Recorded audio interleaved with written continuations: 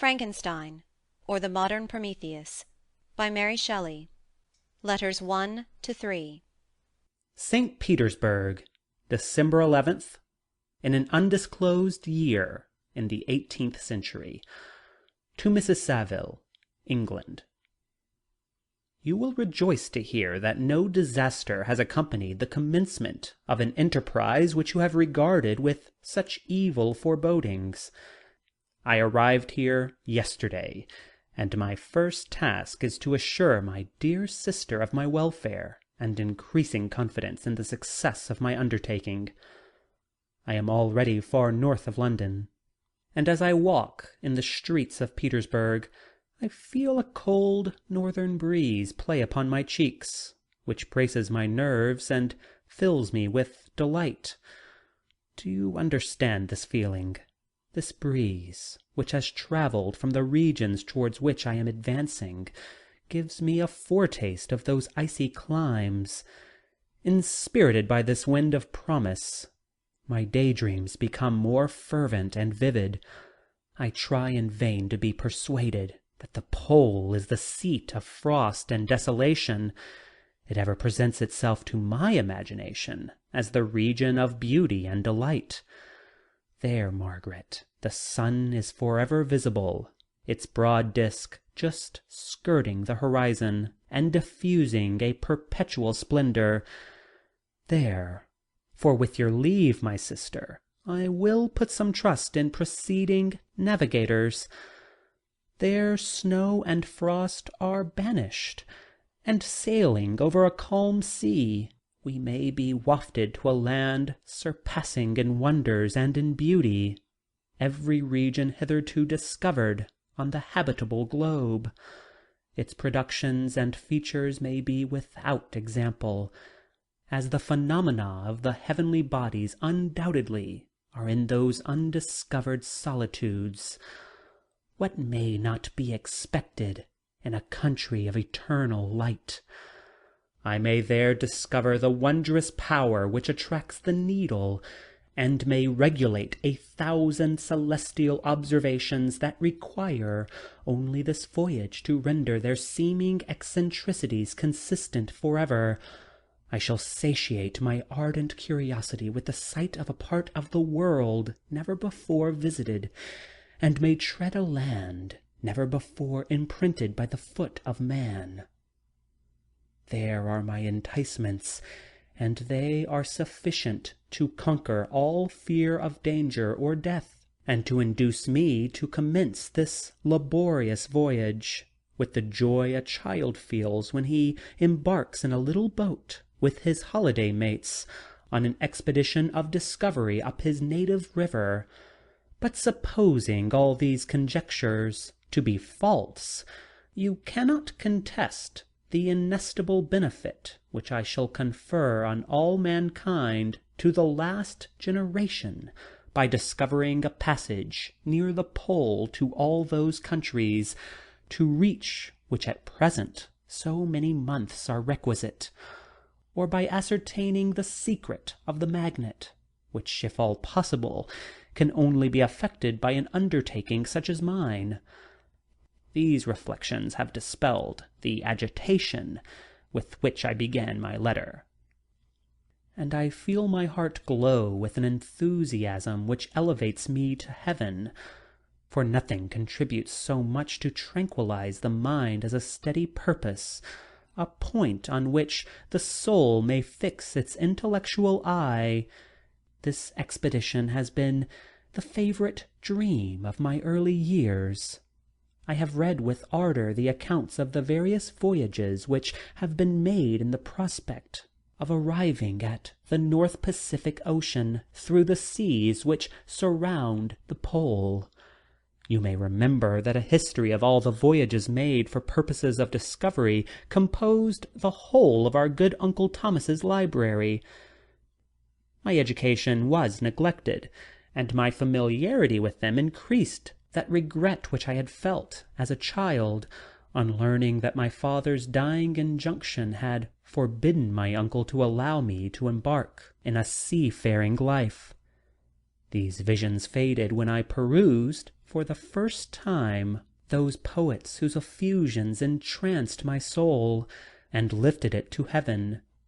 I also became a poet, and for 1 year lived in a paradise of my own creation. I imagined that I also might obtain a niche in the temple where the names of Homer and Shakespeare are consecrated. You are well acquainted with my failure, and how heavily I bore the disappointment. But just at that time I inherited the fortune of my cousin, and my thoughts were turned into a channel of their earlier bent. 6 years have passed since I resolved on my present undertaking. I can, even now, remember the hour from which I dedicated myself to this great enterprise. I commenced by inuring my body to hardship. I accompanied the whale-fishers on several expeditions to the North Sea. I voluntarily endured cold, famine, thirst, and want of sleep.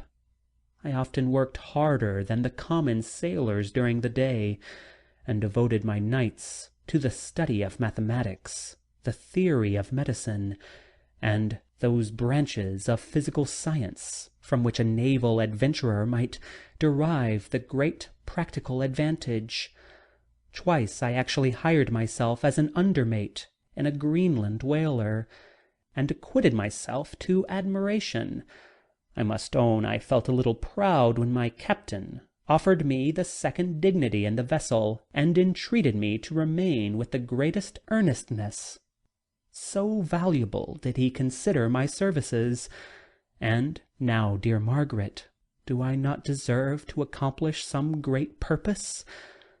My life might have been passed in ease and luxury, but I preferred glory to every enticement that wealth placed in my path.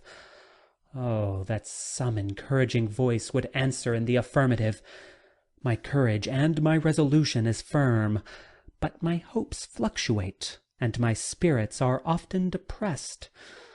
I am about to proceed on a long and difficult voyage, the emergencies of which will demand all my fortitude. I am required only to raise the spirits of others, but sometimes to sustain my own when theirs are failing. This is the most favorable period of traveling in Russia. They fly quickly over the snow in their sledges. The motion is pleasant, and in my opinion far more agreeable than that of an English stage-coach. The cold is not excessive, if you are wrapped in furs, a dress which I have already adopted, for there is a great difference between walking the deck and remaining seated motionless for hours, when no exercise prevents the blood from actually freezing in your veins. I have no ambition to lose my life on the post-road between St. Petersburg and Archangel. I shall depart for the latter town in the fortnight, or 3 weeks, and my intention is to hire a ship there, which can easily be done by paying the insurance for the owner, and to engage as many sailors as I think necessary among those who are accustomed to the whale-fishing. I do not intend to sail until the month of June. And when shall I return? Ah, dear sister, how can I answer this question? If I succeed, many, many months, perhaps years will pass before you and I may meet. If I fail, you will see me again soon, or never. Farewell, my dear, excellent Margaret. Heaven shower down blessings on you, and save me, that I may again and again testify my gratitude for all your love and kindness. Your affectionate brother, R. Walton. Letter 2. Archangel, the 28th of March, in an undisclosed year in the 18th century. To Mrs. Saville, England. How slowly the time passes here, encompassed as I am by frost and snow! Yet a second step is taken towards my enterprise. I have hired a vessel, and am occupied in collecting my sailors. Those whom I have already engaged appear to be men on whom I can depend, and are certainly possessed of dauntless courage. But I have one want which I may never be able to satisfy, and the absence of the object of which I now feel as a most severe evil. I have no friend, Margaret. Where I am glowing with enthusiasm for success, there will be none to participate my joy. If I am assailed by disappointment, no one will endeavour to sustain me in dejection. I shall commit my thoughts to paper, it is true, but that is a poor medium for the communication of feeling. I desire the company of a man who could sympathize with me, whose eyes would reply to mine. You may deem me a romantic, my dear sister, but I bitterly feel the want of a friend. I have no one near me, gentle yet courageous, possessed of a cultivated as well as of a capacious mind, whose tastes are like my own, to approve or amend my plans. How would such a friend repair the faults of your poor brother? I am too ardent in execution and too impatient of difficulties, but it is still greater evil to me that I am self-educated. For the first 14 years of my life I ran wild on a common, and read nothing but our Uncle Thomas's books of voyage. At that age I became acquainted with the celebrated poets of our own country, but it was only when it had ceased to be in my power to derive its most important benefits from such a conviction that I perceived the necessity of becoming acquainted with more languages than that of my native country. Now I am 28, and in reality more illiterate than many schoolboys of 15. It is true I have thought more, and that my daydreams are more extended and magnificent, but they want, as the painters call it, keeping, and I greatly need a friend who would have sense enough not to despise me as romantic, and affection enough for me to endeavour to regulate my mind. Well, these are my useless complaints. I shall certainly find no friend on the wide ocean, nor even here in Archangel, among merchants and seamen. Yet some feelings, unailed to the dross of human nature, beat even in these rugged bosoms. My lieutenant, for instance, is a man of wonderful courage and enterprise. He is madly desirous of glory, or rather, to word my phrase more characteristically, of advancement in his profession. He is an Englishman, and in the midst of national and professional prejudices, unsoftened by cultivation, retains some of the noblest endowments of humanity. I first became acquainted with him on board a whale vessel. Finding that he was unemployed in this city, I easily engaged him to assist in my enterprise. The master is a person of excellent disposition, and is remarkable in the ship for his gentleness and the mildness of his discipline. This circumstance, added to his well-known integrity and dauntless courage, made me very desirous to engage him. A youth passed in solitude, my best years spent under your gentle and feminine fosterage, has so refined the groundwork of my character that I cannot overcome an intense distaste to the usual brutality exercised on board ship. I have never believed it to be necessary, and when I heard of a mariner equally noted for his kindness of heart and the respect and obedience paid to him by his crew, I felt myself peculiarly fortunate in being able to secure his services. I heard of him first in rather a romantic manner, from a lady who owes to him the happiness of her life. This, briefly, is his story.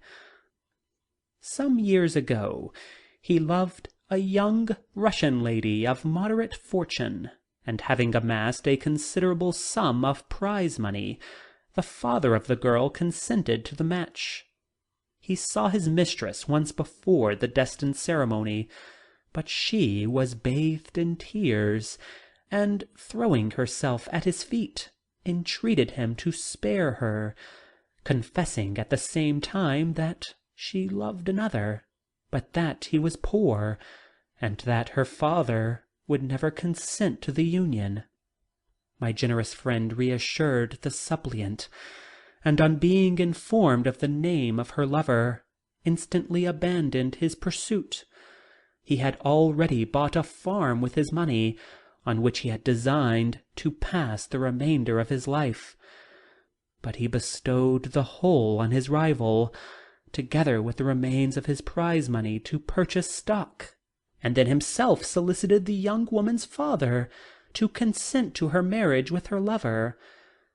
But the old man decidedly refused, thinking himself bound in honor to my friend, who, when he found the father inexorable, quitted his country, nor returned until he heard that his former mistress was married according to her inclinations. What a noble fellow, you will exclaim. He is so, but then he is wholly uneducated. He is as silent as a Turk, and a kind of ignorant carelessness attends him, which, while it renders his conduct the more astounding, detracts from the interest and sympathy which otherwise he would command. Yet do not suppose, because I complain a little, or because I conceive a consolation for my tolls which I may never know, that I am wavering in my resolutions. Those are as fixed as fate, and my voyage is only now delayed until the weather shall permit my embarkation.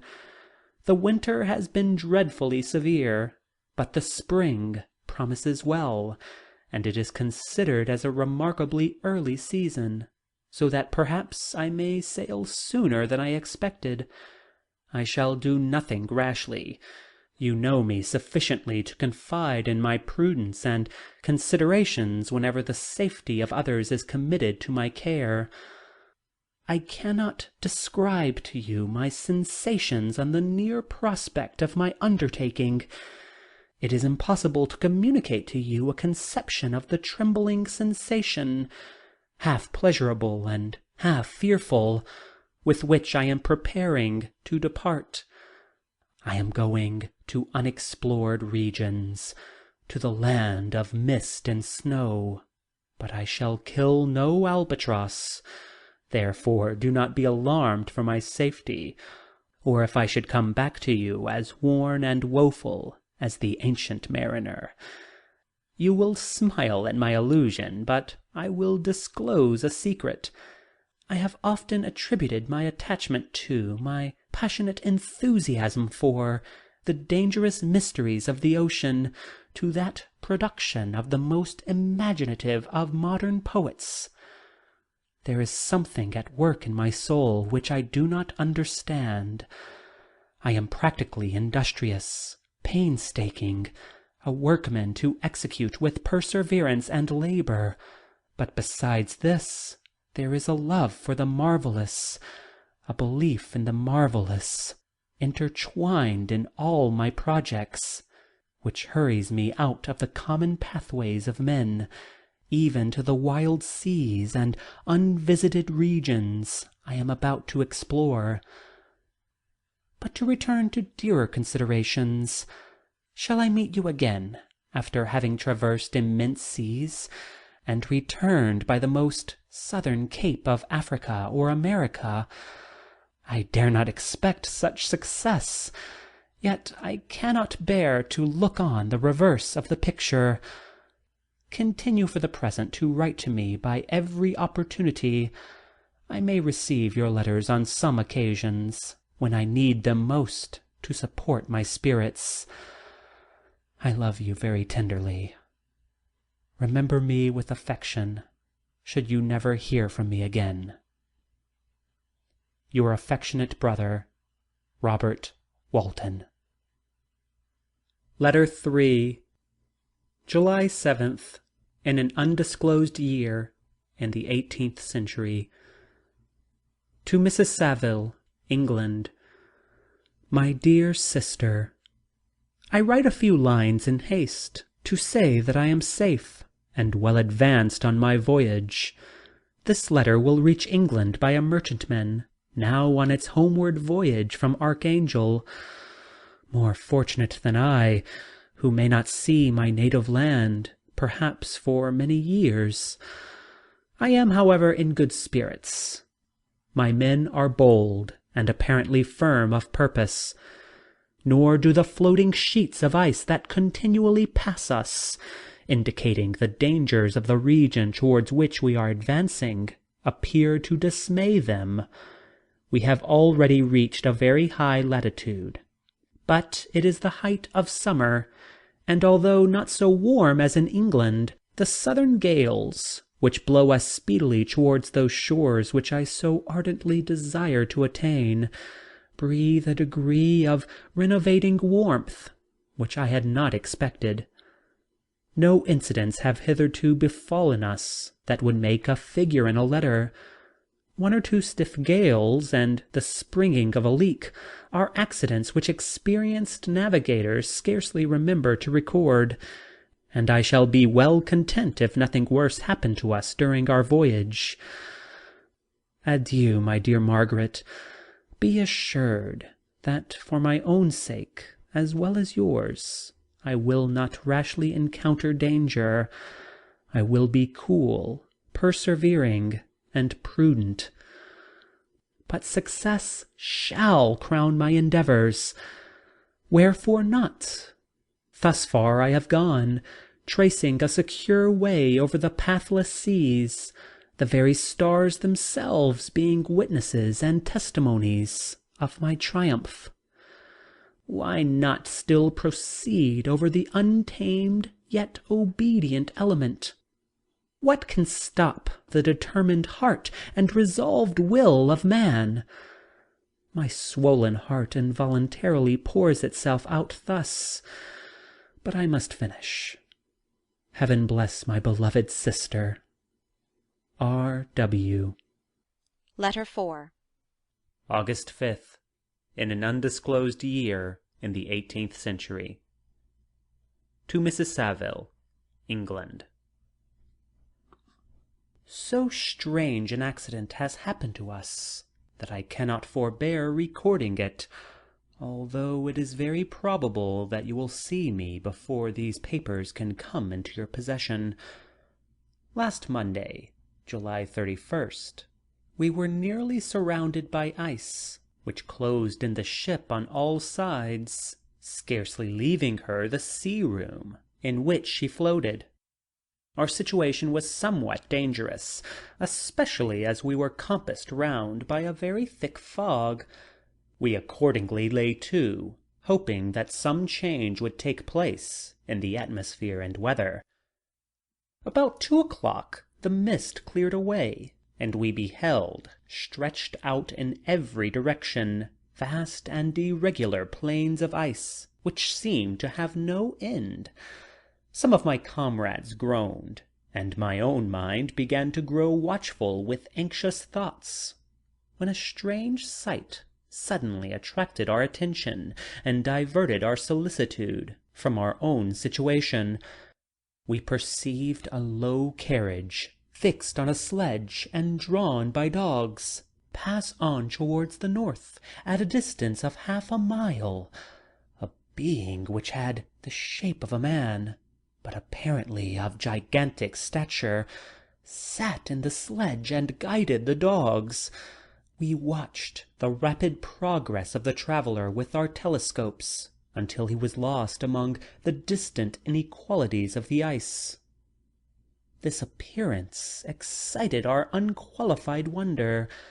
We were, as we believed, many hundred miles from any land.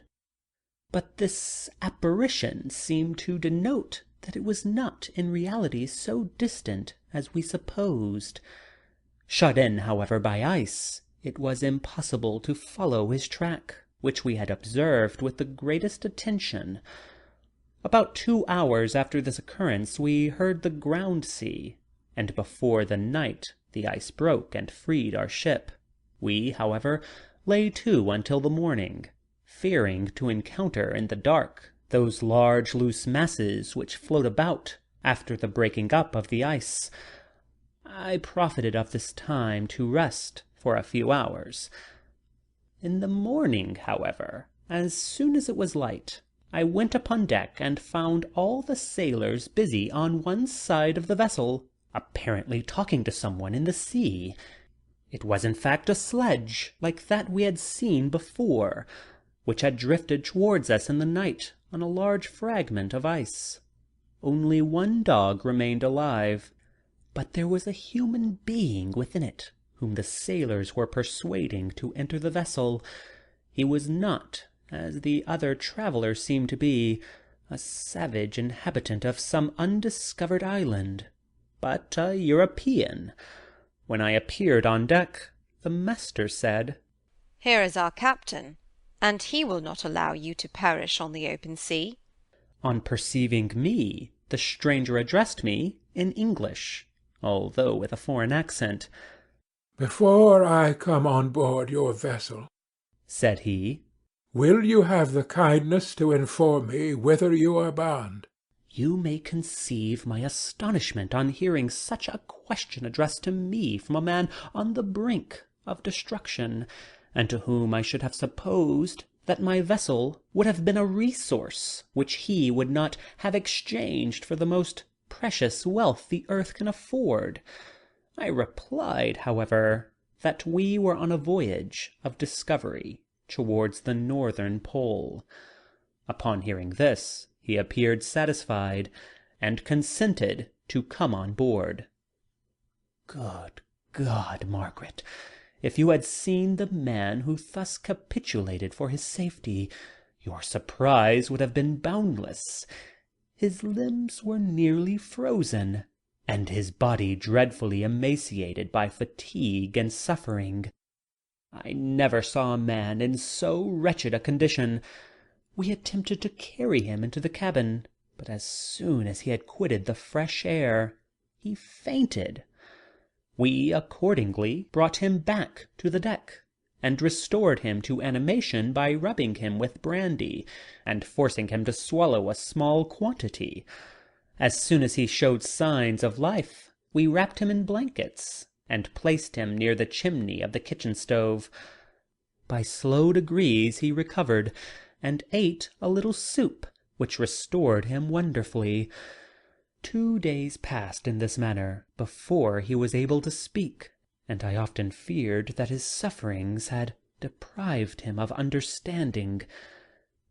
When he had in some measure recovered, I removed him to my own cabin, and attended on him as much as my duty would permit. I never saw a more interesting creature. His eyes have generally an expression of wildness, and even madness.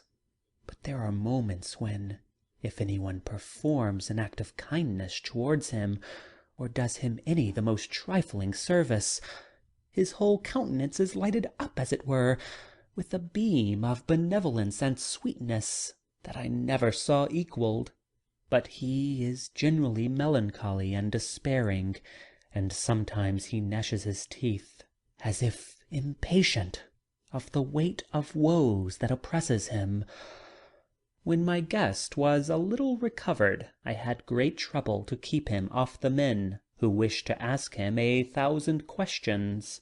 But I would not allow him to be tormented by their idle curiosity, in a state of body and mind whose restoration evidently depended upon entire repose. Once, however, the lieutenant asked why he had come so far upon the ice in so strange a vehicle. His countenance instantly assumed an aspect of the deepest gloom, and he replied, "To seek one who fled from me." And did the man whom you pursued travel in the same fashion? Yes. Then I fancy we have seen him, for the day before we picked you up, we saw some dogs drawing a sledge with a man in it across the ice. This aroused the stranger's attention, and he asked a multitude of questions concerning the route which the demon, as he called him, had pursued. Soon after, when he was alone with me, he said, I have doubtless excited your curiosity, as well as that of these good people.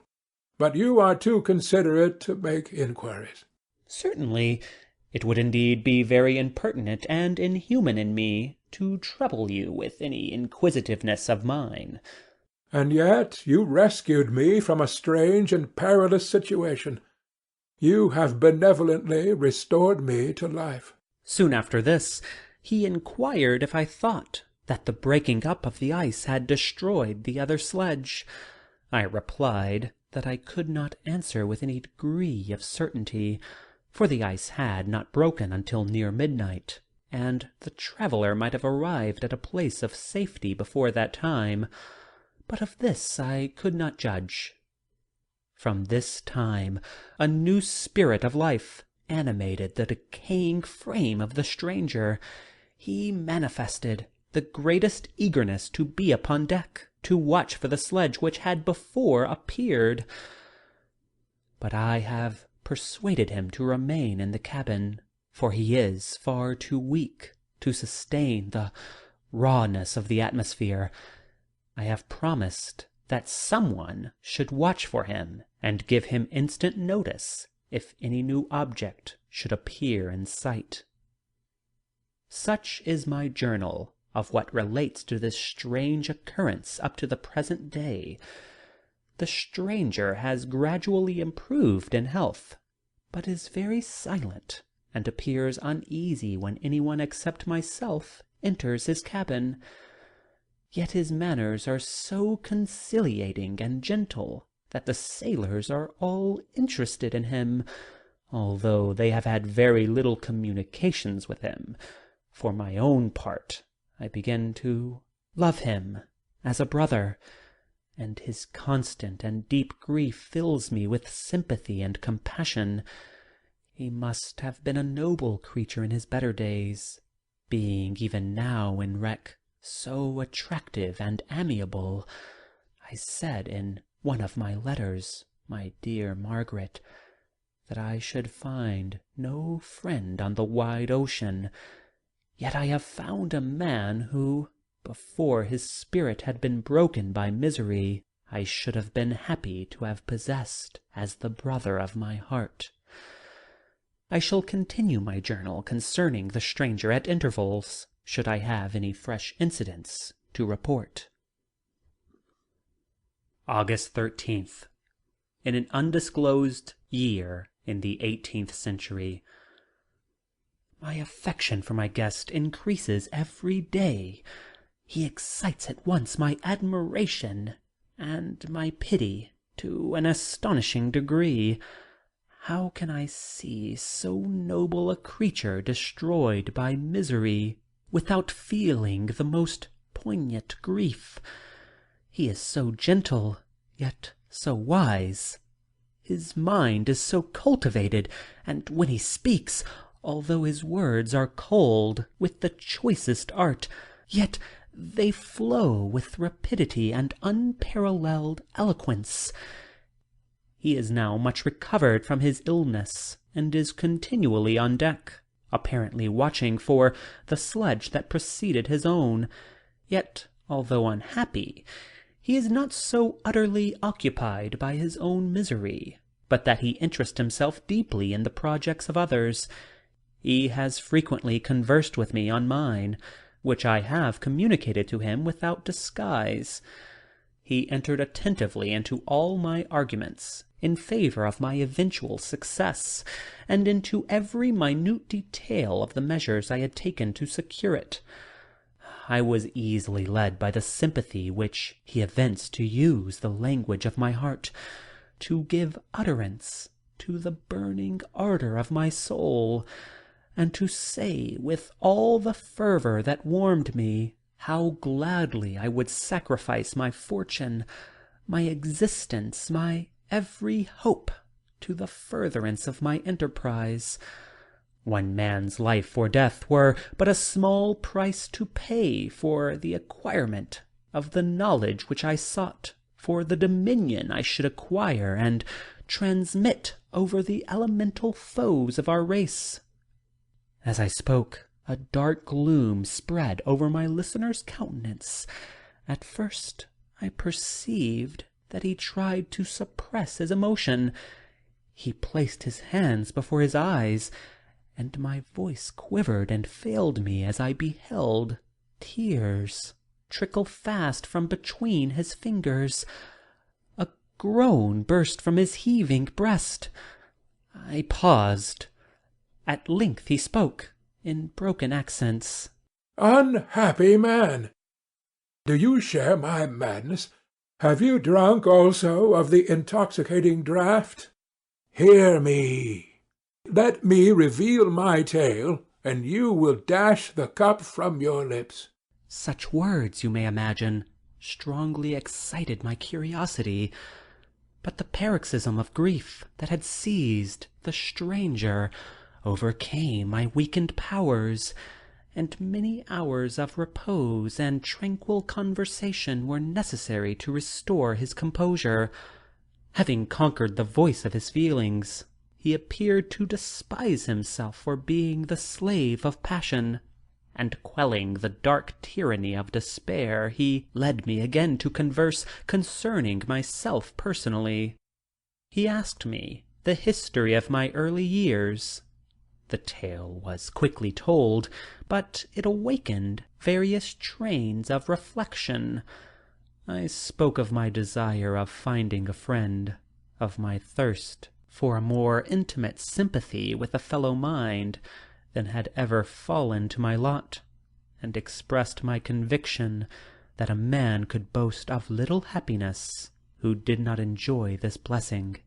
"I agree with you," replied the stranger. "We are unfashioned creatures, but half made up, if one wiser, better, dearer than ourselves, such a friend ought to be, do not lend his aid to perfectionate our weak and faulty natures. I once had a friend, the most noble of human creatures, and am entitled, therefore, to judge respecting friendship. You have hope and the world before you, and have no cause for despair. But I have lost everything, and cannot begin life anew." As he said this, his countenance became expressive of a calm, settled grief that touched me to the heart. But he was silent, and presently retired to his cabin. Even broken in spirit as he is, no one can feel more deeply than he does the beauty of nature.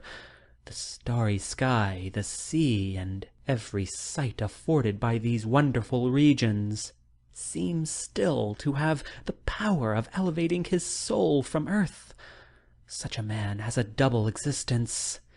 He may suffer misery and be overwhelmed by disappointments, yet when he has retired into himself, he will be like a celestial spirit that has a halo around him, within whose circle no grief or folly ventures.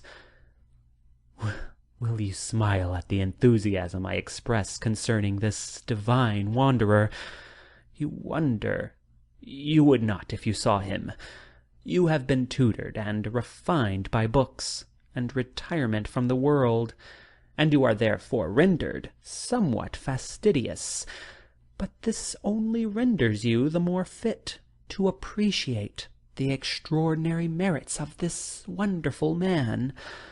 Sometimes I have endeavored to discover what qualities it is which he possesses that elevates him so immeasurably above all other person I ever knew.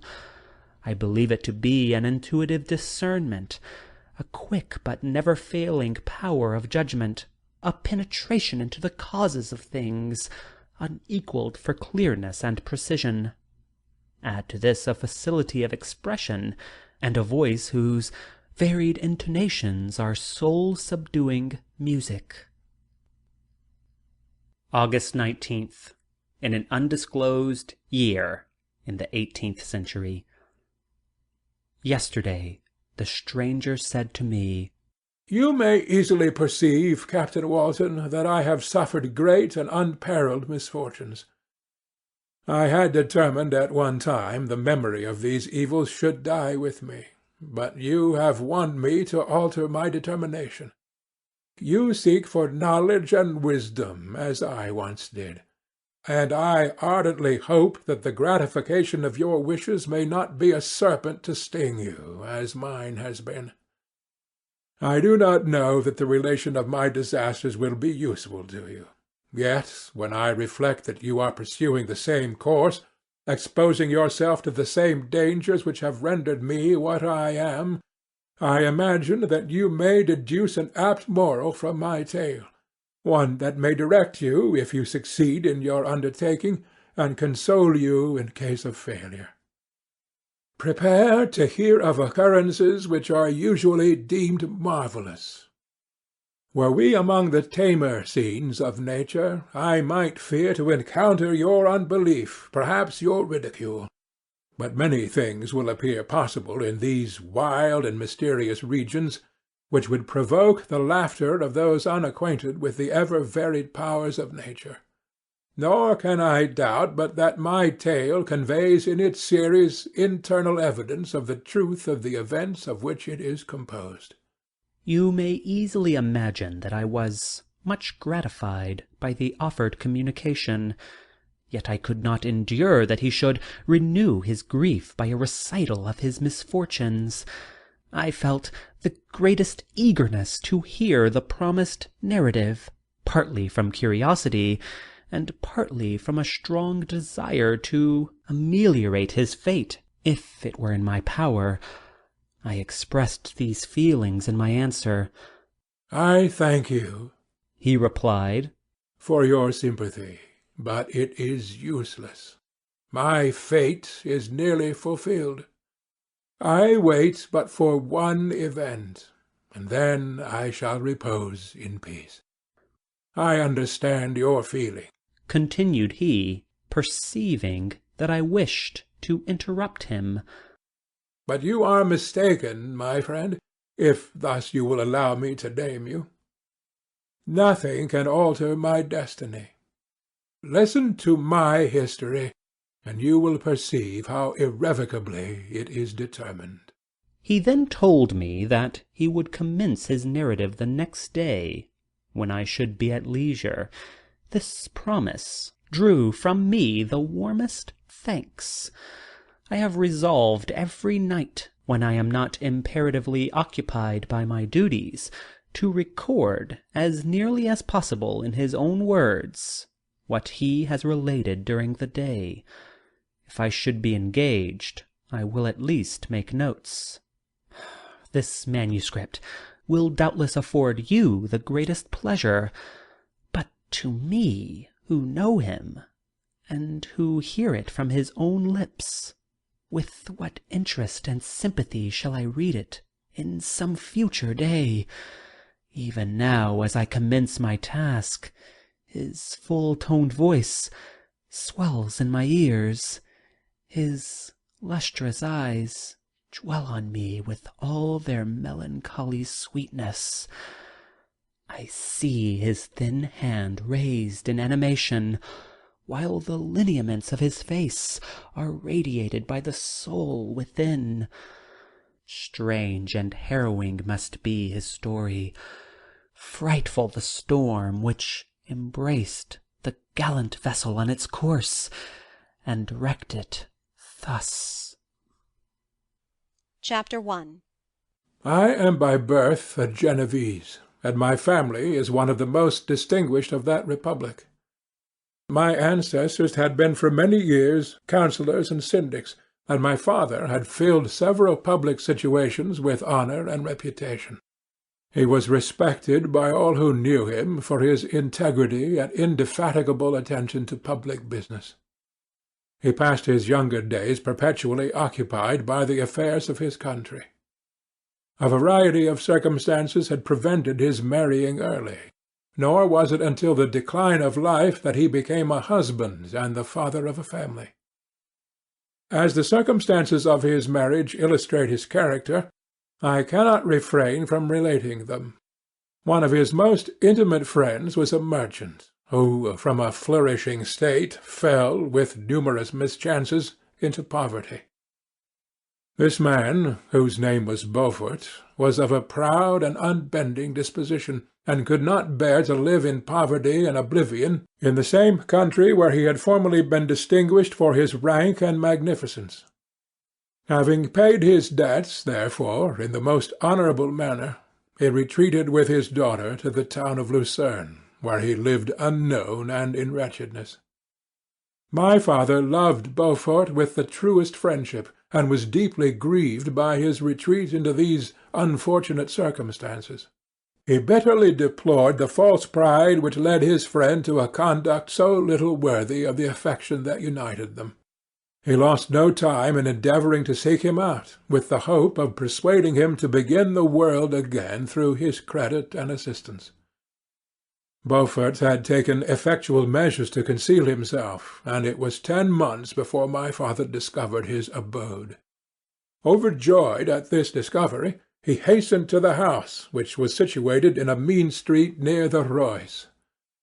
But when he entered, misery and despair alone welcomed him. Beaufort had saved but a very small sum of money from the wreck of his fortunes, but it was sufficient to provide him with sustenance for some months, and in the meantime he hoped to procure some respectable employment in a merchant's house. The interval was, consequently, spent in inaction. His grief only became more deep and rankling when he had leisure for reflection, and at length it took so fast hold of his mind that at the end of 3 months he lay on a bed of sickness, incapable of any exertion. His daughter attended him with the greatest tenderness, but she saw with despair that their little fund was rapidly decreasing, and that there was no other prospect of support. But Caroline Beaufort possessed a mind of uncommon mould, and her courage rose to support her in her adversity. She procured plain work. She plaited straw, and by various means contrived to earn a pittance scarcely sufficient to support life. Several months passed in this manner.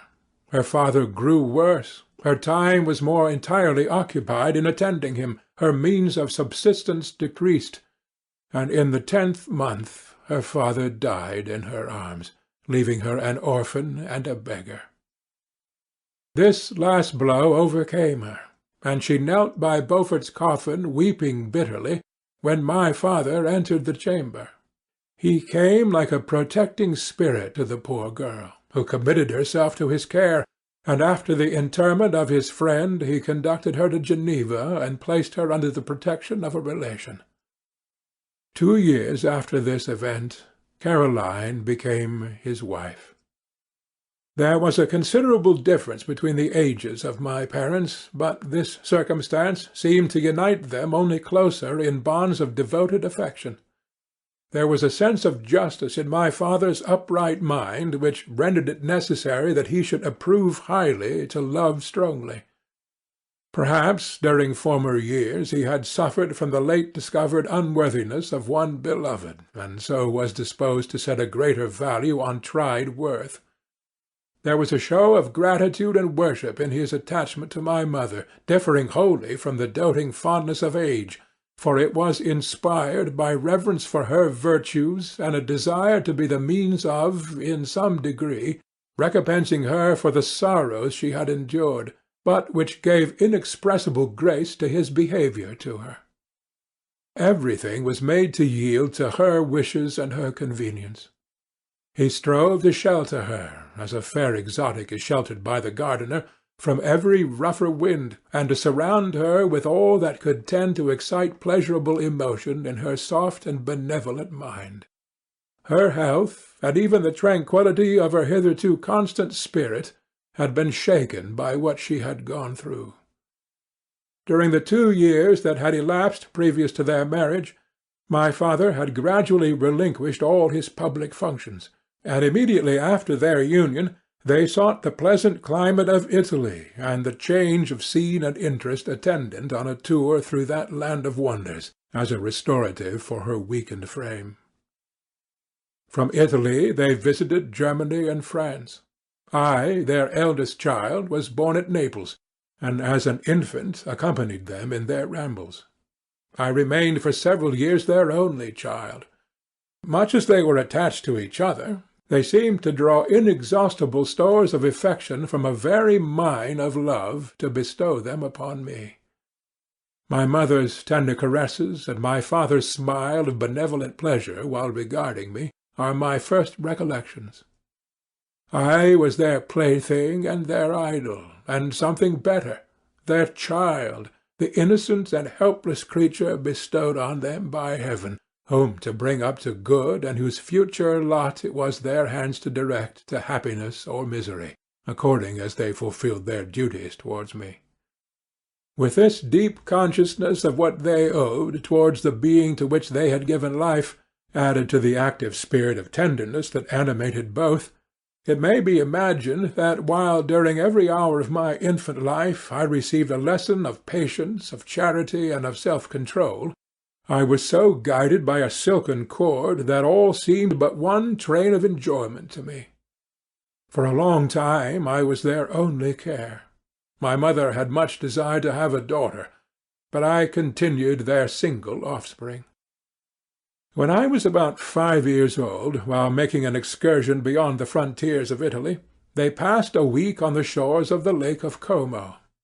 Their benevolent disposition often made them enter the cottages of the poor. This, to my mother, was more than a duty.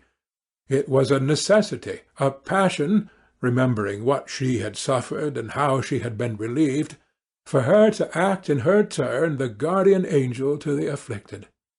During one of their walks a poor cot in the foldings of a veil attracted their notice as being singularly disconsolate, while the number of half-clothed children gathered about it spoke of penury in its worst shape.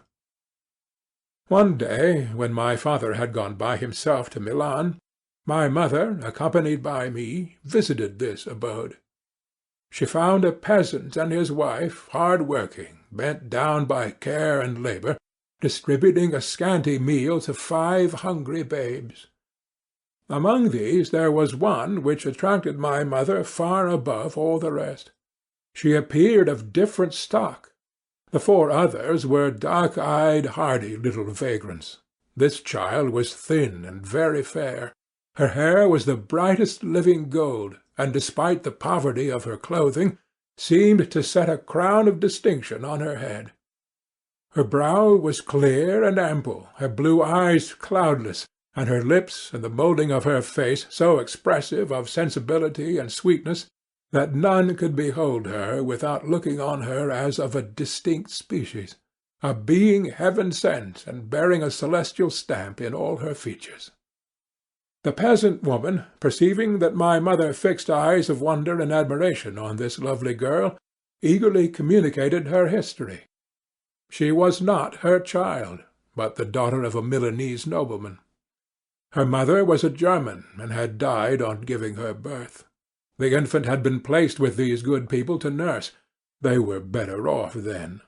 They had not been long married, and their eldest child was but just born. The father of their charge was one of those Italians nursed in the memory of the antique glory of Italy, one among the schiavi frementi, who exerted himself to obtain the liberty of his country. He became the victim of its weakness. Whether he had died or still lingered in the dungeons of Austria was not known. His property was confiscated. His child became an orphan and a beggar. She continued with her foster parents, and bloomed in their rude abode, fairer than a garden rose among dark-leaved brambles. When my father returned from Milan, he found playing with me in the hall of our villa a child fairer than pictured cherub, a creature who seemed to share radiance from her looks, and whose form and motions were lighter than the chamois of the hills. The apparition was soon explained. With his permission, my mother prevailed on her rustic guardians to yield their charge to her. They were fond of the sweet orphan. Her presence had seemed a blessing to them, but it would be unfair to her to keep her in poverty and want when Providence afforded her such powerful protection. They consulted their village priest, and the result was that Elizabeth Lavenza became the inmate of my parents' house, my more-than-sister, the beautiful and adored companion of all my occupations and my pleasures. Every one loved Elizabeth. The passionate and almost reverential attachment with which all regarded her became, while I shared it, my pride and my delight. On the evening previous to her being brought to my home, my mother had said playfully, "I have a pretty present for my Victor. Tomorrow he shall have it." And when, on the morrow, she presented Elizabeth to me as her promised gift, I, with childish seriousness, interpreted her words literally, and looked upon Elizabeth as mine to protect, love, and cherish. All praises bestowed on her I received as made to a possession of my own. We called each other familiarly by the name of cousin. No word, no expression could body forth the kind of relation in which she stood to me, my more-than-sister, since till death she was to be mine only. Chapter 2. We were brought up together. There was not quite a year difference in our ages. I need not say that we were strangers to any species of disunion or dispute. Harmony was the soul of our companionship, and the diversity and contrast that subsisted in our characters drew us nearer together. Elizabeth was of a calmer and more concentrated disposition, but with all my ardour I was capable of a more intense application, and was more deeply smitten with the thirst for knowledge. She busied herself with following the aerial creations of the poets, and in the majestic and wondrous scenes which surrounded our Swiss home, the sublime shapes of the mountains, the changes of the seasons, tempest and calm, the silence of winter, and the life and turbulence of our Alpine summers, she found ample scope for admiration and delight. While my companion contemplated with a serious and satisfied spirit the magnificent appearances of things, I delighted in investigating their causes. The world was to me a secret which I desired to divine. Curiosity, earnest research to learn the hidden laws of nature, gladness akin to rapture, as they were unfolded to me, are among the earliest sensations I can remember.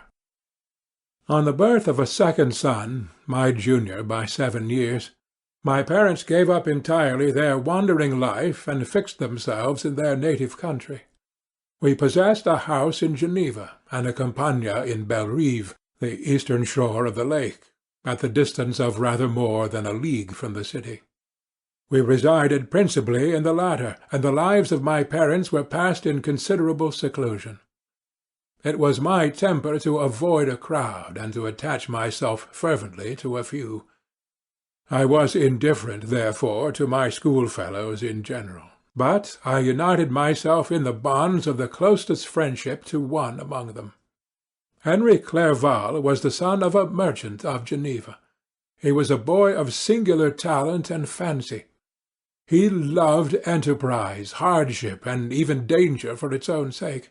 He was deeply read in books of chivalry and romance. He composed heroic songs, and began to write many a tale of enchantment and knightly adventure. He tried to make us act plays and to enter into masquerades, in which the characters were drawn from the heroes of Roncesvalles, of the Round Table of King Arthur, and the chivalrous train who shed their blood to redeem the Holy Sepulchre from the hands of the infidels. No human being could have passed a happier childhood than myself. My parents were possessed by the very spirit of kindness and indulgence.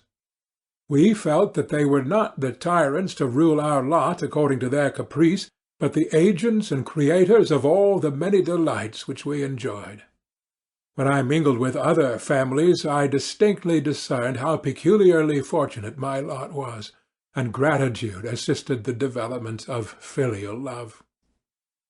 My temper was sometimes violent, and my passion vehement, but by some law in my temperature they turned out not towards childish pursuits, but to an eager desire to learn, and to not learn all things indiscriminately. I confess that neither the structure of languages, nor the code of governments, nor the policies of various states possessed attractions for me. It was the secrets of heaven and earth that I desired to learn, and whether it was the outward substance of things, or the inner spirit of nature and the mysterious soul of man that occupied me, still my inquiries were directed to the metaphysical, or in its highest sense, the physical secrets of the world. Meanwhile Clerval occupied himself, so to speak, with the moral relations of things.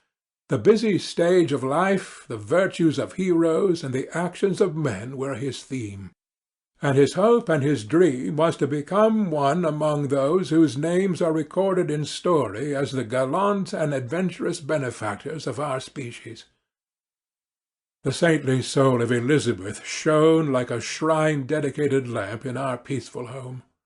Her sympathy was ours, her smile, her soft voice, the sweet glance of her celestial eyes were ever there to bless and animate us. She was the living spirit of love to soften and attract. I might have become sullen in my study, rout through the ardour of my nature, but that she was there to subdue me to a semblance of her own gentleness. And Clerval, could aught ill entrench on the noble spirit of Clerval? Yet he might not have been so perfectly humane, so thoughtful in his generosity, so full of kindness and tenderness amidst his passion for adventurous exploit, had she not unfolded to him the real loveliness of beneficence, and made the doing good the end and aim of his soaring ambition. I feel exquisite pleasure in dwelling on the recollections of childhood, before misfortune had tainted my mind and changed its bright visions of extensive usefulness into gloomy and narrow reflections upon self. Besides, in drawing the picture of my early days, I also record those events which led, by insensible steps, to my after-tale of misery, for when I would account to myself for the birth of that passion which afterwards ruled my destiny, I find it arise, like a mountain river, from ignoble and almost forgotten sources. But, swelling as it proceeded, it became a torrent, which in its course has swept away all my hopes and joys. Natural philosophy is the genius that has regulated my fate. I desire, therefore, in this narration, to state those facts which led to my predilection for that science.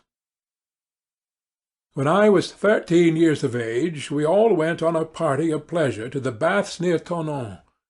The inclemency of the weather obliged us to remain a day confined to the inn. In this house I chanced to find a volume of the works of Cornelius Agrippa. I opened it with apathy. The theory which he attempts to demonstrate, and the wonderful facts which he relates, soon changed this feeling into enthusiasm. A new light seems to dawn upon my mind, and, bounding with joy, I communicated my discovery to my father. My father looked carelessly at the title-page of my book, and said, "Ah, Cornelius Agrippa! My dear Victor, do not waste your time upon this. It is sad trash." If, instead of this remark, my father had taken the pains to explain to me that the principles of Agrippa had been entirely exploded, and that a modern system of science had been introduced which possessed much greater powers than the ancient, because the powers of the latter were chimerical, while those of the former were real and practical, under such circumstances I should certainly have thrown Agrippa aside, and have contented my imagination, warmed as it was, by returning with great ardour to my former studies. It is even possible that the train of my ideas would never have received the fatal impulse that led to my ruin. But the cursory glance my father had taken of my volume by no means assured me that he was acquainted with its contents, and I continued to read with the greatest avidity. When I returned home, my first care was to procure the whole works of this author, and afterwards of Paracelsus and Albertus Magnus. I read and studied the wild fancies of these writers with delight. They appeared to me treasures known to few besides myself. I have described myself as always having been imbued with a fervent longing to penetrate the secrets of nature. In spite of the intense labour and wonderful discoveries of modern philosophers, I always came from my studies discontented and unsatisfied. Sir Isaac Newton is said to have avowed that he felt like a child picking up shells beside the great and unexplored ocean of truth. Those of his successors in each branch of natural philosophy with whom I was acquainted appeared, even to my boy's apprehensions, as tyros engaged in the same pursuit. The untaught peasant beheld the elements around him and was acquainted with their practical uses. The most learned philosopher knew little more. He had partially unveiled the face of nature, but her immortal lineaments were still a wonder and a mystery. He might dissect, anatomize, and give names, but, not to speak of a final cause, causes in their secondary and tertiary grades were utterly unknown to him. I had gazed upon the fortifications and impediments that seemed to keep human beings from entering the citadel of nature, and rashly and ignorantly I had repined. But here were books, and here were men who had penetrated deeper and knew more. I took their word for all that they averred, and I became their disciple. It may appear strange that such should arise in the 18th century, but while I followed the routine of education in the schools of Geneva, I was, to a great degree, self-taught with regard to my favourite studies. My father was not scientific, and I was left to struggle with a child's blindness, added to a student's thirst for knowledge. Under the guidance of my new preceptors, I entered with the greatest diligence into the search of the philosopher's stone and the elixir of life, but the latter soon obtained my undivided attention. Wealth is an inferior object, but what glory would attend the discovery if I could banish disease from the human frame, and render man invulnerable to any but a violent death? Nor were these my only visions.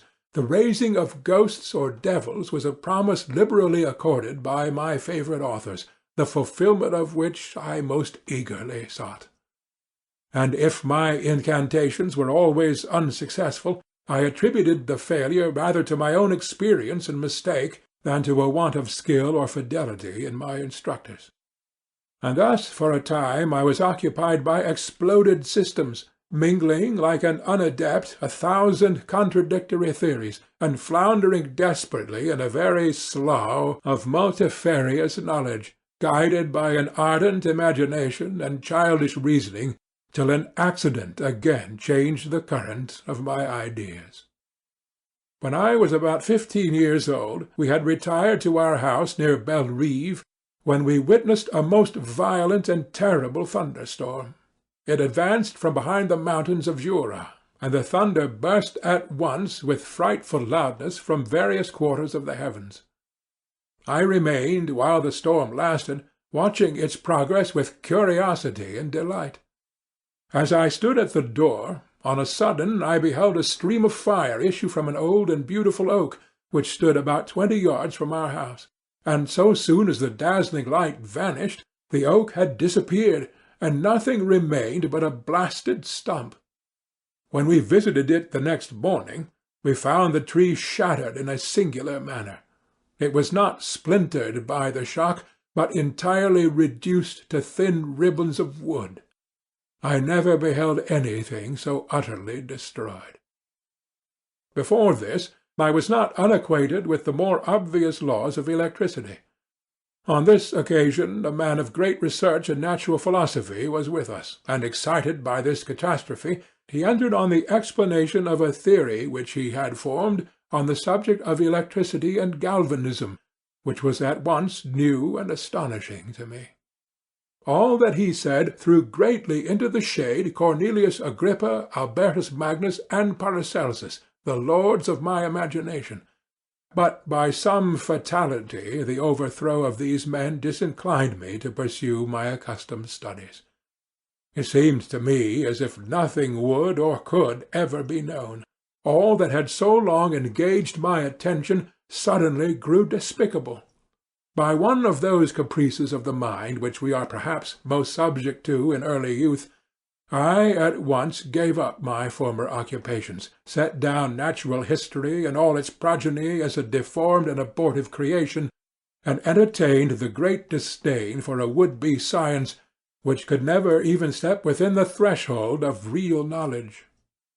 In this mood of mind I betook myself to the mathematics and the branches of study appertaining to that science, as being built upon secure foundations, and so worthy of my consideration.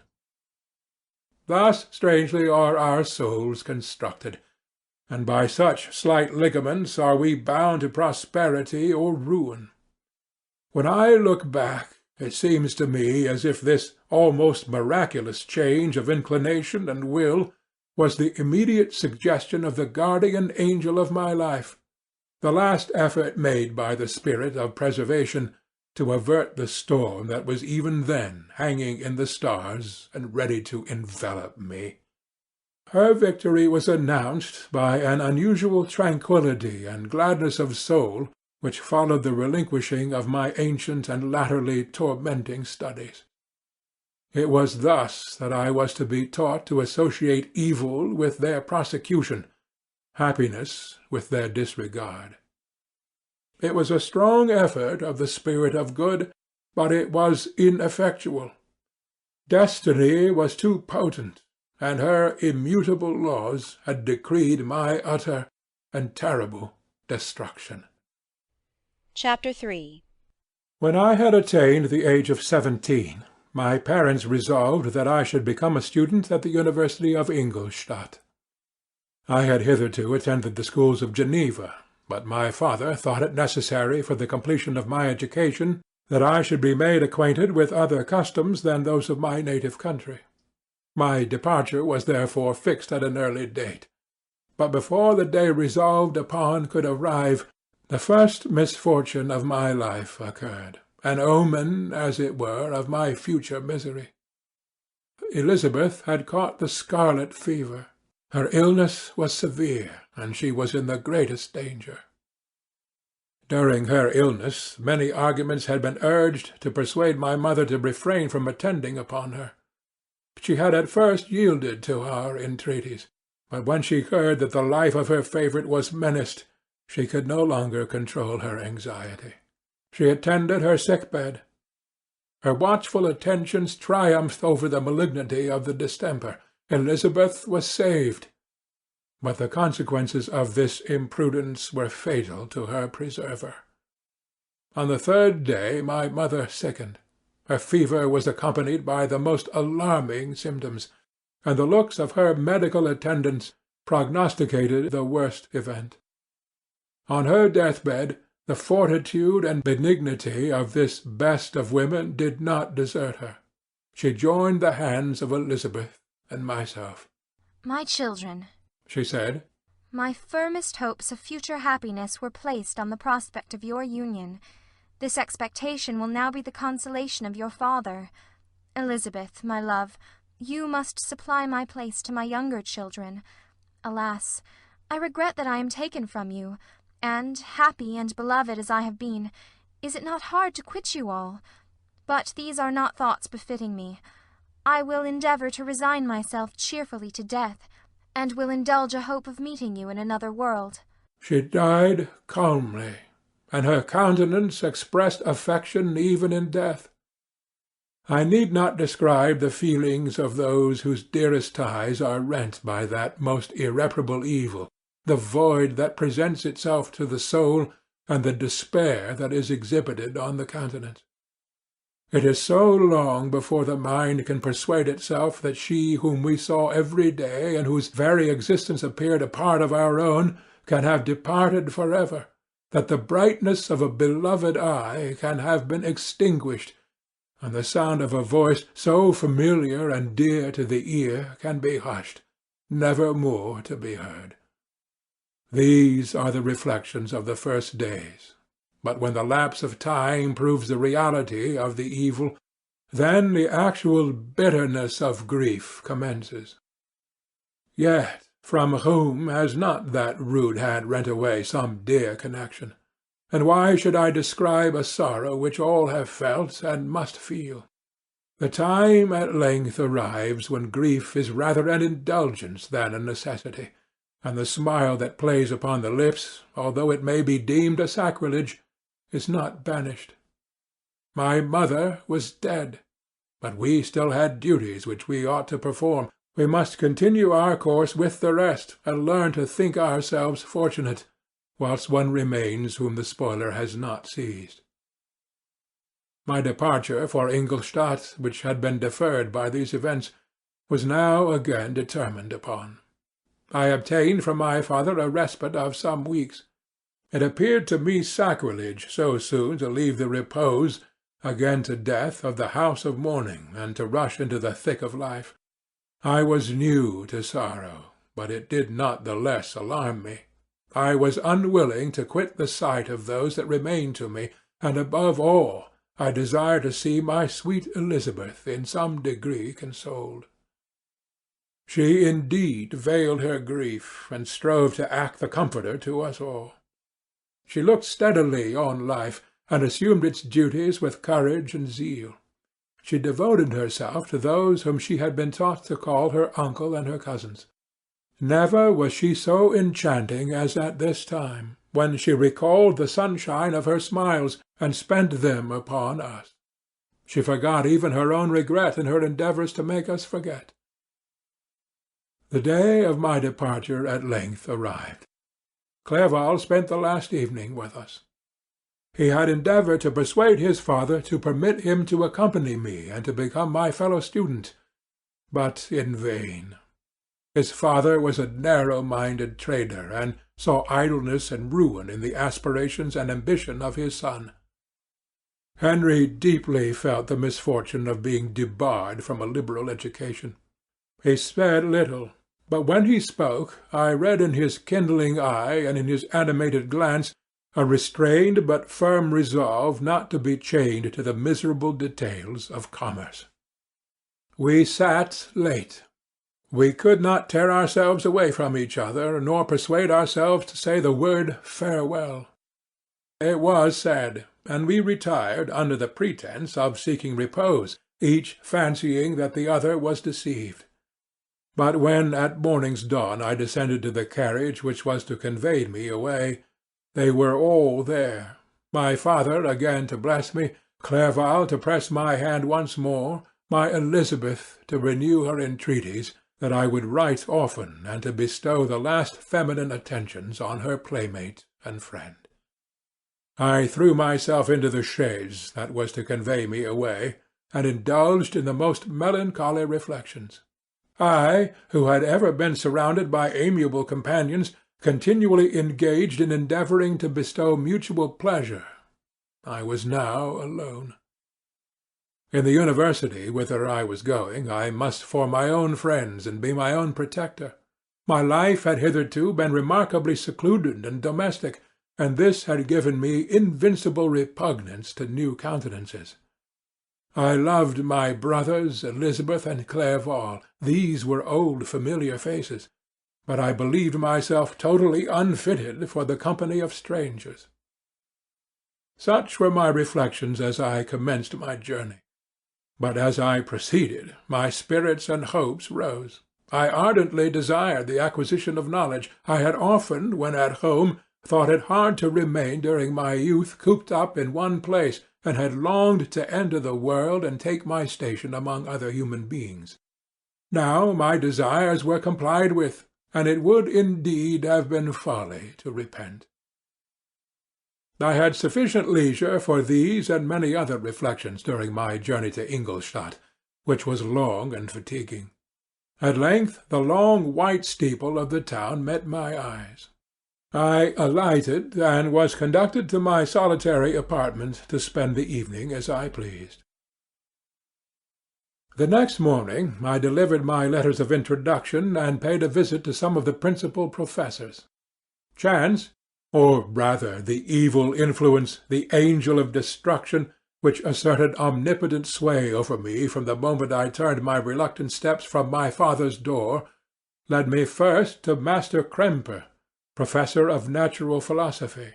He was an uncouth man, but deeply imbued in the secrets of his science. He asked me several questions concerning my progress in the different branches of science appertaining to natural philosophy. I replied carelessly, and partly in contempt mentioned the names of my alchemists as the principal authors I had studied. The professor stared. "Have you," he said, "really spent your time in studying such nonsense?" I replied in the affirmative. "Every minute," continued Master Kremper with warmth, "every instant that you have wasted on those books is utterly and entirely lost. You have burdened your memory with exploded systems and useless names. Good God! In what desert land have you lived, where no one was kind enough to inform you that these fancies, which you have so greedily imbibed, are 1,000 years old, and as musty as they are ancient? I little expected, in this enlightened and scientific age, to find a disciple of Albertus Magnus and Paracelsus. My dear sir, you must begin your studies entirely anew." So saying, he stepped aside and wrote down a list of several books treating of natural philosophy which he desired me to procure, and dismissed me after mentioning that in the beginning of the following week he intended to commence a course of lectures upon natural philosophy in its general relations, and that Master Waldmann, a fellow professor, would lecture upon chemistry the alternate days that he omitted. I returned home not disappointed, for I have said that I had long considered those authors useless whom the professor reprobated. But I returned not at all the more inclined to recur to those studies in any shape. Master Kremper was a little squat man with a gruff voice and a repulsive countenance. The teacher, therefore, did not prepossess me in favour of his pursuits. In rather a too philosophical and connected a strain, perhaps, I have given an account of the conclusions I had come to concerning them in my early years. As a child I had not been content with the results promised by the modern professors of natural science. With a confusion of ideas only to be accounted for by my extreme youth, and my want of a guide on such matters, I had retrod the steps of knowledge along the paths of time, and exchanged the discoveries of recent inquirers for the dreams of forgotten alchemists. Besides, I had a contempt for the uses of modern natural philosophy. It was very different when the masters of the science sought immortality and power. Such views, although futile, were grand. But now the scene was changed. The ambition of the inquirer seemed to limit itself to the annihilation of those visions on which my interest in science was chiefly founded. I was required to exchange chimeras of boundless grandeur for realities of little worth. Such were my reflections during the first 2 or 3 days of my residence at Ingolstadt, which were chiefly spent in becoming acquainted with the localities and principal residents in my new abode. But as the ensuing week commenced, I thought of the information which Master Kremper had given me concerning the lectures. And although I could not consent to go and hear that little conceited fellow deliver sentences out of a pulpit, I recollected what he had said of Master Waldmann, whom I had never seen, as he had hitherto been out of town. Partly from curiosity and partly from idleness, I went into the lecturing-room, which Master Waldmann entered shortly after. The professor was very unlike his colleague. He appeared about 50 years of age, but with an aspect expressive of the greatest benevolence. A few grey hairs covered his temples, but those at the back of his head were nearly black. His person was short, but remarkably erect, and his voice the sweetest I have ever heard. He began his lecture by a recapitulation of the history of chemistry and the various improvements made by different men of learning, pronouncing with fervour the names of the most distinguished discoverers. He then took a cursory view of the present state of the science and explained many of its elementary terms. After having made a few preparatory experiments, he concluded with a panegyric upon modern chemistry, the terms of which I shall never forget. "The ancient teachers of this science," said he, "promised impossibilities, and performed nothing. The modern masters promise very little. They know that metals cannot be transmuted, and that the elixir of life is a chimera. But these philosophers, whose hands seem only made to dabble in dirt, and their eyes to pore over the microscope or crucible, have indeed performed miracles. They penetrate into the recesses of nature, and show how she works in her hiding-places. They ascend into the heavens. They have discovered how the blood circulates, and the nature of the air we breathe. They have acquired new and almost unlimited powers. They can command the thunders of heaven, mimic the earthquake, and even mock the invisible world with its own shadow." Such were the professor's words. Rather, let me say, such were the words of the fate announced to destroy me. As he went on, I felt as if my soul were grappling with a palpable enemy.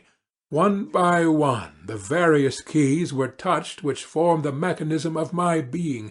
Chord after chord was sounded, and soon my mind was filled with one thought, one conception, one purpose.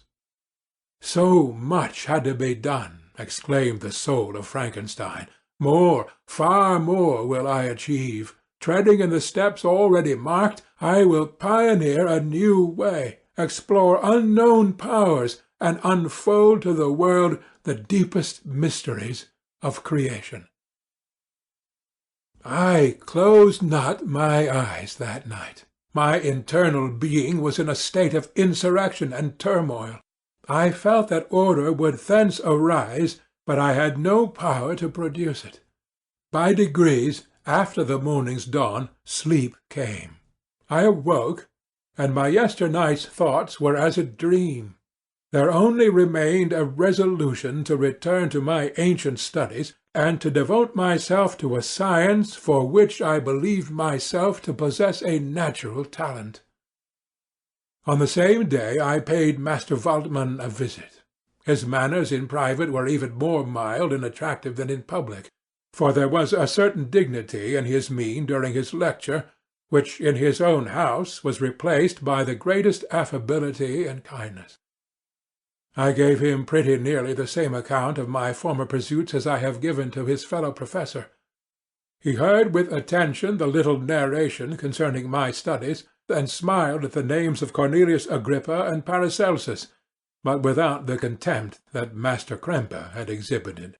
He said that "These were men to whose indefatigable zeal modern philosophers were indebted for most of the foundations of their knowledge.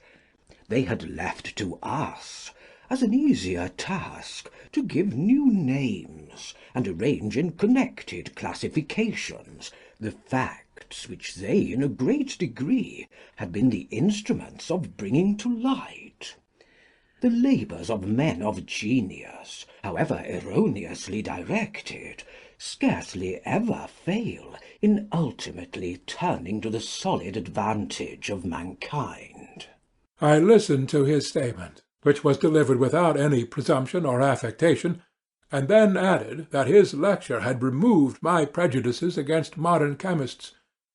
I expressed myself in measured terms, with the modesty and deference due from a youth to his instructor, without letting escape (inexperience in life would have made me ashamed) any of the enthusiasm which stimulated my intended labours. I requested his advice concerning the books I ought to procure. "I am happy," said Master Waldman. To have gained a disciple, and if your application equals your ability, I have no doubt of your success. Chemistry is that branch of natural philosophy in which the greatest improvements have been and may be made. It is on that account that I have made it my peculiar study. But at the same time I have not neglected the other branches of science. A man would make but a very sorry chemist if he attended to that department of human knowledge alone. If your wish is to become really a man of science, and not merely a petty experimentalist, I should advise you to apply to every branch of natural philosophy, including mathematics. He then took me into his laboratory and explained to me the uses of his various machines, instructing me as to what I ought to procure, and promising me the use of his own when I should have advanced far enough in the science not to derange their mechanism. He also gave me the list of books which I had requested, and I took my leave. Thus ended a day memorable to me. It decided my future destiny. Chapter 4. From this day, natural philosophy, and particularly chemistry, in the most comprehensive sense of the term, became nearly my sole occupation. I read with ardour those works, so full of genius and discrimination, which modern inquirers have written on these subjects. I attended the lectures and cultivated the acquaintance of the men of science of the University, and I found even in Master Kremper a great deal of sound sense and real information, combined, it is true, with a repulsive physiognomy and manners, but not on that account the less valuable. In Master Waldman I found a true friend. His gentleness was never tinged with dogmatism, and his instructions were given with an air of frankness and good nature that banished every idea of pedantry. In 1,000 ways he smoothed for me the path of knowledge, and made the most abstruse inquiries clear and facile to my apprehension. My application was at first fluctuating and uncertain. It gained strength as I proceeded, and soon became so ardent and eager that the stars often disappeared in the light of morning whilst I was yet engaged in my laboratory. As I applied so closely, it might be easily conceived that my progress was rapid. My ardour was indeed the astonishment of the students, and my proficiency that of the masters. Professor Kemper often asked me, with a sly smile, how Cornelius Agrippa went on, whilst Master Waldman expressed the most heartfelt exultation in my progress. 2 years passed in this manner, during which I paid no visit to Geneva, but was engaged heart and soul in the pursuit of some discoveries which I hoped to make. None but those who have experienced them can conceive of the enticements of science. In other studies you go as far as others have gone before you, and there is nothing more to know. But in a scientific pursuit there is continual food for discovery and wonder. A mind of moderate capacity which closely pursues one study must infallibly arrive at great proficiency in that study. And I, who continually sought the attainment of one object of pursuit and was solely wrapped up in this, improved so rapidly that at the end of 2 years I made some discoveries in the improvement of some chemical instruments, which procured me great esteem and admiration at the University. When I had arrived at this point, and had become as well acquainted with the theory and practice of natural philosophy as depended on the lessons of any of the professors at Ingolstadt, my residence there being no longer conducive to my improvements, I thought of returning to my friends in my native town, when an incident happened that protracted my stay. One of the phenomena which had peculiarly attracted my attention was the structure of the human frame, and indeed any animal endued with life. Whence, I asked myself, did the principle of life proceed? It was a bold question, and one which has ever been considered as a mystery. Yet with how many things are we upon the brink of becoming acquainted, if cowardice or carelessness did not restrain our inquiries? I revolved these circumstances in my mind, and determined thenceforth to apply myself more particularly to those branches of natural philosophy which relate to physiology. Unless I had been animated by an almost supernatural enthusiasm, my application to this study would have been irksome and almost intolerable. To examine the causes of life, we must first have recourse to death. I became acquainted with the science of anatomy, but this was not sufficient. I must also observe the natural decay and corruption of the human body. In my education, my father had taken the greatest precautions that my mind should be impressed with no supernatural horrors. I do not ever remember to have trembled at the tale of superstition, or to have feared the apparition of a spirit. Darkness had no effect upon my fancy, and a churchyard was to me merely the receptacle of bodies deprived of life, which, from being the seat of beauty and strength, had become food for the worm. Now I was led to examine the cause and progress of this decay, and forced to spend days and nights in vaults and charnel houses. My attention was fixed upon every object the most insupportable to the delicacy of the human feelings. I saw how the form of man was degraded and wasted. I beheld the corruption of death succeed to the blooming cheek of life. I saw how the worm inherited the wonders of the eye and brain. I paused, examining and analyzing all the minutiae of causation, as exemplified in the change from life to death and death to life, until from the midst of this darkness a sudden light broke in upon me, a light so brilliant and wondrous, yet so simple, that, while I became dizzy with the immensity of the prospect which it illustrated, I was surprised that among so many men of genius who had directed their inquiries towards the same science, that I alone should be reserved to discover so astonishing a secret. Remember, I am not recording the vision of a madman. The sun does not more certainly shine in the heavens than that which I now affirm is true. Some miracle might have produced it, yet the stages of the discovery were distinct and probable. After days and nights of incredible labour and fatigue, I succeeded in discovering the cause of generation and life. Nay, more, I became myself capable of bestowing animation upon lifeless matter. The astonishment which I had at first experienced on this discovery soon gave place to delight and rapture. After so much time spent in painful labour, to arrive at once at the summit of my desires was the most gratifying consummation of my toils.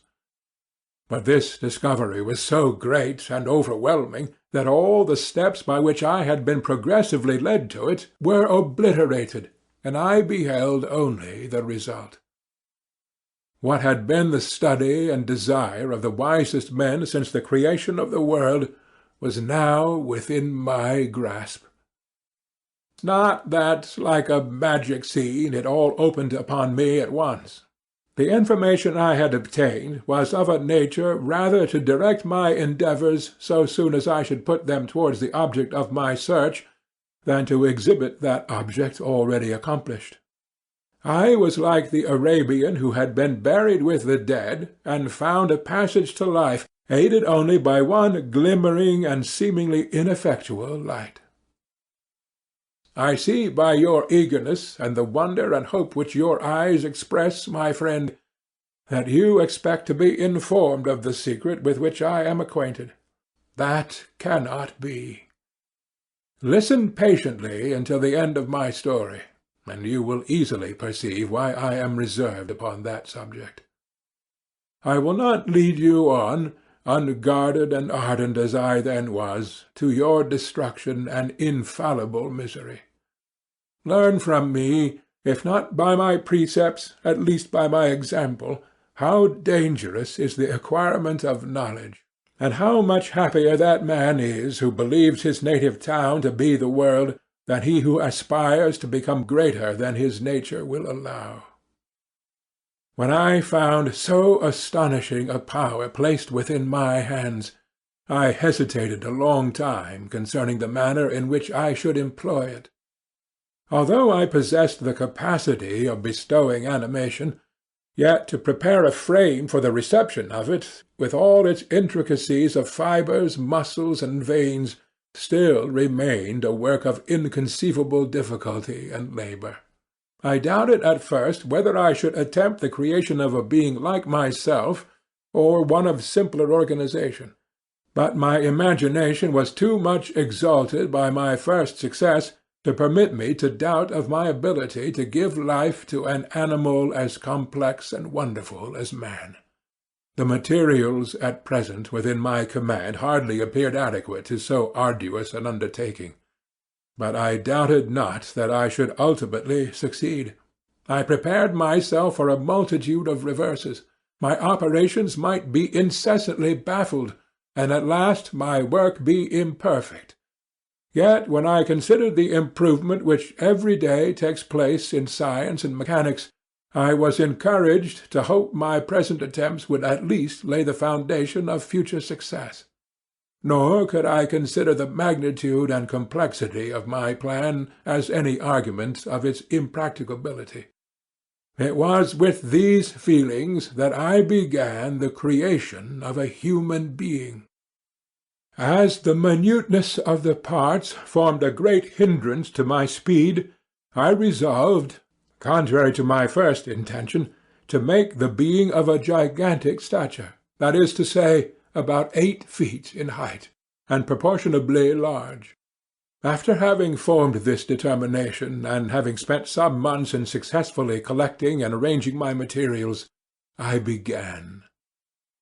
No one can conceive the variety of feelings which bore me onwards like a hurricane in the first enthusiasm of success. Life and death appeared to me ideal bounds which I should first break through, and pour a torrent of light into our dark world.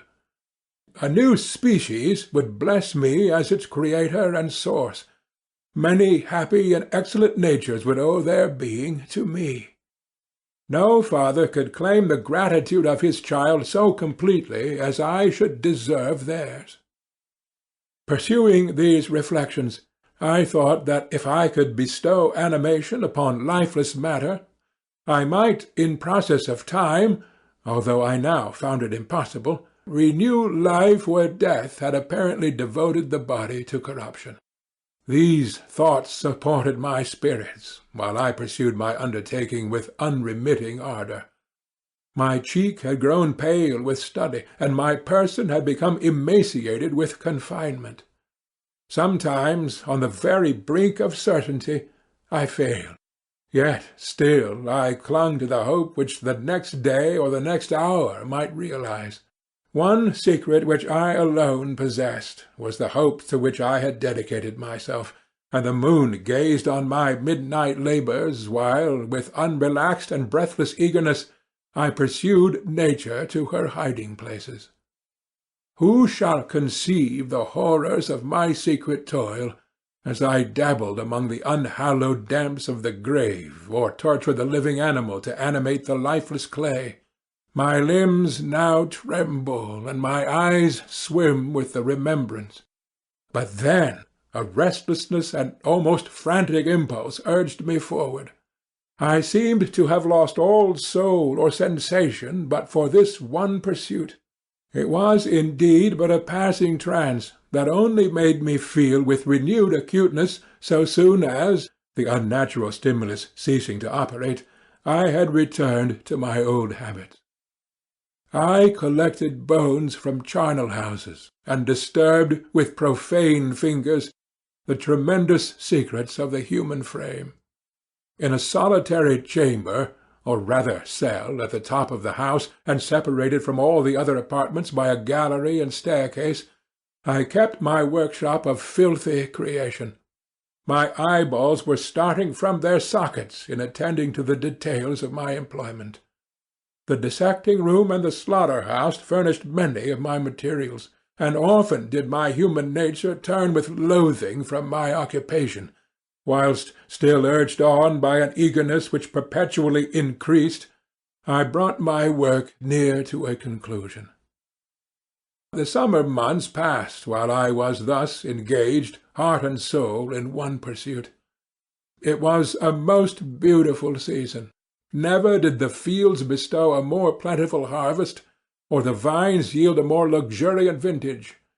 But my eyes were insensible to the charms of nature, and the same feelings which made me neglect the scenes around me caused me also to forget those friends who were so many miles absent, and whom I had not seen for so long a time. I knew my silence disquieted them, and I well remembered the words of my father. I know that while you are pleased with yourself, you will think of us with affection, and we shall hear regularly from you. You must pardon me if I regard any interruption in your correspondence as a proof that your other duties are equally neglected. I knew well, therefore, what would be my father's feelings, but I could not tear my thoughts from my employment, loathsome in itself, but which had an irresistible hold of my imagination. I wished, as it were, to procrastinate all that related to my feelings of affection, until the great object, which swallowed up every habit of my nature, should be completed. I then thought that my father would be unjust if he ascribed my neglect to vice or faultiness on my part, but I am now convinced that he was justified in conceiving that I should not be altogether free from blame. A human being in perfection ought always to preserve a calm and peaceful mind, and never to allow passion or a transitory desire to disturb his tranquillity. I do not think that the pursuit of knowledge is an exception to this rule. If the study to which you apply yourself has a tendency to weaken your affections and to destroy your taste for those simple pleasures in which no alloy could possibly mix, then that study is certainly unlawful, that is to say, not befitting the human mind. If this rule were always observed, if no man allowed any pursuit whatsoever to interfere with the tranquillity of the domestic affections, Greece had not been enslaved, Caesar would have spared his country, America would have been discovered more gradually, and the empires of Mexico and Peru had not been destroyed. But I forget that I am moralizing in the most interesting part of my tale, and your looks remind me to proceed. My father made no reproach in his letters, and only took notice of my silence by inquiring into my occupations more particularly than before. Winter, spring, and summer passed away during my labours, but I did not watch the blossom or the expanding leaves, sights which before always yielded me supreme delight, so deeply was I engrossed in my occupation. The leaves of that year had withered before my work drew near to a close, and now every day showed me more plainly how well I had succeeded. But my enthusiasm was checked by my anxiety, and I appeared rather like one doomed by slavery to toil in the mines, or any other unwholesome trade than an artist occupied by his favourite employment. Every night I was oppressed by a slow fever, and I became nervous to a most painful degree. The fall of a leaf startled me, and I shunned my fellow creatures as if I had been guilty of a crime. Sometimes I grew alarmed at the wreck I perceived that I had become. The energy of my purpose alone sustained me. My labours would soon end, and I believed that exercise and amusement would then drive away incipient disease, and I promised myself both of these when my creation should be complete. Chapter 5. It was on a dreary night of November that I beheld the accomplishment of my toils. With an anxiety that almost amounted to agony, I collected the instruments of life around me, that I might infuse a spark of being into the lifeless thing that lay at my feet. It was already 1 in the morning, The rain pattered dismally against the panes, and my candle was nearly burnt out, when, by the glimmer of the half-extinguished light, I saw the dull yellow eye of the creature open. It breathed hard, and a convulsive motion agitated its limbs.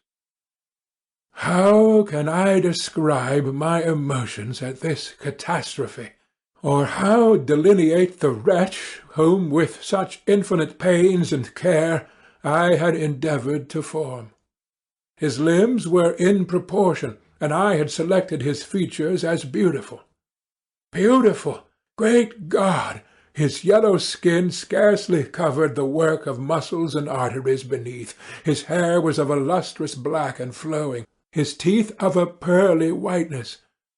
But these luxuriances only formed a more horrid contrast with his watery eyes, that seemed almost of the same colour as the dun white sockets in which they were set, his shrivelled complexion and straight black lips. The different accidents of life are not so changeable as the feelings of human nature. I had worked hard for nearly 2 years for the sole purpose of infusing life into an inanimate body. For this I had deprived myself of rest and health. I had desired it with an ardour that far exceeded moderation. But now that I had finished, the beauty of the dream vanished, and breathless horror and disgust filled my heart. Unable to endure the aspect of the being I had created, I rushed out of the room, and continued a long time traversing my bedchamber, unable to compose my mind to sleep. At length lassitude succeeded to the tumult I had before endured, and I threw myself on the bed in my clothes, endeavouring to seek a few moments of forgetfulness. But it was in vain. I slept, indeed, but I was disturbed by the wildest dreams. I thought I saw Elizabeth, in the bloom of health, walking in the streets of Ingolstadt. Delighted and surprised, I embraced her, but as I imprinted the first kiss on her lips, they became livid with the hue of death. Her features appeared to change, and I thought that I had the corpse of my dead mother in my arms. A shroud enveloped her form, and I saw the grave worms crawling in the folds of the flannel. I started from my sleep with horror. A cold dew covered my forehead, my teeth chattered, and every limb became convulsed. When, by the dim and yellow light of the moon, as it forced its way through the window shutters, I beheld the wretch, the miserable monster whom I had created. He held up the curtain of the bed, and his eyes, if eyes they may be called, were fixed on me.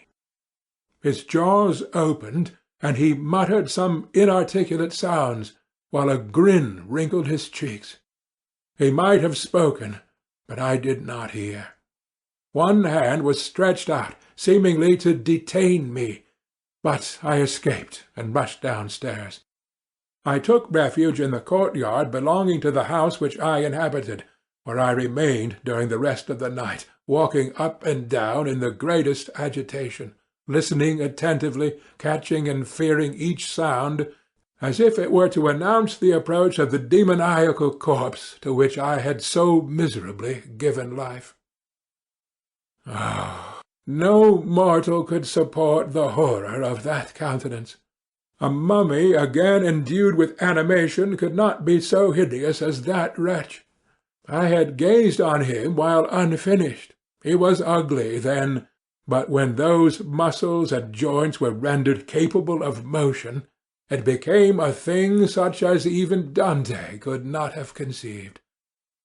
I passed the night wretchedly. Sometimes my pulse beat so quickly and hardly that I felt the palpitation of every artery. At others I nearly sank to the ground through languor and extreme weakness. Mingled with this horror, I felt the bitterness of disappointment. Dreams that had been my food and pleasant rest for so long a space were now become a hell to me, and the change was so rapid, the overthrow so complete. Morning, dismal and wet, at length dawned, and discovered to my sleepless and aching eyes the church of Ingolstadt, its white steeple and clock, which indicated the 6th hour. The porter opened the gates of the court which had that night been my asylum, and I issued into the streets, pacing them with quick steps, as if I sought to avoid the wretch whom I feared every turning of the street would present to my view. I did not dare return to the apartment which I had inhabited, but felt impelled to hurry on, although drenched by the rain which poured from a black and comfortless sky.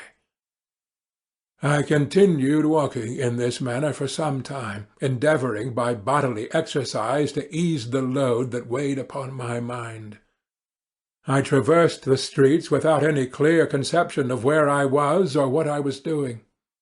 My heart palpitated in the sickness of fear, and I hurried on with irregular steps, not daring to look about me.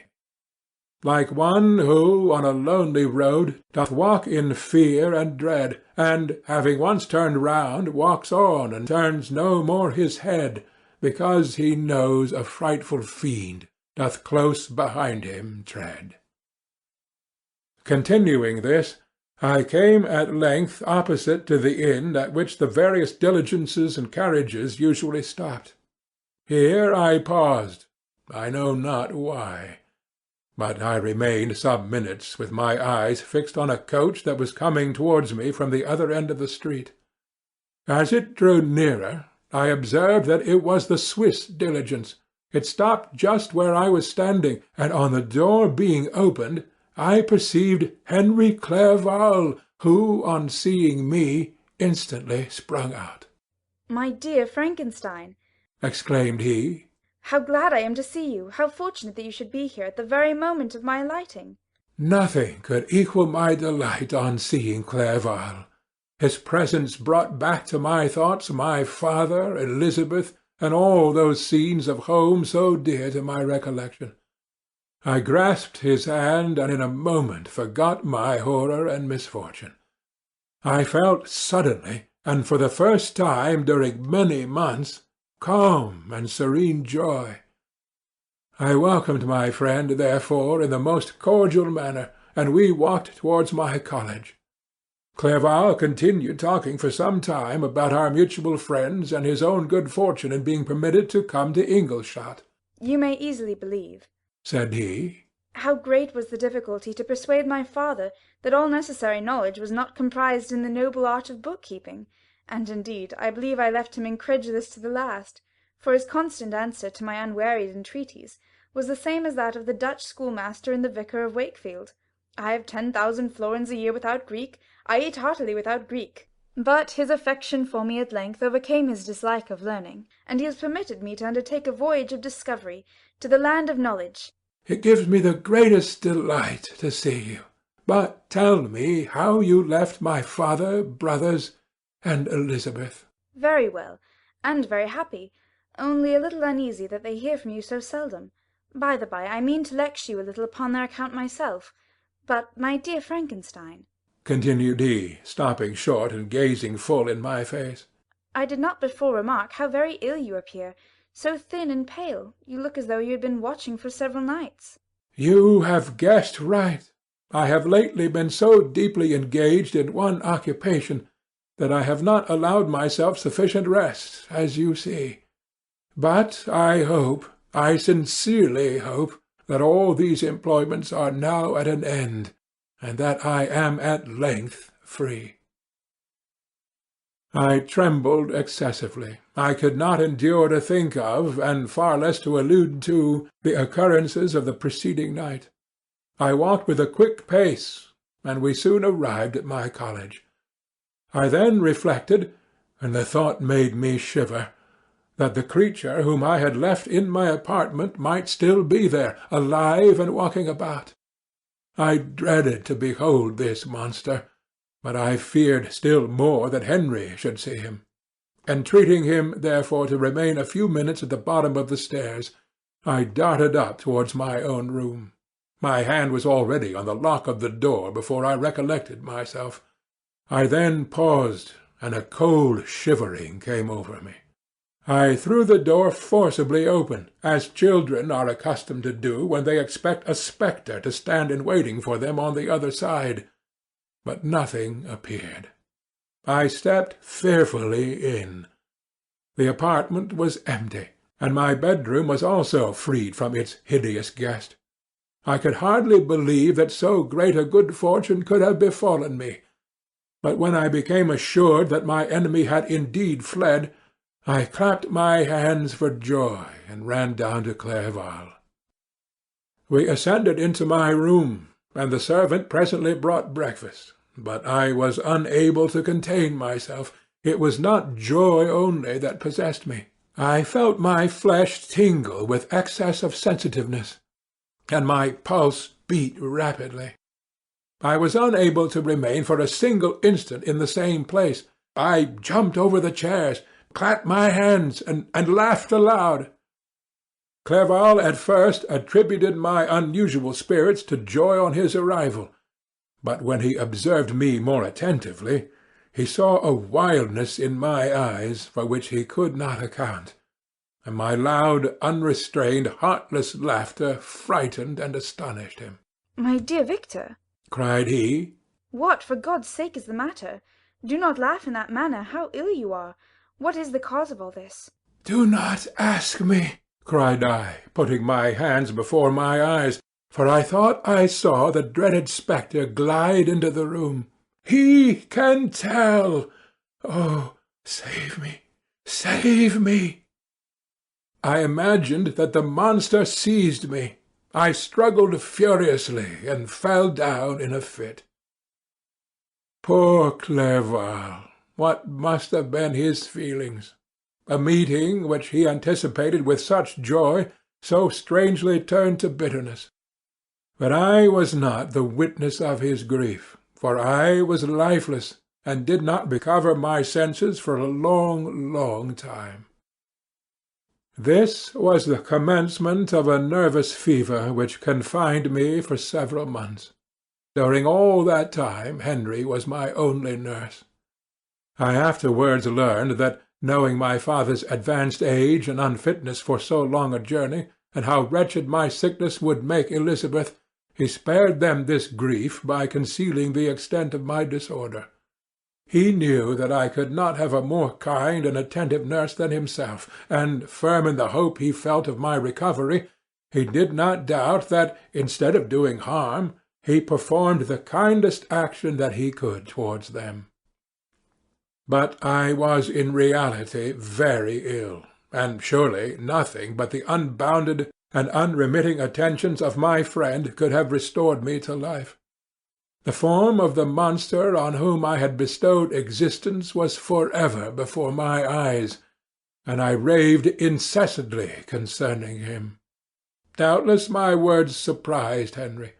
He at first believed them to be the wanderings of my disturbed imagination, but the pertinacity with which I continually recurred to the same subject persuaded him that my disorder indeed owed its origin to some uncommon and terrible event.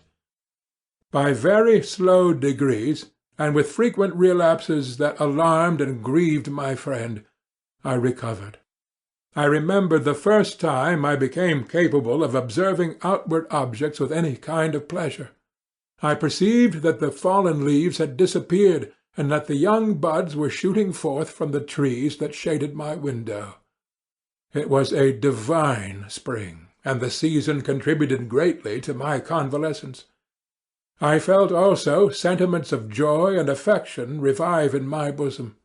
My gloom disappeared, and in a short time I became as cheerful as before I was attacked by the fatal passion. "Dearest Clerval," exclaimed I, "how kind, how very good you are to me! This whole winter, instead of being spent in study, as you promised yourself, has been consumed in my sick-room. How shall I ever repay you? I feel the greatest remorse for the disappointment of which I have been the occasion. but you will forgive me.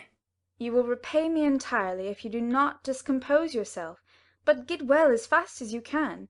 And since you appear in such good spirits, I may speak to you on one subject, may I not? I trembled. One subject. What could it be? Could he allude to an object on whom I dared not even think?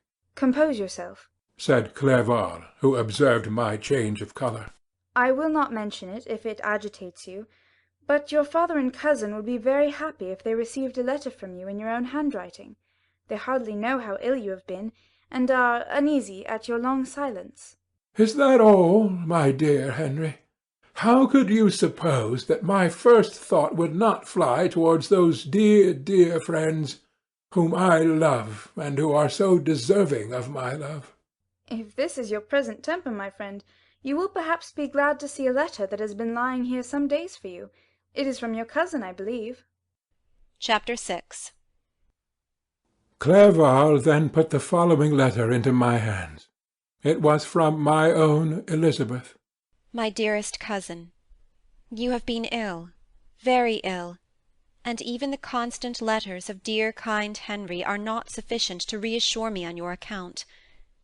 You are forbidden to write, to hold a pen, yet one word from you, dear Victor, is necessary to calm our apprehensions. For a long time I have thought that each post would bring this line, and my persuasions have restrained my uncle from undertaking a journey to Ingolstadt. I have prevented his encountering the inconveniences and perhaps dangers of so long a journey, yet how often have I regretted not being able to perform it myself. I figure to myself that the task of attending on your sick-bed has devolved on some mercenary old nurse, who could never guess your wishes nor minister to them with the care and affection of your poor cousin. Yet that is over now. Clerval writes that indeed you are getting better. I eagerly hope that you will confirm this intelligence soon in your own handwriting. Get well, and return to us. You will find a happy, cheerful home and friends who love you dearly. Your father's health is vigorous, and he asks but to see you, but to be assured that you are well, and not a care will ever cloud his benevolent countenance. How pleased you would be to remark the improvement of our Ernest! He is now 16, and full of activity and spirit. He is desirous to be a true Swiss, and to enter into foreign service, but we cannot part with him, at least until his elder brother returns to us. My uncle is not pleased with the idea of a military career in a distant country, but Ernest never had your powers of application. He looks upon study as an odious fetter. His time is spent in the open air, climbing the hills or rowing on the lake. I fear that he will become an idler, unless we yield the point and permit him to enter on the profession which he has selected. Little alteration, except the growth of our dear children, has taken place since you left us.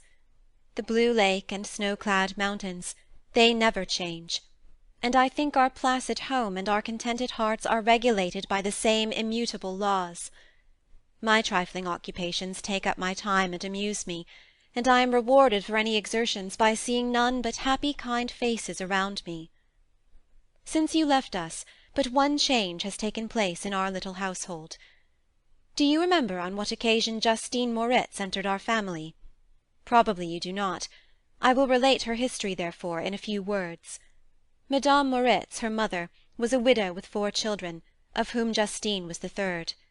This girl had always been the favourite of her father, but through a strange perversity her mother could not endure her, and after the death of Monsieur Moritz, treated her very ill.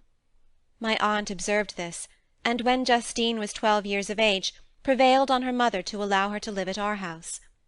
The republican institutions of our country have produced simpler and happier manners than those which prevail in the great monarchies that surround it. Hence there is less distinction between the several classes of its inhabitants, and the lower orders, being neither so poor nor so despised, their manners are more refined and moral. A servant in Geneva does not mean the same thing as a servant in France and England. Justine, thus received in our family, learned the duties of a servant, a condition which, in our fortunate country, does not include the idea of ignorance and a sacrifice of the dignity of a human being. Justine, you may remember, was a great favourite of yours. and I recollect you once remarked that if you were in an ill humour, one glance from Justine could dissipate it, for the same reason that Ariosto gives concerning the beauty of Angelica. She looked so frank-hearted and happy. My aunt conceived a great attachment for her, by which she was induced to give her an education superior to that which she had at first intended. This benefit was fully repaid. Justine was the most grateful little creature in the world. I do not mean that she made any professions, I never heard one pass her lips, but you could see by her eyes that she almost adored her protectress. Although her disposition was gay and in many respects inconsiderate, yet she paid the greatest attention to every gesture of my aunt. She thought her the model of all excellence, and endeavoured to imitate her phraseology and manners, so that even now she often reminds me of her. When my dearest aunt died, every one was too much occupied in their own grief to notice poor Justine, who had attended her during her illness with the most anxious affection. Poor Justine was very ill, but other trials were reserved for her. One by one her brothers and sister died, and her mother, with the exception of her neglected daughter, was left childless. The conscience of the woman was troubled. She began to think that the deaths of her favourites was a judgment from heaven to chastise her partiality. She was a Roman Catholic, and I believe her confessor confirmed the idea which she had conceived. Accordingly, a few months after your departure for Ingolstadt, Justine was called home by her repentant mother. Poor girl!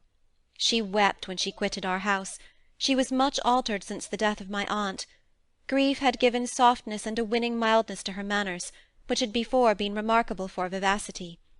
Nor was her residence at her mother's house of a nature to restore her gaiety. The poor woman was very vacillating in her repentance. She sometimes begged Justine to forgive her unkindness, but much oftener accused her of having caused the deaths of her brothers and sister. Perpetual fretting at length threw Madame Moritz into a decline, which at first increased her irritability, but she is now at peace for ever. She died on the first approach of cold weather, at the beginning of this last winter. Justine has just returned to us, and I assure you I love her tenderly. She is very clever and gentle, and extremely pretty. As I mentioned before, her mien and her expression continually remind me of my dear aunt. I must say also a few words to you, my dear cousin, of little darling William. I wish you could see him. He is very tall of his age, with sweet, laughing blue eyes, dark eyelashes, and curling hair. When he smiles, 2 little dimples appear on each cheek, which are rosy with health. He has already had 1 or 2 little wives, but Louisa Biron is his favourite, a pretty little girl of 5 years of age. Now, dear Victor, I dare say you wish to be indulged in a little gossip concerning the good people of Geneva. The pretty Miss Mansfield has already received the congratulatory visits on her approaching marriage with a young Englishman, John Melbourne, Esquire. Her ugly sister, Manon, married Monsieur Duvillard, the rich banker, last autumn.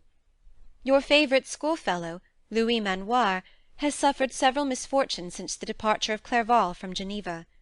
But he has already recovered his spirits, and is reported to be on the point of marrying a lively, pretty Frenchwoman, Madame Tavernier. She is a widow, and much older than Manoir, but she is very much admired, and a favourite with everybody. I have written myself into better spirits, dear cousin, but my anxiety returns upon me as I conclude. Write, dearest Victor. 1 line, 1 word will be a blessing to us. 10,000 thanks to Henry for his kindness, his affection, and his many letters. We are sincerely grateful. Adieu, my cousin. Take care of yourself, and I entreat you, write. Elizabeth Lavenza, Geneva, March 18th, 17 . "Dear, dear Elizabeth," I exclaimed when I had read her letter, "I will write instantly, and relieve them from the anxiety they must feel." I wrote, and this exertion greatly fatigued me, but my convalescence had commenced, and proceeded regularly. In another fortnight I was able to leave my chamber. One of my first duties on my recovery was to introduce Clerval to the several professors of the university. In doing this I underwent a kind of rough usage, ill befitting the wounds that my mind had sustained. Ever since the fatal night, the end of my labours and the beginning of my misfortunes, I had conceived a violent antipathy even to the name of natural philosophy. When I was otherwise quite restored to health, the sight of a chemical instrument would renew all the agony of my nervous symptoms. Henry saw this, and had removed all my apparatus from my view. He had also changed my apartment, for he perceived that I acquired a dislike for the room which had previously been my laboratory. But these cares of Clerval were made of no avail when I visited the professors. Master Waldman inflicted torture when he praised, with kindness and warmth, the astonishing progress I had made in the sciences. He soon perceived that I disliked the subject, but not guessing the real cause, he attributed my feelings to modesty, and changed the subject from my improvement to the science itself, with a desire, as I evidently saw, of drawing me out.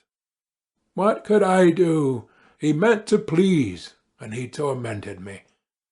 I felt as if he had placed carefully, one by one, in my view, those instruments which were to be afterwards used in putting me to a slow and cruel death.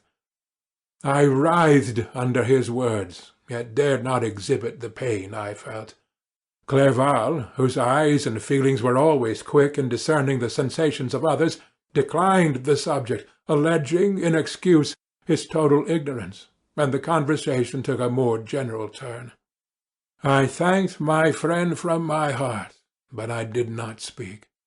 I saw plainly that he was surprised, but he never attempted to draw my secret from me, and although I loved him with a mixture of affection and reverence that knew no bounds, yet I could never persuade myself to confide in him that event which was so often present to my recollection, but which I feared the detail to another would only impress more deeply. Master Krempe was not equally docile, and in my condition at the time of almost insupportable sensitiveness, his harsh, blunt encomiums gave me even more pain than the benevolent approbation of Master Waldman. "Damn the fellow!" cried he. "Why, Monsieur Clerval, I assure you he has outstripped us all. Stare if you please, but it is nevertheless true. A youngster who but a few years ago believed in Cornelius Agrippa as firmly as in the Gospel has now set himself at the head of the university, and if he's not soon pulled down, we shall all be out of countenance, continued he, observing my face expressive of suffering. Monsieur Frankenstein is modest, an excellent quality in a young man. Young men should be diffident of themselves, you know, Monsieur Clerval. I was myself when young, but that wears out in a very short time." Master Krempe had now commenced a eulogy on himself, which happily turned the conversation from a subject that was so annoying to me.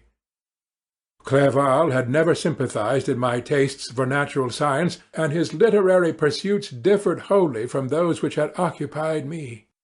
He came to the university with the design of making himself complete master of the Oriental languages, and thus he should open a field for the plan of life he had marked out for himself. Resolved to pursue no inglorious career, he turned his eyes toward the East as affording scope for his spirit of enterprise. The Persian, Arabic, and Sanskrit languages engaged his attention, and I was easily induced to enter on the same studies. Idleness had ever been irksome to me, and now that I wished to fly from reflection and hated my former studies, I felt great relief in being the fellow-pupil with my friend, and found not only instruction but consolation in the works of the Orientalists. I did not, like him, attempt a critical knowledge of their dialects, for I did not contemplate making any other use of them than temporary amusement. I read merely to understand their meaning, and they well repaid my labours. Their melancholy is soothing, and their joy elevating, to a degree I never experienced in studying the authors of any other country. When you read their writings, life appears to consist in a warm sun and a garden of roses, in the smiles and frowns of a fair enemy, and the fire that consumes your own heart. How different from the manly and heroical poetry of Greece and Rome! Summer passed away in these occupations, and my return to Geneva was fixed for the latter end of autumn, but, being delayed by several accidents, winter and snow arrived, the roads were deemed impassable, and my journey was retarded until the ensuing spring. I felt this delay very bitterly, for I longed to see my native town and my beloved friends. My return had only been delayed so long from an unwillingness to leave Clerval in a strange place before he had become acquainted with any of its inhabitants. The winter, however, was spent cheerfully, and although the spring was uncommonly late, when it came its beauty compensated for its dilatoriness. The month of May had already commenced, and I expected the letter daily which was to fix the date of my departure, when Henry proposed a pedestrian tour in the environs of Ingolstadt, that I might bid a personal farewell to the country I had so long inhabited. I acceded with pleasure to this proposition. I was fond of exercise, and Clerval had always been my favourite companion in the ramble of this nature that I had taken among the scenes of my native country. We passed a fortnight in these perambulations. My health and spirits had long been restored, and they gained additional strength from the salubrious air I breathed, the natural incidents of our progress, and the conversation of my friend. Study had before secluded me from the intercourse of my fellow-creatures, and rendered me unsocial. But Clerval called forth the better feelings of my heart. He again taught me to love the aspect of nature and the cheerful faces of children. Excellent friend! How sincerely did you love me, and endeavour to elevate my mind until it was on a level with your own! A selfish pursuit had cramped and narrowed me, until your gentleness and affection warmed and opened my senses. I became the same happy creature who, a few years ago, loved and beloved by all, had no sorrow or care, when happy inanimate nature had the power of bestowing on me the most delightful sensations. A serene sky and verdant fields filled me with ecstasy. The present season was indeed divine. The flowers of spring bloomed in the hedges, while those of summer were already in bud. I was undisturbed by thoughts which during the preceding year had pressed upon me, notwithstanding my endeavours to throw them off, with an invincible burden. Henry rejoiced in my gaiety, and sincerely sympathized in my feelings. He exerted himself to amuse me, while he expressed the sensations that filled his soul. The resources of his mind on this occasion were truly astonishing. His conversation was full of imagination, and very often, in imitation of the Persian and Arabic writers, he invented tales of wonderful fancy and passion. At other times he repeated my favourite poems, or drew me into arguments, which he supported with great ingenuity. We returned to our college on a Sunday afternoon. The peasants were dancing, and every one we met appeared gay and happy. My own spirits were high, and I bounded along with feelings of unbridled joy and hilarity. Chapter 7. On my return, I found the following letter from my father. My dear Victor, you have probably waited impatiently for a letter to fix the date of your return to us, and I was at first tempted to write only a few lines, merely mentioning the day on which I should expect you. But that would be a cruel kindness, and I dare not do it. What would be your surprise, my son, when you expected a happy and glad welcome, to behold, on the contrary, tears and wretchedness? And how, Victor, can I relate our misfortune? Absence cannot have rendered you callous to our joys and griefs, and how shall I inflict pain on my long-absent son? I wish to prepare you for the woeful news, but I know it is impossible. Even now your eye skims over the page to seek the words which are to convey to you the horrible tidings. William is dead. That sweet child, whose smiles delighted and warmed my heart, who was so gentle, yet so gay. Victor, he is murdered. I will not attempt to console you, but will simply relate the circumstances of the transaction. Last Thursday, May 7th, I, my niece, and your two brothers went to walk in Plain Place. The evening was warm and serene, and we prolonged our walk further than usual. It was already dusk before we thought of returning, and then we discovered that William and Ernest, who had gone on before, were not to be found. We accordingly rested on a seat till they should return. Presently Ernest came, and inquired if we had seen his brother. He said that he had been playing with him, that William had run away to hide himself, and that he had vainly sought for him, and afterwards waited for a long time, but that he did not return.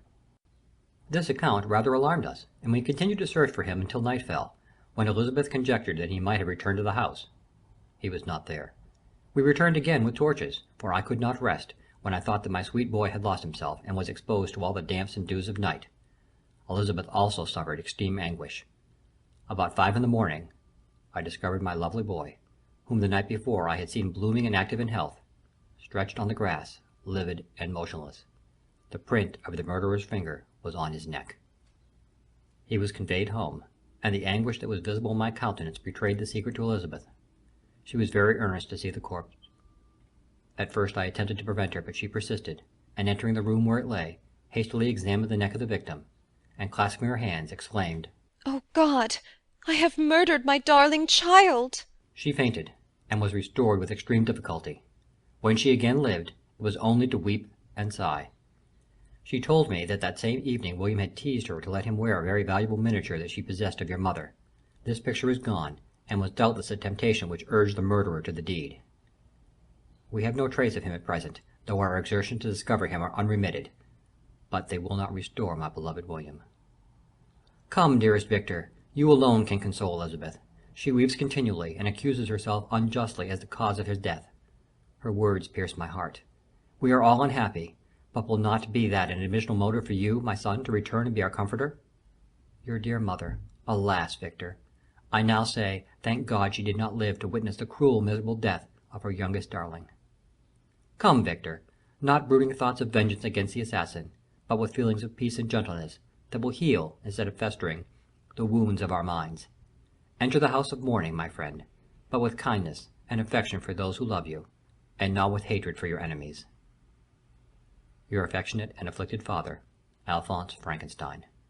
Geneva, May 12th, 17 —. Clerval, who had watched my countenance as I read this letter, was surprised to observe the despair that succeeded the joy I had first expressed on receiving news from my friends. I threw the letter on the table, and covered my face with my hands. "My dear Frankenstein," exclaimed Henry, when he perceived me weep with bitterness. "are you always to be unhappy? My dear friend, what has happened?" I motioned him to take up the letter, while I walked up and down the room in the extremest agitation. Tears also gushed from the eyes of Clerval, as he read the account of my misfortune. "I can offer you no consolation, my friend," said he. "Your disaster is irreparable. What do you intend to do?" "To go instantly to Geneva. Come with me, Henry, to order the horses." During our walk Clerval endeavoured to say a few words of consolation. He could only express his heartfelt sympathy. "Poor William," said he. "dear, lovely child. He now sleeps with his angel mother. Who that had seen him bright and joyous in his young beauty but must weep over his untimely loss? To die so miserably, to feel the murderer's grasp! How much more a murder that could destroy radiant innocence! Poor young fellow! One only consolation have we. His friends mourn and weep, but he is at rest. The pang is over, his sufferings are at an end for ever. A sod covers his gentle form, and he knows no pain. He can no longer be a subject for pity. We must reserve that for his miserable survivors." Clerval spoke thus as we hurried through the streets. The words impressed themselves on my mind, and I remembered them afterwards in solitude. But now, as soon as the horses arrived, I hurried into the cabriolet and bade farewell to my friend. My journey was very melancholy. At first I wished to hurry on, for I longed to console and sympathize with my loved and sorrowing friends. But when I drew near my native town, I slackened my progress. I could hardly sustain the multitude of feelings that crowded into my mind. I passed through scenes familiar to my youth, but which I had not seen for nearly 6 years. How altered everything might be during that time! One sudden and desolating change had taken place, but 1,000 little circumstances might have by degrees worked other alterations, which, although they were done more tranquilly, might not be the less decisive. Fear overcame me. I dared no advance, dreading 1,000 nameless evils that made me tremble, although I was unable to define them. I remained 2 days at Lausanne in this painful state of mind. I contemplated the lake. The waters were placid, all around was calm, and the snowy mountains, the palaces of nature, were not changed. By degrees the calm and heavenly scene restored me, and I continued my journey towards Geneva. The road ran by the side of the lake, which became narrower as I approached my native town. I discovered more distinctly the black sides of Jura and the bright summit of Mont Blanc. I wept like a child. Dear mountains, my own beautiful lake, how do you welcome your wanderer? Your summits are clear, the sky and lake are blue and placid. Is this to prognosticate peace, or to mock at my unhappiness? I fear, my friend, that I shall render myself tedious by dwelling on these preliminary circumstances. But they are days of comparative happiness, and I think of them with pleasure. My country, my beloved country, who but a native can tell the delight I took in again beholding thy streams, thy mountains, and more than all, thy lovely lake? Yet, as I drew nearer home, grief and fear again overcame me. Night also closed around, and when I could hardly see the dark mountains, I felt still more gloomily. The picture appeared a vast and dim scene of evil, and I foresaw obscurely that I was destined to become the most wretched of human beings. Alas! I prophesied truly, and failed only in one single circumstance, that in all the misery I imagined and dreaded, I did not conceive the 100th part of the anguish I was destined to endure. It was completely dark when I arrived in the environs of Geneva. The gates of the town were already shut, and I was obliged to pass the night at Sécheron, a village at the distance of half a league from the city. The sky was serene, and, as I was unable to rest, I resolved to visit the spot where my poor William had been murdered. As I could not pass through the town, I was obliged to cross the lake in a boat to arrive at Plainpalais. During this short voyage I saw the lightning playing on the summit of Mont Blanc in the most beautiful figures. The storm appeared to approach rapidly, and on landing I ascended a low hill that I might observe its progress. It advanced. The heavens were clouded, and I soon felt the rain coming slowly in large drops, but its violence quickly increased. I quitted my seat and walked on, although the darkness and storm increased every minute, and the thunder burst with a terrific crash over my head. It was echoed from Salève, the Jurus, and the Alps of Savoy. Vivid flashes of lightning dazzled my eyes, illuminating the lake, making it appear like a vast sheet of fire. Then, for an instant, everything seemed of a pitchy darkness, until the eye recovered itself from the preceding flash. The storm, as is often the case in Switzerland, appeared at once in various parts of the heavens. The most violent storm hung exactly north of the town, over the part of the lake which lies between the promontory of Belle-Rive and the village of Coppet. Another storm enlightened Jura with faint flashes, and another darkened and sometimes disclosed the Mole, a peaked mountain to the east of the lake. While I watched the tempest, so beautiful yet terrific, I wandered on with a hasty step. This noble war in the sky elevated my spirits. I clasped my hands and exclaimed aloud, "William, dear angel, this is thy funeral, this thy dirge." As I said these words, I perceived in the gloom a figure which stole from behind a clump of trees near me. I stood fixed, gazing intently. I could not be mistaken. A flash of lightning illuminated the object, and discovered its shape plainly to me. Its gigantic stature, and the deformity of its aspect more hideous than belongs to humanity, instantly informed me that it was the wretch, the filthy demon, to whom I had given life. What did he there?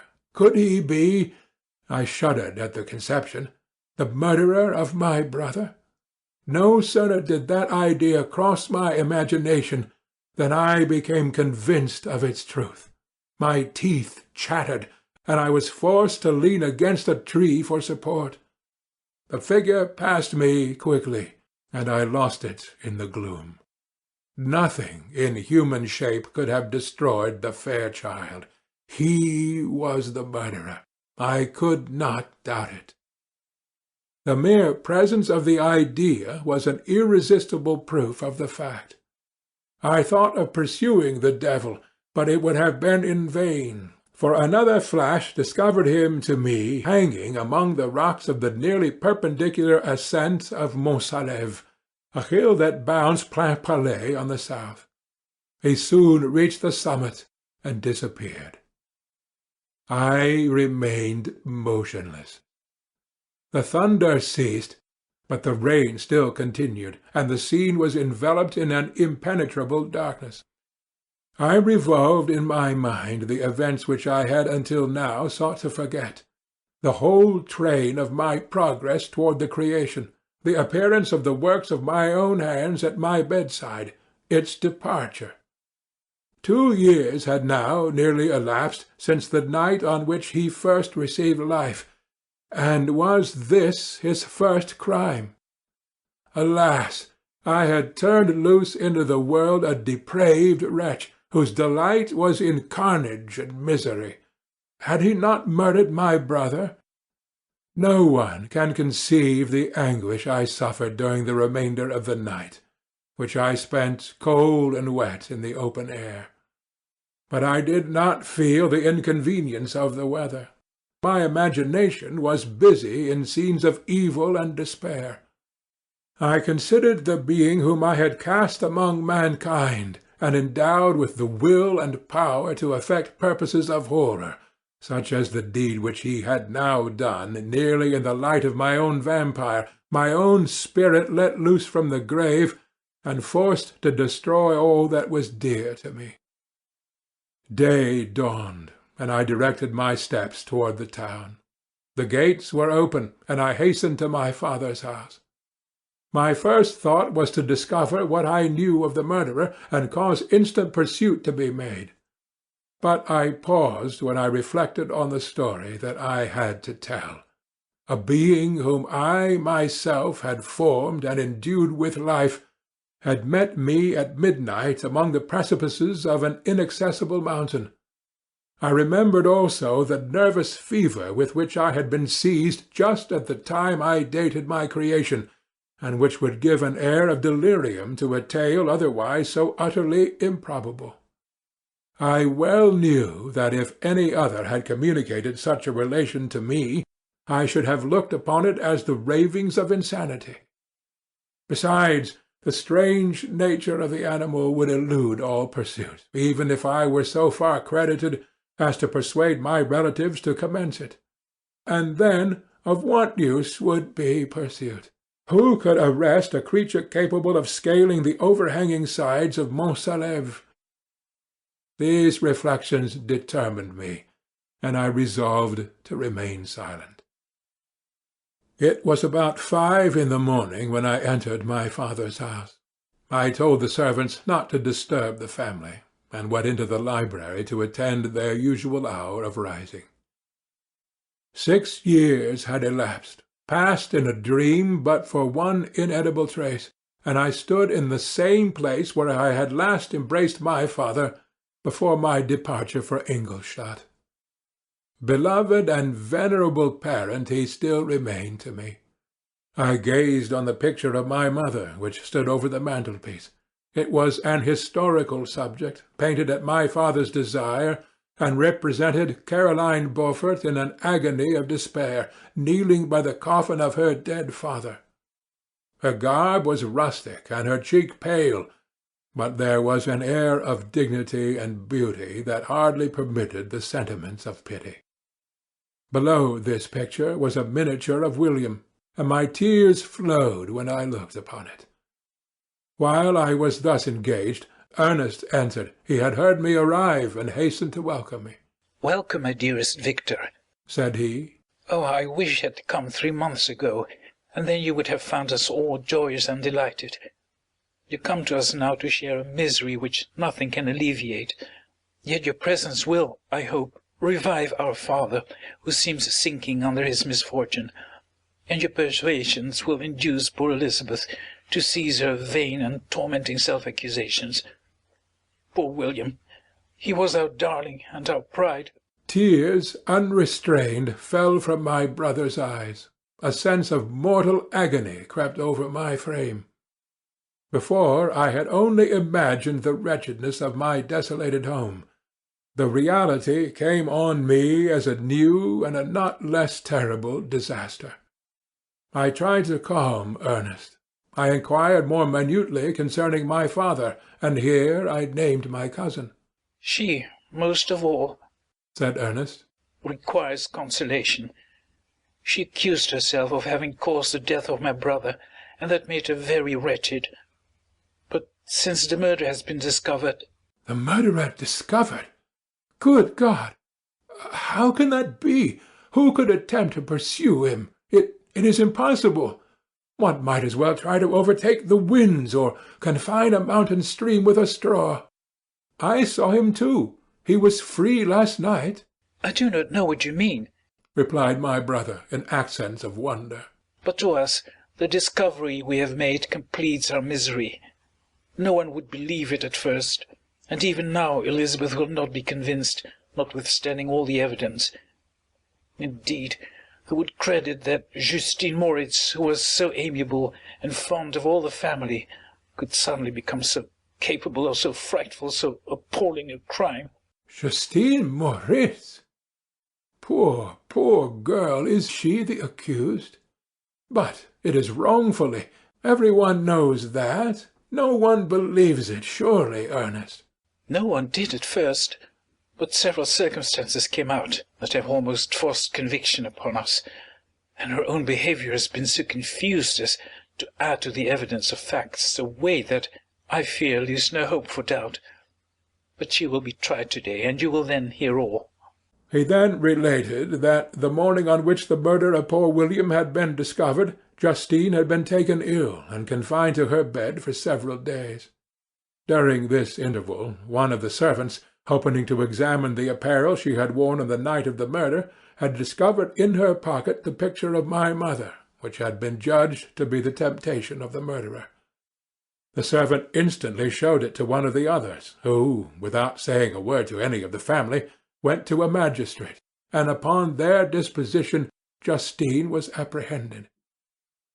On being charged with the fact, the poor girl confirmed the suspicion in a great measure by her extreme confusion of manner. This was a strange tale, but it did not shake my faith, and I replied earnestly, "You are all mistaken. I know the murderer. Justine, poor good Justine, is innocent." At that instant my father entered. I saw unhappiness deeply impressed on his countenance, but he endeavoured to welcome me cheerfully, and, after we had exchanged our mournful greeting, would have introduced some other topic than that of our disaster, had not Ernest exclaimed, "Good God, papa! Victor says that he knows who was the murderer of poor William." "We do also, unfortunately," replied my father. "for indeed I had rather have been for ever ignorant than have discovered so much depravity and ingratitude in one I valued so highly." "My dear father, you are mistaken. Justine is innocent." "If she is, God forbid that she should suffer as guilty. She is to be tried today, and I hope, I sincerely hope, that she will be acquitted." This speech calmed me. I was firmly convinced in my own mind that Justine, and indeed every human being, was guiltless of this murder. I had no fear, therefore, that any circumstantial evidence could be brought forward strong enough to convict her. My tale was not one to announce publicly. Its astounding horror would be looked upon as madness by the vulgar.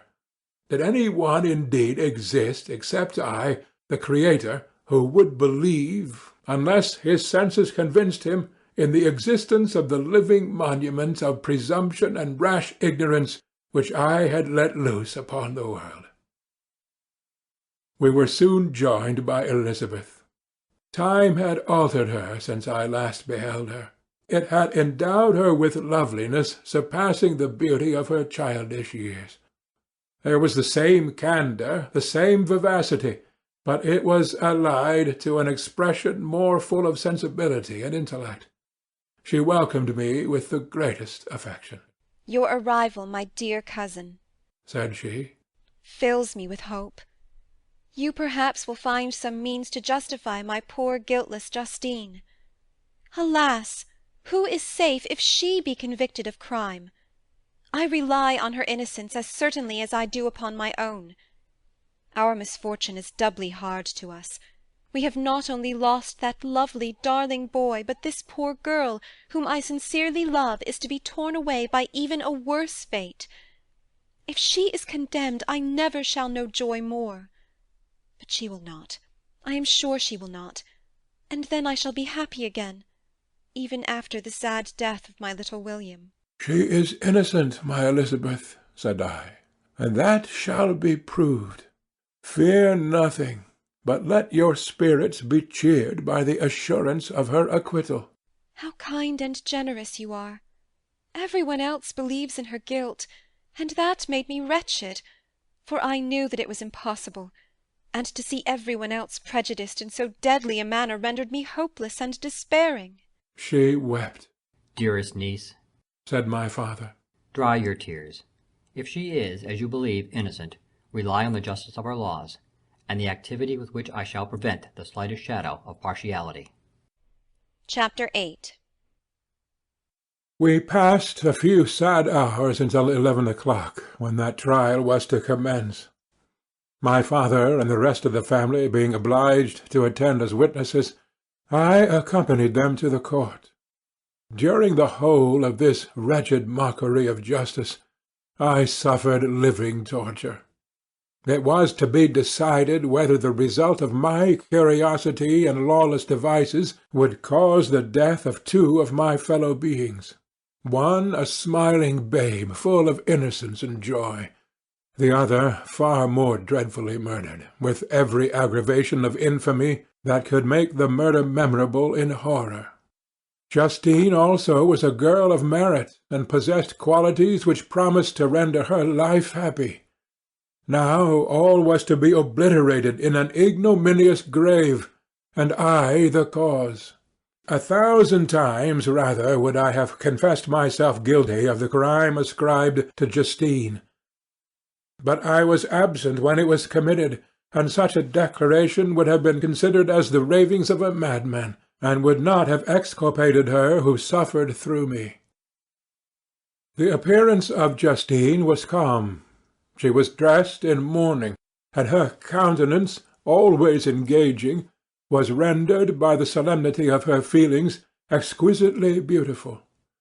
Yet she appeared confident in innocence, and did not tremble, although gazed on and execrated by thousands, for all the kindness which her beauty might otherwise have excited was obliterated in the minds of the spectators by the imagination of the enormity she was supposed to have committed. She was tranquil, yet her tranquillity was evidently constrained, and as her confusion had before been adduced as a proof of her guilt, she worked up her mind to an appearance of courage. When she entered the court, she threw her eyes round it and quickly discovered where we were seated. A tear seemed to dim her eye when she saw us, but she quickly recovered herself, and a look of sorrowful affection seemed to attest her utter guiltlessness. The trial began, and after the advocate against her had stated the charge, several witnesses were called. Several strange facts combined against her, which might have staggered anyone who had not such proof of her innocence as I had. She had been out the whole of the night on which the murder had been committed, and towards morning had been perceived by a market woman not far from the spot where the body of the murdered child had been afterwards found. The woman asked her what she did there, but she looked very strangely and only returned a confused and unintelligible answer. She returned in the house about 8 o'clock, and when one inquired where she had passed the night, she replied that she had been looking for the child, and demanded earnestly if anything had been heard concerning him. When shown the body, she fell into violent hysterics, and kept her bed for several days. The picture was then produced which the servant had found in her pocket, and when Elizabeth, in a faltering voice, proved that it was the same which, an hour before the child had been missed, she had placed round the neck, a murmur of horror and indignation filled the court. Justine was called on for her defence. As the trial had proceeded, her countenance had altered. Surprise, horror, and misery were strongly expressed. Sometimes she struggled with her tears, but when she was desired to plead, she collected her powers and spoke in an audible, although variable voice. "God knows," she said, "how entirely I am innocent, but I do not pretend that my protestations should acquit me. I rest my innocence on a plain and simple explanations of the facts which have been adduced against me, and I hope the character I have always borne will incline my judges to a favourable interpretation, where any circumstance appears doubtful or suspicious." She then related that by the permission of Elizabeth she had passed the evening of the night on which the murder had committed at the house of an aunt in Chêne, a village situated at about a league from Geneva. On her return, at about 9 o'clock, she met a man who asked her if she had seen anything of the child who was lost. She was alarmed by this account, and passed several hours in looking for him, when the gates of Geneva were shut, and she was forced to remain several hours of the night in a barn belonging to a cottage, being unwilling to call up the inhabitants, to whom she was well known. Most of the night she spent here watching. Towards morning she believed that she had slept for a few minutes. Some steps disturbed her, and she awoke. It was dawn, and she quitted her asylum, that she might again endeavour to find my brother. If she had gone near the spot where his body lay, it was without her knowledge. That she had been bewildered when questioned by the market woman was not surprising, since she had passed a sleepless night, and the fate of the poor William was yet uncertain. Concerning the picture she gave no account. "I know," continued the unhappy victim, "how heavily and fatally this one circumstance weighs against me, but I have no power of explaining it, and when I have expressed my utter ignorance, I am only left to conjecture concerning the probabilities by which it might have been placed in my pocket. But here also I am checked. I believe that I have no enemy on earth, and none surely would have been so wicked as to destroy me wantonly. Did the murderer place it there? I know of no opportunity affording him for so doing, or, if I had, why should he have stolen the jewel, to part with it again so soon? I commit my cause to the justice of my judges, yet I see no room for hope. I beg permission to have a few witnesses examined concerning my character, and if their testimony shall not overweigh my supposed guilt, I must be condemned, although I would pledge my salvation on my innocence." Several witnesses were called who had known her for many years, and they spoke well of her. but fear and hatred of the crime of which they supposed her guilty rendered them timorous and unwilling to come forward. Elizabeth saw even this last resource, her excellent dispositions and irreproachable conduct, about to fail the accursed, when, although violently agitated, she desired permission to address the court. "I am," said she, "the cousin of the unhappy child who was murdered, or rather his sister, for I was educated by and have lived with his parents ever since and even long before his birth. It may therefore be judged indecent in me to come forward on this occasion, but when I see a fellow creature about to perish through the cowardice of her pretended friends, I wish to be allowed to speak, that I may say what I know of her character. I am well acquainted with the accused. I have lived in the same house with her, at one time for 5, and at another for nearly 2 years. During all that period she appeared to me the most amiable and benevolent of human creatures. She nursed Madame Frankenstein, my aunt, in her last illness, with the greatest affection and care, and afterwards attended her own mother during a tedious illness in a manner that excited the admiration of all who knew her, after which she again lived in my uncle's house, where she was beloved by all the family. She was warmly attached to the child who is now dead, and acted towards him like a most affectionate mother. For my own part, I do not hesitate to say that, notwithstanding all the evidence produced against her, I believe and rely on her perfect innocence. She had no temptation for such an action.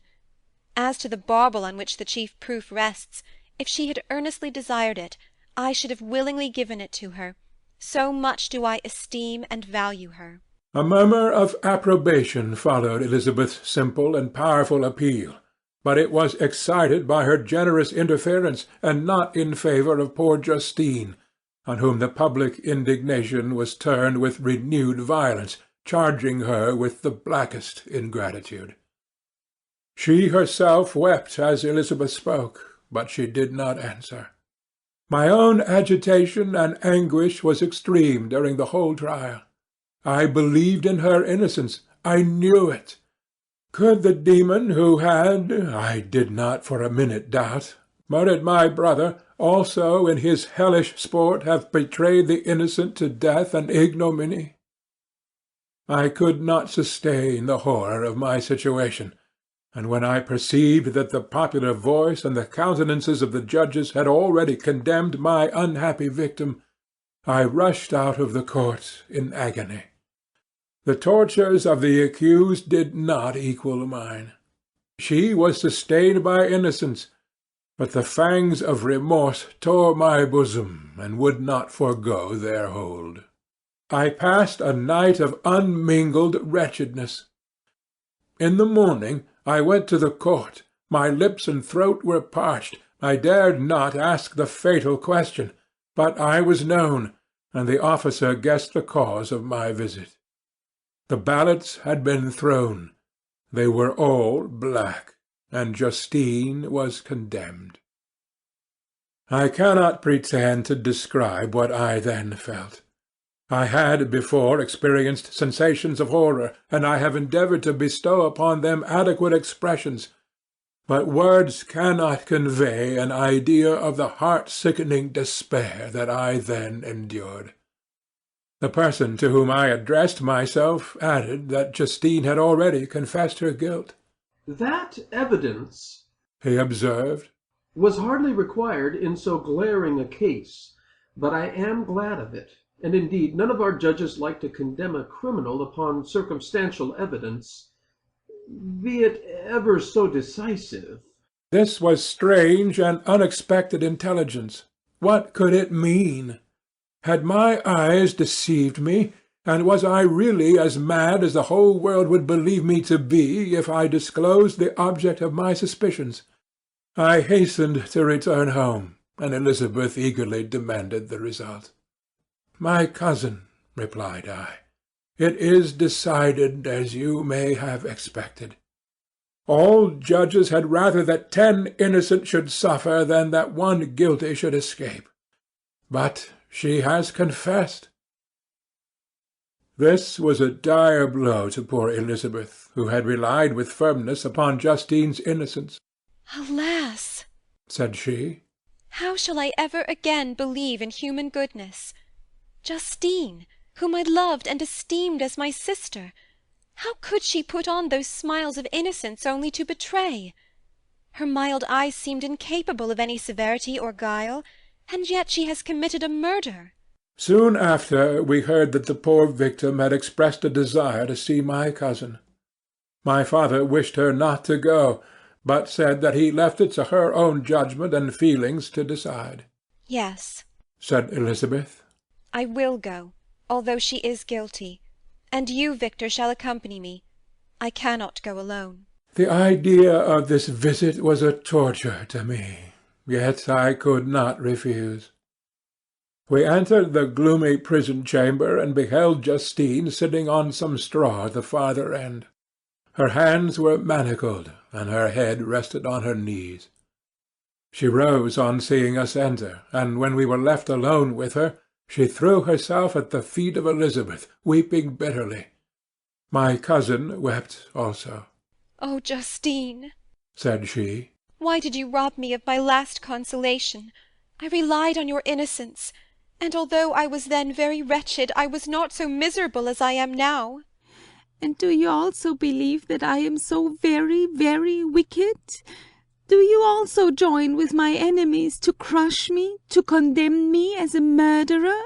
Her voice was suffocated with sobs. "Rise, my poor girl," said Elizabeth. "Why do you kneel if you are innocent? I am not one of your enemies. I believed you guiltless, notwithstanding every evidence, until I heard that you had yourself declared your guilt. That report, you say, is false, and be assured, dear Justine, that nothing can shake my confidence in you for a moment but your own confession." "I did confess, but I confessed a lie. I confessed that I might obtain absolution, but now that falsehood lies heavier at my heart than all my other sins. The God of heaven forgive me. Ever since I was condemned, my confessor has besieged me. He threatened and menaced until I almost began to think that I was the monster that he said I was. He threatened excommunication and hellfire in my last moments if I continued obdurate. Dear lady, I had none to support me. All looked on me as a wretch doomed to ignominy and perdition. What could I do? In an evil hour I subscribed to a lie, and now only am I truly miserable." She paused, weeping, and then continued.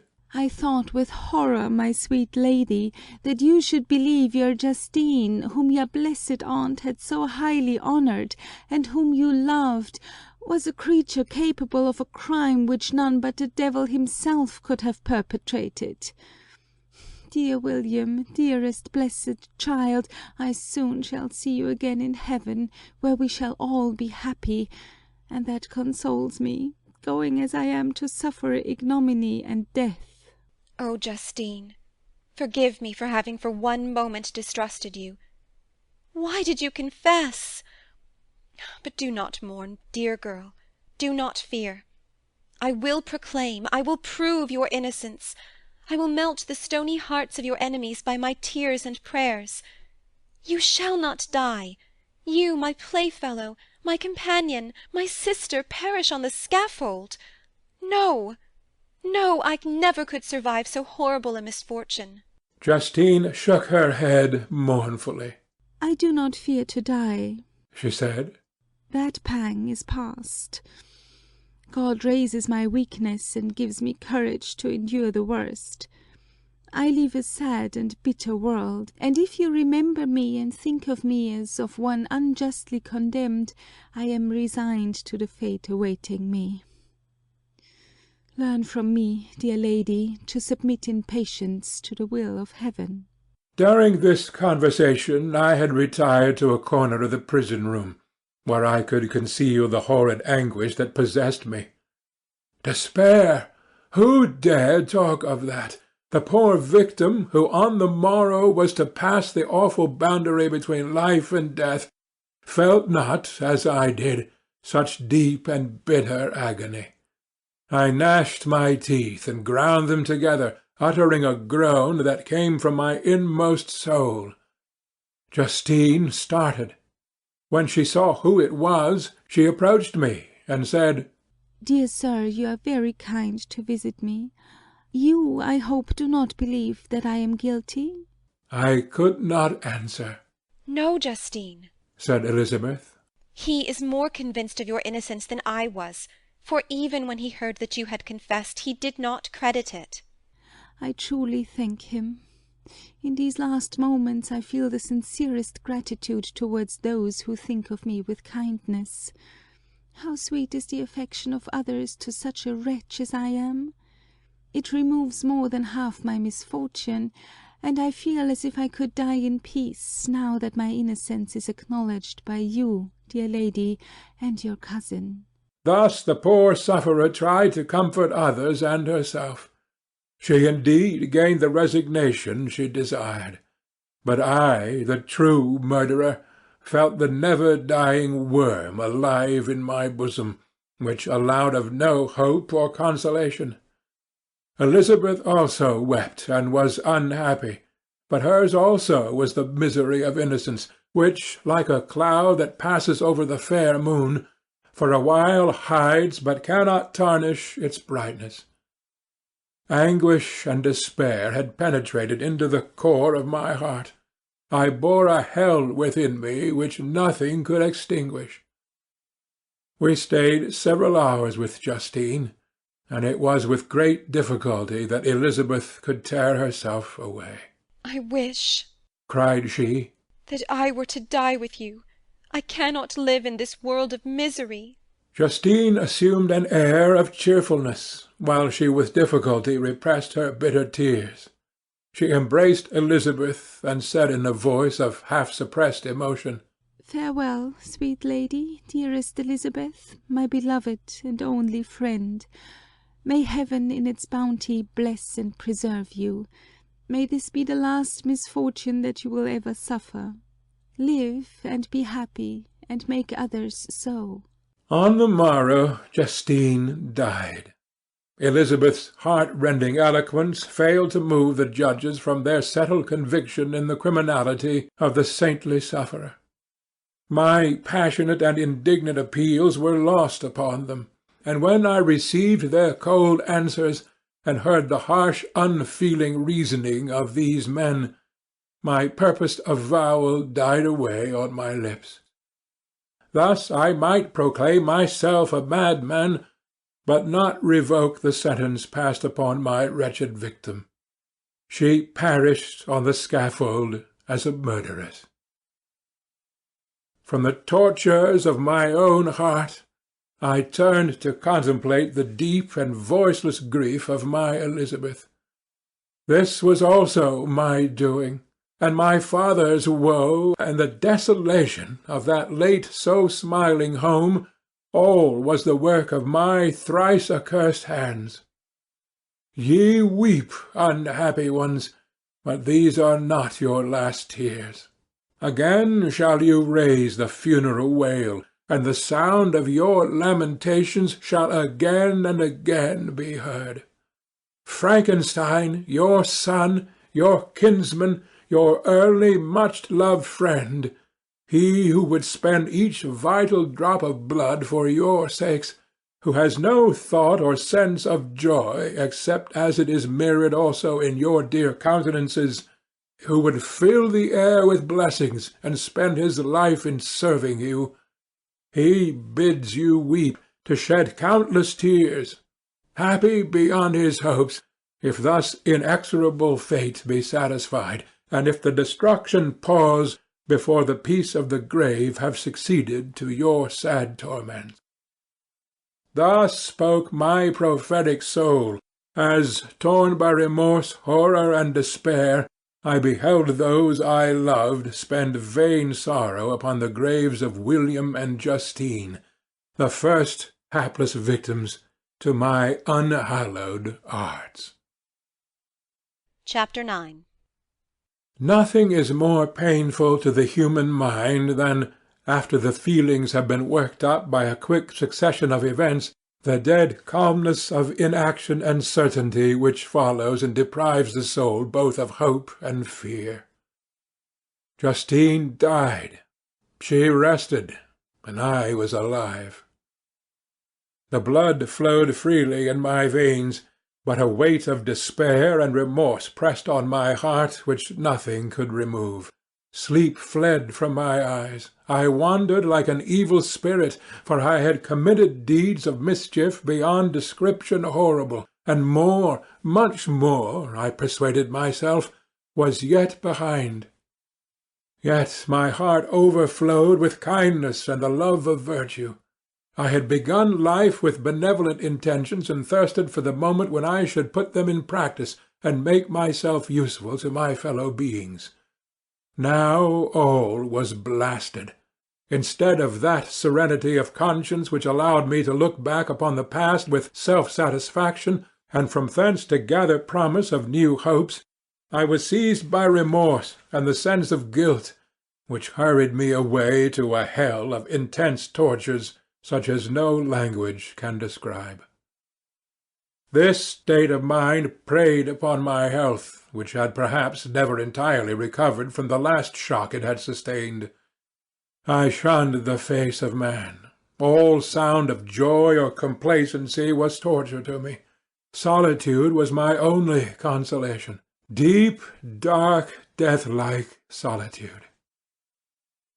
My father observed with pain the alteration perceptible in my disposition and habits, and endeavoured, by arguments deduced from the feelings of his serene conscience and guiltless life, to inspire me with fortitude and awaken in me the courage to dispel the dark cloud which brooded over me. "Do you think, Victor," said he, "that I do not suffer also? No one could love a child more than I loved your brother." Tears came into his eyes as he spoke. "But is it not a duty to the survivors that we should refrain from augmenting their unhappiness by an appearance of immoderate grief? It is also a duty owed to yourself, for excessive sorrow prevents improvement, or enjoyment, or even the discharge of daily usefulness, without which no man is fit for society." This advice, although good, was totally inapplicable to my case. I should have been the first to hide my grief and console my friends, if remorse had not mingled its bitterness, and terror its alarm, with my other sensations. Now I could only answer my father with a look of despair, and endeavour to hide myself from his view. About this time we retired to our house at Bellerive. This change was particularly agreeable to me.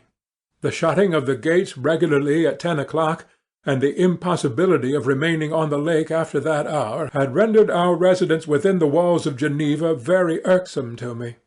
I was now free. Often, after the rest of the family had retired for the night, I took the boat and passed many hours upon the water. Sometimes, with my sail set, I was carried by the wind, and sometimes, after rowing into the middle of the lake, I left the boat to pursue its own course, and gave way to my own miserable reflections. I was often tempted, when all was at peace around me, and I the only unquiet thing that wandered restless in a scene so beautiful and heavenly, if I, except some bat or the frogs, whose harsh and interrupted croaking was heard only when I approached the shore, often, I say, I was tempted to plunge into the silent lake, that the waters might close over me and my calamities forever.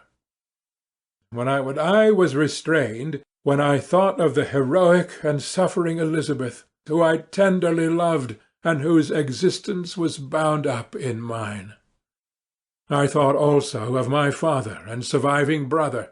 Should I by my base desertion leave them exposed and unprotected to the malice of the fiend whom I had let loose among them? At these moments I wept bitterly, and wished that peace would revisit my mind, only that I might afford them consolation and happiness. But that could not be. Remorse extinguished every hope. I had been the author of unalterable evils, and I lived in daily fear lest the monster whom I had created should perpetrate some new wickedness. I had an obscure feeling that all was not over, and that he would still commit some signal crime which by its enormity should almost efface the recollection of the past. There was always scope for fear so long as anything I loved remained behind. My abhorrence of this fiend cannot be conceived. There was always scope for fear so long as anything I loved remained behind. My abhorrence of this fiend cannot be conceived. When I thought of him, I gnashed my teeth, my eyes became inflamed, and I ardently wished to extinguish that life which I had so thoughtlessly bestowed. When I reflected on his crimes and malice, my hatred and revenge burst all bounds of moderation. I would have made a pilgrimage to the highest peak of the Andes, could I, when there, have precipitated him to their base. I wished to see him again, that I might wreak the utmost extent of abhorrence on his head, and avenge the deaths of William and Justine. Our house was the house of mourning. My father's health was deeply shaken by the horror of the recent events. Elizabeth was sad and desponding. She no longer took delight in her ordinary occupations. All pleasure seemed to her sacrilege toward the dead. Eternal woe and tears she then thought was the just tribute she should pay to innocence so blasted and destroyed. She was no longer that happy creature who in earlier youth wandered with me on the banks of the lake and talked with ecstasy of our future prospects. The first of these sorrows which are sent to wean us from the earth had visited her, and its dimming influence quenched her dearest smiles. When I reflect, my dear cousin, said she, on the miserable death of Justine Moritz, I no longer see the world and its works as they before appeared to me. Before, I looked upon the accounts of vice and injustice that I read in books or heard from others as tales of ancient days or imaginary evils. At least they were remote and more familiar to reason than to the imagination. But now misery has come home, and men appear to me as monsters thirsting for each other's blood. Yet I am certainly unjust. Everybody believed that poor girl to be guilty, and if she could have committed the crime for which she suffered, assuredly she would have been the most depraved of human creatures. For the sake of a few jewels, to have murdered the son of her benefactor and friend, a child whom she had nursed from its birth, and appeared to love as if it had been her own. I could not consent to the death of any human being, but certainly I should have thought such a creature unfit to remain in the society of men. But she was innocent. I know, I feel she was innocent. You are of the same opinion, and that confirms me. Alas! Victor, when falsehood can look so like the truth, who can assure themselves of certain happiness? I feel as if I were walking on the edge of a precipice, towards which thousands are crowding and endeavouring to plunge me into the abyss. William and Justine were assassinated, and the murderer escapes. He walks about the world free, and perhaps respected. But even if I were condemned to suffer on the scaffold for the same crimes, I would not change places with such a wretch. I listened to this discourse with the extremest agony. I, not in deed, but in effect, was the true murderer. Elizabeth read my anguish in my countenance, and kindly taking my hand, said, My dearest friend, you must calm yourself. These events have affected me, God knows how deeply, but I am not so wretched as you are. There is an expression of despair, and sometimes of revenge in your countenance that makes me tremble. Dear Victor, banish these dark passions. Remember the friends around you, who centre all their hopes in you. Have we lost the power of rendering you happy? Ah, while we love, while we are true to each other, here in this land of peace and beauty, your native country, we may reap every tranquil blessing. What can disturb our peace? And could not such words from her whom I fondly prized before every other gift of fortune suffice to chase away the fiend that lurked in my heart? Even as she spoke, I drew near to her, as if in terror, lest at that very moment the destroyer had been near to rob me of her. Thus not the tenderness of friendship, nor the beauty of earth nor of heaven, could redeem my soul from woe. The very accents of love were ineffectual. I was encompassed by a cloud which no beneficial influence could penetrate. The wounded deer, dragging its fainting limbs to some untrodden brake, there to gaze upon the arrow which had pierced it, and to die, was but a type of me. Sometimes I could cope with the sullen despair that overwhelmed me, but sometimes the whirlwind passions of my soul drove me to seek, by bodily exercise and by change of place, some relief from my intolerable sensations. It was during an access of this kind that I suddenly left my home, and bending my step towards the near Alpine alleys, sought in the magnificence, the eternity of such scenes to forget myself and my ephemeral, because human, sorrows. My wanderings were directed towards the valley of Chamonix. I had visited it frequently during my boyhood. 6 years had passed since then. I was a wreck, but naught had changed in those savage and enduring scenes. I performed the first part of my journey on horseback. I afterwards hired a mule, as the more sure-footed and least liable to receive injury on these rugged roads. The weather was fine. It was about the middle of the month of August, nearly 2 months after the death of Justine, that miserable epoch from which I dated all my woe.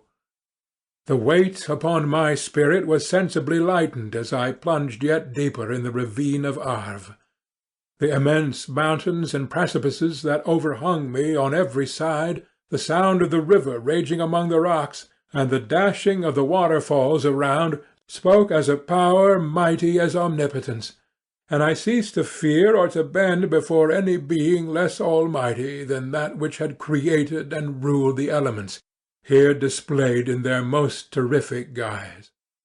Still, as I ascended higher, the valley assumed a more magnificent and astonishing character.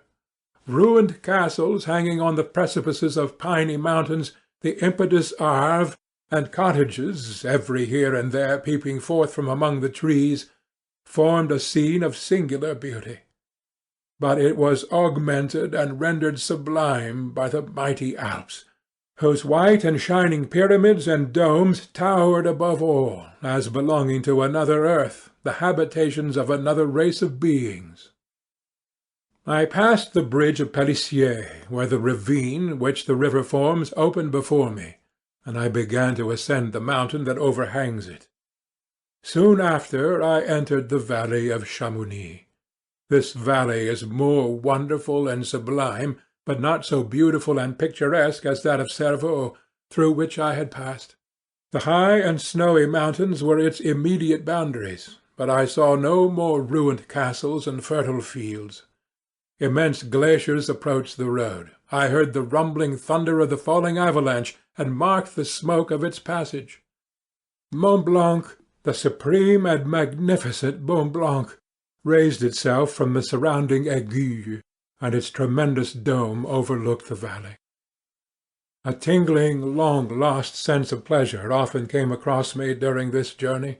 Some turn in the road, some new object suddenly perceived and recognized, reminded me of days gone by, and were associated with the light-hearted gaiety of boyhood. The very winds whispered in soothing accents, and maternal nature bade me weep no more. Then again the kindly influence ceased to act. I found myself fettered again to grief, and indulging in all the misery of reflection. Then I spurred on my animal, striving so to forget the world, my fears, and more than all, myself. Or, in a more desperate fashion, I alighted and threw myself on the grass, weighed down by horror and despair. At length I arrived in the village of Chamonix. Exhaustion succeeded to the extreme fatigue both of body and of mind which I had endured. For a short space of time I remained at the window, watching the pallid lightnings that played above Mont Blanc, and listening to the rushing of the Arve, which pursued its noisy way beneath. The same lulling sounds acted as a lullaby to my too keen sensations. When I placed my heart upon my pillow, sleep crept over me.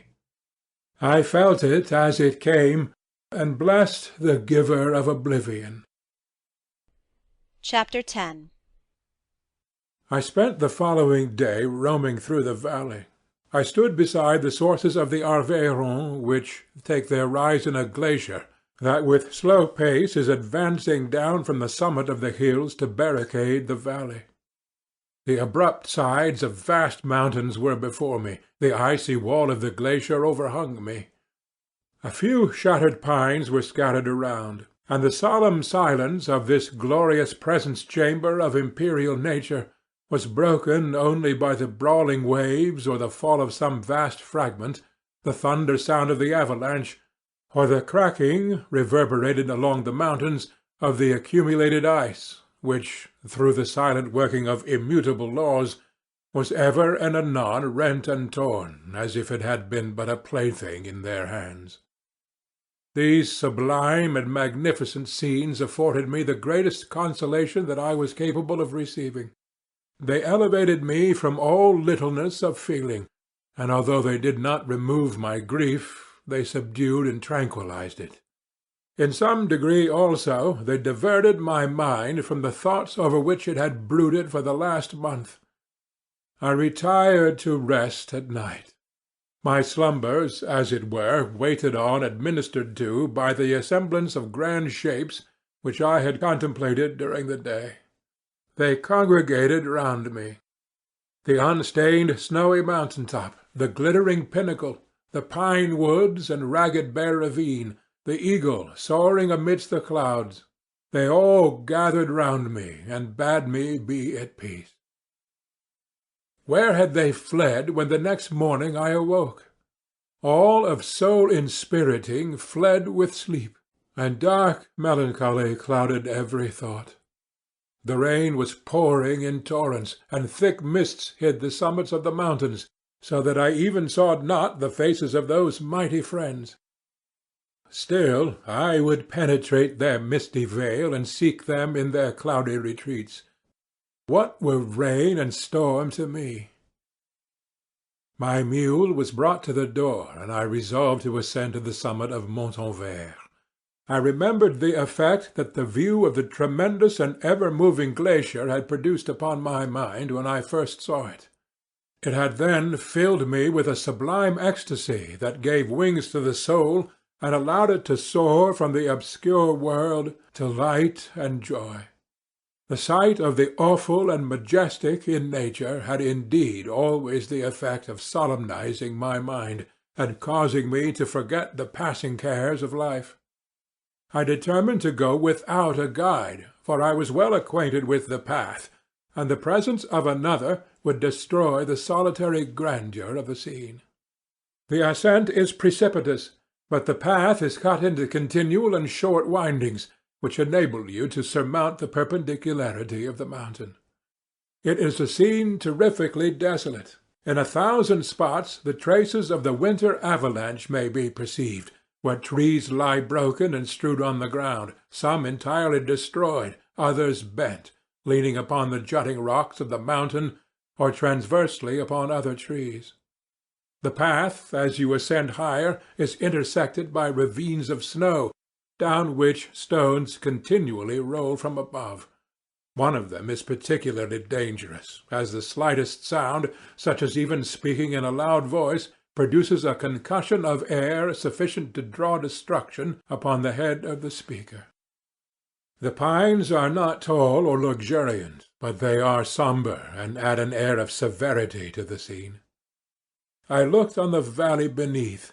Vast mists were rising from the rivers which run through it, and curling in thick wreaths around the opposite mountains, whose summits were hid in the uniform clouds, while rain poured from the dark sky and added to the melancholy impression I received from the objects around me.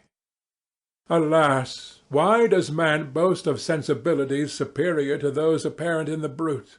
It only renders them more necessary beings. If our impulses were confined to hunger, thirst, and desire, we might be nearly free. But now we are moved by every wind that blows, and a chance word or scene that word may convey to us. We rest. A dream has power to poison sleep. We rise. One wandering thought pollutes the day. We feel, conceive, or reason, laugh or weep, embrace fond woe, or cast our cares away. It is the same, for, be it joy or sorrow, the path of its departure still is free. Man's yesterday may ne'er be like his morrow. Naught may endure but mutability. It was nearly noon when I arrived at the top of the ascent. For some time I sat upon the rock that overlooks the sea of ice. A mist covered both that and the surrounding mountains. Presently a breeze dissipated the cloud, and I descended upon the glacier. The surface is very uneven, rising like the waves of a troubled sea, descending low, and interspersed by rifts that sink deep. The field of ice is almost a league in width, but I spent nearly 2 hours in crossing it. The opposite mountain is a bare, perpendicular rock. From the side where I now stood, Montanvert was exactly opposite, at a distance of a league, and above it rose Mont Blanc, in awful majesty. I remained in a recess of the rock, gazing on this wonderful and stupendous scene. The sea, or rather the vast river of ice, wound among its dependent mountains, whose aerial summits hung over its recesses. Their icy and glittering peaks shone in the sunlight over the clouds. My heart, which was before sorrowful, now swelled with something like joy. I exclaimed, "Wandering spirits, if indeed ye wander, and do not rest in your narrow beds, allow me this faint happiness, or take me as your companion away from the joys of life." As I said this, I suddenly beheld the figure of a man at some distance, advancing towards me with superhuman speed. He bounded over the crevices in the ice, among which I had walked with caution. His stature also, as he approached, seemed to exceed that of man. I was troubled, a mist came over my eyes, and I felt a faintness seize me. But I was quickly restored by the cold gale of the mountains. I perceived, as the shape came nearer, sight tremendous and abhorred, that it was the wretch whom I had created. I trembled with rage and horror, resolving to wait his approach and then close with him in mortal combat. He approached. His countenance bespoke bitter anguish, combined with disdain and malignity, while its unearthly ugliness rendered it almost too horrible for human eyes. But I scarcely observed this. Rage and hatred had at first deprived me of utterance, and I recovered only to overwhelm him with words expressive of furious detestation and contempt. "Devil!" I exclaimed, "do you dare approach me, and do not you fear the fierce vengeance of my arm raked on your miserable head? Begone, vile insect, or rather stay, that I may trample you to dust. And oh, that I could, with the extinction of your miserable existence, restore those victims whom you have so diabolically murdered." "I expected this reception," said the demon. "All men hate the wretched. How then must I be hated who am miserable beyond all living things? Yet you, my creator, detest and spurn me, thy creature, to whom thou art bound by ties only dissoluble by the annihilation of one of us. You propose to kill me. How dare you sport thus with life?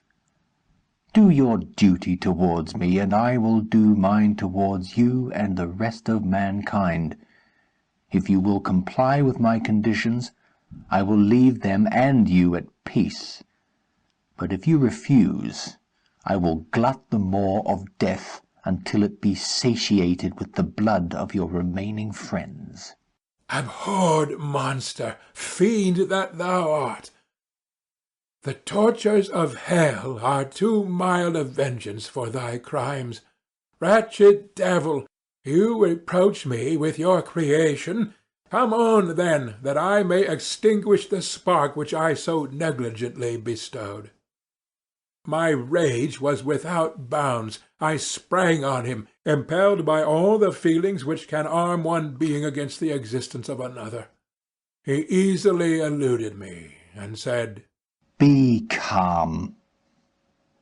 I entreat you to hear me before you give vent to your hatred on my devoted head. Have I not suffered enough that you seek to increase my misery? Life, although it may only be an accumulation of anguish, is dear to me, and I will defend it. Remember, thou hast made me more powerful than thyself. My height is superior to thine, my joints more supple. But I will not be tempted to set myself in opposition to thee. I am thy creature, and I will be even mild and docile to my natural lord and king, if thou wilt also perform thy part, the which thou owest me. O Frankenstein, be not equitable to every other, and trample upon me alone, to whom thy justice, and even thy clemency and affection, is most due. Remember that I am thy creature. I ought to be thy Adam, but I am rather the fallen angel whom thou drivest from joy for no misdeed. Everywhere I see bliss from which I alone am irrevocably excluded. I was benevolent and good. Misery made me a fiend. Make me happy, and I shall again be virtuous. Begone! I will not hear you. There can be no community between you and me. We are enemies. Begone, or let us try our strength in a fight, in which one must fall. How can I move thee? Will no entreaties cause thee to turn a favourable eye upon thy creature, who implores thy goodness and compassion? Believe me, Frankenstein, I was benevolent. My soul glowed with love and humanity. But am I not alone, miserably alone? You, my creator, abhor me. What hope can I gather from your fellow creatures who owe me nothing? They spurn and hate me. The desert mountains and dreary glaciers are my refuge. I have wandered here many days. The caves of ice, which I only do not fear, are a dwelling to me, and the only one which man does not grudge. These bleak skies I hail, for they are kinder to me than your fellow beings. If the multitude of mankind knew of my existence, they would do as you do, and arm themselves for my destruction. Shall I not then hate them who abhor me? I will keep no terms with my enemies. I am miserable, and they shall share my wretchedness. Yet it is in your power to recompense me, and deliver them from an evil which it only remains for you to make so great, that not only you and your family, but thousands of others shall be swallowed up in the whirlwinds of its rage. Let your compassion be moved, and do not disdain me. Listen to my tale. When you have heard that, abandon or commiserate me, as you shall judge that I deserve, but hear me. The guilty are allowed by human laws, bloody as they are, to speak in their own defence before they are condemned. Listen to me, Frankenstein. You accuse me of murder, and yet you would, with a satisfied conscience, destroy your own creature. Oh, praise the eternal justice of man! Yet I ask you not to spare me. Listen to me, and then, if you can, and if you will, destroy the work of your hands. Why do you call to remembrance, I rejoined, circumstances of which I shudder to reflect, that I have been the miserable origin and author? Cursed be the day, abhorred devil, in which you first saw light. Cursed, although I curse myself, be the hands that formed you. You have made me wretched beyond expression. You have left me no power to consider whether I am just to you or not. Begone! Relieve me from the sight of your detested form. Thus I relieve thee, my Creator, he said, and placed his hated hands before my eyes, which I flung from me with violence. Thus I take from thee a sight which you abhor. Still, thou canst listen to me and grant me thy compassion. By the virtues that I once possessed, I demand this from you. Hear my tale. It is long and strange, and the temperature of this place is not fitting to your fine sensations. Come to the hut upon the mountain. The sun is yet high in the heavens. Before it descends to hide itself behind your snowy precipices and illuminate another world, you will have heard my story and can decide. On you it rests, whether I quit forever the neighbourhood of man and lead a harmless life, or become the scourge of your fellow creatures, and the author of your own speedy ruin. As he said this, he led the way across the ice. I followed. My heart was full, and I did not answer him, but as I proceeded, I weighed the various arguments that he had used, and determined at least to listen to his tale. I was partly urged by curiosity, and compassion confirmed my resolution. I had hitherto supposed him to be the murderer of my brother, and I eagerly sought a confirmation or denial of this opinion. For the first time, also, I felt what the duties of a creator towards his creature were, and that I ought to render him happy before I complained of his wickedness. These motives urged me to comply with his demand. We crossed the ice, therefore, and ascended the opposite rock. The air was cold, and the rain again began to descend. We entered the hut, the fiend with an air of exultation, I with a heavy heart and depressed spirits. But I consented to listen, and seating myself by the fire which my odious companion had lighted, he thus began his tale. Chapter 11. It is with considerable difficulty that I remember the original era of my being. All the events of that period appear confused and indistinct. A strange multiplicity of sensations seized me, and I saw, felt, heard, and smelt at the same time, and it was, indeed, a long time before I learned to distinguish between the operations of my various senses.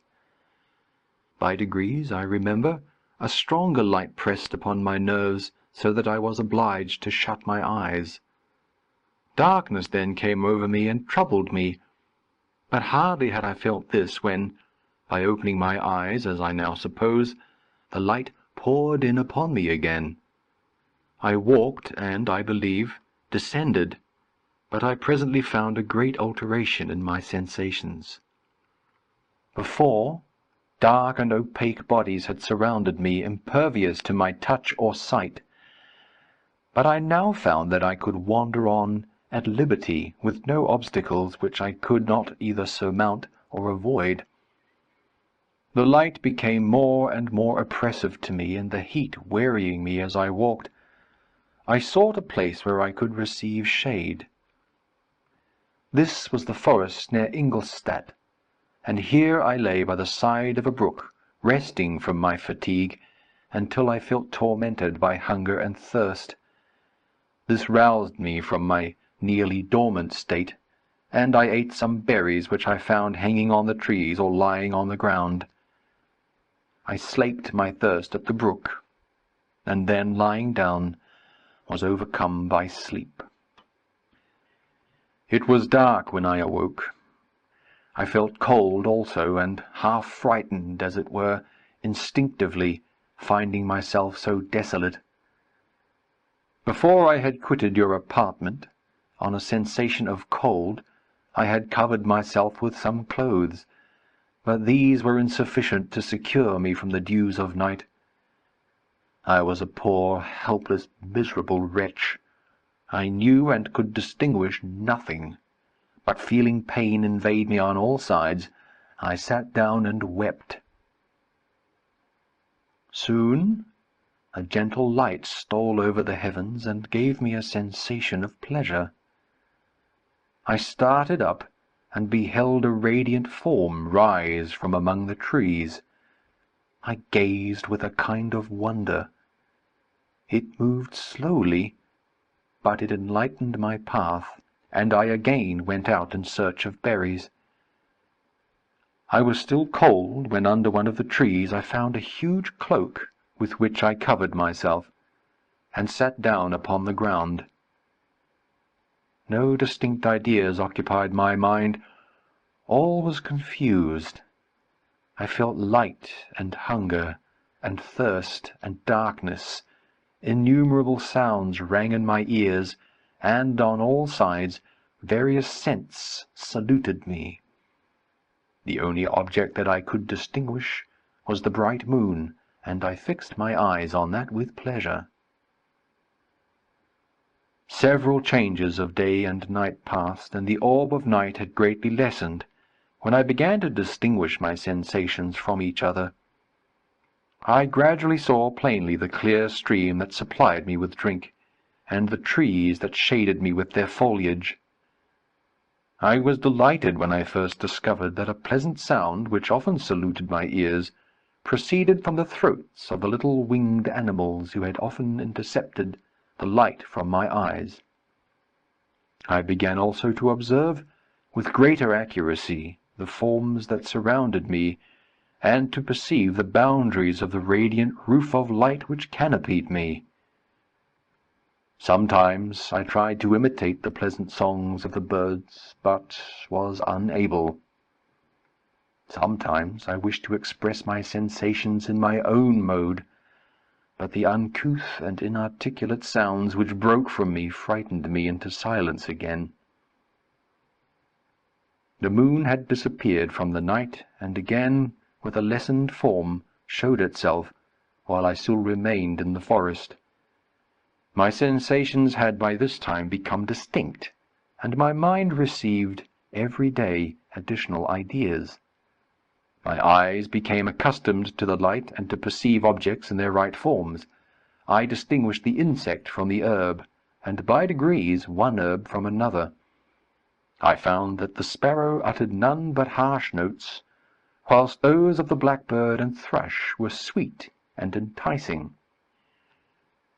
One day, when I was oppressed by cold, I found a fire which had been left by some wandering beggars, and was overcome with delight at the warmth I experienced from it. In my joy I thrust my hand into the live embers, but quickly drew it out again with a cry of pain. How strange, I thought, that the same cause should produce such opposite effects. I examined the materials of the fire, and to my joy found it to be composed of wood. I quickly collected some branches, but they were wet, and would not burn. I was pained at this, and sat still, watching the operation of the fire.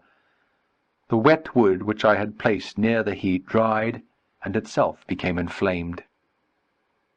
I reflected on this, and by touching the various branches I discovered the cause, and busied myself in collecting a great quantity of wood, that I might dry it, and have a plentiful supply of fire. When night came on and brought sleep with it, I was in the greatest fear lest my fire should be extinguished. I covered it carefully with dry wood and leaves, and placed wet branches upon it, and then, spreading my cloak, I lay on the ground and sank into sleep. It was morning when I awoke, and my first care was to visit the fire. I uncovered it, and a gentle breeze quickly fanned it into a flame. I observed this also, and contrived a fan of branches, which roused the embers when they were nearly extinguished. When night came again, I found with pleasure that the fire gave light as well as heat, and that the discovery of this element was useful to me in my food, for I found some of the offals that the travellers had left had been roasted, and tasted much more savoury than the berries I gathered from the trees. I tried therefore to dress my food in the same manner, placing it on the live embers. I found that the berries were spoiled by this operation, and the nuts and roots much improved. Food, however, became scarce, and I often spent the whole day searching in vain for a few acorns to assuage the pangs of hunger. When I found this, I resolved to quit the place that I had hitherto inhabited, to seek for one where the few wants I experienced would be more easily satisfied. In this emigration, I exceedingly lamented the loss of the fire which I had obtained through accident, and knew not how to reproduce it.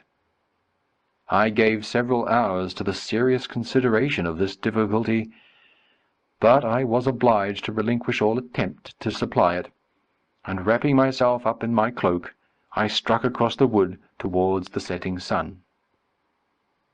I passed 3 days in these rambles, and at length discovered the open country. A great fall of snow had taken place the night before, and the fields were of one uniform white. The appearance was disconsolate, and I found my feet chilled by the cold, damp substance that covered the ground. It was about 7 in the morning, and I longed to obtain food and shelter. At length I perceived a small hut on a rising ground, which had doubtless been built for the convenience of some shepherd. This was a new sight to me, and I examined the structure with great curiosity. Finding the door open, I entered. An old man sat in it near a fire, over which he was preparing his breakfast. He turned on hearing a noise, and perceiving me, shrieked loudly, and quitting the hut, ran across the fields with a speed of which his debilitated form hardly appeared capable. His appearance, different from any I had ever before seen, and his flight, somewhat surprised me. But I was enchanted by the appearance of the hut. Here the snow and rain could not penetrate. The ground was dry, and it presented to me then as exquisite and divine a retreat as pandemonium appeared to the demons of hell after their sufferings in the lake of fire. I greedily devoured the remnants of the shepherd's breakfast, which consisted of bread, cheese, milk, and wine. The latter, however, I did not like. Then, overcome by fatigue, I lay down among some straw and fell asleep. It was noon when I awoke, and allured by the warmth of the sun, which shone brightly on the white ground, I determined to recommence my travels, and, deposing the remains of the peasant's breakfast in a wallet I found, I proceeded across the fields for several hours, until at sunset I arrived at a village. How miraculous did this appear! The huts, the neater cottages, and stately houses engaged my admiration by turns. The vegetables in the gardens, the milk and cheese that I saw placed at the windows of some of the cottages, allured my appetite. One of the best of these I entered, but I had hardly placed my foot within the door before the children shrieked, and some of the women fainted. The whole village was roused. Some fled, some attacked me, until, grievously bruised by stones and many other kinds of missile weapons, I escaped to the open country, and fearfully took refuge in a low hovel, quite bare, and making a wretched appearance after the palaces I had beheld in the village. This hovel, however, joined a cottage of a neat and pleasant appearance, but, after my late dearly bought experience, I dared not enter it. My place of refuge was constructed of wood, but so low that I could with difficulty sit upright in it. No wood, however, was placed on the earth which formed the floor, but it was dry, and although the wind entered it by innumerable chinks, I found it an agreeable asylum from the snow and rain. Here then I retreated, and lay down happy to have found a shelter, however miserable, from the inclemency of the season, and still more from the barbarity of man. As soon as morning dawned, I crept from my kennel, that I might view the adjacent cottage, and discover if I could remain in the habitation I had found. It was situated against the back of the cottage, and surrounded on the sides, which were exposed by a pigsty and a clear pool of water. One part was open, and by that I had crept in, but now I covered every crevice by which I might be perceived with stones and wood, yet in such a manner that I might move them on occasion to pass out. All the light I enjoyed came through the sty, and that was sufficient for me.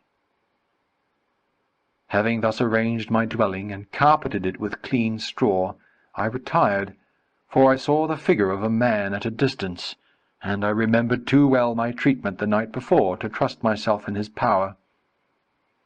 I had first, however, provided for my sustenance for that day by a loaf of coarse bread, which I purloined, and a cup with which I could drink more conveniently than from my hand of the pure water which flowed by my retreat. The floor was a little raised, so that it was kept perfectly dry, and by its vicinity to the chimney of the cottage it was tolerably warm. Being thus provided, I resolved to reside in this hovel until something should occur which might alter my determination. It was indeed a paradise, compared to the bleak forest, my former residence, the rain-dropping branches and dank earth. I ate my breakfast with pleasure, and was about to remove a plank to procure myself a little water, when I heard a step, and looking through a small chink, I beheld a young creature with a pail on her head passing before my hovel. The girl was young and of gentle demeanour, unlike what I have since found cottagers and farmhouse servants to be. Yet she was meanly dressed, a coarse blue petticoat and a linen jacket being her only garb. Her fair hair was plaited, but not adorned. She looked patient yet sad. I lost sight of her, and in about a quarter of an hour she returned, bearing the pail, which was now partly filled with milk. As she walked along, seemingly incommoded by the burden, a young man met her, whose countenance expressed a deeper despondence. Uttering a few sounds with an air of melancholy, he took the pail from her head, and bore it to the cottage himself. She followed, and they disappeared. Presently I saw the young man again, with some tools in his hand, cross the field behind the cottage, and the girl was also busied, sometimes in the house, and sometimes in the yard. On examining my dwelling, I found that one of the windows of the cottage had formerly occupied a part of it, but the panes had been filled up with wood. In one of these was a small and almost imperceptible chink through which the eye could just penetrate. Through this crevice a small room was visible, whitewashed and clean, but very bare of furniture. In one corner, near a small fire, sat an old man, leaning his head on his hands in a disconsolate attitude. The young girl was occupied in arranging the cottage, but presently she took something out of a drawer which employed her hands, and she sat down beside the old man, who, taking up an instrument, began to play, and to produce sounds sweeter than the voice of the thrush or the nightingale. It was a lovely sight, even to me, poor wretch, who had never beheld aught beautiful before. The silver hair and benevolent countenance of the aged cottager won my reverence, while the gentle manners of the girl enticed my love. He played a sweet mournful air, which I perceived drew tears from the eyes of his amiable companion, of which the old man took no notice, until she sobbed audibly. He then pronounced a few sounds, and the fair creature, leaving her work, knelt at his feet. He raised her and smiled with such kindness and affection that I felt sensations of a peculiar and overpowering nature. They were a mixture of pain and pleasure, such as I had never before experienced, either from hunger or cold, warmth or food, and I withdrew from the window, unable to bear these emotions. Soon after this the young man returned, bearing on his shoulders a load of wood. The girl met him at the door, helped to relieve him of his burden, and, taking some of the fuel into the cottage, placed it on the fire. Then she and the youth went apart into a nook of the cottage, and he showed her a large loaf and a piece of cheese. She seemed pleased, and went into the garden for some roots and plants, which she placed in water, and then upon the fire. She afterwards continued her work, whilst the young man went into the garden, and appeared busily employed in digging and pulling up roots. After he had been employed thus about an hour, the young woman joined him, and they entered the cottage together. The old man had in the meantime been pensive, but on the appearance of his companions he assumed a more cheerful air, and they sat down to eat. The meal was quickly dispatched. The young woman was again occupied in arranging the cottage. The old man walked before the cottage in the sun for a few minutes, leaning on the arm of the youth. Nothing could exceed in beauty the contrast between these two excellent creatures. One was old, with silver hairs, and a countenance beaming with benevolence and love. The younger was slight and graceful in his figure, and his features were moulded with the finest symmetry. Yet his eyes and attitude expressed the utmost sadness and despondency. The old man returned to the cottage, and the youth, with tools different from those he had used in the morning, directed his steps across the fields. Night quickly shut in, but, to my extreme wonder, I found that the cottages had a means of prolonging light by the use of tapers, and was delighted to find that the setting of the sun did not put an end to the pleasure I experienced in watching my human neighbours. In the evening the young girl and her companion were employed in various occupations which I did not understand, and the old man again took up the instrument which produced the divine sounds that had enchanted me in the morning. So soon as he had finished, the youth began, not to play, but to utter sounds that were monotonous, and neither resembling the harmony of the old man's instrument nor the songs of the birds. I since found that he read aloud, but at that time I knew nothing of the science of words or letters. The family, after having been thus occupied for a short time, extinguished their lights and retired, as I conjectured, to rest. Chapter 12. I lay on my straw, but I could not sleep. I thought of the occurrences of the day. What chiefly struck me was the gentle manners of these people, and I longed to join them, but dared not. I remembered too well the treatment I had suffered the night before from the barbarous villagers, and resolved, whatever course of conduct I might hereafter think it right to pursue, that for the present I would remain quietly in my hovel, watching and endeavouring to discover the motives which influenced their actions. The cottagers arose the next morning before the sun. The young woman arranged the cottage and prepared the food, and the youth departed after the first meal.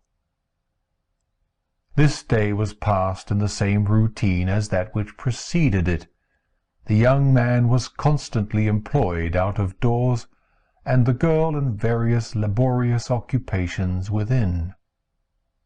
The old man, whom I soon perceived to be blind, employed his leisure hours on his instrument or in contemplation. Nothing could exceed the love and respect which the younger cottagers exhibited towards their venerable companion. They performed towards him every little office of affection and duty with gentleness, and he rewarded them by his benevolent smiles. They were not entirely happy. The young man and his companion often went apart and appeared to weep. I saw no cause for their unhappiness, but I was deeply affected by it. If such lovely creatures were miserable, it was less strange that I, an imperfect and solitary being, should be wretched. Yet why were these gentle beings unhappy? They possessed a delightful house, for such it was in my eyes, and every luxury. They had a fire to warm them when chill, and delicious viands when hungry. They were dressed in excellent clothes, and still more, they enjoyed one another's company and speech, interchanging each day looks of affection and kindness. What did their tears imply? Did they really express pain? I was at first unable to solve these questions, but perpetual attention and time explained to me many appearances which were at first enigmatic. A considerable period elapsed before I discovered one of the causes of the uneasiness of this amiable family. It was poverty, and they suffered that evil in a very distressing degree. Their nourishment consisted entirely of the vegetables of their garden and the milk of one cow, which gave very little during the winter, when its masters could scarcely procure food to support it. They often, I believe, suffered the pangs of hunger very poignantly, especially the two younger cottagers, for several times they placed food before the old man, when they reserved none for themselves. This trait of kindness moved me sensibly. I had been accustomed during the night to steal a part of their store for my own consumption, but when I found that in doing this I inflicted pain on the cottagers, I abstained, and satisfied myself with berries, nuts, and roots which I gathered from a neighbouring wood.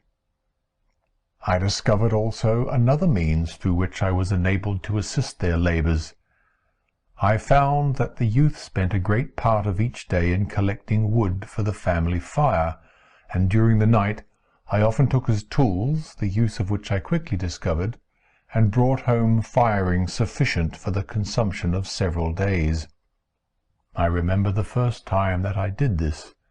The young woman, when she opened the door in the morning, appeared greatly astonished on seeing a great pile of wood on the outside. She uttered some words in a loud voice, and the youth joined her, who also expressed surprise. I observed with pleasure that he did not go to the forest that day, but spent it in repairing the cottage and cultivating the garden. By degrees I made a discovery of still greater moment. I found that these people possessed a method of communicating their experience and feelings to one another by articulate sounds. I perceived that the words they spoke sometimes produced pleasure or pain, smiles or sadness, in the minds and countenances of the hearers. This was indeed a godlike science, and I ardently desired to become acquainted with it. But I was baffled in every attempt I made for this purpose. Their pronunciation was quick, and the words they uttered not having any apparent connection with visible objects, I was unable to discover any clue by which I could unravel the mystery of their reference. By great application, however, and after having remained during the space of several revolutions of the moon in my hovel, I discovered the names that were given to some of the most familiar objects of discourse. I learned and applied the words fire, milk, bread, and wood. I learned also the names of the cottages themselves. The youth and his companion had each of them several names, but the old man had only one, which was father. The girl was called sister or Agatha, and the youth Felix, brother or son. I cannot describe the delight I felt when I learned the ideas appropriated to each of these sounds, and was able to pronounce them. I distinguished several other words, without being able as yet to understand or apply them, such as good, dearest, unhappy. I spent the winter in this manner. The gentle manners and beauty of the cottagers greatly endeared them to me. When they were unhappy, I felt depressed. When they rejoiced, I sympathized in their joys. I saw few human beings besides them, and if any other happened to enter the cottage, their harsh manners and rude gait only enhanced to me the superior accomplishments of my friends. The old man, I could perceive, often endeavoured to encourage his children, as sometimes I found that he called them, to cast off their melancholy. He would talk in a cheerful accent, with an expression of goodness that bestowed pleasure even upon me. Agatha listened with respect, her eyes sometimes filled with tears, which she endeavoured to wipe away unperceived. But I generally found that her countenance and tone were more cheerful after having listened to the exhortations of her father. It was not thus with Felix. He was always the saddest of the group, and even to my unpractised senses he appeared to have suffered more deeply than his friends. But if his countenance was more sorrowful, his voice was more cheerful than that of his sister, especially when he addressed the old man. I could mention innumerable instances which, although slight, mark the dispositions of these amiable cottagers. In the midst of poverty and want, Felix carried with pleasure to his sister the first little white flower that peeped out from beneath the snowy ground. Early in the morning, before she had risen, he cleared away the snow that obstructed her path to the milk-house, drew water from the well, and brought the wood from the outhouse, where, to his perpetual astonishment, he found his store always replenished by an invisible hand. In the day, I believe, he worked sometimes for a neighbouring farmer, because he often went forth, and did not return until dinner, yet brought no wood with him. At other times he worked in the garden, but as there was little to do in the frosty season, he read to the old man and Agatha. This reading had puzzled me extremely at first, but by degrees I discovered that he uttered many of the same sounds when he read as when he talked. I conjectured, therefore, that he found on the paper signs for speech which he understood, and I ardently longed to comprehend these also. But how was that possible when I did not even understand the sounds for which they stood as signs?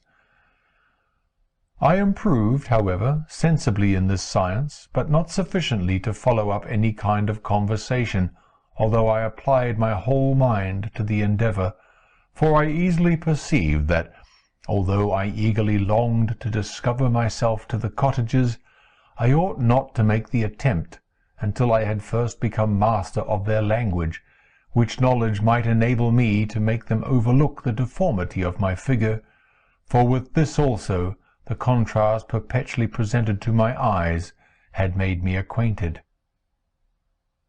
I had admired the perfect forms of my cottagers, their grace, beauty, and delicate complexions, but how was I terrified when I viewed myself in a transparent pool!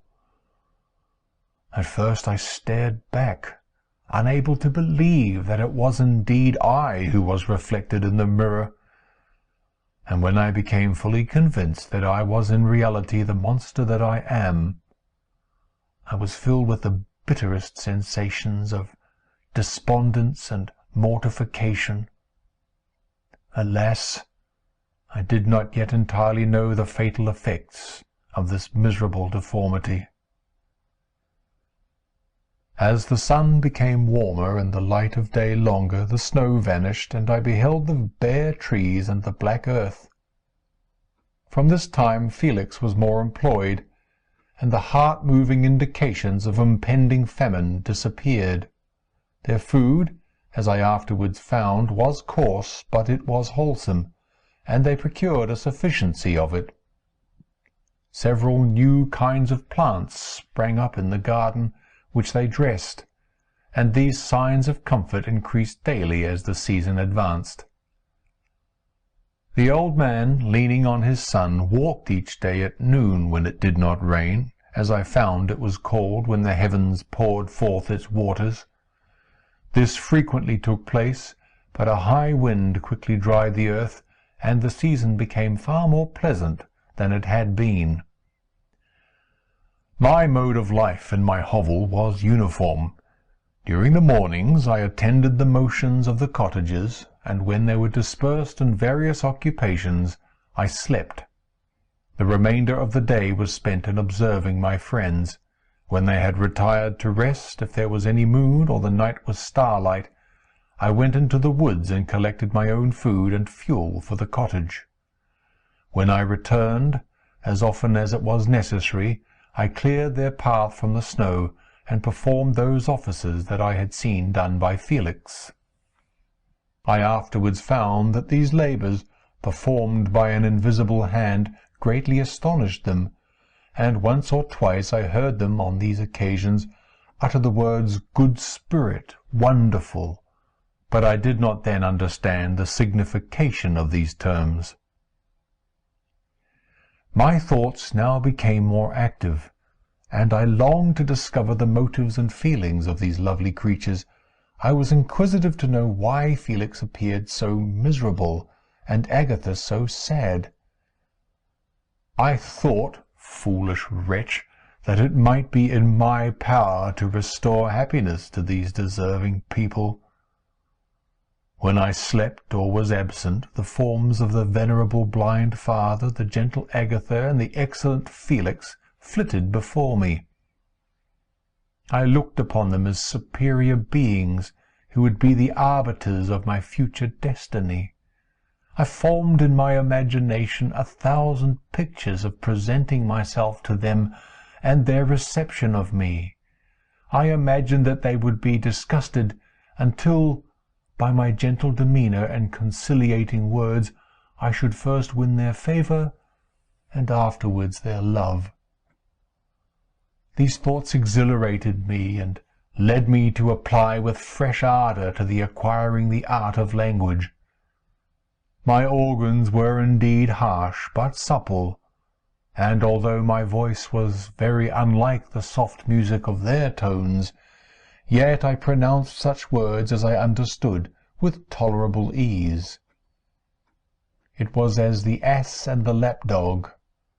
Yet surely the gentle ass, whose intentions were affectionate, although his manners were rude, deserved better treatment than blows and execration. The pleasant showers and genial warmth of spring greatly altered the aspect of the earth. Men who before this change seemed to have been hid in caves dispersed themselves, and were employed in various arts of cultivation. The birds sang in more cheerful notes, and the leaves began to bud forth on the trees. Happy, happy earth, fit habitation for gods, which so short a time before was bleak, damp, and unwholesome. My spirits were elevated by the enchanting appearance of nature. The past was blotted from my memory, the present was tranquil, and the future gilded by bright rays of hope and anticipations of joy. Chapter 13. I now hasten to the more moving part of my story. I shall relate events that impressed me with feelings which, from what I had been, have made me what I am. Spring advanced rapidly. The weather became fine and the skies cloudless. It surprised me that what before was desert and gloomy should now bloom with the most beautiful flowers and verdure. My senses were gratified and refreshed by 1,000 scents of delight and 1,000 sights of beauty. It was on one of these days, when my cottagers periodically rested from labour, the old man played on his guitar, and the children listened to him, that I observed the countenance of Felix was melancholy beyond expression. He sighed frequently, and once his father paused in his music, and I conjectured by his manner that he inquired the cause of his son's sorrow. Felix replied in a cheerful accent, and the old man was recommencing his music, when some one tapped at the door. It was a lady on horseback, accompanied by a countryman as a guide. The lady was dressed in a dark suit, and covered with a thick black veil. Agatha asked a question, to which the stranger only replied by pronouncing in a sweet accent the name of Felix. Her voice was musical, but unlike that of either of my friends. On hearing this word, Felix came up hastily to the lady, who, when she saw him, threw up her veil, and I beheld a countenance of angelic beauty and expression, her hair of a shining raven black, and curiously braided. Her eyes were dark, but gentle, although animated, her features of a regular proportion, and her complexion wondrously fair, each cheek tinged with a lovely pink. Felix seemed ravished with delight when he saw her. Every trait of sorrow vanished from his face, and it instantly expressed a degree of ecstatic joy of which I could hardly have believed it capable. His eyes sparkled as his cheek flushed with pleasure, and at that moment I thought him as beautiful as the stranger. She appeared affected by different feelings. Wiping a few tears from her lovely eyes, she held out her hand to Felix, who kissed it rapturously, and called her, as well as I could distinguish, his sweet Arabian. She did not appear to understand him, but smiled. He assisted her to dismount, and, dismissing her guide, conducted her into the cottage. Some conversation took place between him and his father, and the young stranger knelt at the old man's feet, and would have kissed his hand, but he raised her and embraced her affectionately. I soon perceived that although the stranger uttered articulate sounds, and appeared to have a language of her own, she was neither understood by, nor herself understood, the cottagers. They made many signs which I did not comprehend, but I saw that her presence diffused gladness through the cottage, dispelling their sorrow as the sun dissipates the morning mists. Felix seemed peculiarly happy, and with smiles of delight welcomed his Arabian. Agatha, the ever gentle Agatha, kissed the hands of the lovely stranger, and pointing to her brother, made signs which appeared to me to mean that he had been sorrowful until she came. Some hours passed thus, while they by their countenances expressed joy, the cause of which I did not comprehend. Presently I found, by the frequent recurrence of some sound which the stranger repeated after them, that she was endeavouring to learn their language, and the idea instantly occurred to me that I should make use of the same instructions to the same end. The stranger learned about 20 words at the first lesson. Most of them, indeed, were those which I had before understood, but I profited by the others. As night came on, Agatha and the Arabian retired early. When they separated, Felix kissed the hand of the stranger, and said, "Good night, sweet Safie." He sat up much longer, conversing with his father, and by the frequent repetition of her name I conjectured that their lovely guest was the subject of their conversation. I ardently desired to understand them, and bent every faculty towards that purpose, but found it utterly impossible. The next morning Felix went out to his work, and after the usual occupations of Agatha were finished, the Arabian sat at the feet of the old man, and taking his guitar, played some airs so entrancingly beautiful that they at once drew tears of sorrow and delight from my eyes. She sang, and her voice flowed in a rich cadence, swelling or dying away like a nightingale of the woods. When she had finished, she gave the guitar to Agatha, who at first declined it. She played a simple air, and her voice accompanied it in sweet accents, but unlike the wondrous strain of the stranger. The old man appeared enraptured, and said some words which Agatha endeavoured to explain to Safie, and by which he appeared to wish to express that she bestowed on him the greatest delight by her music. The days now passed as peaceably as before, with the sole alteration that joy had taken place of sadness in the countenances of my friends. Safie was always gay and happy. She and I improved rapidly in the knowledge of language, so that in 2 months I began to comprehend most of the words uttered by my protectors. In the meanwhile also the black ground was covered with herbage, and the green banks interspersed with innumerable flowers, sweet to the scent and the eyes, stars of pale radiance among the moonlight woods. The sun became warmer, the nights clear and balmy, and my nocturnal rambles were an extreme pleasure to me, although they were considerably shortened by the late setting and early rising of the sun, for I never ventured abroad during daylight, fearful of meeting with the same treatment I had formerly endured in the first village which I entered.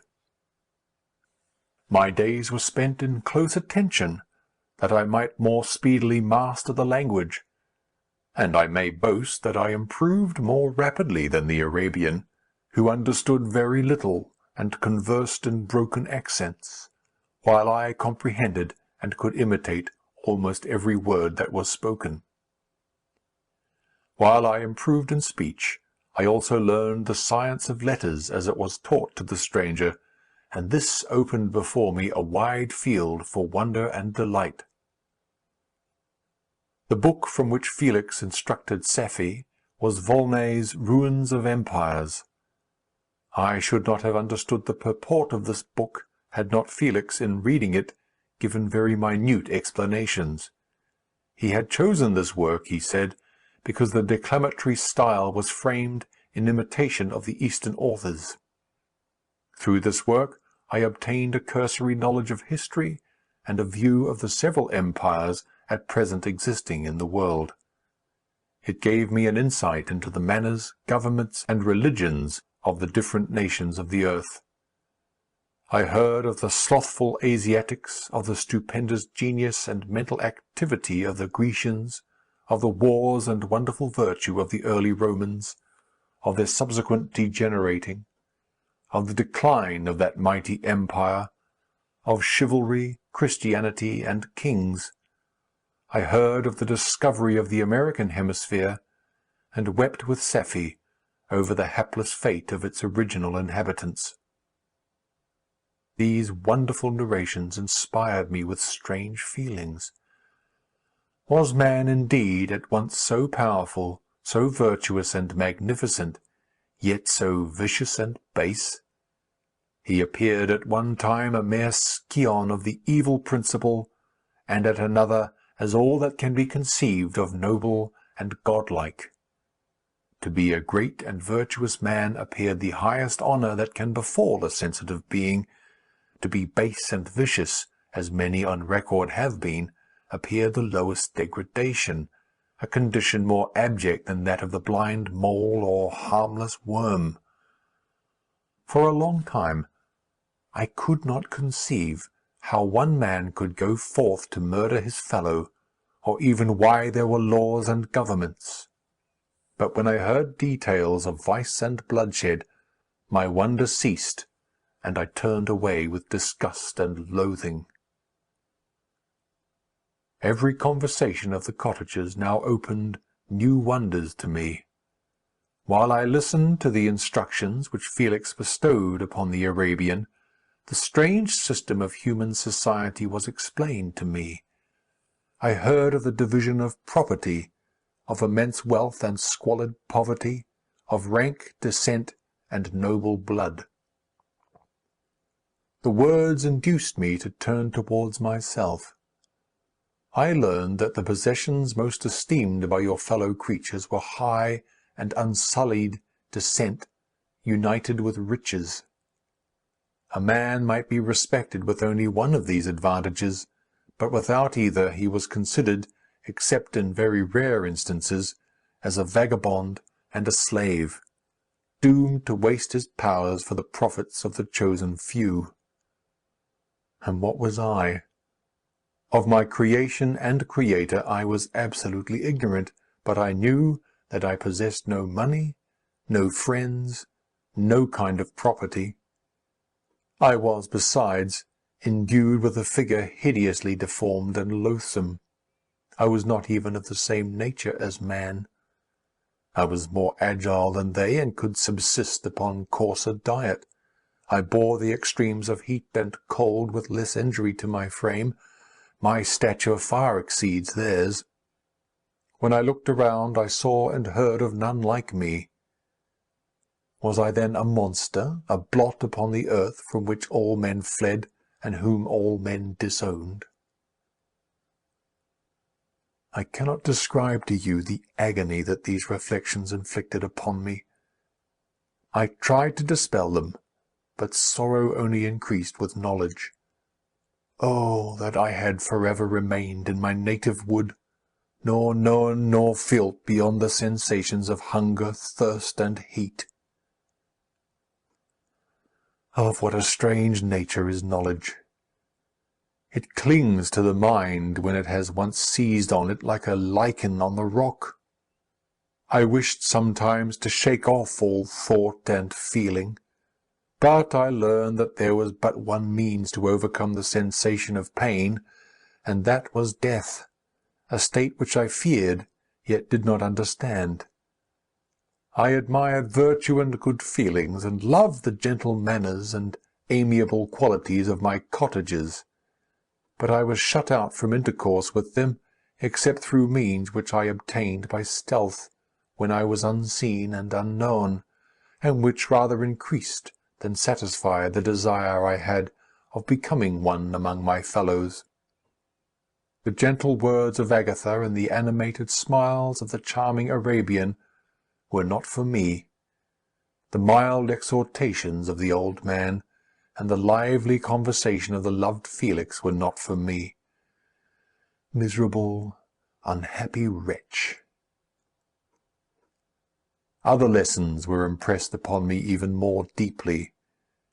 I heard of the differences of sexes, and the birth and growth of children, how the father doted on the smiles of the infant, and the lively sallies of the older child, how all the life and cares of the mother were wrapped up in the precious charge, how the mind of youth expanded and gained knowledge of brother, sister, and all the various relationships which bind one human being to another in mutual bonds.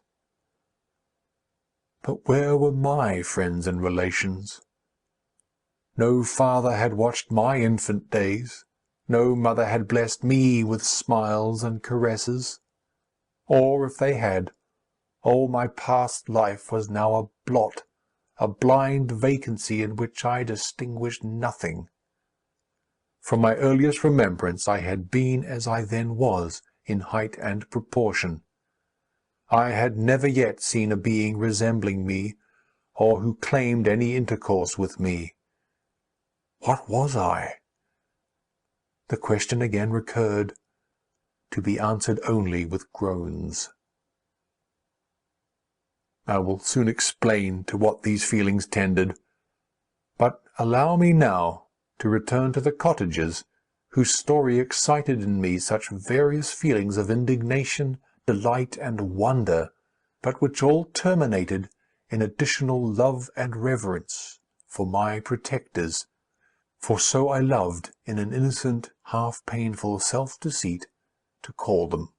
Chapter 14 Some time elapsed before I learned the history of my friends. It was one which could not fail to impress itself deeply on my mind, unfolding as it did a number of circumstances, each interesting and wonderful to one so utterly inexperienced as I was. The name of the old man was de Lacy. He was descended from a good family in France, where he had lived for many years in affluence, respected by his superiors, and beloved by his equals. His son was bred in the service of his country, and Agatha had ranked with ladies of the highest distinction. A few months before my arrival they had lived in a large and luxurious city called Paris, surrounded by friends and possessed of every enjoyment which virtue, refinement of intellect, or taste, accompanied by a moderate fortune, could afford. The father of Safie had been the cause of their ruin. He was a Turkish merchant, and had inhabited Paris for many years, when, for some reason which I could not learn, he became obnoxious to the government. He was seized and cast into prison the very day that Safie arrived from Constantinople to join him. He was tried and condemned to death. The injustice of his sentence was very flagrant. All Paris was indignant, and it was judged that his religion and wealth, rather than the crime alleged against him, had been the cause of his condemnation. Felix had accidentally been present at the trial. His horror and indignation were uncontrollable when he heard the decision of the court. He made at that moment a solemn vow to deliver him, and then looked around for the means. After many fruitless attempts to gain admittance to the prison, he found a strongly grated window in an unguarded part of the building, which lighted the dungeon of the unfortunate Mohammedan, who, loaded with chains, waited in despair the execution of the barbarous sentence. Felix visited the grate at night, and made known to the prisoner his intentions in his favour. The Turk, amazed and delighted, endeavoured to kindle the zeal of his deliverer by promises of reward and wealth. Felix rejected his offers with contempt. Yet, when he saw the lovely Safie, who was allowed to visit her father, and who by her gestures expressed her lively gratitude, the youth could not help owning to his own mind that the captive possessed a treasure which would fully reward his toil and hazard. The Turk quickly perceived the impression that his daughter had made on the heart of Felix, and endeavoured to secure him more entirely in his interests by the promise of her hand in marriage so soon as he should be conveyed to a place of safety. Felix was too delicate to accept this offer, yet he looked forward to the probability of the event as to the consummation of his happiness. During the ensuing days, while the preparations were going forward for the escape of the merchant, the zeal of Felix was warmed by several letters that he received from this lovely girl, who found means to express her thoughts in the language of her lover by the aid of an old man, a servant of her father, who understood French. She thanked him in the most ardent terms for his intended services towards her parent, and at the same time she gently deplored her own fate. I have copies of these letters, for I found means during my residence in the hovel to procure the implements of writing, and the letters were often in the hands of Felix or Agatha. Before I depart, I will give them to you. They will prove the truth of my tale. But at present, as the sun is already far declined, I shall only have time to repeat the substance of them to you. Safie related that her mother was a Christian Arab, seized and made a slave by the Turks. Recommended by her beauty, she had won the heart of the father of Safie, who married her. The young girl spoke in high and enthusiastic terms of her mother, who, born in freedom, spurned the bondage to which she was now reduced. She instructed her daughter in the tenets of her religion, and taught her to aspire to higher powers of intellect and an independence of spirit forbidden to the female followers of Mohammed. This lady died, but her lessons were indelibly impressed on the mind of Safie, who sickened at the prospect of again returning to Asia, and being immured within the walls of a harem, allowed only to occupy herself with infantile amusements ill-suited to the temper of her soul, now accustomed to grand ideas and a noble emulation for virtue. The prospect of marrying a Christian and remaining in a country where women were allowed to take a rank in society was enchanting to her. The day for the execution of the Turk was fixed, but on the night previous to it he quitted his prison, and before morning was distant many leagues from Paris. Felix had procured passports in the name of his father, sister, and himself. He had previously communicated his plan to the former, who aided the deceit by quitting his house under the pretence of a journey, and concealed himself, with his daughter, in an obscure part of Paris. Felix conducted the fugitives through France to Lyons, and across Mont-Cenis to Leghorn, where the merchant had decided to wait a favourable opportunity of passing into some part of the Turkish dominions. Safie resolved to remain with her father until the moment of his departure, before which time the Turk renewed his promise that she should be united to his deliverer, and Felix remained with them in expectation of that event, and in the meantime he enjoyed the society of the Arabian, who exhibited towards him the simplest and tenderest affection. They conversed with one another through the means of an interpreter, and sometimes with the interpretation of looks, and Safie sang to him the divine airs of her native country. The Turk allowed this intimacy to take place, and encouraged the hopes of the youthful lovers, while in his heart he had formed far other plans. He loathed the idea that his daughter should be united to a Christian, but he feared the resentment of Felix if he should appear lukewarm, for he knew that he was still in the power of his deliverer if he should choose to betray him to the Italian state which they inhabited. He revolved 1,000 plans by which he should be enabled to prolong the deceit until it might be no longer necessary, and secretly to take his daughter with him when he departed. His plans were facilitated by the news which arrived from Paris. The government of France were greatly enraged at the escape of their victim, and spared no pains to detect and punish his deliverer. The plot of Felix was quickly discovered, and De Lacy and Agatha were thrown into prison. The news reached Felix and roused him from his dream of pleasure. His blind and aged father and his gentle sister lay in a noisome dungeon, while he enjoyed the free air and the society of her whom he loved. The idea was torture to him. He quickly arranged with the Turk that if the latter should find a favourable opportunity for escape before Felix could return to Italy, Safie should remain as a boarder at a convent at Leghorn. And then, quitting the lovely Arabian, he hastened to Paris, and delivered himself up to the vengeance of the law, hoping to free De Lacy and Agatha by this proceeding. He did not succeed. They remained confined for 5 months before the trial took place, the result of which deprived them of their fortune, and condemned them to a perpetual exile from their native country. They found a miserable asylum in the cottage in Germany where I discovered them.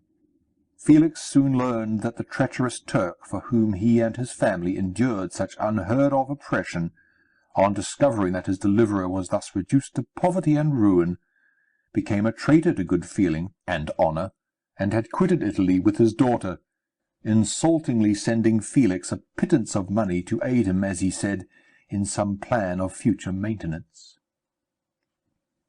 Such were the events that preyed on the heart of Felix, and rendered him, when I first saw him, the most miserable of his family.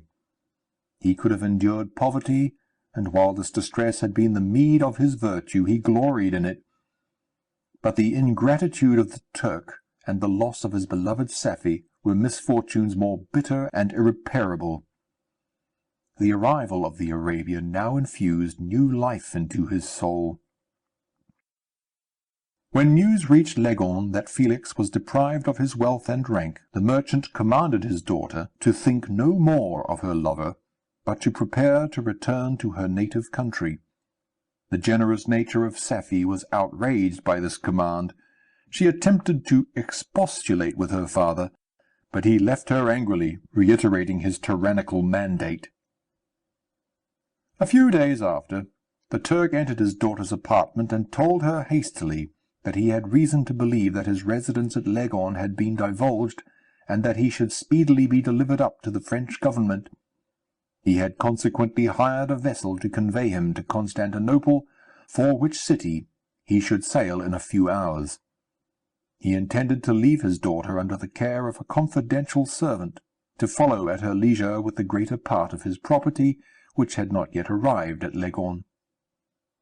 When alone, Safie resolved in her own mind the plan of conduct that it would become her to pursue in this emergency. A residence in Turkey was abhorrent to her. Her religion and her feelings were alike averse to it. By some papers of her father which fell into her hands, she learned of the exile of her lover, and learnt the name of the spot where he then resided. She hesitated some time, but at length she formed her determination. Taking with her some jewels that belonged to her and a sum of money, she quitted Italy with an attendant, a native of Leghorn, but who understood the common language of Turkey, and departed for Germany. She arrived in safety at a town about 20 leagues from the cottage of de Lacy, when her attendant fell dangerously ill. Safie nursed her with the most devoted affection, but the poor girl died, and the Arabian was left alone, unacquainted with the language of the country, and utterly ignorant of the customs of the world. She fell, however, into good hands. The Italian had mentioned the name of the spot for which they were bound, and after her death, the woman of the house in which they had lived took care that Safie should arrive in safety at the cottage of her lover. Chapter 15. Such was the history of my beloved cottages. It impressed me deeply. I learned, from the views of social life which it developed, to admire their virtues and to deprecate the vices of mankind. As yet I looked upon crime as a distant evil. Benevolence and generosity were ever present before me, inciting within me a desire to become an actor in the busy scene where so many admirable qualities were called forth and displayed. But in giving an account of the progress of my intellect, I must not omit a circumstance which occurred in the beginning of the month of August of the same year. One night, during my accustomed visit to the neighbouring wood where I collected my own food and brought home firing for my protectors, I found on the ground a leathern portmanteau containing several articles of dress and some books. I eagerly seized the prize and returned with it to my hovel. Fortunately, the books were written in the language, the elements of which I had acquired at the cottage. They consisted of Paradise Lost, a volume of Plutarch's Lives, and The Sorrows of Werther. The possession of these treasures gave me extreme delight. I now continually studied and exercised my mind upon these histories, whilst my friends were employed in their ordinary occupations. I can hardly describe to you the effect of these books. They produced in me an infinity of new images and feelings, that sometimes raised me to ecstasy, but more frequently sunk me into the lowest dejection. In the Sorrows of Werther, besides the interest of its simple and affecting story, so many opinions are canvassed, and so many lights thrown upon what had hitherto been to me obscure subjects, that I found in it a never-ending source of speculation and astonishment. The gentle and domestic manners it described, combined with lofty sentiments and feelings, which had for their object something out of self, accorded well with my experience among my protectors and with the wants which were forever alive in my own bosom. But I thought Werther himself a more divine being than I had ever beheld or imagined.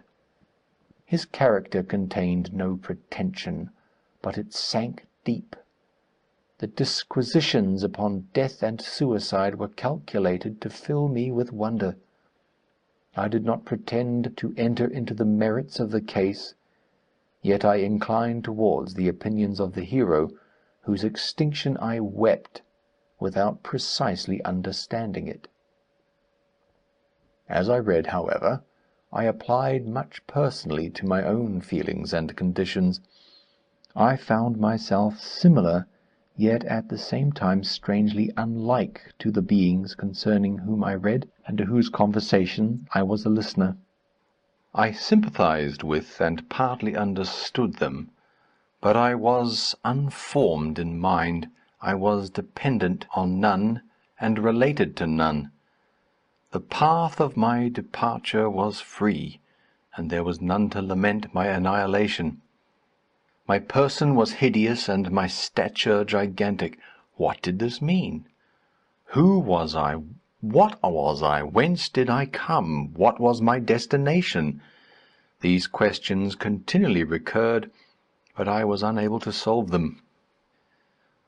The volume of Plutarch's Lives which I possessed contained the histories of the first founders of the ancient republics. This book had a far different effect upon me from the sorrows of Werther. I learned from Werther's imaginations despondency and gloom, but Plutarch taught me high thoughts. He elevated me above the wretched sphere of my own reflections to admire and love the heroes of past ages. Many things I read surpassed my understanding and experience. I had a very confused knowledge of kingdoms, wide extents of country, mighty rivers, and boundless seas, but I was perfectly unacquainted with towns and large assemblages of men. The cottage of my protectors had been the only school in which I had studied human nature, but this book developed new and mightier scenes of action. I read of men concerned in public affairs, governing or massacring their species. I felt the greatest ardour for virtue rise within me, and abhorrence for vice, as far as I understood the signification of these terms, relative as they were, as I applied them, to pleasure and pain alone. Induced by these feelings, I was of course led to admire peaceable lawgivers, Numa, Solon, and Lycurgus, in preference to Romulus and Theseus. The patriarchal lives of my protectors caused these impressions to take a firm hold on my mind. Perhaps if my first introduction to humanity had been made by a young soldier burning for glory and slaughter, I should have been imbued with different sensations. But Paradise Lost excited different and far deeper emotions. I read it, as I had read the other volumes which had fallen into my hands, as a true history. It moved every feeling of wonder and awe that the picture of an omnipotent God warring with his creatures was capable of exciting. I often referred the several situations, as their similarity struck me, to my own. Like Adam, I was apparently united by no link to any other being in existence. But his state was far different from mine in every other respect. He had come forth from the hands of God a perfect creature, happy and prosperous, guarded by the especial care of his Creator. He was allowed to converse with and acquire knowledge from beings of a superior nature, but I was wretched, helpless, and alone. Many times I considered Satan as the fitter emblem of my condition, for often, like him, when I viewed the bliss of my protectors, a bitter gall of envy rose within me. Another circumstance strengthened and confirmed these feelings. Soon after my arrival in the hovel, I discovered some papers in the pocket of the dress which I had taken from your laboratory. At first I had neglected them, but now that I was able to decipher the characters in which they were written, I began to study them with diligence. It was your journal of the 4 months that preceded my creation. You minutely described in these papers every step you took in the progress of your work. This history was mingled with accounts of domestic occurrences. You doubtless recollect these papers. Here they are. Everything is related in them which bears reference to my accursed origin. The whole detail of that series of disgusting circumstances which produced it is set in view. The minutest description of my odious and loathsome person is given in language which painted your own horrors and rendered mine indelible. I sickened as I read. "Hateful day when I received life!" I exclaimed in agony. "Accursed Creator! Why did you form a monster so hideous that even you turned from me in disgust? God in pity made man beautiful and alluring after his own image, but my form is a filthy type of yours, more horrid even from the very resemblance. Satan had his companions, fellow devils, to admire and encourage him, but I am solitary and abhorred." These were the reflections of my hours of despondency and solitude. But when I contemplated the virtues of the cottagers, their amiable and benevolent dispositions, I persuaded myself that when they should become acquainted with my admiration of their virtues, they would compassionate me and overlook my personal deformity. Could they turn from their door one, however monstrous, who solicited their companion and friendship? I resolved, at least, not to despair, but in every way to fit myself for an interview with them which would decide my fate. I postponed this attempt for some months longer, for the importance attached to its success inspired me with a dread lest I should fail. Besides, I found that my understanding improved so much with every day's experience that I was unwilling to commence this undertaking until a few more months should have added to my sagacity. Several changes in the meantime took place in the cottage. The presence of Safie diffused happiness among its inhabitants, and I also found that a greater degree of plenty reigned there. Felix and Agatha spent more time in amusement and conversation, and were assisted in their labours by servants. They did not appear rich, but they were contented and happy. Their feelings were serene and peaceful, while mine became every day more tumultuous. Increase of knowledge only discovered to me more clearly what a wretched outcast I was.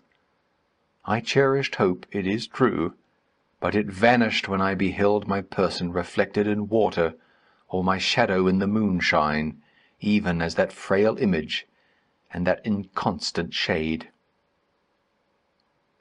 I endeavoured to crush these fears, and to fortify myself for the trial which in a few months I resolved to undergo, and sometimes I allowed my thoughts, unchecked by reason, to ramble in the fields of paradise, and dared to fancy amiable and lovely creatures sympathizing with my feelings and cheering my gloom. Their angelic countenances breathed smiles of consolation. But it was all a dream. No Eve soothed my sorrows, nor shared my thoughts. I was alone. I remembered Adam's supplication to his Creator, but where was mine? He had abandoned me, and in the bitterness of my heart I cursed him. Autumn passed thus. I saw, with surprise and grief, the leaves decay and fall, and nature again assume the barren and bleak appearance it had worn when I first beheld the woods and the lovely moon. Yet I did not heed the bleakness of the weather. I was better fitted by my conformation for the endurance of cold than heat. But my chief delights were the sight of the flowers, the birds, and all the gay apparel of summer. When those deserted me, I turned with more attention towards the cottages. Their happiness was not decreased by the absence of summer. They loved and sympathized with one another, and their joys, depending on each other, were not interrupted by the casualties that took place around them. The more I saw of them, the greater became my desire to claim their protection and kindness. My heart yearned to be known and loved by these amiable creatures. To see their sweet looks directed towards me with affection was the utmost limit of my ambition. I dared not think that they would turn them from me with disdain and horror. The poor that stopped at their door were never driven away. I asked, it is true, for greater treasures than a little food or rest. I required kindness and sympathy, but I did not believe myself utterly unworthy of it. The winter advanced, and an entire revolution of the seasons had taken place since I awoke into life. My attention at this time was solely directed towards my plan of introducing myself into the cottage of my protectors. I revolved many projects, but that on which I finally fixed was to enter the dwelling when the blind old man should be alone. I had sagacity enough to discover that the unnatural hideousness of my person was the chief object of horror with those who had formerly beheld me. My voice, though harsh, had nothing terrible in it. I thought, therefore, that if, in the absence of his children, I could gain the goodwill and mediation of the old de Lacy, I might by his means be tolerated by my younger protectors. One day, when the sun shone on the red leaves that strewed the ground and diffused cheerfulness, although it denied warmth, Sephi, Agatha, and Felix departed on a long country walk, and the old man, at his own desire, was left alone in the cottage. When his children had departed, he took up his guitar, and played several mournful but sweet airs, more sweet and mournful than I had ever heard him play before. At first his countenance was illuminated with pleasure, but as he continued, thoughtfulness and sadness succeeded. At length, laying aside the instrument, he sat absorbed in reflection. My heart beat quick. This was the hour and moment of trial which would decide my hopes or realize my fears. The servants were gone to a neighbouring fair. All was silent in and around the cottage. It was an excellent opportunity. Yet, when I proceeded to execute my plan, my limbs failed me, and I sank to the ground. Again I arose, and exerting all the firmness of which I was master, removed the planks which I had placed before my hovel to conceal my retreat. The fresh air revived me, and with renewed determination I approached the door of their cottage. I knocked. "Who is there?" said the old man. "Come in." I entered. "Pardon this intrusion," said I. "I am a traveller in want of a little rest. You would greatly oblige me if you would allow me to remain a few minutes before the fire." "Enter," said de Lacy. "and I will try in what manner I can to relieve your wants. But unfortunately my children are from home, and as I am blind, I am afraid I shall find it difficult to procure food for you." "Do not trouble yourself, my kind host. I have food. It is warmth and rest only that I need." I sat down, and a silence ensued. I knew that every minute was precious to me, yet I remained irresolute in what manner to commence the interview, when the old man addressed me. "By your language, stranger, I suppose you are my countryman. Are you French?" "No, but I was educated by a French family and understand that language only. I am now going to claim the protection of some friends whom I sincerely love, and of whose favour I have some hopes." "Are they Germans?" "No, they are French. But let us change the subject. I am an unfortunate and deserted creature. I look around, and I have no relation or friend upon the earth. These amiable people to whom I go have never seen me, and know little of me. I am full of fears, for if I fail there, I am an outcast in the world forever. Do not despair. To be friendless is indeed to be unfortunate.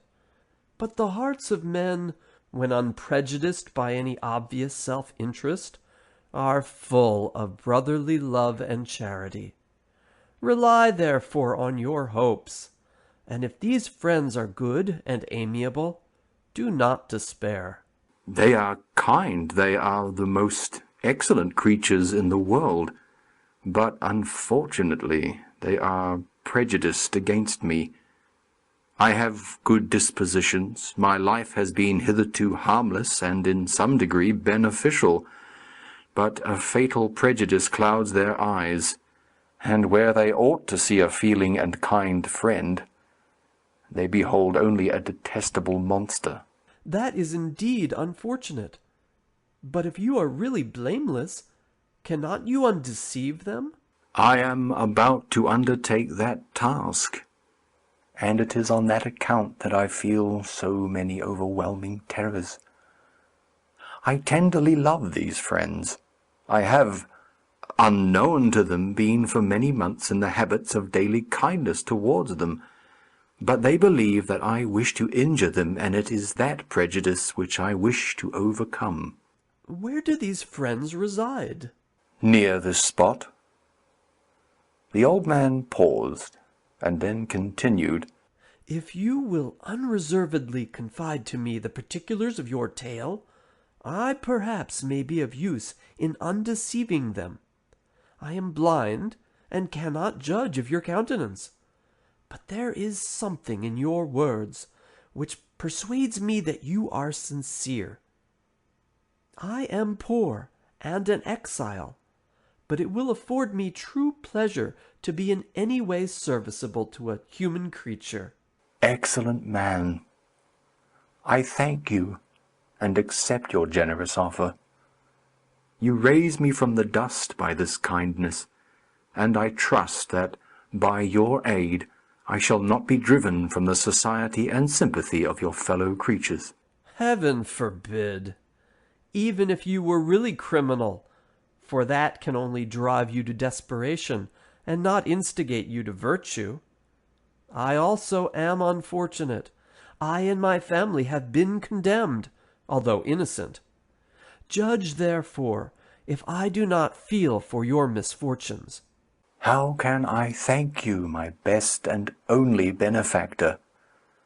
From your lips first have I heard the voice of kindness directed towards me.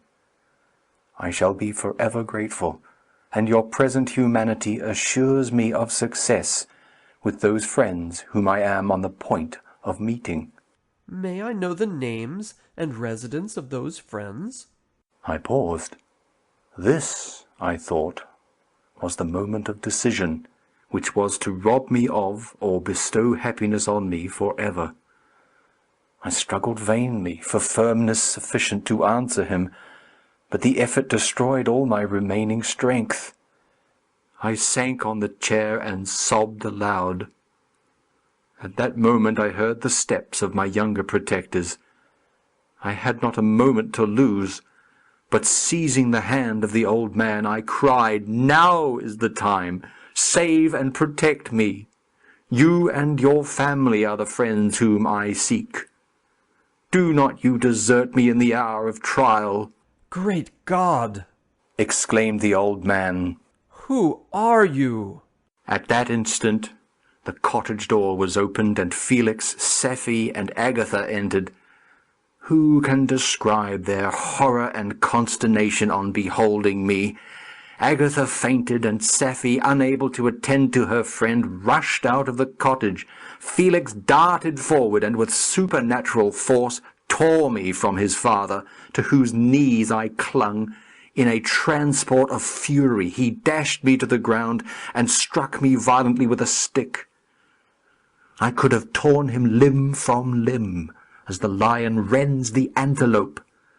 But my heart sank within me as with bitter sickness, and I refrained. I saw him on the point of repeating his blow when, overcome by pain and anguish, I quitted the cottage, and in the general tumult escaped unperceived to my hovel. Chapter 16. Cursed, cursed Creator! Why did I live? Why in that instant did I not extinguish the spark of existence which you had so wantonly bestowed? I know not. Despair had not yet taken possession of me. My feelings were those of rage and revenge. I could with pleasure have destroyed the cottage and its inhabitants, and have glutted myself with their shrieks and misery.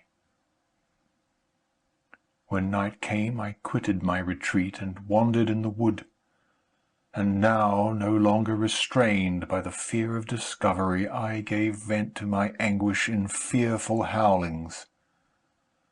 I was like a wild beast that had broken the toils, destroying the objects that obstructed me, and ranging through the wood with a stag-like swiftness. Oh, what a miserable night I passed! The cold stars shone in mockery, and the bare trees waved their branches above me. Now and then the sweet voice of a bird burst forth amidst the universal stillness. All, save I, were at rest or in enjoyment. I, like the arch-fiend, bore a hell within me, and, finding myself unsympathized with, wished to tear up the trees, spread havoc and destruction around me, and then to have sat down and enjoyed the ruin. But this was a luxury of sensation that could not endure. I became fatigued with excess of bodily exertion, and sank on the damp grass in the sick impotence of despair. There was none among the myriads of men that existed who would pity or assist me, and should I feel kindness towards my enemies? No. From that moment I declared everlasting war against the species, and, more than all, against him who had formed me and sent me forth to this insupportable misery. The sun rose. I heard the voices of men, and knew that it was impossible to return to my retreat during that day. Accordingly, I hid myself in some thick underwood, determining to devote the ensuing hours to reflection on my situation. The pleasant sunshine and the pure air of day restored me to some degree of tranquillity, and, when I considered what had passed at the cottage, I could not help believing that I had been too hasty in my conclusions. I had certainly acted imprudently. It was apparent that my conversation had interested the father in my behalf, and I was a fool in having exposed my person to the horror of his children. I ought to have familiarized the old de Lacy to me, and by degrees to have discovered myself to the rest of his family when they should have been prepared for my approach.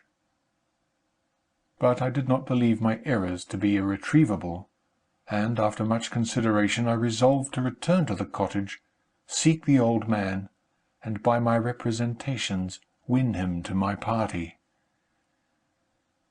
These thoughts calmed me, and in the afternoon I sank into a profound sleep. But the fever of my blood did not allow me to be visited by peaceful dreams. The horrible scene of the preceding day was forever acting before my eyes. The females were flying, and the enraged Felix tearing me from his father's feet. I awoke exhausted, and, finding that it was already night, I crept forth from my hiding-place and went in search of food. When my hunger was appeased, I directed my steps towards the well-known path that conducted to the cottage. All there was at peace. I crept into my hovel, and remained in silent expectation of the accustomed hour when the family arose. That hour passed. The sun mounted high in the heavens, but the cottagers did not appear. I trembled violently, apprehending some dreadful misfortune. The inside of the cottage was dark, and I heard no motion. I cannot describe the agony of this suspense. Presently 2 countrymen passed by, but pausing near the cottage, they entered into conversation, using violent gesticulations. But I did not understand what they said, as they spoke the language of the country, which differed from that of my protectors. Soon after, however, Felix approached with another man. I was surprised, as I knew that he had not quitted the cottage that morning, and waited anxiously to discover from his discourse the meaning of these unusual appearances. "Do you consider," said his companion to him, "that you will be obliged to pay 3 months' rent, and to lose the produce of your garden? I do not wish to take any unfair advantage, and I beg therefore that you will take some days to consider of your determination." "It is utterly useless," replied Felix. "We can never again inhabit your cottage. The life of my father is in the greatest danger, owing to the dreadful circumstances that I have related. My wife and my sister will never recover from their horror. I entreat you not to reason with me any more. Take possession of your tenement, and let me fly from this place." Felix trembled violently as he said this. He and his companion entered the cottage, in which they remained for a few minutes, and then departed. I never saw any of the family of de Lacy more. I continued for the remainder of the day in my hovel, in a state of utter and stupid despair. My protectors had departed, and had broken the only link that held me to the world. For the first time the feelings of revenge and hatred filled my bosom, and I did not strive to control them, but allowing myself to be borne away by the stream, I bent my mind towards injury and death. When I thought of my friends, of the mild voice of de Lacy, the gentle eyes of Agatha, and the exquisite beauty of the Arabian, these thoughts vanished, and a gush of tears somewhat soothed me. But again, when I reflected that they had spurned and deserted me, anger returned, a rage of anger, and unable to injure anything human, I turned my fury towards inanimate objects. As night advanced, I placed a variety of combustibles around the cottage, and, after having destroyed every vestige of cultivation in the garden, I waited with forced impatience until the moon had sunk to commence my operations. As the night advanced, a fierce wind arose from the woods, and quickly dispersed the clouds that had loitered in the heavens. The blast tore along like a mighty avalanche, and produced a kind of insanity in my spirits that burst all bounds of reason and reflection. I lighted the dry branch of a tree, and danced with fury around the devoted cottage, my eyes still fixed on the western horizon, the edge of which the moon nearly touched. A part of its orb was at length hid, and I waved my brand. It sank, and with a loud scream I fired the straw, and heath, and bushes which I had collected. The wind fanned the fire, and the cottage was quickly enveloped by the flames, which clung to it, and licked it with their forked and destroying tongues. As soon as I was convinced that no assistance could save any part of the habitation, I quitted the scene, and sought for refuge in the woods. And now, with the world before me, whither should I bend my steps? I resolved to fly far from the scene of my misfortunes. But to me, hated and despised, every country must be equally horrible. At length the thought of you crossed my mind. I learned from your papers that you were my father, my creator, and in whom could I apply with more fitness than to him who had given me life? Among the lessons that Felix had bestowed upon Safie, geography had not been omitted. I had learned from these the relative situations of the different countries of the earth. You had mentioned Geneva as the name of your native town, and towards this place I resolved to proceed. But how was I to direct myself? I knew that I must travel in a south-westerly direction to reach my destination, but the sun was my only guide. I did not know the names of the towns that I was to pass through, nor could I ask information from a single human being. But I did not despair. From you only could I hope for succour, although towards you I felt no sentiment but that of hatred. Unfeeling, heartless creator! You had endowed me with perceptions and passions, and then cast me abroad, an object for the scorn and horror of mankind. But on you only had I any claim for pity and redress, and from you I determined to seek that justice which I vainly attempted to gain from any other being that wore the human form. My travels were long, and the sufferings I endured intense.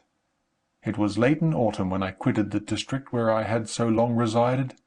I travelled only at night, fearful of encountering the visage of a human being. Nature decayed around me, and the sun became heatless. Rain and snow poured around me. Mighty rivers were frozen. The surface of the earth was hard and chill and bare, and I found no shelter. O earth! How often did I imprecate curses on the cause of my being! The mildness of my nature had fled, and all within me was turned to gall and bitterness. The nearer I approached to your habitation, the more deeply did I feel the spirit of revenge enkindled in my heart. Snow fell, and the waters were hardened, but I rested not. A few incidents now and then directed me, and I possessed a map of the country, but I often wandered wide from my path. The agony of my feelings allowed me no respite. No incident occurred from which my rage and misery could not extract its food. But a circumstance that happened when I arrived on the confines of Switzerland, when the sun had recovered its warmth, and the earth again began to look green, confirmed in an especial manner the bitterness and horror of my feelings. I generally rested during the day, and travelled only when I was secured by night from the view of man. One morning, however, finding that my path lay through a deep wood, I ventured to continue my journey after the sun had risen. The day, which was one of the first of spring, cheered even me by the loveliness of its sunshine and the balminess of the air. I felt emotions of gentleness and pleasure, that had long appeared dead, revive within me. Half surprised by the novelty of these sensations, I allowed myself to be borne away by them, and forgetting my solitude and deformity, dared to be happy. Soft tears again bedewed my cheeks, and I even raised my humid eyes with thankfulness towards the blessed sun, which bestowed such joy upon me. I continued to wind among the paths of the wood until I came to its boundary, which was skirted by a deep and rapid river, into which many of the trees bent their branches, now budding with the fresh spring. Here I paused, not exactly knowing what path to pursue, when I heard the sound of voices, that induced me to conceal myself under the shade of a cypress. I was scarcely hid when a young girl came running towards the spot where I was concealed, laughing as if she ran from someone in sport.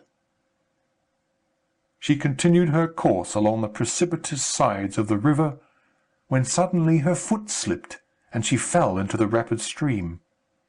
I rushed from my hiding place, and with extreme labour, from the force of the current, saved her and dragged her to shore. She was senseless, and I endeavoured by every means in my power to restore animation, when I was suddenly interrupted by the approach of a rustic, who was probably the person from whom she had playfully fled. On seeing me, he darted towards me, and tearing the girl from my arms, hastened towards the deeper parts of the wood. I followed speedily. I hardly knew why, but when the man saw me draw near, he aimed a gun which he carried at my body, and fired. I sank to the ground, and my injurer, with increased swiftness, escaped into the wood. This, then, was the reward of my benevolence. I had saved a human being from destruction, and as a recompense I now writhed under the miserable pain of a wound which shattered the flesh and bone. The feelings of kindness and gentleness which I had entertained but a few moments before gave place to hellish rage and gnashing of teeth.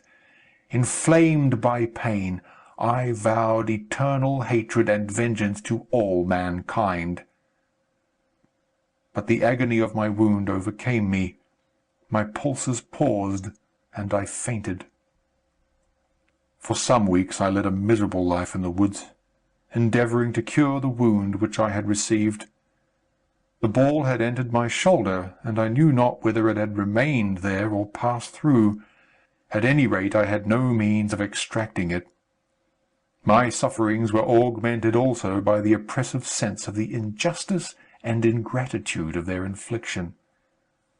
My daily vows rose for revenge, a deep and deadly revenge, such as would alone compensate for the outrages and anguish I had endured.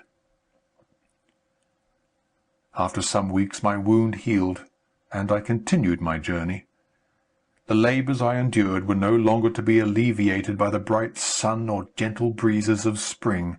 All joy was but a mockery, which insulted my desolate state, and made me feel more painfully that I was not made for the enjoyment of pleasure.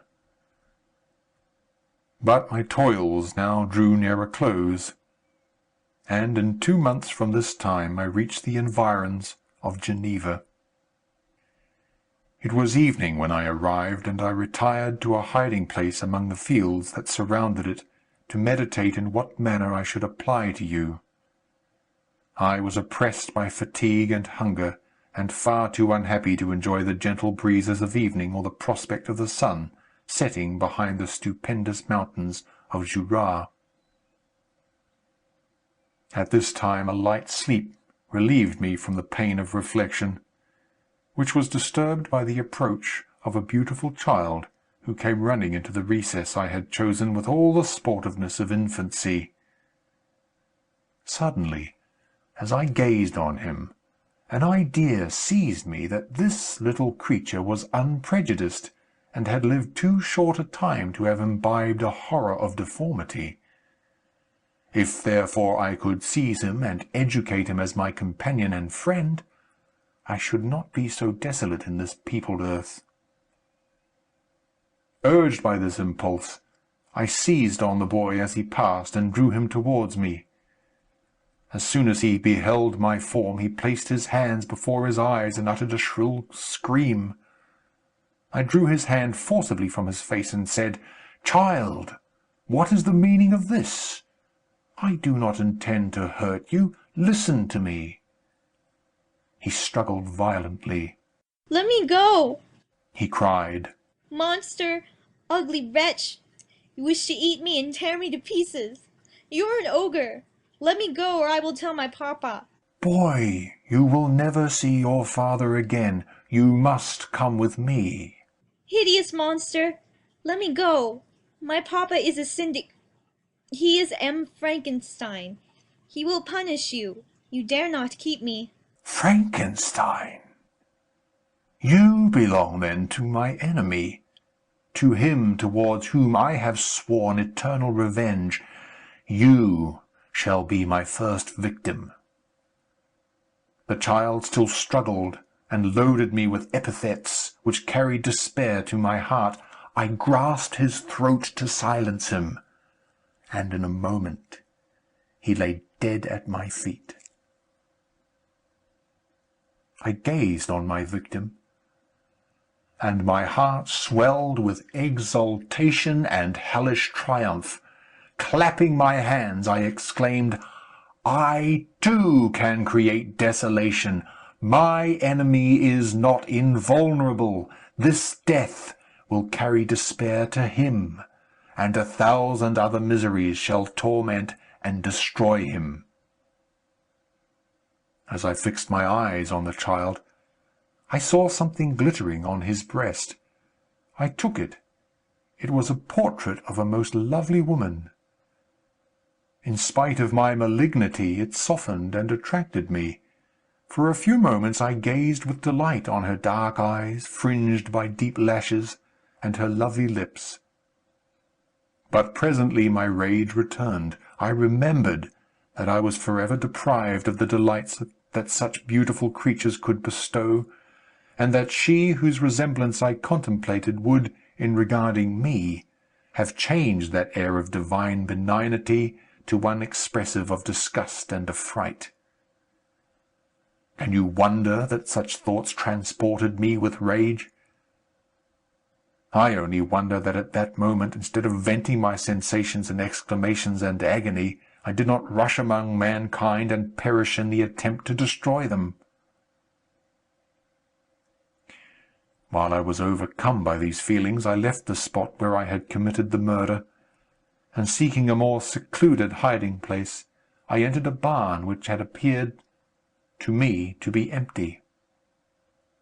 A woman was sleeping on some straw. She was young, not indeed so beautiful as her whose portrait I held, but of an agreeable aspect, and blooming in the loveliness of youth and health.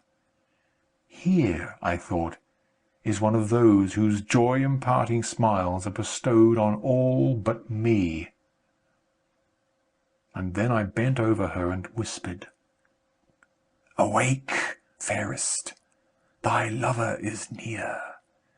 He who would give his life but to obtain one look of affection from thine eyes, my beloved, awake." The sleeper stirred. A thrill of terror ran through me.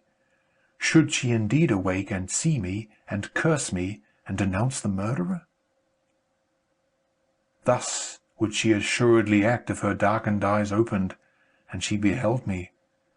The thought was madness. It stirred the fiend within me. Not I, but she shall suffer. The murder I have committed because I am forever robbed of all that she could give me. She shall atone. The crime had its source in her. Be hers the punishment. Thanks to the lessons of Felix and the sanguinary laws of man, I had learned now to work mischief. I bent over her and placed the portrait securely in one of the folds of her dress. She moved again, and I fled. For some days I haunted the spot where these scenes had taken place, sometimes wishing to see you, sometimes resolved to quit the world and its miseries for ever. At length I wandered towards these mountains, and have ranged through their immense recesses, consumed by a burning passion which you alone can gratify. We may not part until you have promised to comply with my requisition. I am alone and miserable. Man will not associate with me, but one as deformed and horrible as myself would not deny herself to me.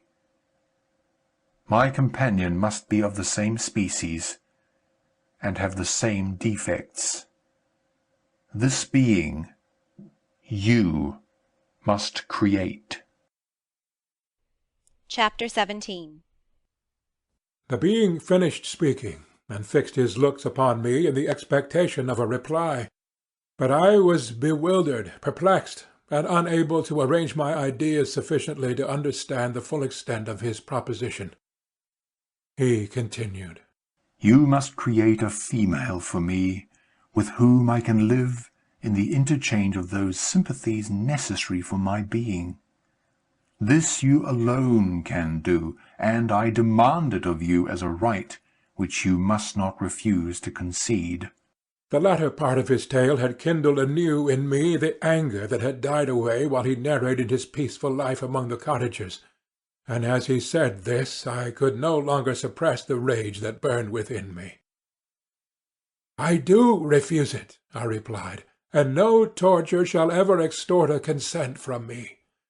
You may render me the most miserable of men, but you shall never make me base in my own eyes. Shall I create another like yourself, whose joint wickedness might desolate the world? Begone! I have answered you. You may torture me, but I will never consent." "You are in the wrong," replied the fiend. "and instead of threatening, I am content to reason with you. I am malicious because I am miserable. Am I not shunned and hated by all mankind? You, my Creator, would tear me to pieces and triumph. Remember that, and tell me why I should pity man more than he pities me.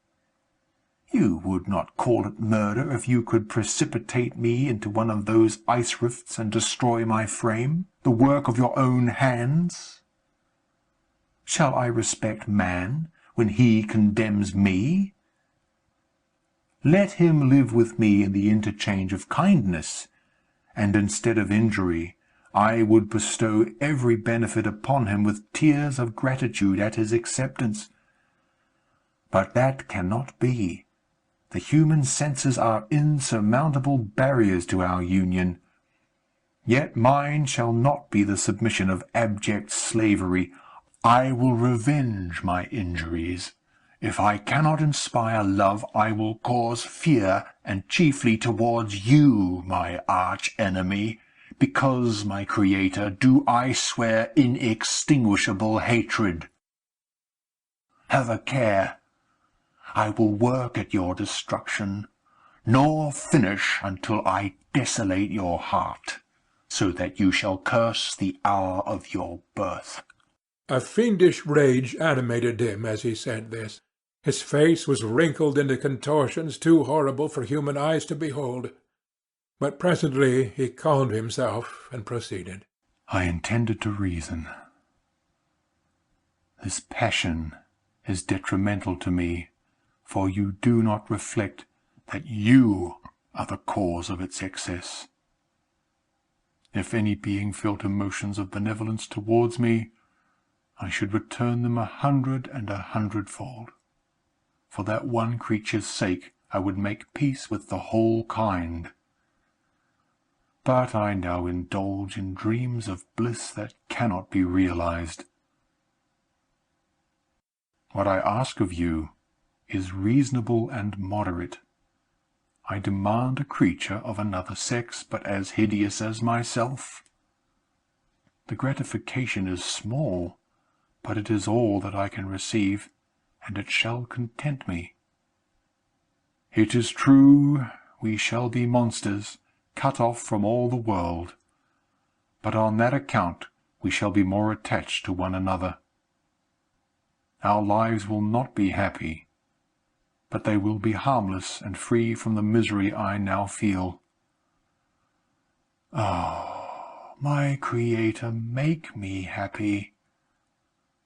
Let me feel gratitude towards you for one benefit.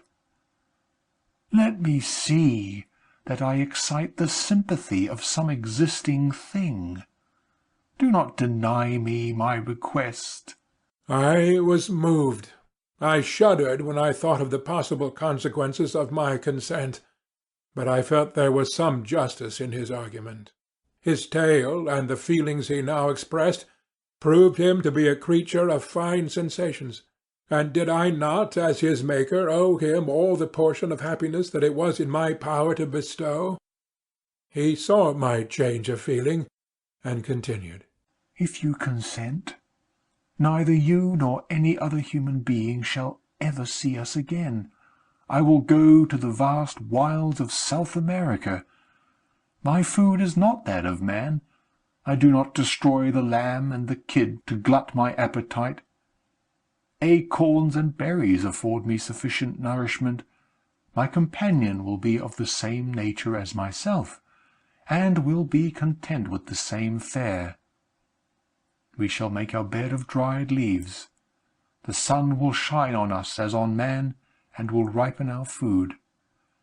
The picture I present to you is peaceful and human, and you must feel that you could deny it only in the wantonness of power and cruelty. Pitiless as you have been towards me, I now see compassion in your eyes. Let me seize the favourable moment, and persuade you to promise what I so ardently desire. You propose, replied I, to fly from the habitations of men, to dwell in those wilds where the beasts of the field will be your only companions. How can you, who long for the love and sympathy of man, persevere in this exile? You will return, and again seek their kindness, and you will meet with their detestation. Your evil passions will be renewed, and you will then have a companion to aid you in the task of destruction. This may not be. Cease to argue the point, for I cannot consent. How inconstant are your feelings! But a moment ago you were moved by my representations, and why do you again harden yourself to my complaints? I swear to you, by the earth which I inhabit, and by you that made me, that with the companion you bestow I will quit the neighbourhood of man, and dwell, as it may chance, in the most savage of places. My evil passions will have fled, for I shall meet with sympathy. My life will flow quietly away, and in my dying moments I shall not curse my Maker. His words had a strange effect upon me. I compassionated him, and sometimes felt a wish to console him. But when I looked upon him, when I saw the filthy mass that moved and talked, my heart sickened, and my feelings were altered to those of horror and hatred. I tried to stifle these sensations. I thought that as I could not sympathize with him, I had no right to withhold from him the small portion of happiness which was yet in my power to bestow. You swear, I said, to be harmless, but have you not already shown a degree of malice that should reasonably make me distrust you? May not even this be a feint that will increase your triumph by affording a wider scope for your revenge? How is this? I must not be trifled with, and I demand an answer. If I have no ties and no affections, hatred and vice must be my portion. The love of another will destroy the cause of my crimes, and I shall become a thing of whose existence everyone will be ignorant.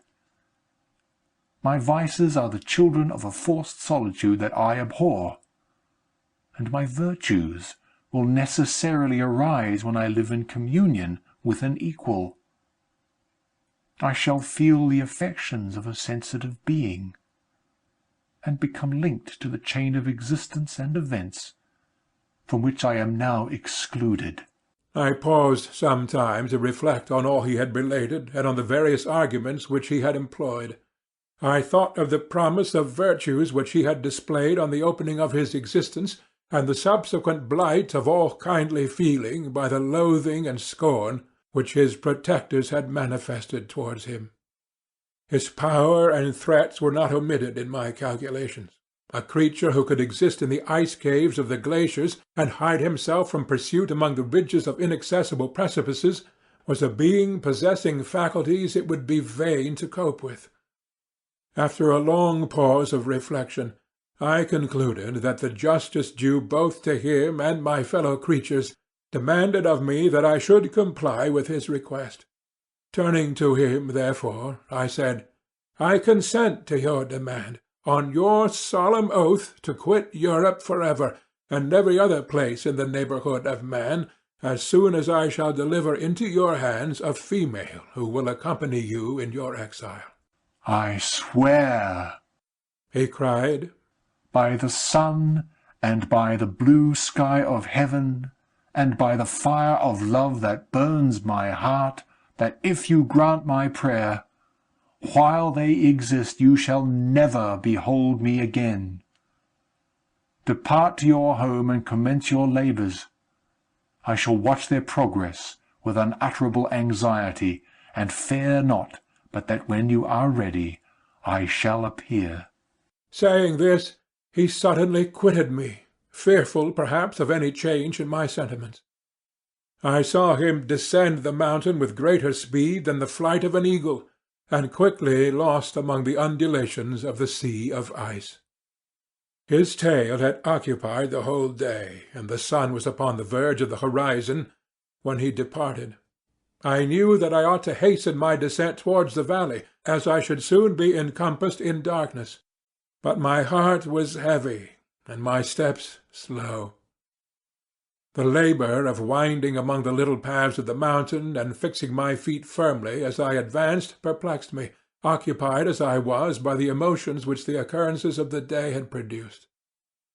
Night was far advanced when I came to the half-way resting-place, and seated myself beside the fountain.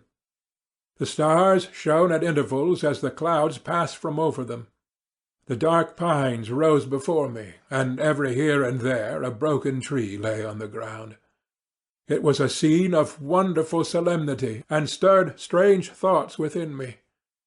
I wept bitterly, and clasping my hands in agony, I exclaimed, "Oh, stars and clouds and winds, ye are all about to mock me. If ye really pity me, crush sensation and memory. Let me become as naught. But if not, depart, depart, and leave me in darkness."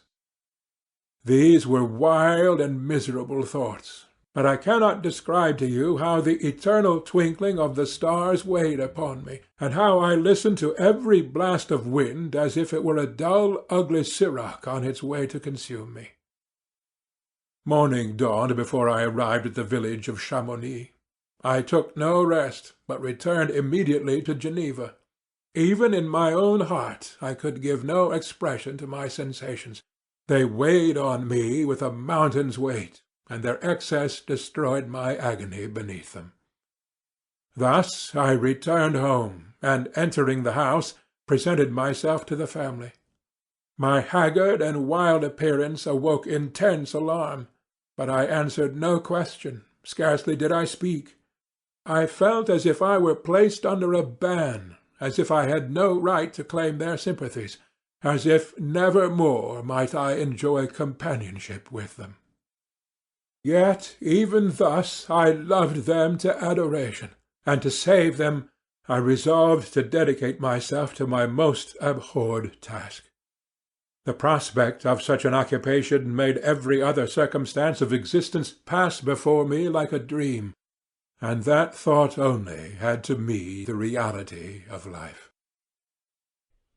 Chapter 18. Day after day, week after week, passed away on my return to Geneva, and I could not collect the courage to recommence my work. I feared the vengeance of the disappointed fiend, yet I was unable to overcome my repugnance to the task which was enjoined me.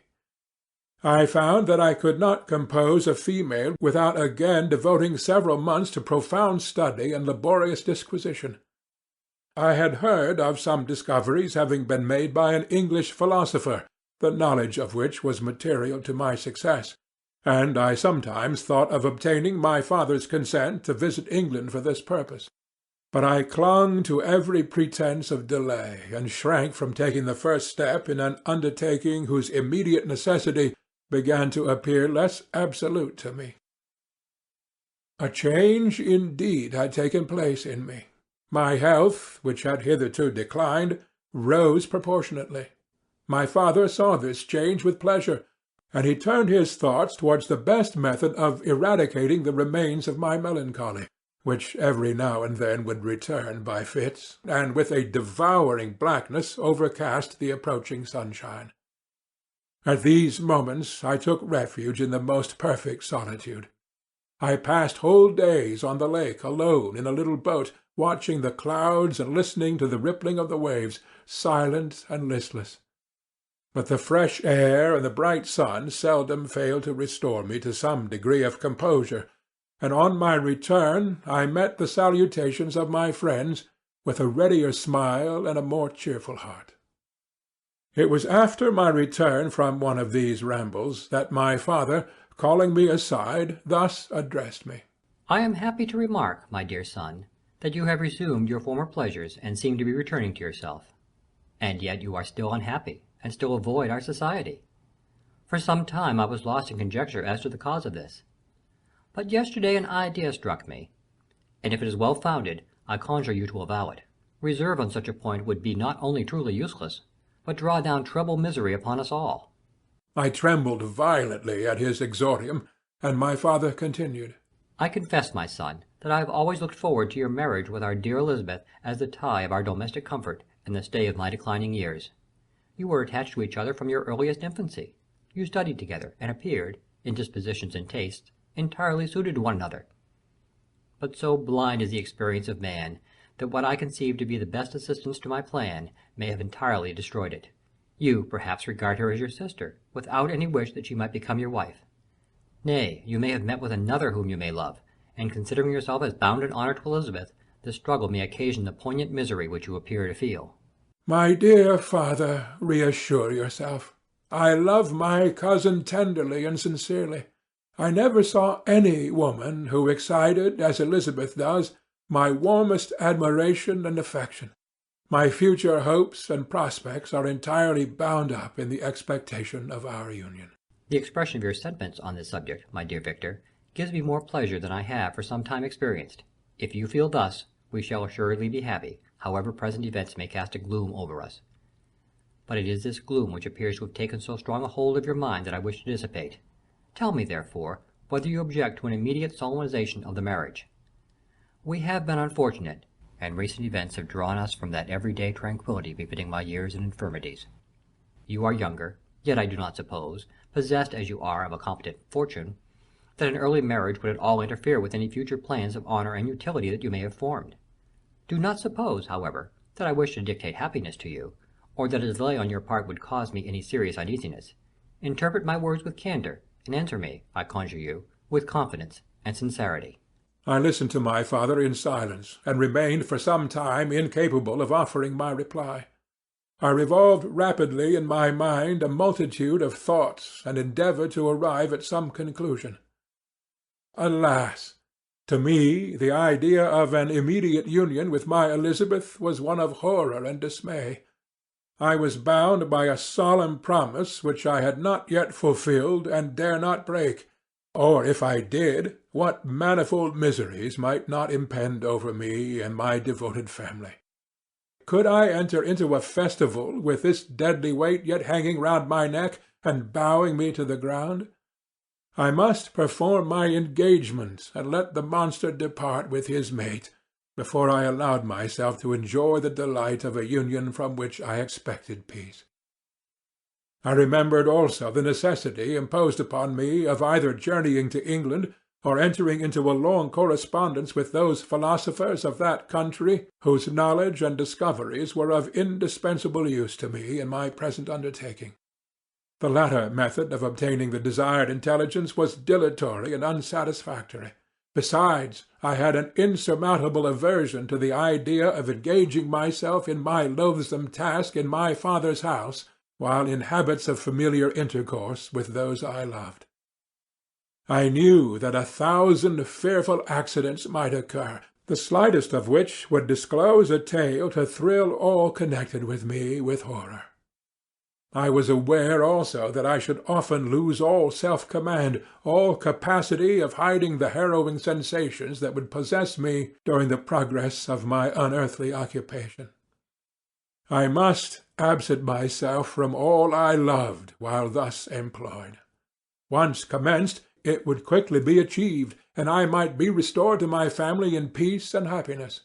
My promise fulfilled, the monster would depart forever, or, so my fond fancy imaged, some accident might meanwhile occur to destroy him and put an end to my slavery forever. These feelings dictated my answer to my father. I expressed a wish to visit England, but concealing the true reasons of this request, I clothed my desires under a guise which excited no suspicion, while I urged my desire with an earnestness that easily induced my father to comply. After so long a period of an absorbing melancholy that resembled madness in its intensity and effects, he was glad to find that I was capable of taking pleasure in the idea of such a journey, and he hoped that change of scene and varied amusement would, before my return, have restored me entirely to myself. The duration of my absence was left to my own choice. A few months, or at most a year, was the period contemplated. One paternal kind precaution he had taken to ensure my having a companion. Without previously communicating with me, he had, in concert with Elizabeth, urged that Clerval should join me in Strasbourg. This interfered with the solitude I coveted for the prosecution of my task. Yet at the commencement of my journey the presence of my friend could in no way be an impediment, and truly I rejoiced that thus I should be saved from many hours of lonely, maddening reflection. Nay, Henry might stand between me and the intrusion of my foe. If I were alone, would he not at times force his abhorred presence on me to remind me of my task, or to contemplate its progress? To England, therefore, I was bound, and it was understood that my union with Elizabeth should take place immediately on my return. My father's age rendered him extremely averse to delay. For myself, there was one reward I promised myself from my detested toils, one consolation for my unparalleled sufferings.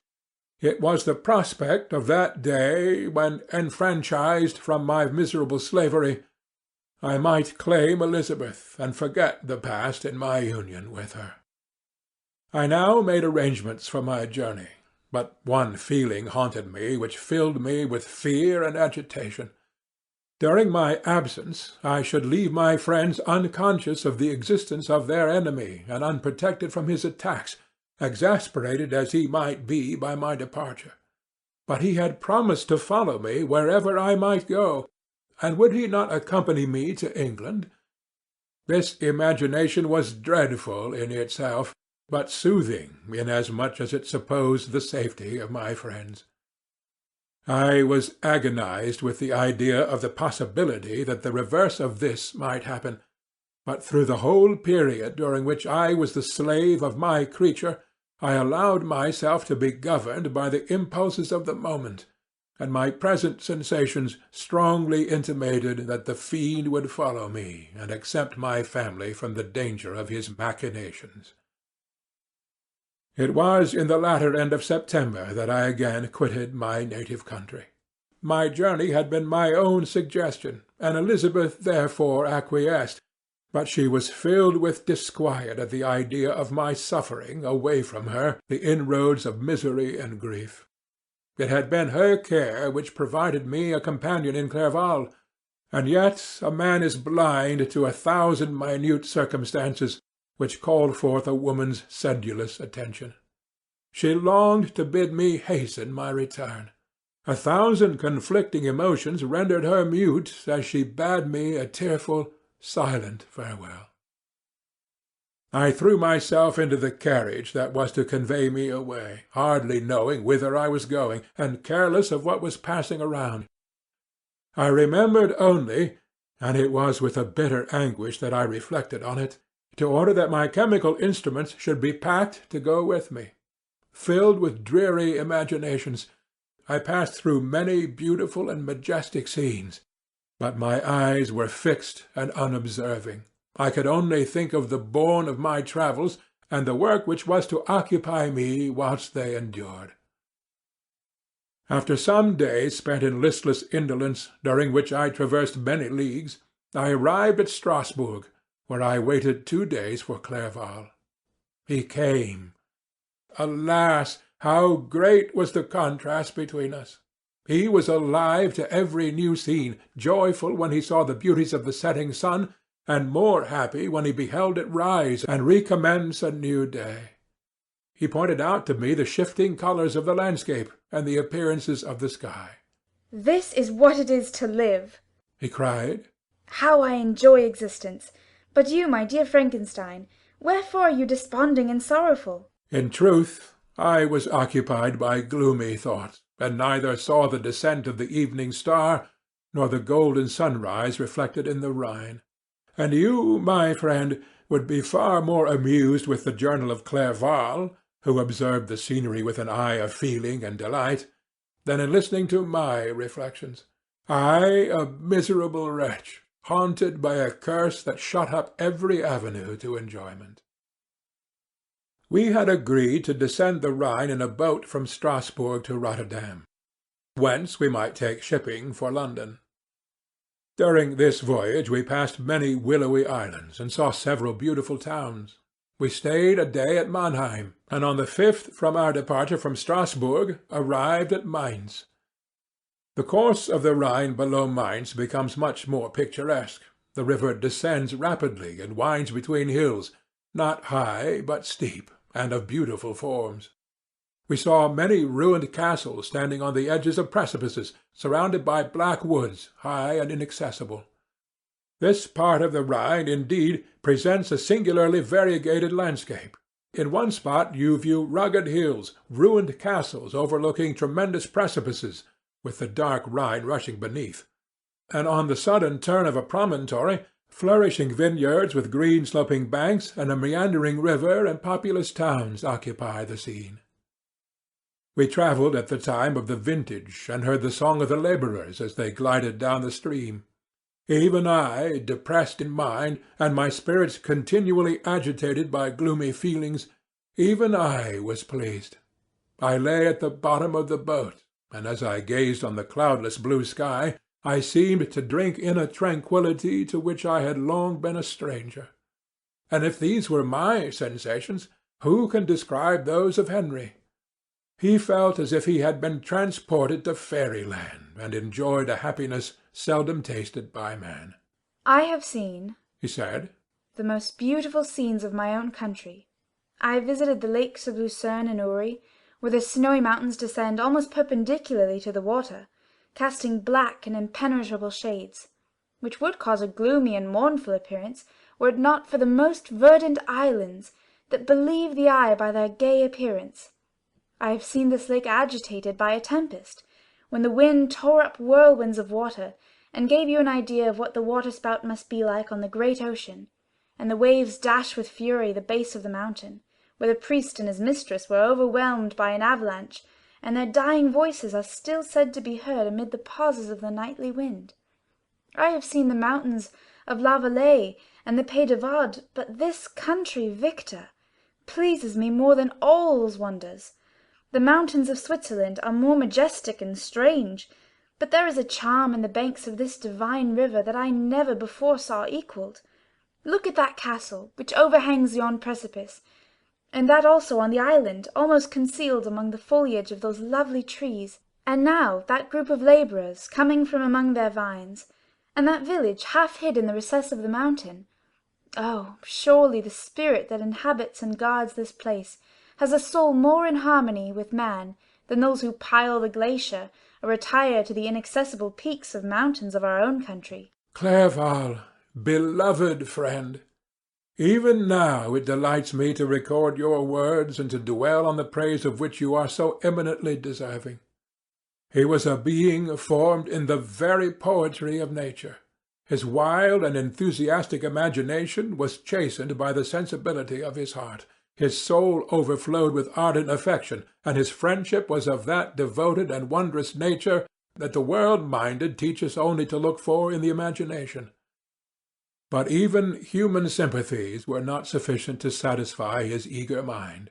The scenery of external nature, which others regard only with admiration, he loved with ardour.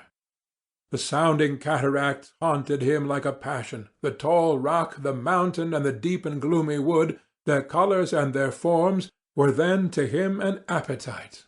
a feeling and a love that had no need of a remoter charm by thought supplied, or an interest unborrowed from the eye. And where does he now exist?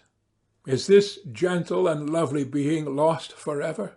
Has this mind, so replete with ideas, imaginations fanciful and magnificent, which formed a world, whose existence depended on the life of its creator, has this mind perished? Does it now only exist in my memory? No, it is not thus. Your form, so divinely wrought, and beaming with beauty, has decayed, but your spirit still visits and consoles your unhappy friend. Pardon this gush of sorrow. These ineffectual words are but a slight tribute to the unexampled worth of Henry, but they soothe my heart, overflowing with the anguish which his remembrance creates. I will proceed with my tale. Beyond Cologne we descended to the plains of Holland, and we resolved to post the remainder of our way, for the wind was contrary and the stream of the river was too gentle to aid us. Our journey here lost the interest arising from beautiful scenery, but we arrived in a few days at Rotterdam, whence we proceeded by sea to England. It was on a clear morning in the latter days of December that I first saw the white cliffs of Britain.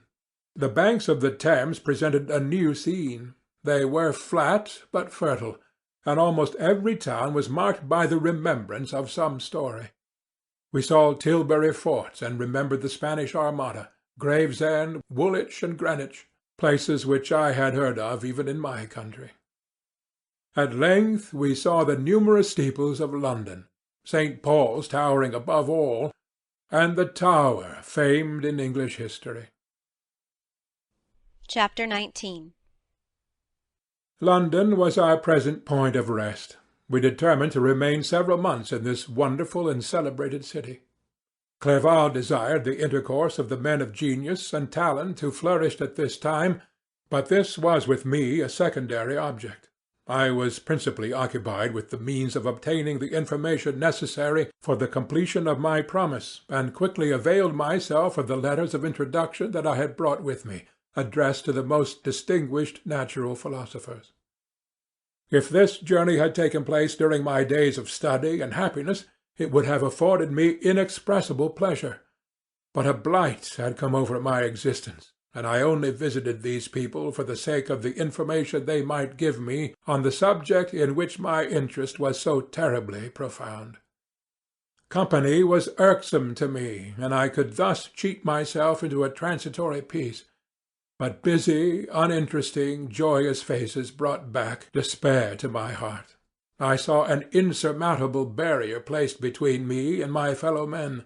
This barrier was sealed with the blood of William and Justine, and to reflect on the events connected with these names filled my soul with anguish.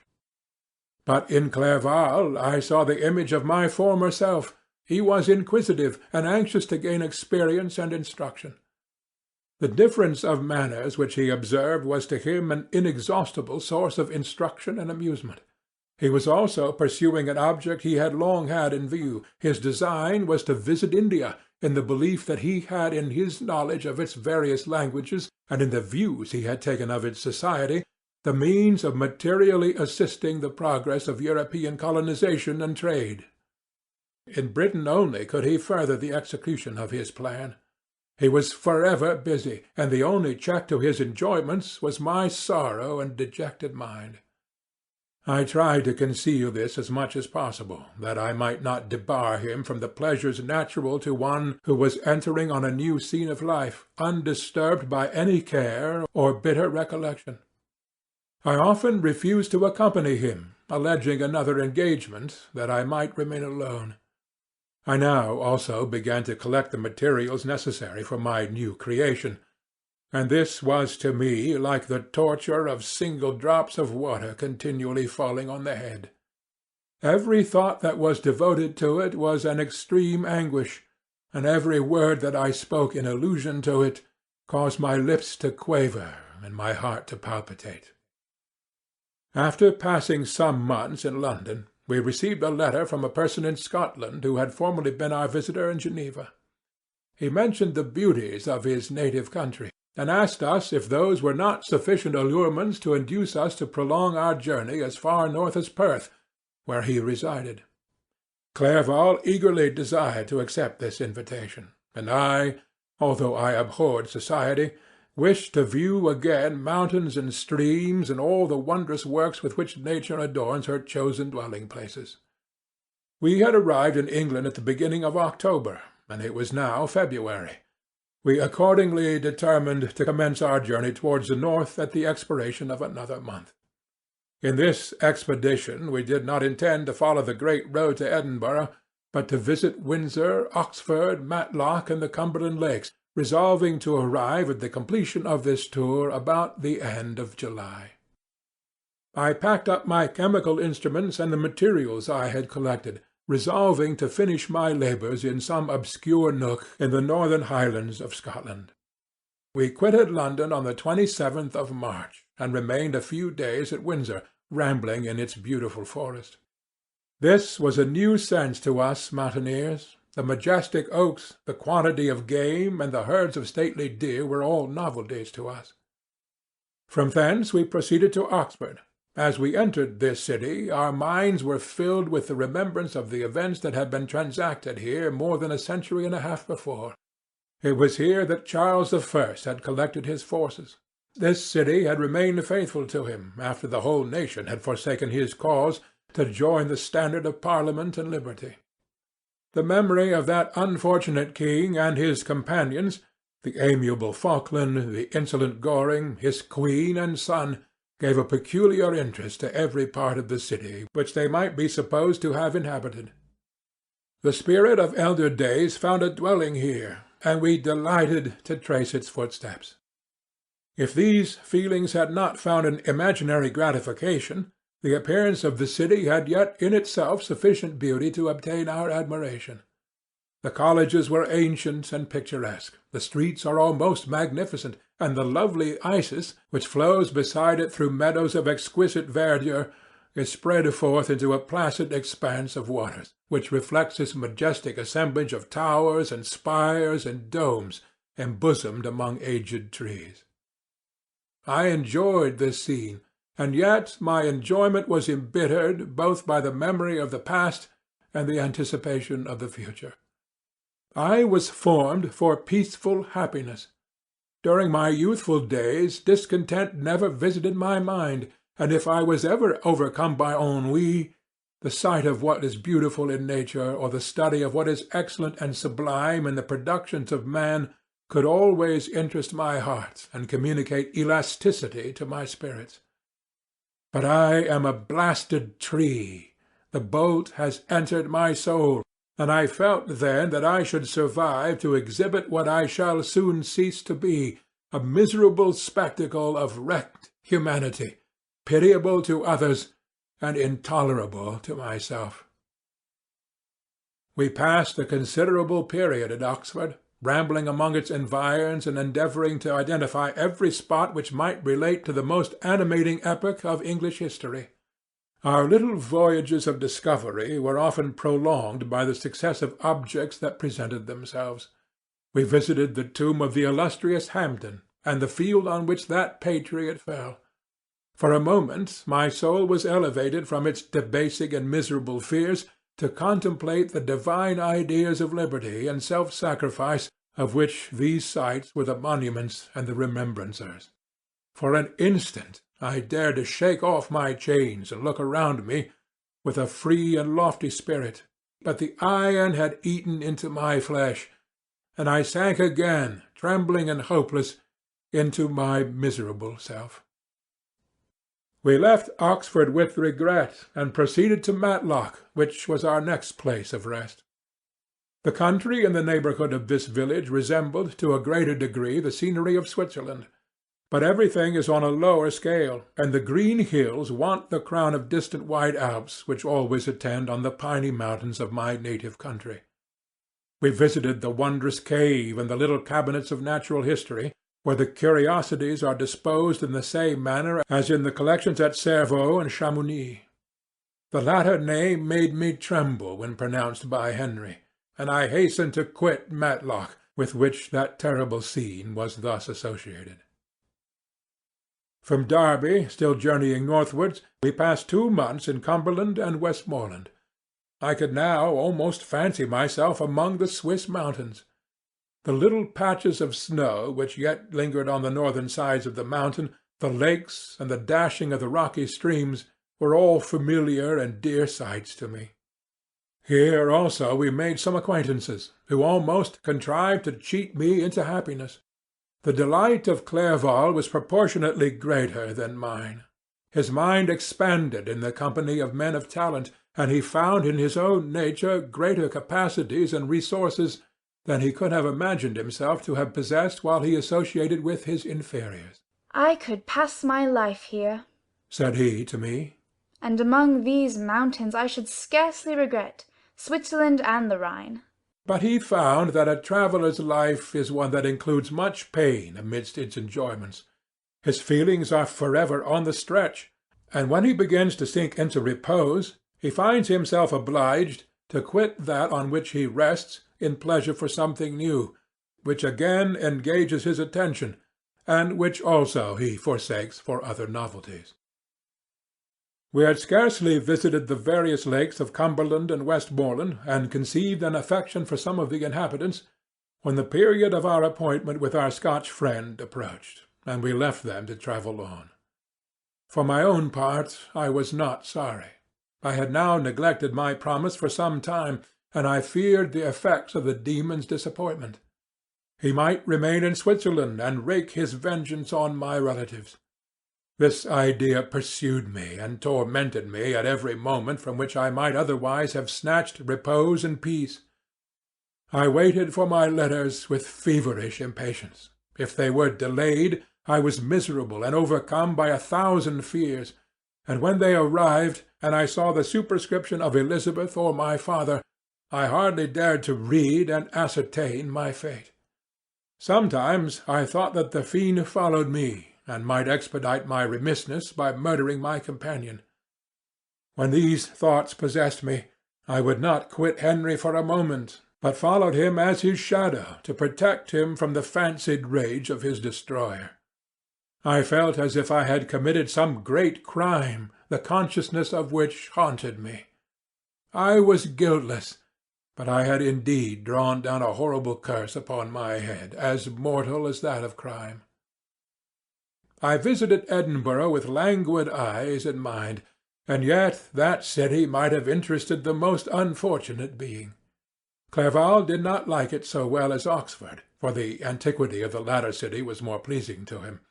But the beauty and regularity of the new town of Edinburgh, its romantic castle and its environs, the most beautiful in the world, Arthur's Seat, St. Bernard's Well, and the Pentland Hills, compensated him for the change, and filled him with cheerfulness and admiration.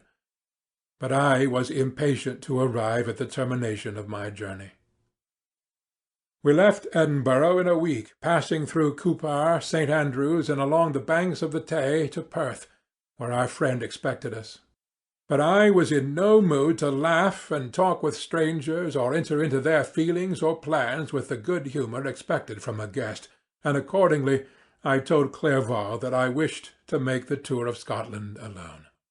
"Do you," said I, "enjoy yourself, and let this be our rendezvous. I may be absent a month or 2, but do not interfere with my motions, I entreat you. Leave me to peace and solitude for a short time, and when I return I hope it will be with a lighter heart, more congenial to your own temper." Henry wished to dissuade me, but seeing me bent on this plan, ceased to remonstrate. He entreated me to write often. "I had rather be with you," he said, "in your solitary rambles, than with these Scotch people whom I do not know. Hasten then, my dear friend, to return, that I may again feel myself somewhat at home, which I cannot do in your absence." Having parted from my friend, I determined to visit some remote spot of Scotland and to finish my work in solitude.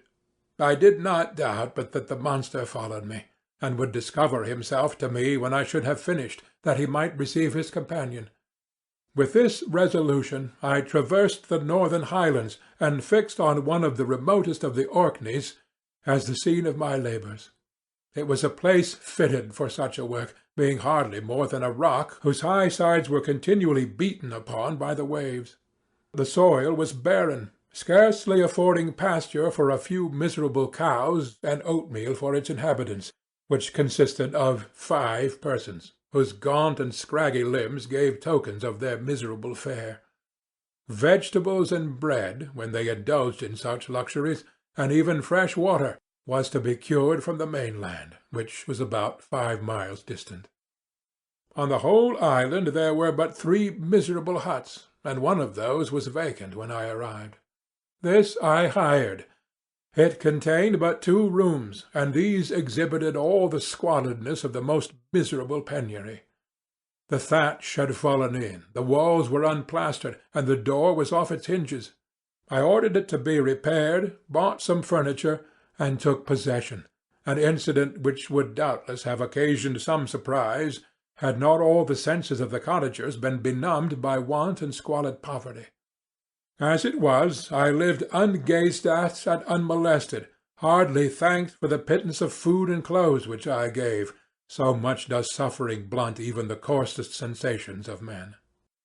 In this retreat I devoted the morning to labour, but in the evening, when the weather permitted, I walked on the stony beach of the sea to listen to the waves as they roared and dashed at my feet.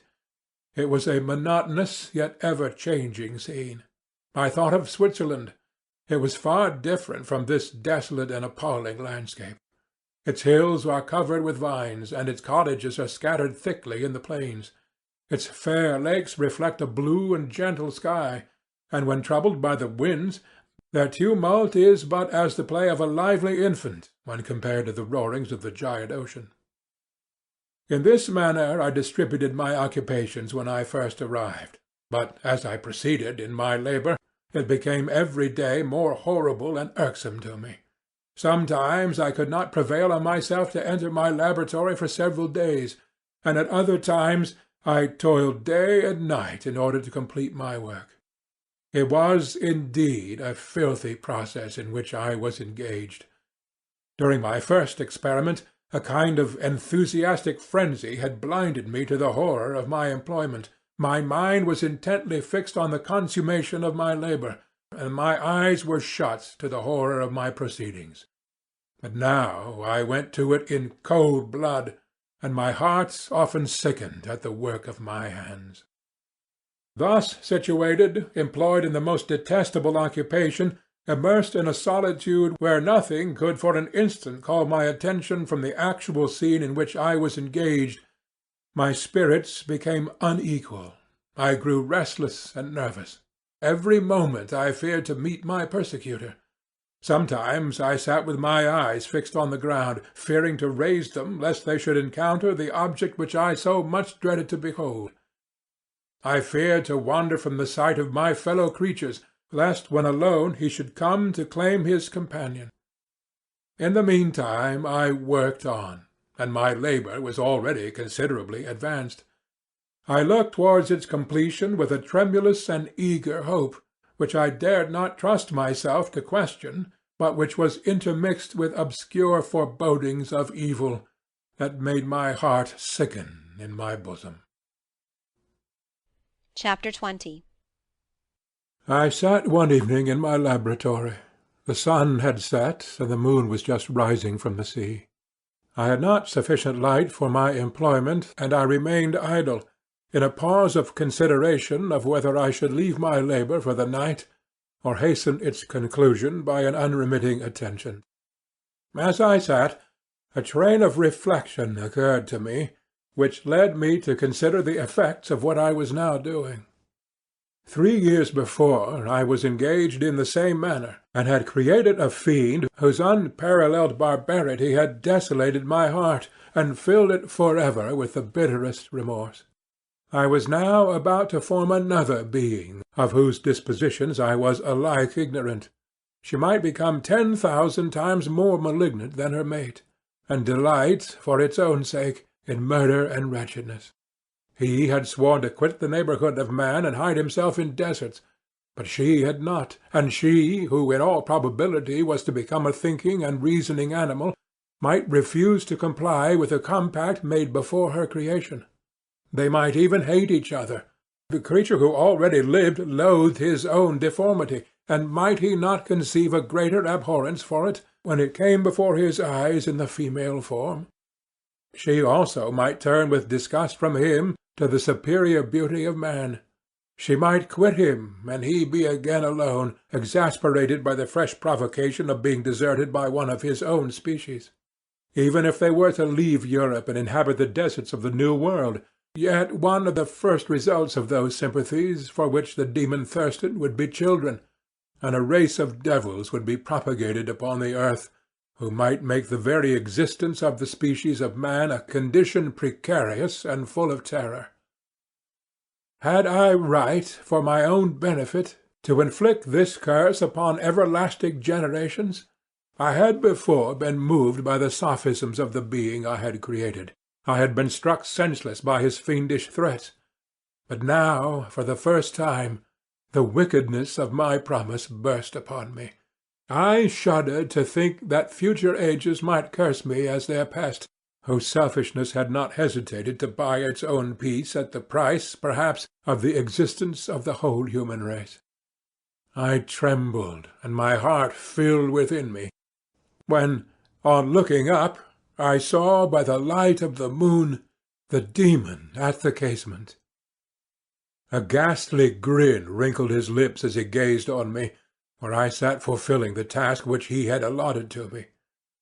Yes, he had followed me in my travels.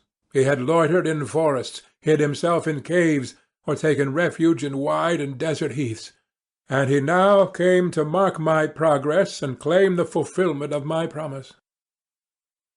As I looked on him, his countenance expressed the utmost extent of malice and treachery. I thought with a sensation of madness on my promise of creating another like to him, and trembling with passion, tore to pieces the thing on which I was engaged. The wretch saw me destroy the creature on whose future existence he depended for happiness, and with a howl of devilish despair and revenge withdrew. I left the room, and locking the door, made a solemn vow in my own heart never to resume my labours, and then, with trembling steps, I sought my own apartment. I was alone. None was near me to dissipate the gloom and relieve me from the sickening oppression of the most terrible reveries. Several hours passed, and I remained near my window gazing on the sea. It was almost motionless, for the winds were hushed, and all nature reposed under the eye of the quiet moon. A few fishing vessels alone specked the water, and now and then the gentle breeze wafted the sound of voices as the fishermen called to one another. I felt the silence, although I was hardly conscious of its extreme profundity, until my ear was suddenly arrested by the paddling of oars near the shore, and a person landed close to my house. In a few minutes after, I heard the creaking of my door, as if some one endeavoured to open it softly. I trembled from head to foot.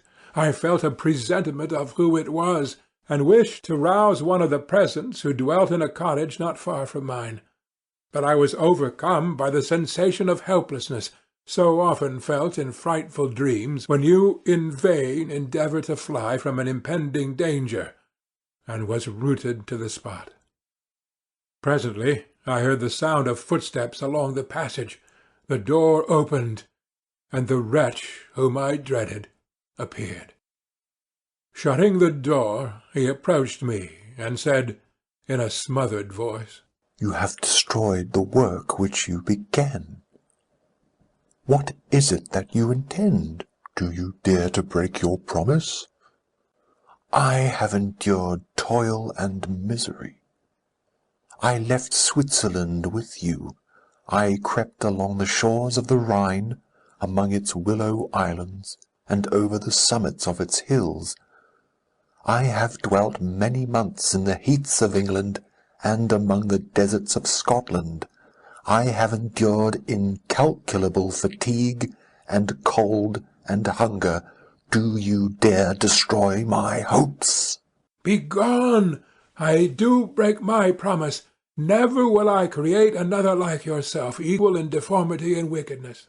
Slave, I before reasoned with you, but you have proved yourself unworthy of my condescension. Remember that I have power. You believe yourself miserable, but I can make you so wretched that the light of day will be hateful to you. You are my creator, but I am your master. Obey! The hour of my irresolution is past, and the period of your power is arrived. Your threats cannot move me to do an act of wickedness, but they confirm me in a determination of not creating you a companion in vice. Shall I, in cool blood, set loose upon the earth a demon whose delight is in death and wretchedness? Begone! I am firm, and your words will only exasperate my rage.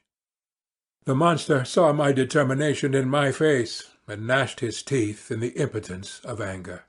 Shall each man, cried he, find a wife for his bosom, and each beast have his mate, and I be alone?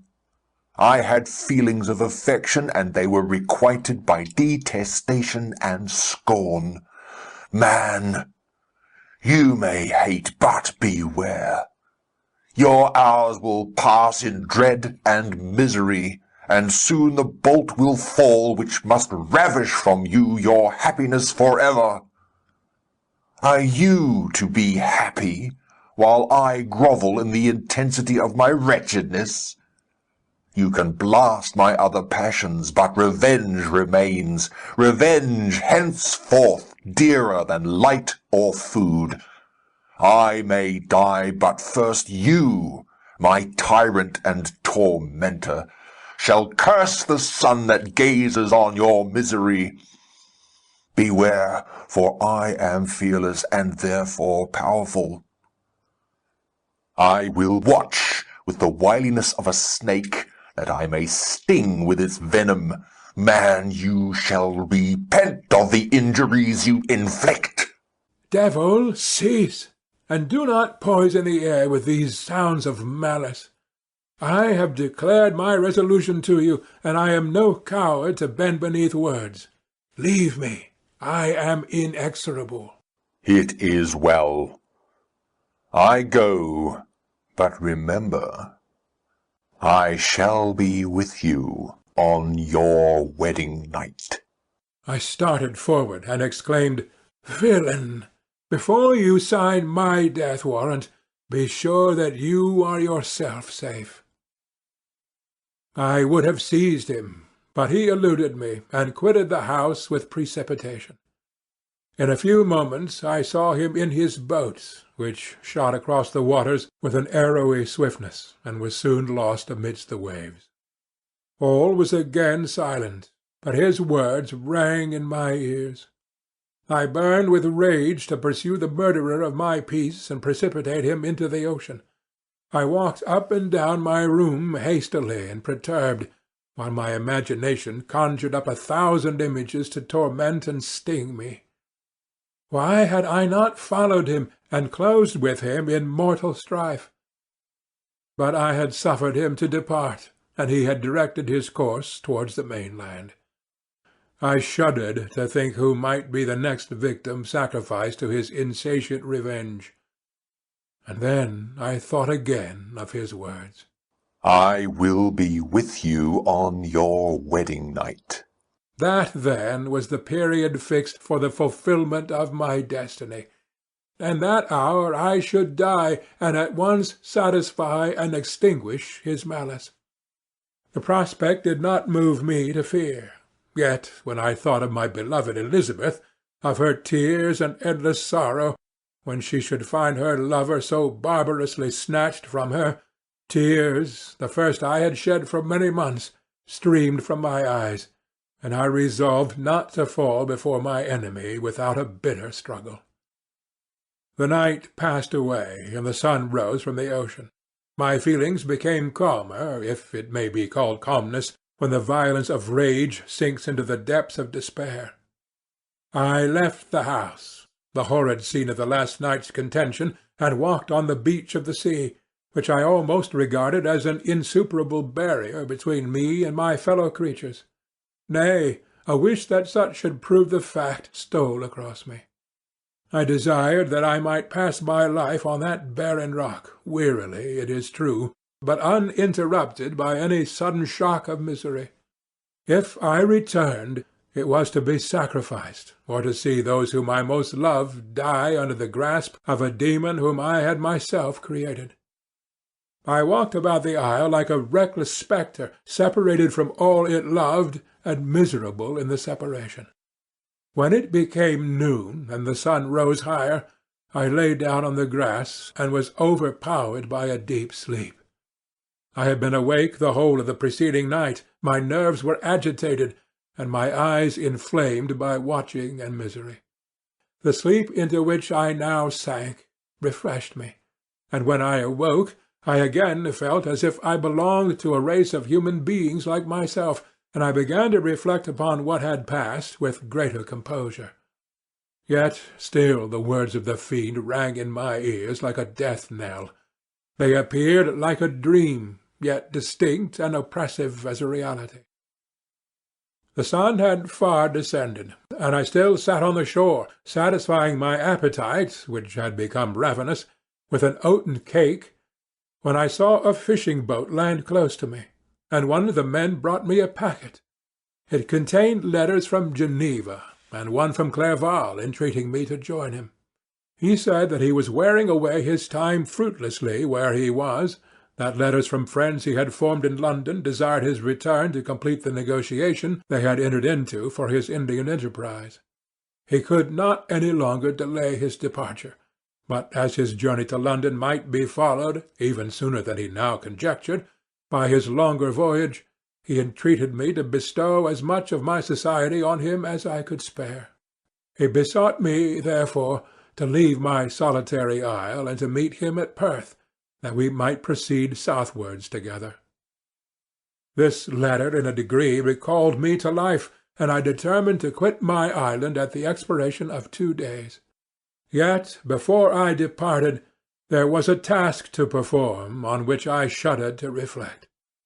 I must pack up my chemical instruments, and for that purpose I must enter the room which had been the scene of my odious work, and I must handle those utensils, the sight of which was sickening to me. The next morning, at daybreak, I summoned sufficient courage and unlocked the door of my laboratory. The remains of the half-finished creature whom I had destroyed lay scattered on the floor, and I almost felt as if I had mangled the living flesh of a human being. I paused to collect myself, and then entered the chamber. With trembling hand I conveyed the instruments out of the room, but I reflected that I ought not to leave the relics of my work to excite the horror and suspicion of the peasants, and I accordingly put them into a basket with a great quantity of stones, and, laying them up, determined to throw them into the sea that very night. And in the meantime I sat upon the beach, employed in cleaning and arranging my chemical apparatus. Nothing could be more complete than the alteration that had taken place in my feelings since the night of the appearance of the demon. I had before regarded my promise with a gloomy despair as a thing that, with whatever consequences, must be fulfilled. But I now felt as if a film had been taken from before my eyes, and that I for the first time saw clearly. The idea of renewing my labours did not for one instant occur to me. The threat that I heard weighed on my thoughts, but I did not reflect that a voluntary act of mine could avert it. I had resolved in my own mind that to create another like the fiend I had first made would be an act of the basest and most atrocious selfishness, and I banished from my mind every thought that could lead to a different conclusion. Between 2 and 3 in the morning the moon rose, and I then, putting my basket aboard a little skiff, sailed out about 4 miles from the shore. The scene was perfectly solitary. A few boats were running towards land, but I sailed away from them. I felt as if I was about the commission of a dreadful crime, and avoided with shuddering anxiety any encounter with my fellow creatures. At one time the moon, which had before been clear, was suddenly overspread by a thick cloud, and I took advantage of the moment of darkness and cast my basket into the sea. I listened to the gurgling sound as it sank, and then sailed away from the spot. The sky became clouded, but the air was pure, although chilled by the northeast breeze that was then rising. But it refreshed me, and filled me with such agreeable sensations that I resolved to prolong my stay on the water, and fixing the rudder in a direct position, stretched myself at the bottom of the boat. Clouds hid the moon, everything was obscure, and I heard only the sound of the boat as its keel cut through the waves. The murmur lulled me, and in a short time I slept soundly. I do not know how long I remained in this situation, but when I awoke I found that the sun had already mounted considerably. The wind was high, and the waves continually threatened the safety of my little skiff. I found that the wind was northeast, and must have driven me far from the coast from which I had embarked. I endeavoured to change my course, but quickly found that if I again made the attempt, the boat would be instantly filled with water. Thus situated, my only resource was to drive before the wind. I confess that I felt a few sensations of terror. I had no compass with me, and was so slenderly acquainted with the geography of this part of the world that the sun was of little benefit to me. I might be driven into the wide Atlantic and feel all the tortures of starvation, or be swallowed up in the immeasurable waters that roared and buffeted around me. I had already been out many hours, and felt the torment of a burning thirst, a prelude to my other sufferings. I looked on the heavens, which were covered by clouds that flew before the wind, only to be replaced by others. I looked upon the sea. It was to be my grave. "Fiend!" I exclaimed, "your task is already fulfilled." I thought of Elizabeth, of my father, and of Clerval, all left behind, on whom the monster might satisfy his sanguinary and merciless passions. This idea plunged me into a reverie so despairing and frightful that even now, when the scene is on the point of closing before me for ever, I shudder to reflect on it. Some hours passed thus, but by degrees, as the sun declined towards the horizon, the wind died away into a gentle breeze, and the sea became free from breakers. But these gave place to a heavy swell. I felt sick and hardly able to hold the rudder, when suddenly I saw a line of high land towards the south. Almost spent, as I was, by fatigue and the dreadful suspense I endured for several hours, this sudden certainty of life rushed like a flood of warm joy to my heart, and tears gushed from my eyes. How mutable are our feelings, and how strange is that clinging love we have of life, even in the excess of misery! I constructed another sail with a part of my dress, and eagerly steered my course towards the land. It had a wild and rocky appearance, but as I approached nearer, I easily perceived the traces of cultivation. I saw vessels near the shore, and found myself suddenly transported back to the neighbourhood of civilized man. I carefully traced the windings of the land, and hailed a steeple which I at length saw issuing from behind a small promontory. As I was in a state of extreme debility, I resolved to sail directly towards the town, as a place where I could most easily procure nourishment. Fortunately, I had money with me. As I turned the promontory, I perceived a small, neat town and a good harbour, which I entered, my heart bounding with joy at my unexpected escape. As I was occupied in fixing the boat and arranging the sails, several people crowded towards the spot. They seemed much surprised at my appearance, but instead of offering me any assistance, whispered together with gestures that at any other time might have produced in me a slight sensation of alarm. As it was, I merely remarked that they spoke English, and I therefore addressed them in that language.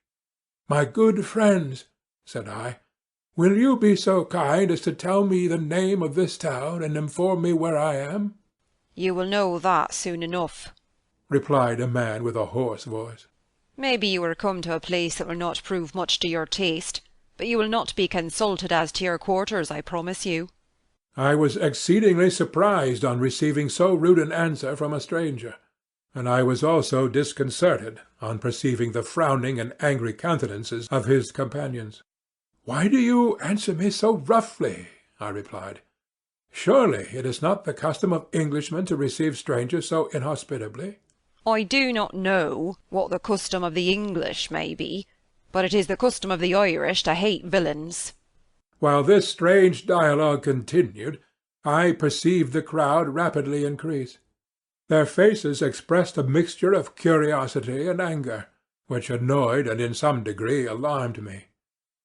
I inquired the way to the inn, but no one replied. I then moved forward, and a murmuring sound arose from the crowd as they followed and surrounded me, when an ill-looking man approaching tapped me on the shoulder and said, "Come, sir, you must follow me to Mr. Curwen's to give an account of yourself." "Who is Mr. Curwen? Why am I to give an account of myself? Is not this a free country?" "Ay, sir, free enough for honest folks. Mr. Curwen is a magistrate, and you are to give an account of the death of a gentleman who was found murdered here last night." This answer startled me, but I presently recovered myself. I was innocent. That could easily be proved. Accordingly, I followed my conductor in silence, and was led to one of the best houses in the town. I was ready to sink from fatigue and hunger, but being surrounded by a crowd, I thought it politic to rouse all my strength, that no physical debility might be construed into apprehension or conscious guilt.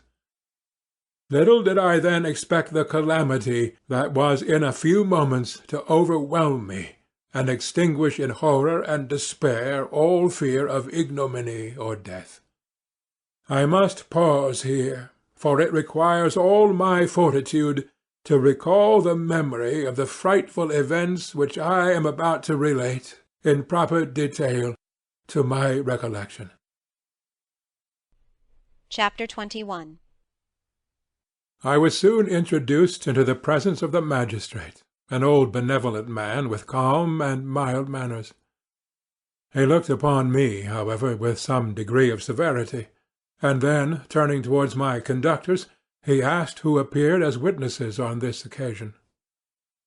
About half a dozen men came forward, and one being selected by the magistrate, he deposed that he had been out fishing the night before with his son and brother-in-law, Daniel Nugent, when, about 10 o'clock, they observed a strong northerly blast rising, and they accordingly put in for port. It was a very dark night, as the moon had not yet risen. They did not land at the harbour, but, as they had been accustomed, at a creek about 2 miles below. He walked on first, carrying a part of the fishing tackle, and his companions followed him at some distance. As he was proceeding along the sands, he struck his foot against something, and fell at his length on the ground. His companions came up to assist him, and by the light of their lantern they found that they had fallen on the body of a man, who was to all appearance dead. Their first supposition was that it was the corpse of some person who had been drowned and was thrown on shore by the waves, but on examination they found that the clothes were not wet, and even that the body was not then cold. They instantly carried it to the cottage of an old woman near the spot, and endeavoured, but in vain, to restore it to life. It appeared to be a handsome young man, about 25 years of age. He had apparently been strangled, for there was no sign of any evidence except the black mark of fingers on his neck. The first part of this deposition did not in the least interest me, but when the mark of the fingers was mentioned, I remembered the murder of my brother, and felt myself extremely agitated. My limbs trembled, and a mist came over my eyes, which obliged me to lean on a chair for support. The magistrate observed me with a keen eye, and of course drew an unfavourable augury from my manner. The son confirmed his father's account. But when Daniel Nugent was called, he swore positively that just before the fall of his companion he saw a boat with a single man in it at a short distance from the shore, and as far as he could judge by the light of a few stars, it was the same boat on which I had just landed. A woman deposed that she lived near the beach, and was standing at the door of her cottage, waiting for the return of the fisherman, about an hour before she heard the discovery of the body, when she saw a boat with only one man in it push off from that part of the shore where the corpse was afterwards found. Another woman confirmed the account of the fisherman having brought the body into her house. It was not cold. They put it into a bed and rubbed it, and Daniel went to the town for an apothecary, but life was quite gone. Several other men were examined concerning my landing, and they agreed that, with the strong north wind that had arisen during the night, it was very probable that I had been beaten about for many hours, and had been obliged to return nearly to the same spot from which I had departed. Besides, they observed that it appeared that I had brought the body from another place, and it was likely that, as I did not appear to know the shore, I might have put into the harbour, ignorant of the distance of the town from the place where I had deposited the corpse. Mr. Curwen, on hearing this evidence, desired that I should be taken into the room where the body lay for interment, that it might be observed what effect the sight of it would produce upon me. This idea was probably suggested by the extreme agitation I had exhibited when the mode of the murder had been described. I was accordingly conducted by the magistrate and several other persons to the inn. I could not help being struck by the strange coincidences that had taken place during this eventful night. But knowing that I had been conversing with several persons in the island I had inhabited about the time that the body had been found, I was perfectly tranquil as to the consequences of the affair. I entered the room where the corpse lay, and was led up to the coffin.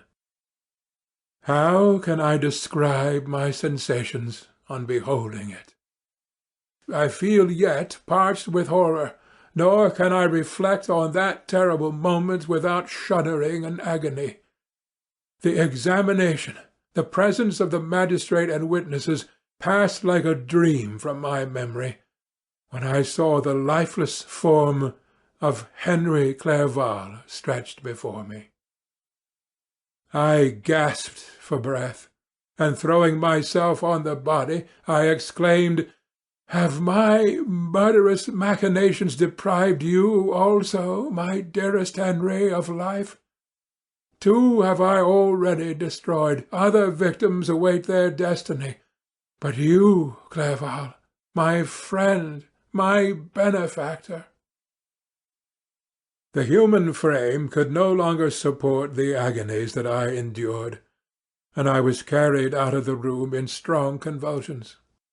A fever succeeded to this. I lay for 2 months on the point of death. My ravings, as I afterwards heard, were frightful. I called myself the murderer of William, of Justine, and of Clerval. Sometimes I entreated my attendants to assist me in the destruction of the fiend by whom I was tormented, and at others I felt the fingers of the monster already grasping my neck, and screamed aloud with agony and terror. Fortunately, as I spoke my native language, Mr. Curwen alone understood me, but my gestures and bitter cries were sufficient to affright the other witnesses. Why did I not die? More miserable than man ever was before, why did I not sink into forgetfulness and rest? Death snatches away many blooming children, the only hopes of their doting parents. How many brides and youthful lovers have been one day in the bloom of health and hope, and the next a prey for worms and the decay of the tomb? Of what materials was I made, that I could thus resist so many shocks, which, like the turning of the wheel, continually renewed the torture? But I was doomed to live, and in 2 months found myself, as awaking from a dream, in a prison, stretched on a wretched bed, surrounded by jailers, turnkeys, bolts, and all the miserable apparatus of a dungeon. It was morning, I remember, when I thus awoke to understanding. I had forgotten the particulars of what had happened, and only felt as if some great misfortune had suddenly overwhelmed me. But when I looked around and saw the barrel windows and the squalidness of the room in which I was, all flashed across my memory, and I groaned bitterly. The sound disturbed an old woman who was sleeping in a chair beside me. She was a hired nurse, the wife of one of the turnkeys, and her countenance expressed all those bad qualities which often characterize that class. The lines of her face were hard and rude, like that of persons accustomed to see without sympathizing in sights of misery. Her tone expressed her entire indifference. She addressed me in English, and the voice struck me as one that I had heard during my sufferings. "Are you better now, sir?" I replied in the same language, with a feeble voice. "I believe I am. But if it all be true, if indeed I did not dream, I am sorry that I am still alive to feel this misery and horror." "For that matter," replied the old woman, "if you mean about the gentleman you murdered, I believe that it were better for you if you were dead. For I fancy it will go hard with you. However, that's none of my business. I am sent to nurse you and get you well. I do my duty with a safe conscience. It were well if everybody did the same." I turned with loathing from the woman who could utter so unfeeling a speech to a person just saved on the very edge of death, but I felt languid and unable to reflect on all that had passed. The whole series of my life appeared to me as a dream. I sometimes doubted if indeed it were all true, for it never presented itself to my mind with the force of reality. As the images that floated before me became more distinct, I grew feverish. A darkness pressed around me. No one was near me who soothed me with a gentle voice of love. No dear hand supported me. The physician came and prescribed medicines, and the old woman prepared them for me. But utter carelessness was visible in the first, and the expression of brutality was strongly marked in the visage of the second. Who could be interested in the fate of a murderer but the hangman who would gain his fee? These were my first reflections, but I soon learned that Mr. Kirwan had shown me extreme kindness. He had caused the best room in the prison to be prepared for me. Wretched indeed was the best. And it was he who had provided a physician and a nurse. It is true he seldom came to see me, for although he ardently desired to relieve the sufferings of every human creature, he did not wish to be present at the agonies and miserable ravings of a murderer. He came, therefore, sometimes to see that I was not neglected, but his visits were short and with long intervals. One day, while I was gradually recovering, I was seated in a chair, my eyes half open and my cheeks livid like those in death. I was overcome by gloom and misery, and often reflected that I had better seek death than desire to remain in a world which to me was replete with wretchedness. At one time I considered whether I should not declare myself guilty and suffer the penalty of the law, less innocent than poor Justine had been. Such were my thoughts, when the door of my apartment was opened and Mr. Kirwan entered. His countenance expressed sympathy and compassion. He drew a chair close to mine, and addressed me in French. "I fear that this place is very shocking to you. Can I do anything to make you more comfortable?" "I thank you, but all that you mention is nothing to me.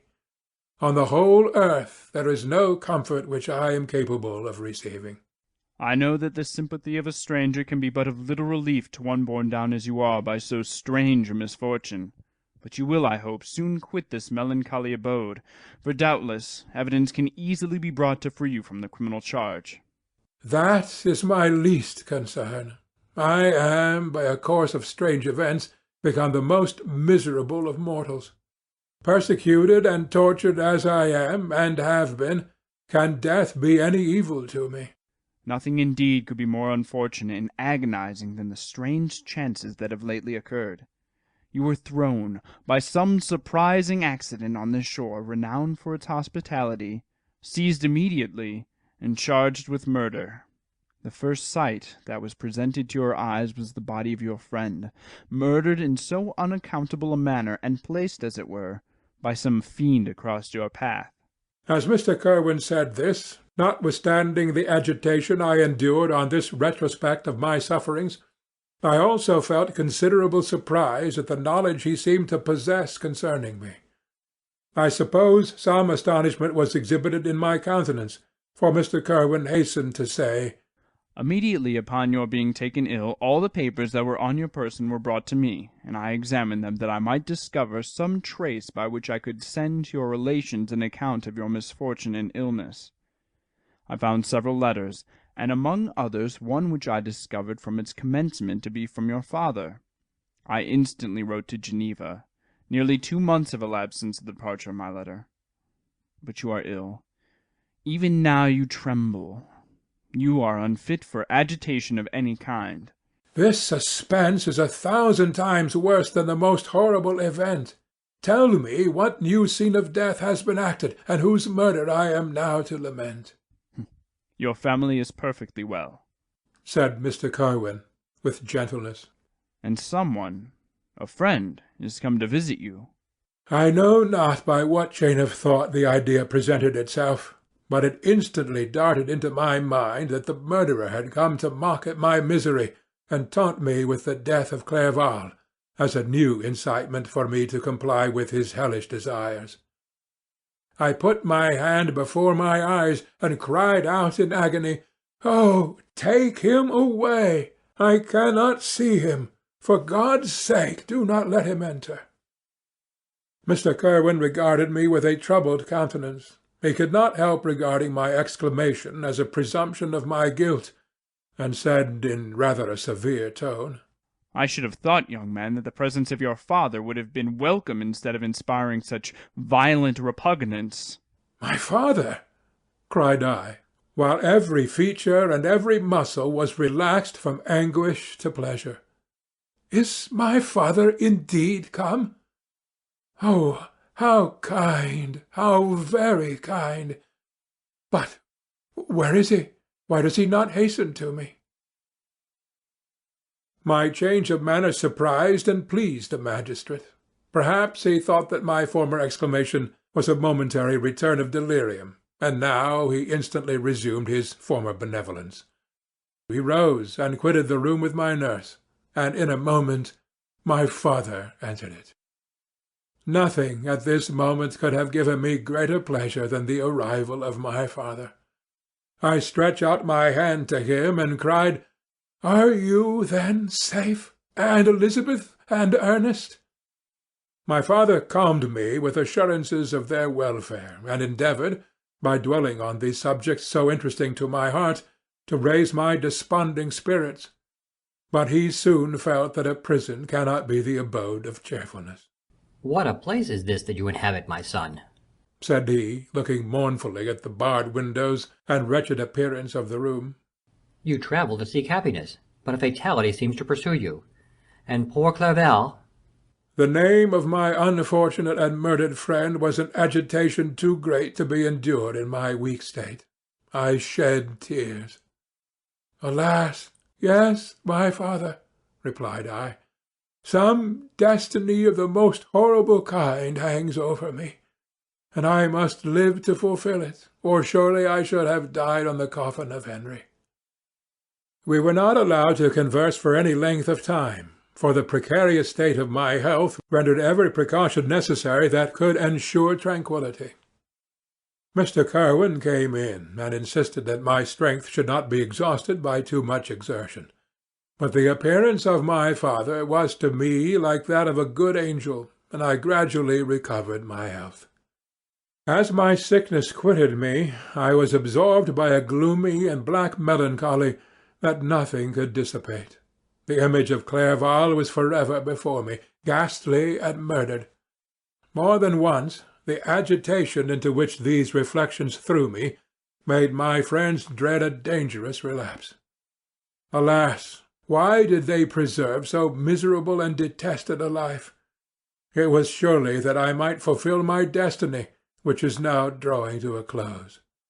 Soon, oh, very soon, will death extinguish these throbbings and relieve me from the mighty weight of anguish that bears me to the dust. And in executing the award of justice, I shall also sink to rest. Then the appearance of death was distant, although the wish was ever present to my thoughts, and I often sat for hours motionless and speechless, wishing for some mighty revolution that might bury me and my destroyer in its ruins. The season of the assizes approached. I had already been 3 months in prison, and although I was still weak and in continual danger of a relapse, I was obliged to travel nearly 100 miles to the country town where the court was held. Mr. Curwen charged himself with every care of collecting witnesses and arranging my defence. I was spared the disgrace of appearing publicly as a criminal, as the case was not brought before the court that decides on life and death. The grand jury rejected the bill, on its being proved that I was on the Orkney Islands at the hour the body of my friend was found, and a fortnight after my removal I was liberated from prison. My father was enraptured on finding me freed from the vexations of a criminal charge, that I was again allowed to breathe the fresh atmosphere and permitted to return to my native country. I did not participate in these feelings, for to me the walls of a dungeon or a palace are alike hateful. The cup of life was poisoned forever, and although the sun shone upon me as upon the happy and gay of heart, I saw around me nothing but a dense and frightful darkness, penetrated by no light but the glimmer of 2 eyes that glared upon me. Sometimes they were the expensive eyes of Henry, languishing in death, the dark orbs nearly covered by the lids, and the long black lashes that fringed them. Sometimes it was the watery, clouded eyes of the monster, as I first saw them in my chamber at Ingolstadt. My father tried to awaken in me the feelings of affection. He talked of Geneva, which I should soon visit, of Elizabeth and Ernest, but these words only drew deep groans from me. Sometimes, indeed, I felt a wish for happiness, and thought with melancholy delight of my beloved cousin, or longed with a devouring maladie du pays to see once more the blue lake and rapid Rhone that had been so dear to me in early childhood.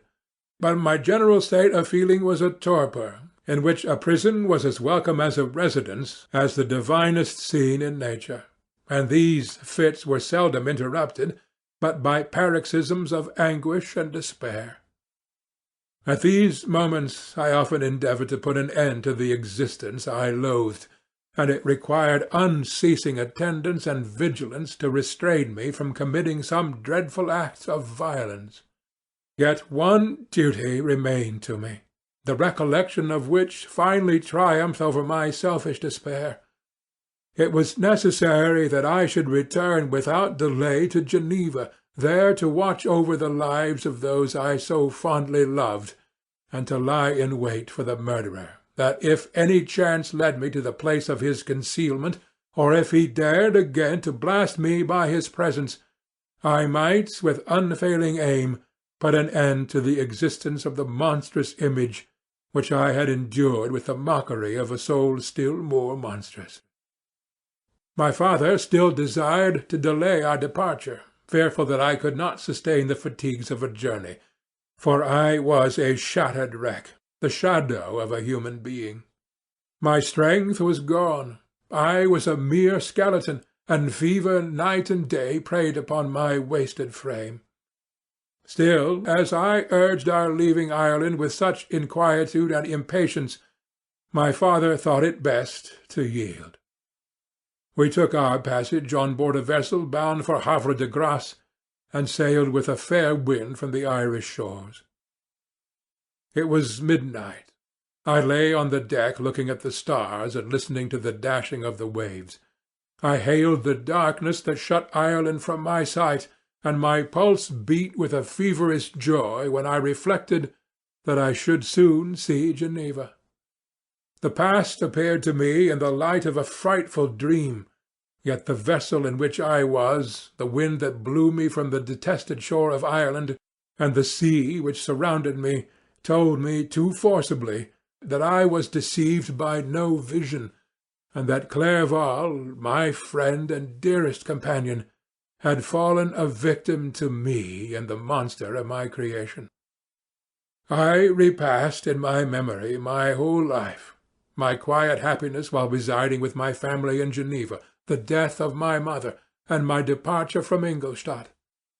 I remembered, shuddering, the mad enthusiasm that hurried me on to the creation of my hideous enemy, and I called to mind the night in which he had first lived. I was unable to pursue the train of thought. 1,000 feelings pressed upon me, and I wept bitterly. Ever since my recovery from the fever, I had been in the custom of taking every night a small quantity of laudanum, for it was by means of this drug only that I was enabled to gain the rest necessary for the preservation of life. Oppressed by the recollection of my various misfortunes, I now swallowed double my usual quantity, and soon slept profoundly. But sleep did not afford me respite from thought and misery. My dreams presented 1,000 objects that scared me. Towards morning I was possessed by a kind of nightmare. I felt the fiend's grasp in my neck, and could not free myself from it. Groans and cries rang in my ears.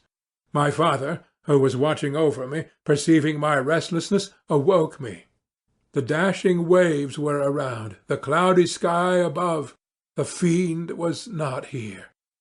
A sense of security, a feeling that a truce was established between the present hour and the irresistible disastrous future, imparted to me a kind of calm forgetfulness, of which the human mind is by its structure peculiarly susceptible. Chapter 22. The voyage came to an end. We landed and proceeded to Paris. I soon found that I had overtaxed my strength, and that I must repose before I could continue my journey. My father's care and attentions were indefatigable, but he did not know the origin of my sufferings, and sought erroneous methods to remedy the incurable ill. He wished me to seek amusement in society. I abhorred the face of man.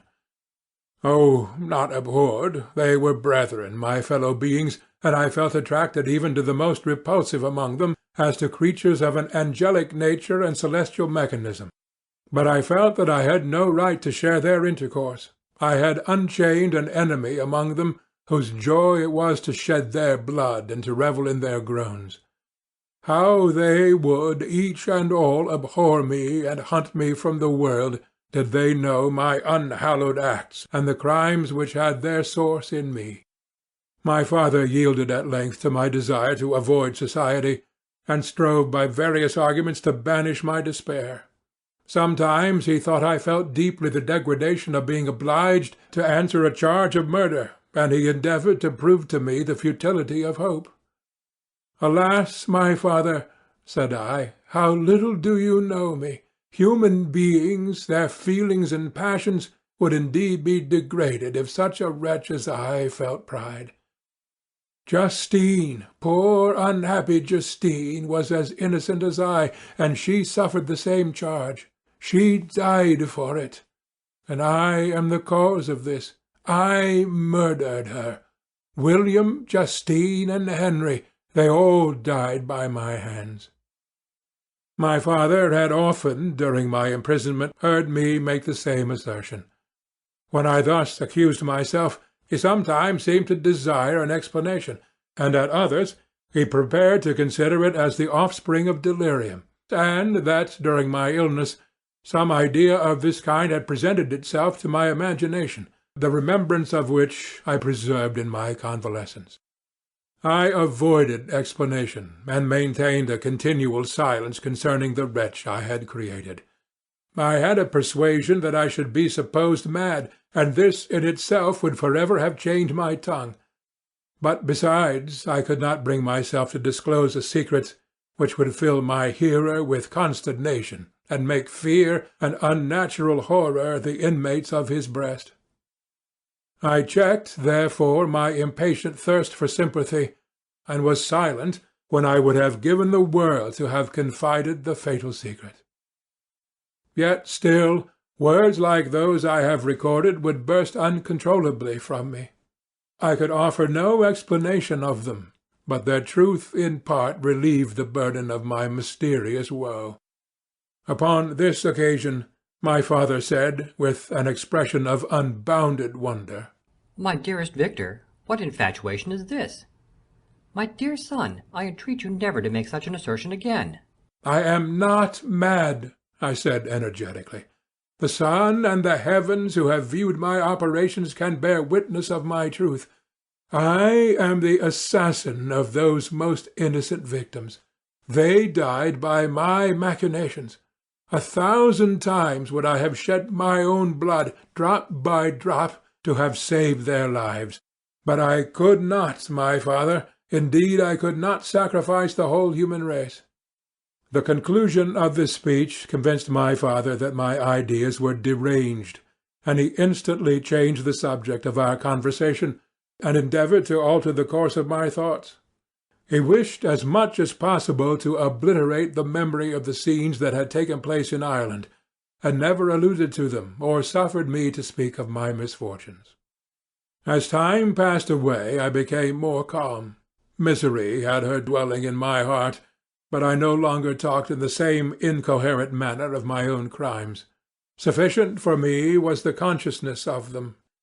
By the utmost self-violence I curbed the imperious voice of wretchedness, which sometimes desired to declare itself to the whole world, and my manners were calmer and more composed than they had ever been since my journey to the sea of ice.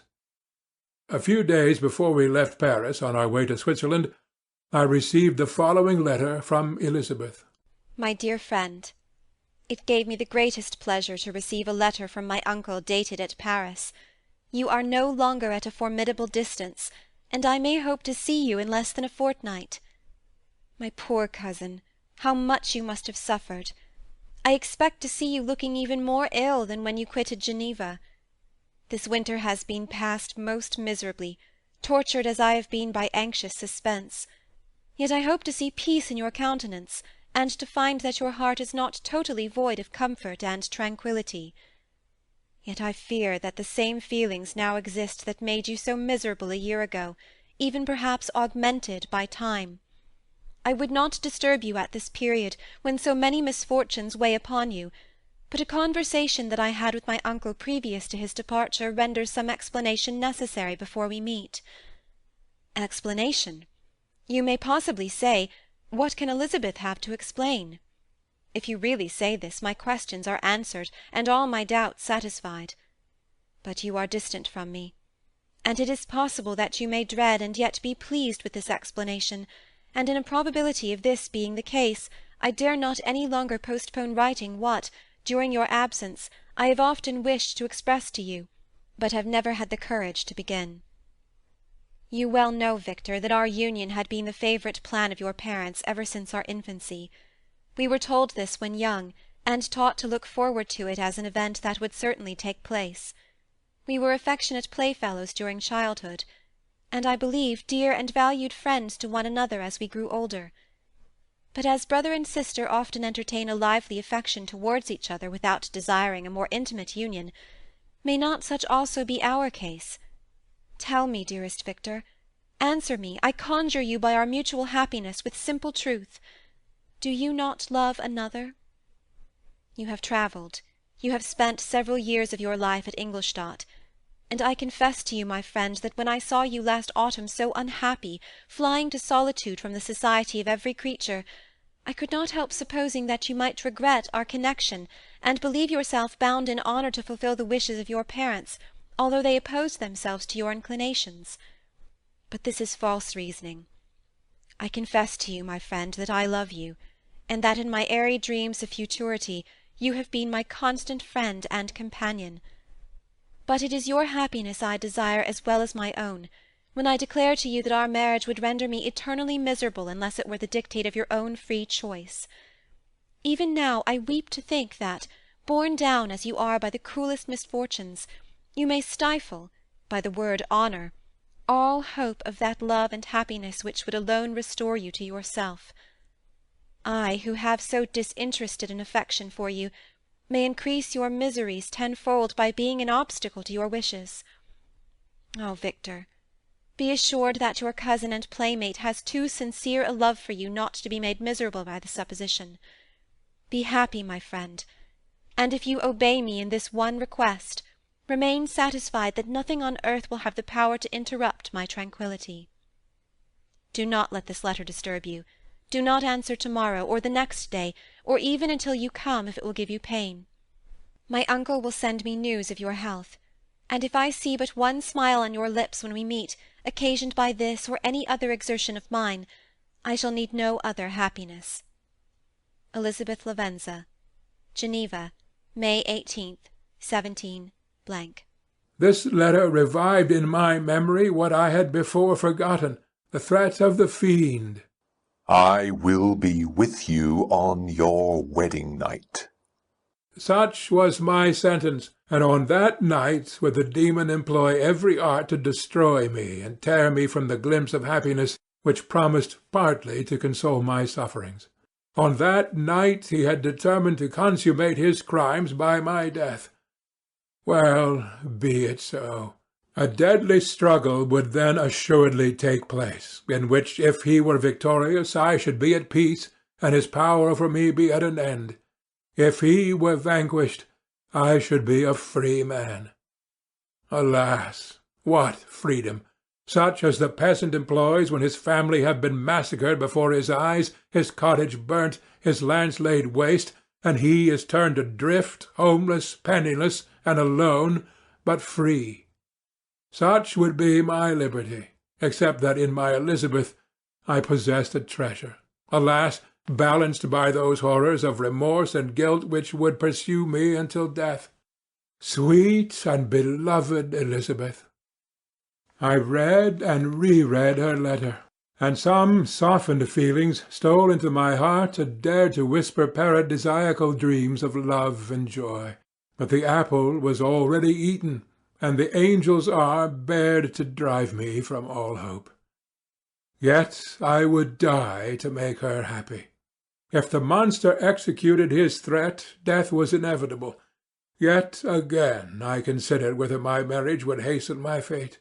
My destruction might indeed arrive a few months sooner, but if my torturer should suspect that I postponed it, influenced by his menaces, he would surely find other and perhaps more dreadful means of revenge.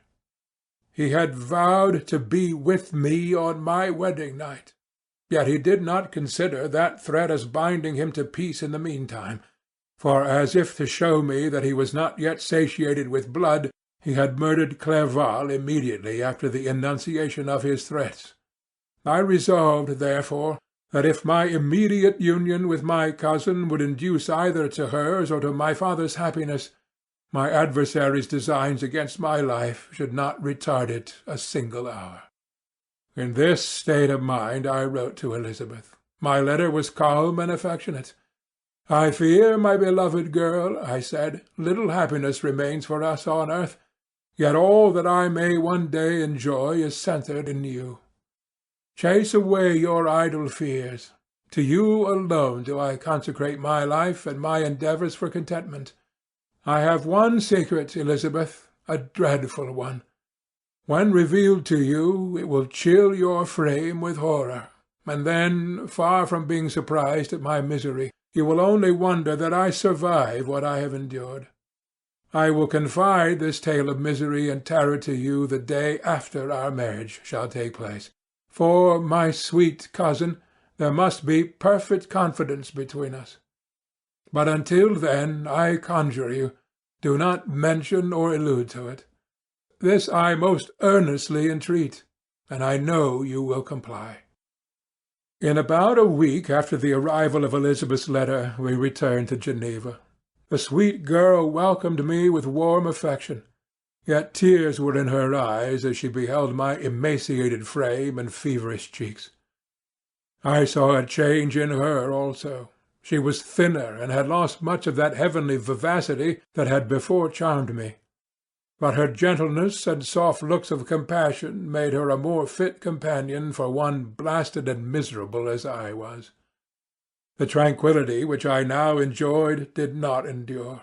Memory brought madness with it, and when I thought of what had passed, a real insanity possessed me. Sometimes I was furious and burnt with rage, sometimes low and despondent.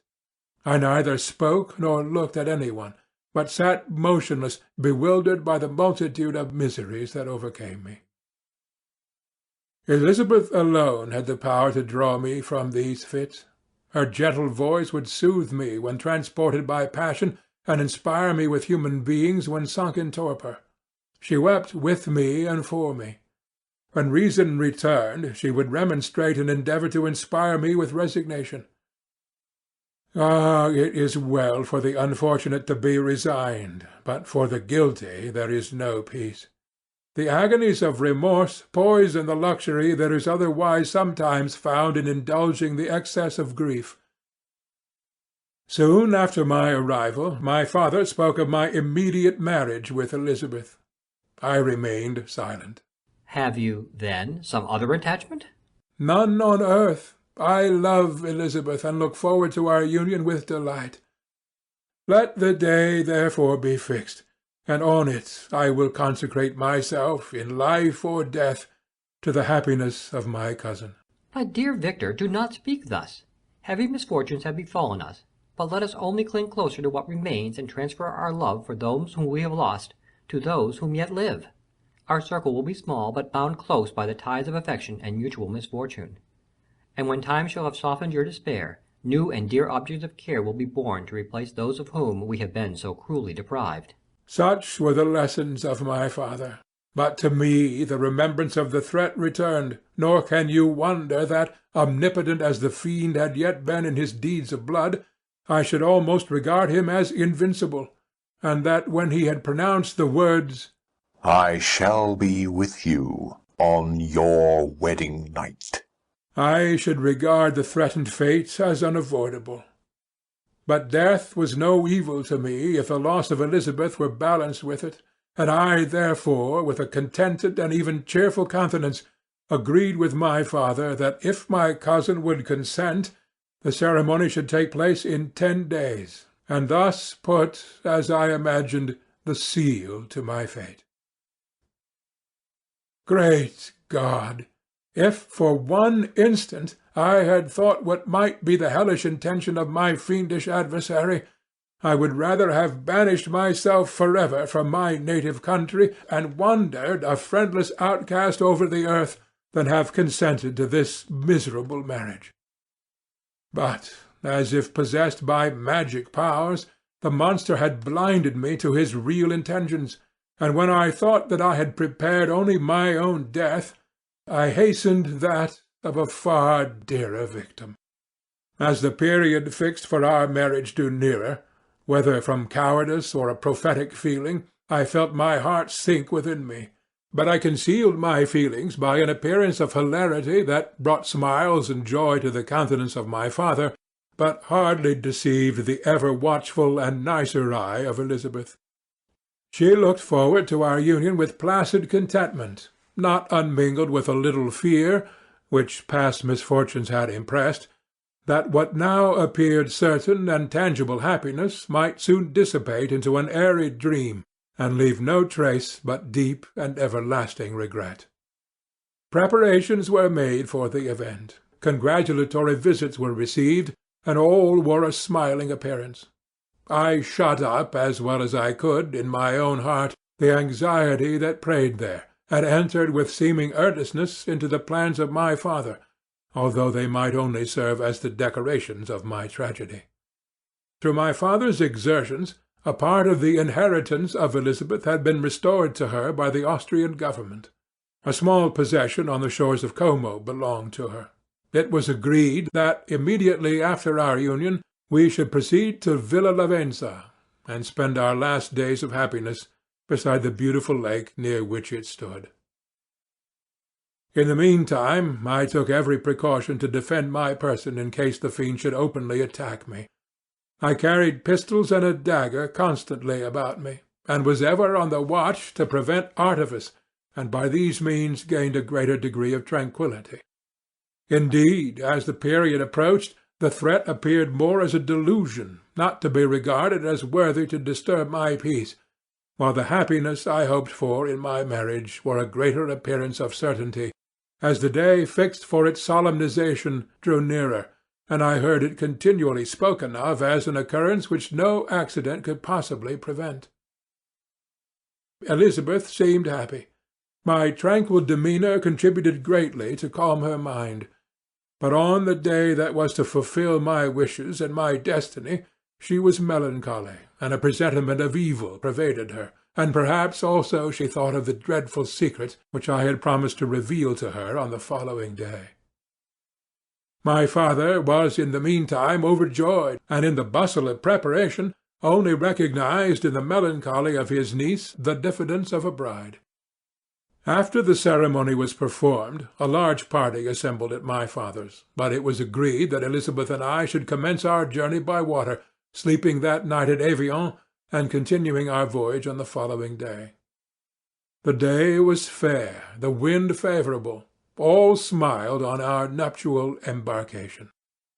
Those were the last moments of my life during which I enjoyed the feeling of happiness. We passed rapidly along. The sun was hot, but we were sheltered from its rays by a kind of canopy while we enjoyed the beauty of the scene. Sometimes on one side of the lake, where we saw Mont Salève, the pleasant banks of Montalegre, and at a distance, surmounting all, the beautiful Mont Blanc and the assemblage of snowy mountains that in vain endeavour to emulate her. Sometimes, coasting the opposite banks, we saw the mighty Jura opposing its dark side to the ambition that would quit its native country, and an almost insurmountable barrier to the invader who should wish to enslave it. I took the hand of Elizabeth. "You are sorrowful, my love?" "Ah, if you knew what I have suffered, and what I may yet endure, you would endeavour to let me taste the quiet and freedom from despair that this one day at least permits me to enjoy." "Be happy, my dear Victor," replied Elizabeth. "There is, I hope, nothing to distress you, and be assured that if a lively joy is not painted in my face, my heart is contented. Something whispers to me not to depend too much on the prospect that is opened before us, but I will not listen to such a sinister voice. Observe how fast we move along, and how the clouds, which sometimes obscure and sometimes rise above the dome of Mont Blanc, render this scene of beauty still more interesting. Look also at the innumerable fish that are swimming in the clear waters, where we can distinguish every pebble that lies at the bottom. What a divine day! How happy and serene all nature appears!" Thus Elizabeth endeavoured to divert her thoughts and mind from all reflection upon melancholy subjects. But her temper was fluctuating. Joy for a few instants shone in her eyes, but it continually gave place to distraction and reverie. The sun sank lower in the heavens. We passed the river Drance and observed its path through the chasms of the higher and the glens of the lower hills. The Alps here come closer to the lake, and we approached the amphitheatre of mountains which forms its eastern boundary. The spire of Evian shone under the woods that surrounded it, and the range of mountain above mountain by which it was overhung.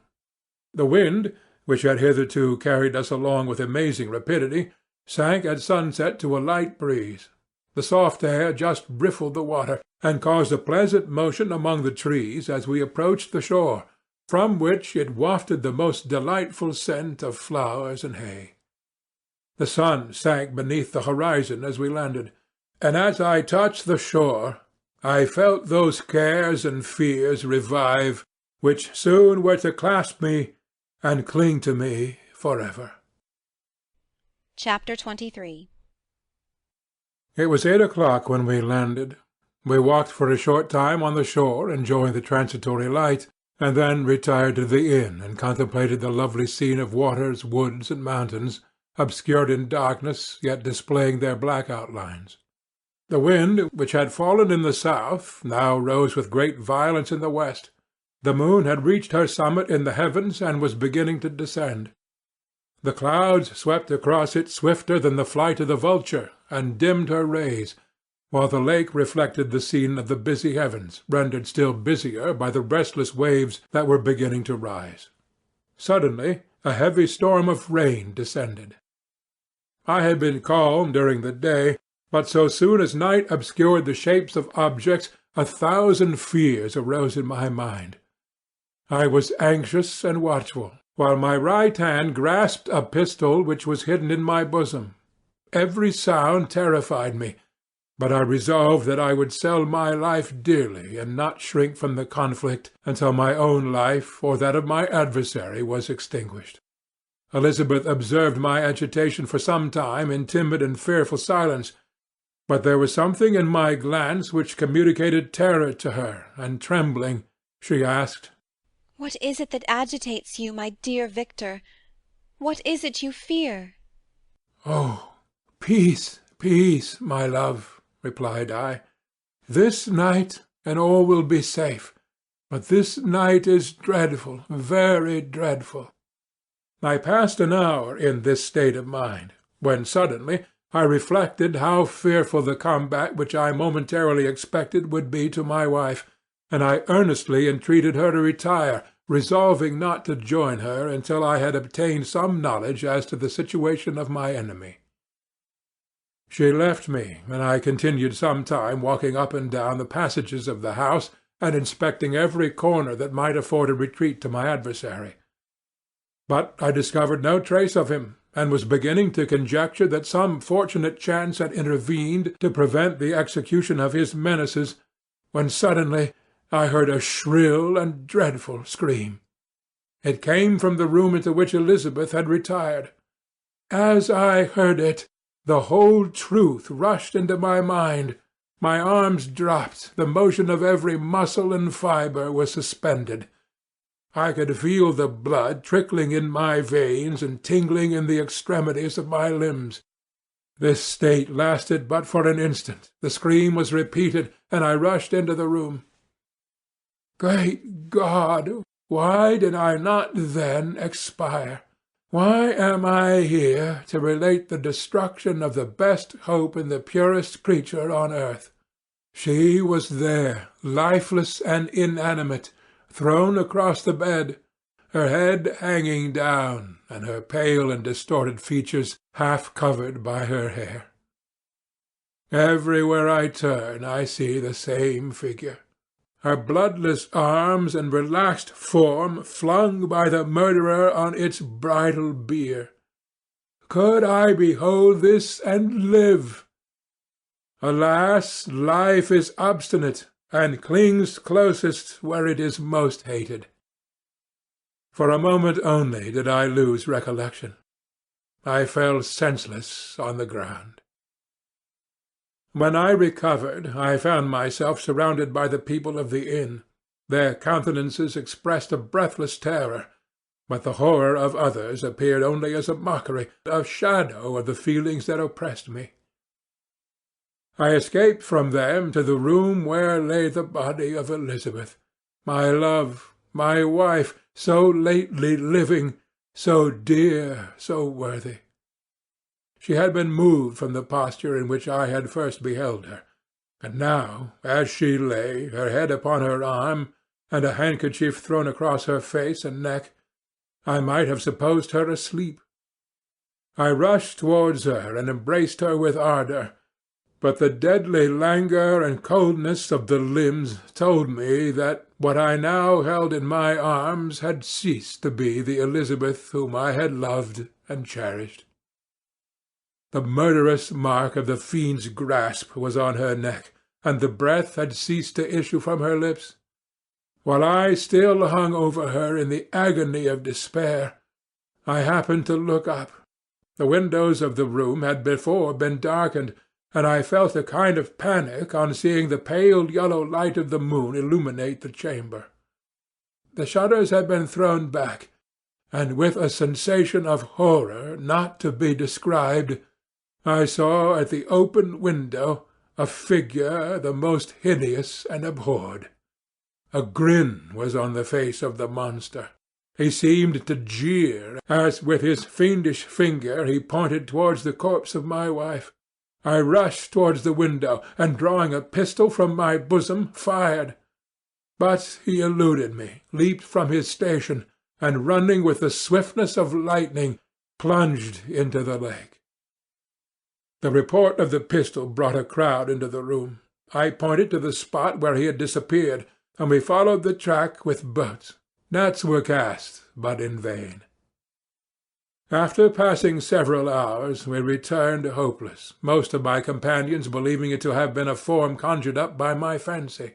After having landed, we proceeded to search the country, parties going in different directions among the woods and vines. I attempted to accompany them, and proceeded a short distance from the house, but my head whirled round. My steps were like those of a drunken man. I fell at last in a state of utter exhaustion. A film covered my eyes, and my skin was parched with the heat of fever. In this state I was carried back and placed on a bed, hardly conscious of what had happened. My eyes wandered round the room as if to seek something that I had lost. After an interval I arose, and, as if by instinct, crawled into the room where the corpse of my beloved lay. There were women weeping around. I hung over it, and joined my sad tears to theirs. All this time no distinct idea presented itself to my mind, but my thoughts rambled to various subjects, reflecting confusedly on my misfortunes and their cause. I was bewildered, in a cloud of wonder and horror. The death of William, the execution of Justine, the murder of Clerval, and lastly of my wife. Even at that moment I knew not that my only remaining friends were safe from the malignity of the fiend. My father even now might be writhing under his grasp, and Ernest might be dead at his feet. This idea made me shudder and recalled me to action. I started up, and resolved to return to Geneva with all possible speed. There were no horses to be procured, and I must return by the lake. But the wind was unfavourable, and the rain fell in torrents. However, it was hardly morning, and I might reasonably hope to arrive by night. I hired men to row, and took on an oar myself, for I had always experienced relief from mental torment in bodily exercise. But the overflowing misery I now felt, and the excess of agitation that I endured, rendered me incapable of any exertion. I threw down the oar, and leaning my head upon my hands, gave way to every gloomy idea that arose. If I looked up, I saw scenes which were familiar to me in my happier time, and which I had contemplated but the day before in the company of her who was now but a shadow and a recollection. Tears streamed from my eyes. The rain had ceased for a moment, and I saw the fish play in the waters as they had done a few hours before. They had then been observed by Elizabeth. Nothing is so painful to the human mind as a great and sudden change. The sun might shine or the clouds might lower, but nothing could appear to me as it had done the day before. A fiend had snatched from me every hope of future happiness. No creature had ever been so miserable as I was. So frightful an event is single in the history of man. But why should I dwell upon the incidents that followed this last overwhelming event? Mine has been a tale of horrors. I have reached their acme, and what I must now relate can be but tedious to you. Know that, one by one, my friends were snatched away. I was left desolate. My own strength is exhausted, and I must tell, in a few words, what remains of my hideous narration. I arrived at Geneva. My father and Ernest yet lived, but the former sunk under the tidings that I bore. I see him now, excellent and venerable old man. His eyes wandered in vacancy, for they had lost their charm and their delight. His Elizabeth, his more than daughter, whom he doted on with all that affection which a man feels, who in the decline of life, having few affections, clings more earnestly to those that remain. Cursed, cursed be the fiend that brought misery on his grey hairs, and doomed him to waste in wretchedness. He could not live under the horrors that were accumulated around him. The springs of existence suddenly gave way. He was unable to rise from his bed, and in a few days he died in my arms. What then became of me? I know not. I lost sensation, and chains and darkness were the only objects that pressed upon me. Sometimes, indeed, I dreamt that I wandered in flowery meadows and pleasant vales with the friends of my youth, but I awoke and found myself in a dungeon. Melancholy followed, but by degrees I gained a clear conception of my miseries and situation, and was then released from my prison. For they had called me mad, and during many months, as I understood, a solitary cell had been my habitation. Liberty, however, had been a useless gift to me, had I not, as I awakened to reason, at the same time awakened to revenge. As the memory of past misfortunes pressed upon me, I began to reflect on their cause. The monster whom I had created, the miserable demon whom I had sent abroad into the world for my destruction. I was possessed by a maddening rage when I thought of him, and desired and ardently prayed that I might have him within my grasp to wreak a great and signal revenge on his cursed head. Nor did my hate long confine itself to useless wishes. I began to reflect on the best means of securing him, and for this purpose, about a month after my release, I repaired to a criminal judge in the town, and told him that I had an accusation to make, that I knew the destroyer of my family, and that I required him to exert his whole authority for the apprehension of the murderer. The magistrate listened to me with attention and kindness. "Be assured, sir," said he, "no pains or exertions on my part shall be spared to discover the villain." "I thank you," replied I. "Listen, therefore, to the deposition that I have to make.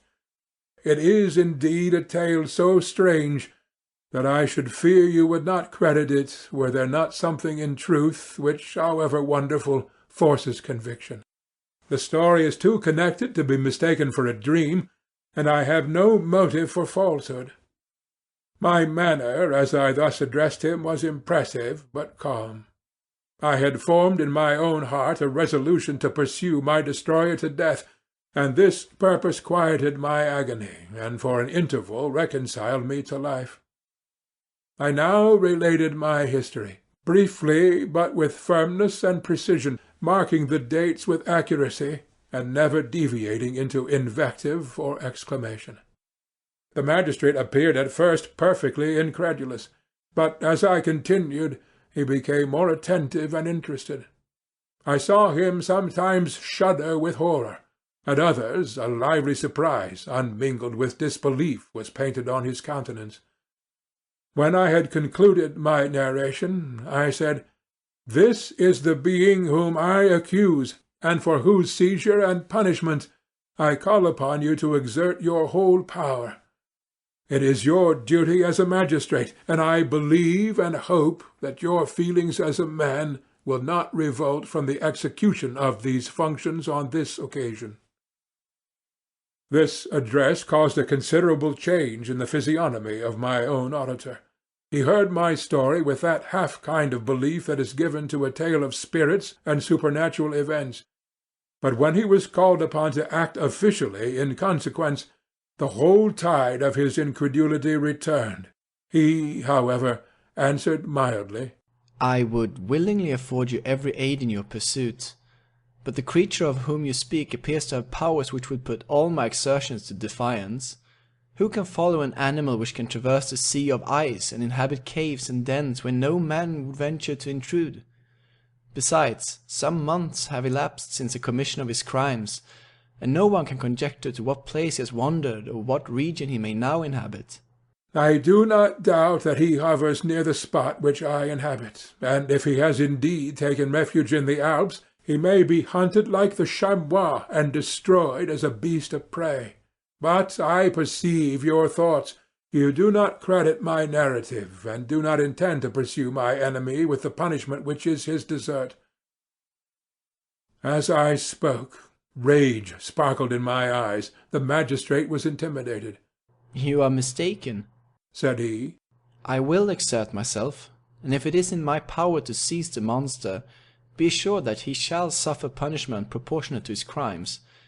But I fear, from what you have yourself described to be his properties, that this will prove impracticable, and thus, while every proper measure is pursued, you should make up your mind to disappointment.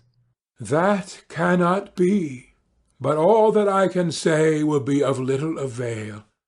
My revenge is of no moment to you. Yet, while I allow it to be a vice, I confess that it is the devouring and only passion of my soul.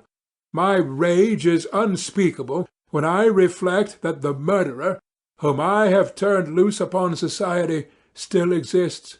You refuse my just demand.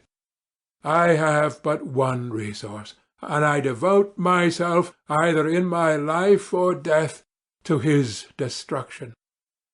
I trembled with excess of agitation as I said this, and something, I doubt not, of that haughty fierceness which the martyrs of old are said to have possessed. But to a Genevan magistrate, whose mind was occupied by far other ideas than those of devotion and heroism, this elevation of mind had much the appearance of madness. He endeavoured to soothe me as a nurse does a child, and reverted to my tale as the effects of delirium. "Man," I cried, "how ignorant art thou in thy pride of wisdom! Cease! You know not what it is you say." I broke from the house angry and disturbed, and retired to meditate on some other mode of action. Chapter 24. My present situation was one in which all voluntary thought was swallowed up and lost. I was hurried away by fury. Revenge alone endowed me with strength and composure. It moulded my feelings and allowed me to be calculating and calm at periods when otherwise delirium or death would have been my portion. My first resolution was to quit Geneva forever. My country, which, when I was happy and beloved, was dear to me, now in my adversity became hateful. I provided myself with a sum of money, together with a few jewels which had belonged to my mother, and departed. And now my wanderings began which are to cease but with life. I traversed a vast portion of the earth, and have endured all the hardships which travellers in deserts and barbarous countries are wont to meet. How I have lived I hardly know. Many times have I stretched my failing limbs upon the sandy plain and prayed for death, but revenge kept me alive. I dare not die and leave my adversary in being. When I quitted Geneva, my first labour was to gain some clue by which I might trace the steps of my fiendish enemy. But my plan was unsettled, and I wandered many hours around the confines of the town, uncertain what path I should pursue. As night approached, I found myself at the entrance of the cemetery where William, Elizabeth, and my father reposed. I entered it, and approached the tomb which marked their graves. Everything was silent, except the leaves of the trees, which were gently agitated by the wind. The night was nearly dark, and the scene would have been solemn and affecting even to an uninterested observer. The spirits of the departed seemed to flit around and to cast a shadow, which was felt but not seen, around the head of the mourner. The deep grief which this scene had at first excited quickly gave way to rage and despair. They were dead, and I lived, Their murderer also lived, and to destroy him I must drag out my weary existence. I knelt on the grass and kissed the earth, and with quivering lips exclaimed, "By the sacred earth on which I kneel, by the shades that wander near me, by the deep and eternal grief that I feel, I swear, and by thee, O night, and the spirits that preside over thee, to pursue the demon who caused this misery, until he or I shall perish in mortal conflict. For this purpose I will preserve my life. To execute this dear revenge will I again behold the sun, and tread the green herbage of earth, which otherwise would vanish from my eyes for ever. And I call on you, spirits of the dead, and on you, wandering ministers of vengeance, to aid and conduct me in my work. Let the cursed and hellish monster drink deep of agony. Let him feel the despair that now torments me." I had begun my adjuration with solemnity and an awe which almost assured me that the shades of my murdered friends heard and approved my devotion. But the furies possessed me as I concluded, and rage choked my utterance. I was answered through the stillness of night by a loud and fiendish laugh. It rang on my ears long and heavily. The mountains re-echoed it, and I felt as if all hell surrounded me with mockery and laughter. Surely in that moment I should have been possessed by frenzy and have destroyed my miserable existence, but that my vow was heard and that I was reserved for vengeance. The laughter died away, when a well-known and abhorred voice, apparently close to my ear, addressed me in an audible whisper. "I am satisfied, miserable wretch. You have determined to live, and I am satisfied." I darted towards the spot from which the sound proceeded, but the devil eluded my grasp. Suddenly the broad disk of the moon arose and shone full upon his ghastly and distorted shape as he fled with more than mortal speed. I pursued him, and for many months this has been my task. Guided by a slight clue, I followed the windings of the Rhone, but vainly. The blue Mediterranean appeared, and by a strange chance I saw the fiend enter by night and hide himself in a vessel bound for the Black Sea. I took my passage in the same ship, but he escaped, I know not how. Amidst the wiles of Tartary and Russia, although he still evaded me, I have ever followed in his track. Sometimes the peasants, scared by this horrid apparition, informed me of his path. Sometimes he himself, who feared that if I lost all trace of him I should despair and die, left some mark to guide me. The snows descended on my head, and I saw the print of his huge step on the white plain. To you first entering on life, to whom care is new and agony unknown, how can you understand what I have felt and still feel? Cold, want, and fatigue were the last pains which I was destined to endure. I was cursed by some devil, and carried about with me my eternal hell. Yet still a spirit of good followed and directed my steps, and when I most murmured, would suddenly extricate me from seemingly insurmountable difficulties. Sometimes, when nature, overcome by hunger, sank under the exhaustion, a repast was prepared for me in the desert that restored and inspirited me. The fare was indeed coarse, such as the peasants of the country ate, but I will not doubt that it was set there by the spirits that I had invoked to aid me. Often, when all was dry, the heavens cloudless, and I was parched by thirst, a slight cloud would bedim the sky, shed the few drops that revived me, and vanish. I followed, when I could, the courses of the rivers, but the demon generally avoided these, as it was here that the population of the country chiefly collected. In other places human beings were seldom seen, and I generally subsisted on the wild animals that crossed my path. I had money with me, and gained the friendship of the villagers by distributing it. Or I brought with me some food that I had killed, which, after taking a small part, I always presented to those who had provided me with fire and utensils for cooking. My life, as it passed thus, was indeed hateful to me, and it was during sleep alone that I could taste joy. Oh, blessed sleep! Often, when most miserable, I sank to repose, and my dreams lulled me even to rapture. The spirits that guarded me had provided these moments, or rather hours, of happiness, that I might retain strength to fulfil my pilgrimage. Deprived of this respite, I should have sunk under my hardships. During the day I was sustained and inspirited by the hope of night, for in sleep I saw my friends, my wife, and my beloved country. Again I saw the benevolent countenance of my father, heard the silver tones of my Elizabeth's voice, and beheld Clerval enjoying health and youth. Often, when wearied by a toilsome march, I persuaded myself that I was dreaming until night should come, and that I should then enjoy reality in the arms of my dearest friends. What agonizing fondness did I feel for them!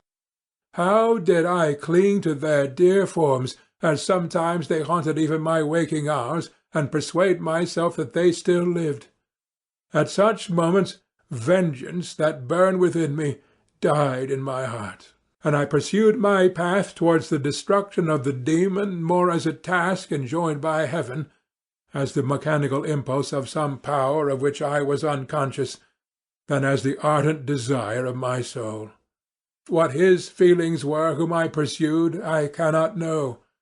Sometimes, indeed, he left marks in writing on the barks of the trees or cut in stone that guided me and instigated my fury. My reign is not yet over. These words were legible in one of these inscriptions. You live, and my power is complete. Follow me.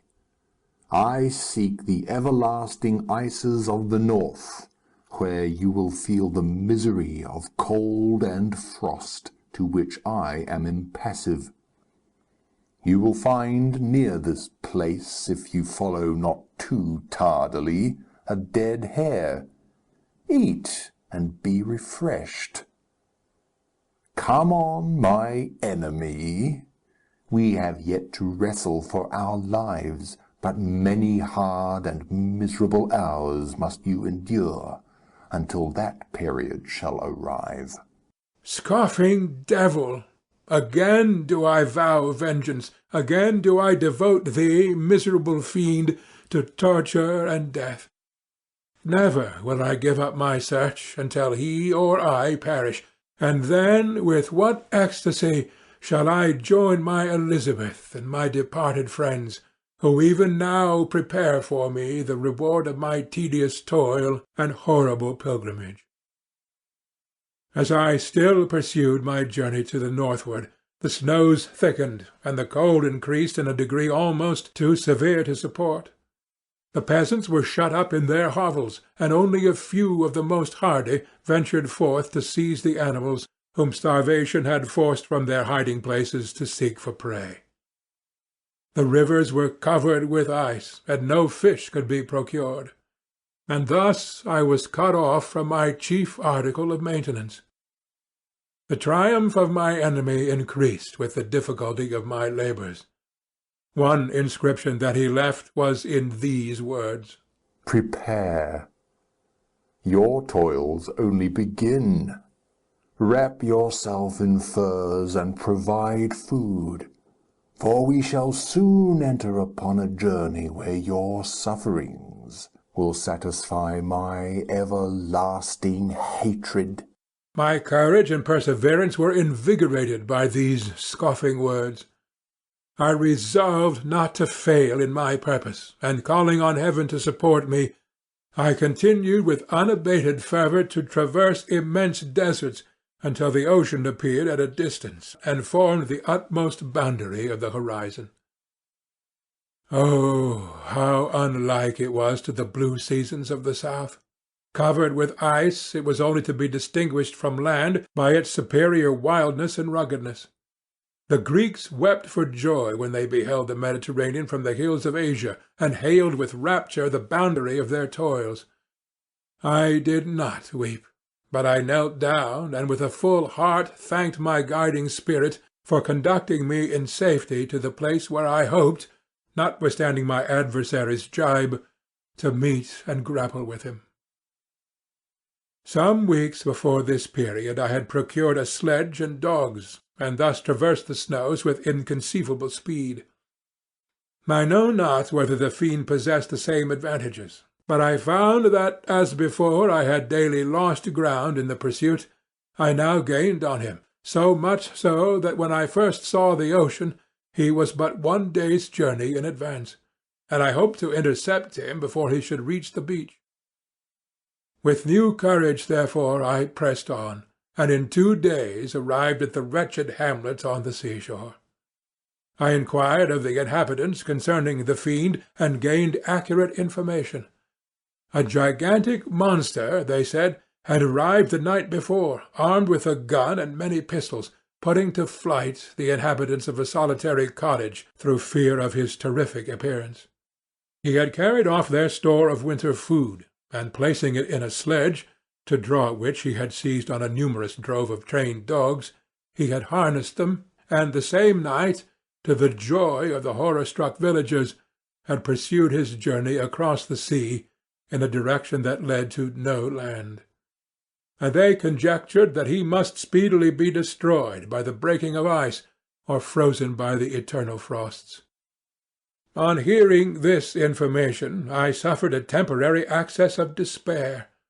He had escaped me, and I must commence a destructive and almost endless journey across the mountainous ices of the ocean, amidst cold that few of the inhabitants could long endure, and which I, the native of a genial and sunny climate, could not hope to survive. Yet at the idea that the fiend should live and be triumphant, my rage and vengeance returned, and like a mighty tide overwhelmed every other feeling. After a slight repose, during which the spirits of the dead hovered round and instigated me to toil and revenge, I prepared for my journey. I exchanged my land sledge for one fashioned for the inequalities of the frozen ocean, and, purchasing a plentiful stock of provisions, I departed from land. I cannot guess how many days have passed since then, but I have endured misery which nothing but the eternal sentiment of a just retribution burning within my heart could have enabled me to support. Immense and rugged mountains of ice often barred up my passage, and I often heard the thunder of the ground sea, which threatened my destruction. But again the frost came, and made the paths of the sea secure. By the quantity of provision which I had consumed, I should guess that I had passed 3 weeks in this journey, and the continual protraction of hope returning back upon the heart often wrung bitter drops of despondency and grief from my eyes. Despair had indeed almost secured her prey, and I should soon have sunk beneath this misery. Once, after the poor animals that conveyed me had with incredible toil gained the summit of a sloping ice mountain, and one, sinking under his fatigue, died, I viewed the expanse before me with anguish, when suddenly my eye caught a dark speck upon the dusky plain. I strained my sight to discover what it could be, and uttered a wild cry of ecstasy when I distinguished a sledge and the distorted proportions of a well-known form within. Oh, with what a burning gush did hope revisit my heart! Warm tears filled my eyes, which I hastily wiped away, that they might not intercept the view I had of the demon. But still my sight was dimmed by the burning drops, until, giving way to the emotion that oppressed me, I wept aloud. But this was not the time for delay. I disencumbered the dogs of their dead companion, gave them a plentiful portion of food, and after an hour's rest, which was absolutely necessary, and yet which was bitterly irksome to me, I continued my route. The sledge was still visible, nor did I again lose sight of it, except at the moments when for a short time some ice rock concealed it with its intervening crags. I indeed perceptibly gained on it, and when, after 2 days' journey, I beheld my enemy at no more than a mile distant, my heart bounded within me. But now, when I appeared almost within grasp of my foe, my hopes were suddenly extinguished, and I lost all trace of him more utterly than I had ever done before. A ground sea was heard. The thunder of its progress, as the waters rolled and swelled beneath me, became every moment more ominous and terrific. I pressed on, but in vain. The wind arose, the sea roared, and as with the mighty shock of an earthquake, it split and cracked with a tremendous and overwhelming sound. The work was soon finished. In a few minutes a tumultuous sea rolled between me and my enemy, and I was left drifting on a scattered piece of ice that was continually lessening, and thus preparing for me a hideous death. In this manner many appalling hours passed. Several of my dogs died, and I myself was about to sink under the accumulation of distress, when I saw your vessel riding at anchor, and holding forth to me hopes of succour and life. I had no conception that vessels ever came so far north, and was astounded at the sight. I quickly destroyed part of my sledge to construct oars, and by these means was enabled, with infinite fatigue, to move my ice raft in the direction of your ship. I had determined, if you were going southwards, still to trust myself to the mercy of the seas rather than abandon my purpose. I hoped to induce you to grant me a boat with which I could pursue my enemy. But your direction was northwards. You took me on board when my vigour was exhausted, and I should soon have sunk under my multiplied hardships into a death which I still dread, for my task is unfulfilled. Oh, when will my guiding spirit, in conducting me to the demon, allow me the rest I so much desire? Or must I die, and he yet live? If I do, swear to me, Walton, that he shall not escape, that you will seek him and satisfy my vengeance in his death. And do I dare to ask of you to undertake my pilgrimage, to endure the hardships that I have undergone? No, I am not so selfish. Yet when I am dead, if he should appear, if the ministers of vengeance should conduct him to you, swear that he shall not live, swear that he shall not triumph over my accumulated woes, and survive to add to the list of his dark crimes. He is eloquent and persuasive, and once his words had even power over my heart. But trust him not. His soul is as hellish as his form, full of treachery and fiend-like malice. Hear him not. Call on the names of William, Justine, Clerval, Elizabeth, my father, and of the wretched Victor, and thrust your sword into his heart. I will hover near and direct the steel aright. August 26th, in an undisclosed year in the 18th century. You have read this strange and terrific story, Margaret, and do you not feel your blood congeal with horror, like that which even now curdles mine? Sometimes, seized with sudden agony, he would not continue his tale. At others, his voice broken yet piercing, uttered with difficulty the words so replete with anguish. His fine and lovely eyes were now lighted up with indignation, now subdued to downcast sorrow and quenched in infinite wretchedness. Sometimes he commanded his countenance and tones, and related the most horrible incidents with a tranquil voice, suppressing every mark of agitation. Then, Like a volcano bursting forth, his face would suddenly change to an expression of the wildest rage, as he shrieked out imprecations on his persecutor. His tale is connected and told with an appearance of the simplest truth, yet I own to you that the letters of Felix and Safie, which he showed me, and the apparition of the monster seen from our ship, brought to me greater conviction of the truth of his narrative than his asseverations, however earnest and connected. Such a monster has, then, really existed. I cannot doubt it, yet I am lost in surprise and admiration. Sometimes I endeavored to gain from Frankenstein the particulars of his creature's formation, but on this point he was impenetrable. "Are you mad, my friend?" said he. "Or whither does your senseless curiosity lead you? Would you also create for yourself and the world a demoniacal enemy? Peace, peace! Learn my miseries, and do not seek to increase your own." Frankenstein discovered that I made notes concerning his history.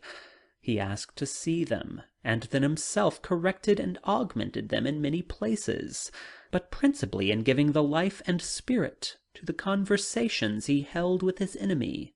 "Since you have preserved my narration," said he, "I would not that a mutilated one should go down to posterity." Thus has a week passed away, while I have listened to the strangest tale that ever imagination formed.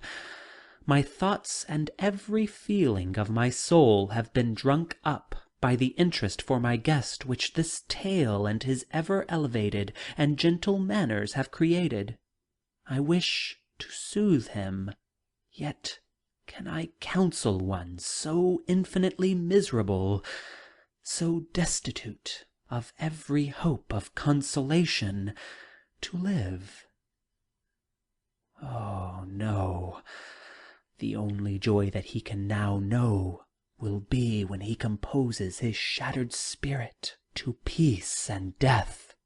Yet he enjoys one comfort, the offspring of solitude and delirium. He believes that when in dreams he holds converse with his friends, and derives from that communication consolation for his miseries, or excitements to his vengeance.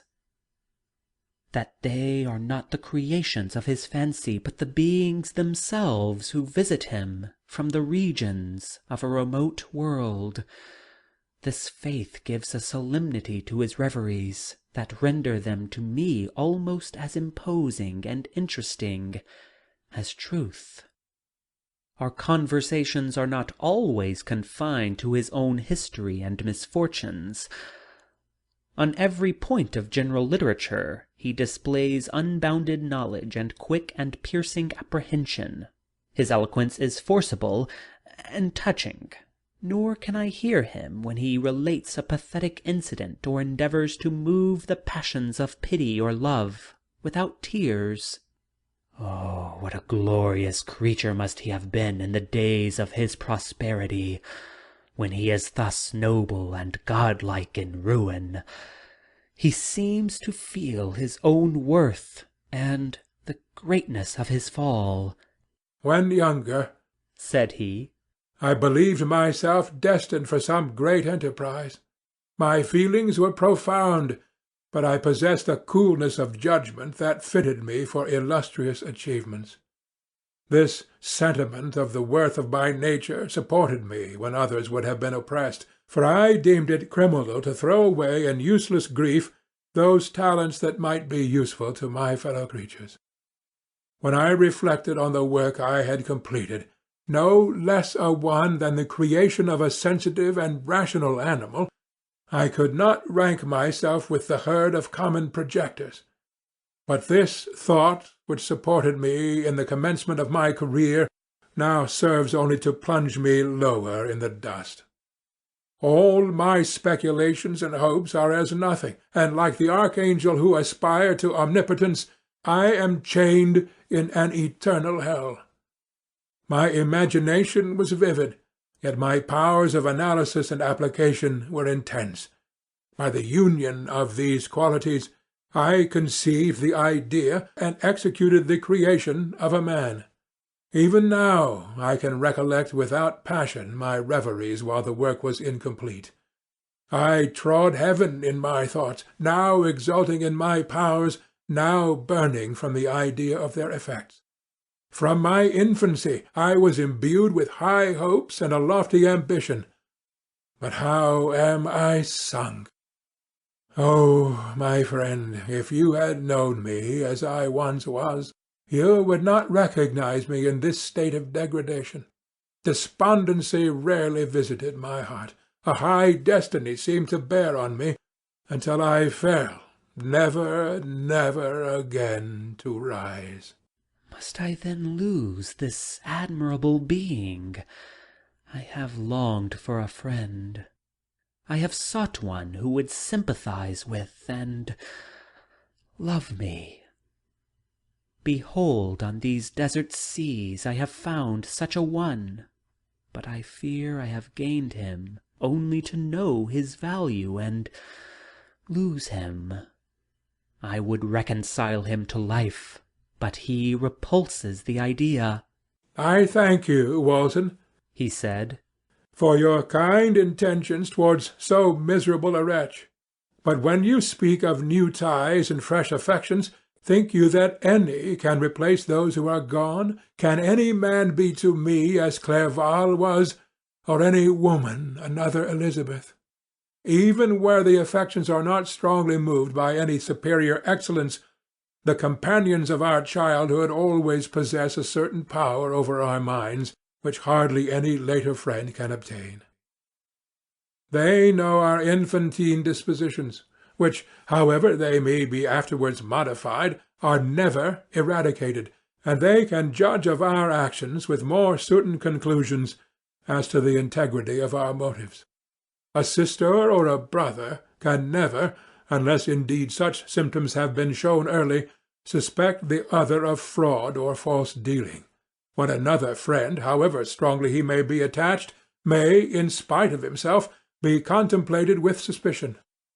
But I enjoyed friends, dear not only through habit and association, but from their own merits, and wherever I am, the soothing voice of my Elizabeth and the conversation of Clerval will be ever whispered in my ear. They are dead, and but one feeling in such a solitude can persuade me to preserve my life. If I were engaged in any high undertaking or design fraught with extensive utility to my fellow creatures, then could I live to fulfil it.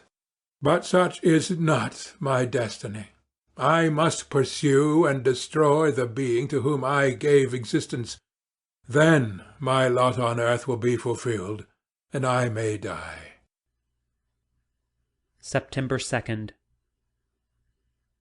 My beloved sister, I write to you encompassed by peril and ignorant whether I am ever doomed to see again dear England and the dearer friends that inhabit it.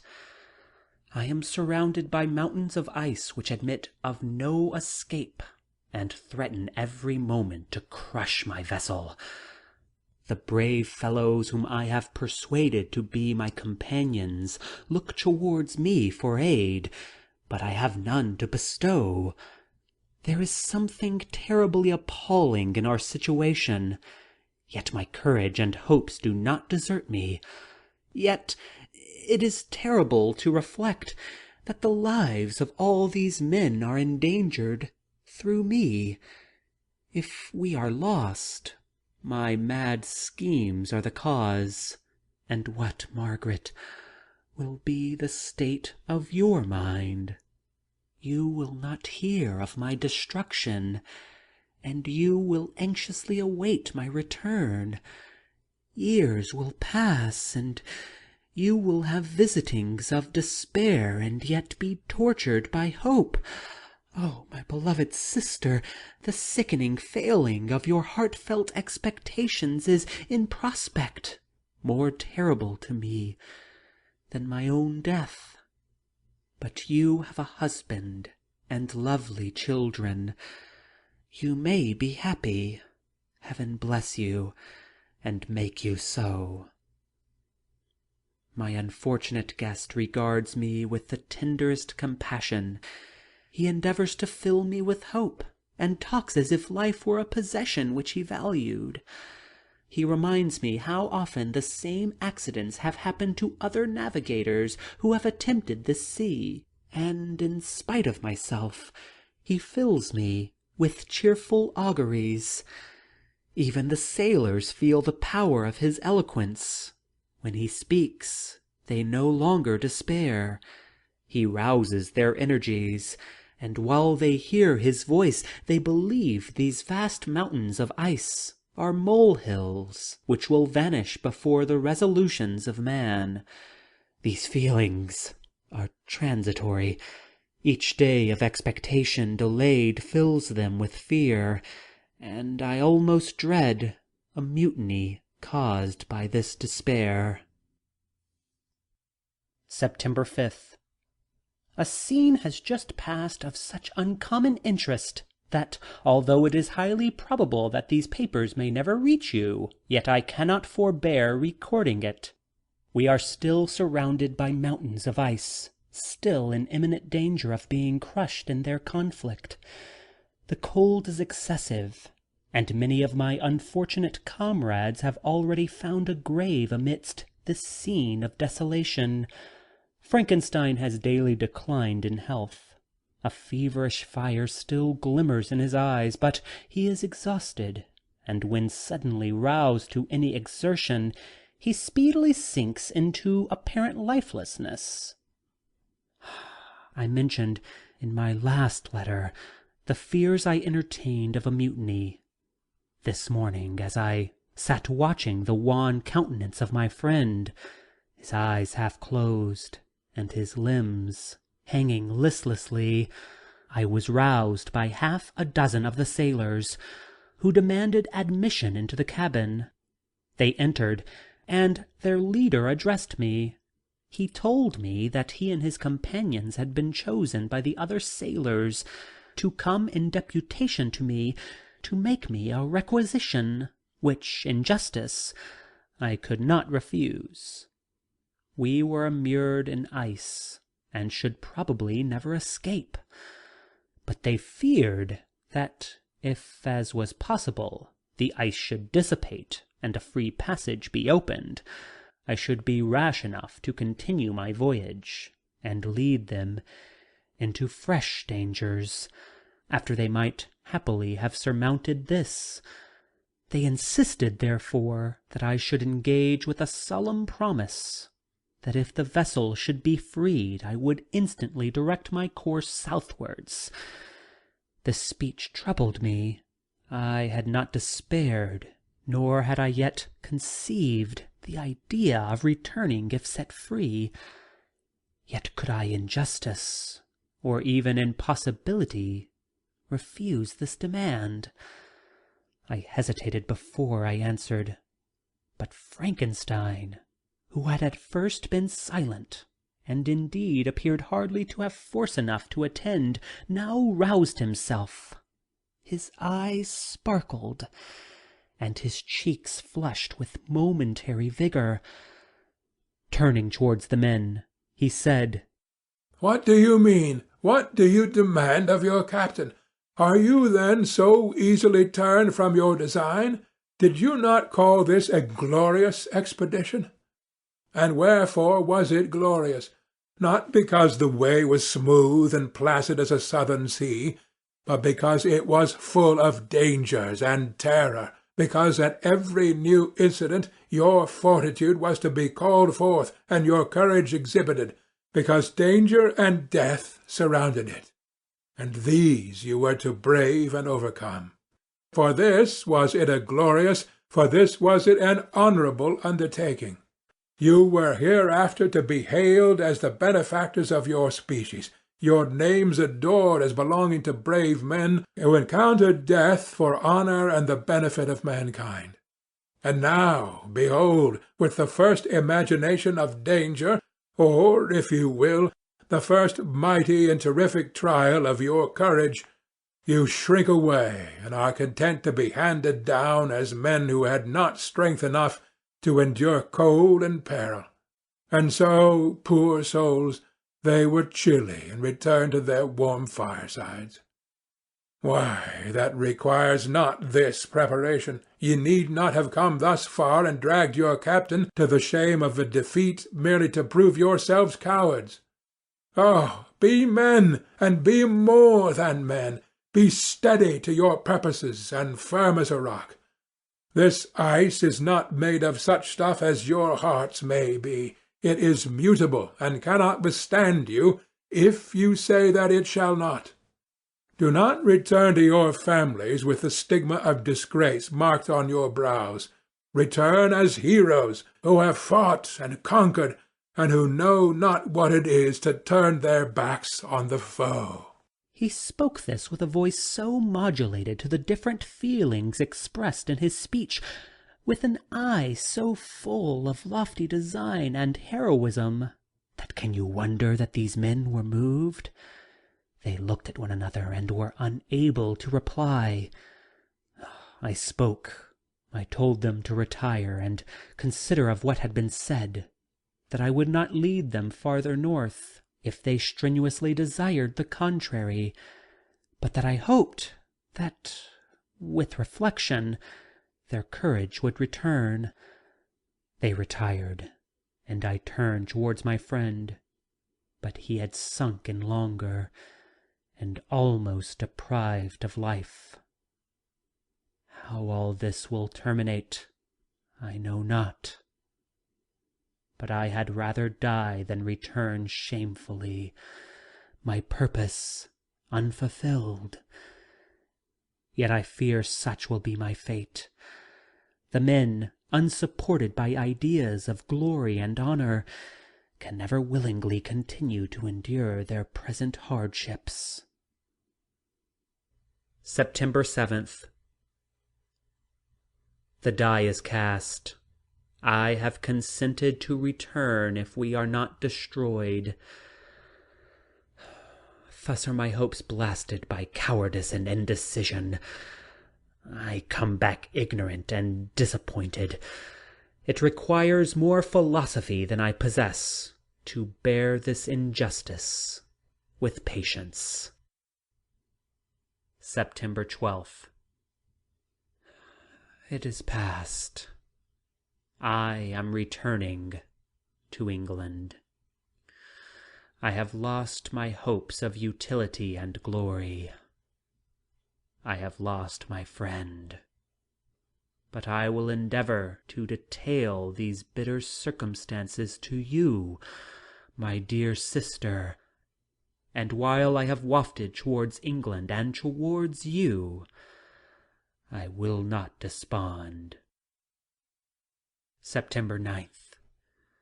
The ice began to move, and roarings like thunder were heard at a distance, as the island split and cracked in every direction.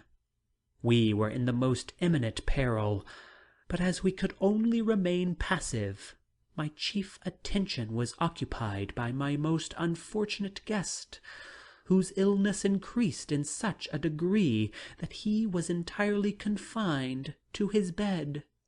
The ice cracked behind us, and was driven with force towards the north. The breeze sprang from the west, and on the 11th the passage towards the south became perfectly free. When the sailors saw this, and that their return to their native country was apparently assured, a shout of tumultuous joy broke from them, loud and long continued. Frankenstein, who was dozing, awoke and asked the cause of the tumult. "They shout," I said, "because they will soon return to England." "Do you then really return?" "Oh, alas, yes. I cannot withstand their demands. I cannot lead them unwillingly to danger, and I must return." "Do so if you will. but I will not. You may give up your purpose, but mine is assigned to me by heaven, and I dare not. I am weak, but surely the spirits who assist my vengeance will endow me with sufficient strength." Saying this, he endeavoured to spring from the bed, but the exertion was too great for him. He fell back and fainted. It was long before he was restored, and I often thought that life was entirely extinct. At length he opened his eyes. He breathed with difficulty, and was unable to speak. The surgeon gave him a composing draught, and ordered us to leave him undisturbed. In the meantime he told me that my friend had certainly not many hours to live. His sentence was pronounced, and I could only grieve and be patient. I sat by his bed, watching him. His eyes were closed, and I thought he slept. But presently he came to me in a feeble voice, and bidding me come near, said, "Alas, the strength I relied on is gone. I feel that I shall soon die, and he, my enemy and persecutor, may still be in being. Think not, Walton, that in the last moments of my existence I feel that burning hatred and ardent desire of revenge I once expressed. But I feel myself justified in desiring the death of my adversary. During these last days I have been occupied in examining my past conduct, nor do I find it blamable. In a fit of enthusiastic madness I created a rational creature, and was bound towards him to assure, as far as was in my power, his happiness and well-being. This was my duty, but there was another still paramount to that. My duties towards the beings of my own species had greater claims to my attention, because they included a greater proportion of happiness or misery. Urged by this view, I refused, and I did right in refusing, to create a companion for the first creature. He showed unparalleled malignity and selfishness in evil. He destroyed my friends. He devoted to destruction beings who possessed exquisite sensations, happiness, and wisdom. Nor do I know where this thirst of vengeance may end. Miserable himself, that he may render no other wretched, he ought to die. The task of his destruction was mine, but I have failed. When actuated by selfish and vicious motives, I asked you to undertake my unfinished work, and I renew this request now, when I am only induced by reason and virtue. Yet I cannot ask you to renounce your country and friends to fulfil this task, and now that you are returning to England, you will have little chance of meeting with him. But the consideration of these points, and the well-balancing of what you may esteem your duties, I leave to you. My judgment and ideas are already disturbed by near approach of death. I dare not ask you to do what I think right, for I may still be misled by passion. That he should live to be an instrument of mischief disturbs me. In other respects, this hour, when I momentarily expect my release, is the only happy one which I have enjoyed for several years. The forms of the beloved dead flit before me, and I hasten to their arms. Farewell, Walton. Seek happiness in tranquillity, and avoid ambition, even if it be only the apparently innocent one of distinguishing yourself in science and discoveries. Yet why do I say this? I have myself been blasted in these hopes, yet another may succeed. His voice became fainter as he spoke, and at length, exhausted by his effort, he sank into silence. About half an hour afterwards, he attempted again to speak, but was unable. He pressed my hand feebly, and his eyes closed forever while the irradiation of a gentle smile passed away from his lips. Margaret, what comment can I make on the untimely extinction of this glorious spirit? What can I say that will enable you to understand the depth of my sorrow? All that I should express would be inadequate and feeble.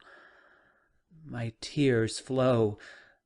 My mind is overshadowed by a cloud of disappointment. But I journey towards England, and I may there find consolation. I am interrupted. What do these sounds portend? It is midnight. The breeze blows fairly, and the watch on deck scarcely stir. Again there is a sound as of a human voice, but hoarser. It comes from the cabin where the remains of Frankenstein still lie. I must arise and examine. Good night, my sister. Great God! What a scene has just taken place! I am yet dizzy with the remembrance of it. I hardly know whether I shall have the power to detail it. Yet the tale which I have recorded would be incomplete without this final and wonderful catastrophe. I entered the cabin, where lay the remains of my ill-fated and admirable friend. Over him hung a form which I cannot find words to describe. Gigantic in stature, yet uncouth and distorted in its proportions. As he hung over the coffin, his face was concealed by long locks of ragged hair, but one vast hand was extended, in colour and apparent texture, like that of a mummy. When he heard the sound of my approach, he ceased to utter exclamations of grief and horror, and sprung towards the window. Never did I behold a vision so horrible as his face, of such loathsome yet appalling hideousness. I shut my eyes involuntarily, and endeavoured to recollect what were my duties with regard to this destroyer. I called on him to stay. He paused, looking on me with wonder, and again turning towards the lifeless form of this creature. He seemed to forget my presence, and every feature and gesture seemed instigated by the wildest rage of some uncontrollable passion.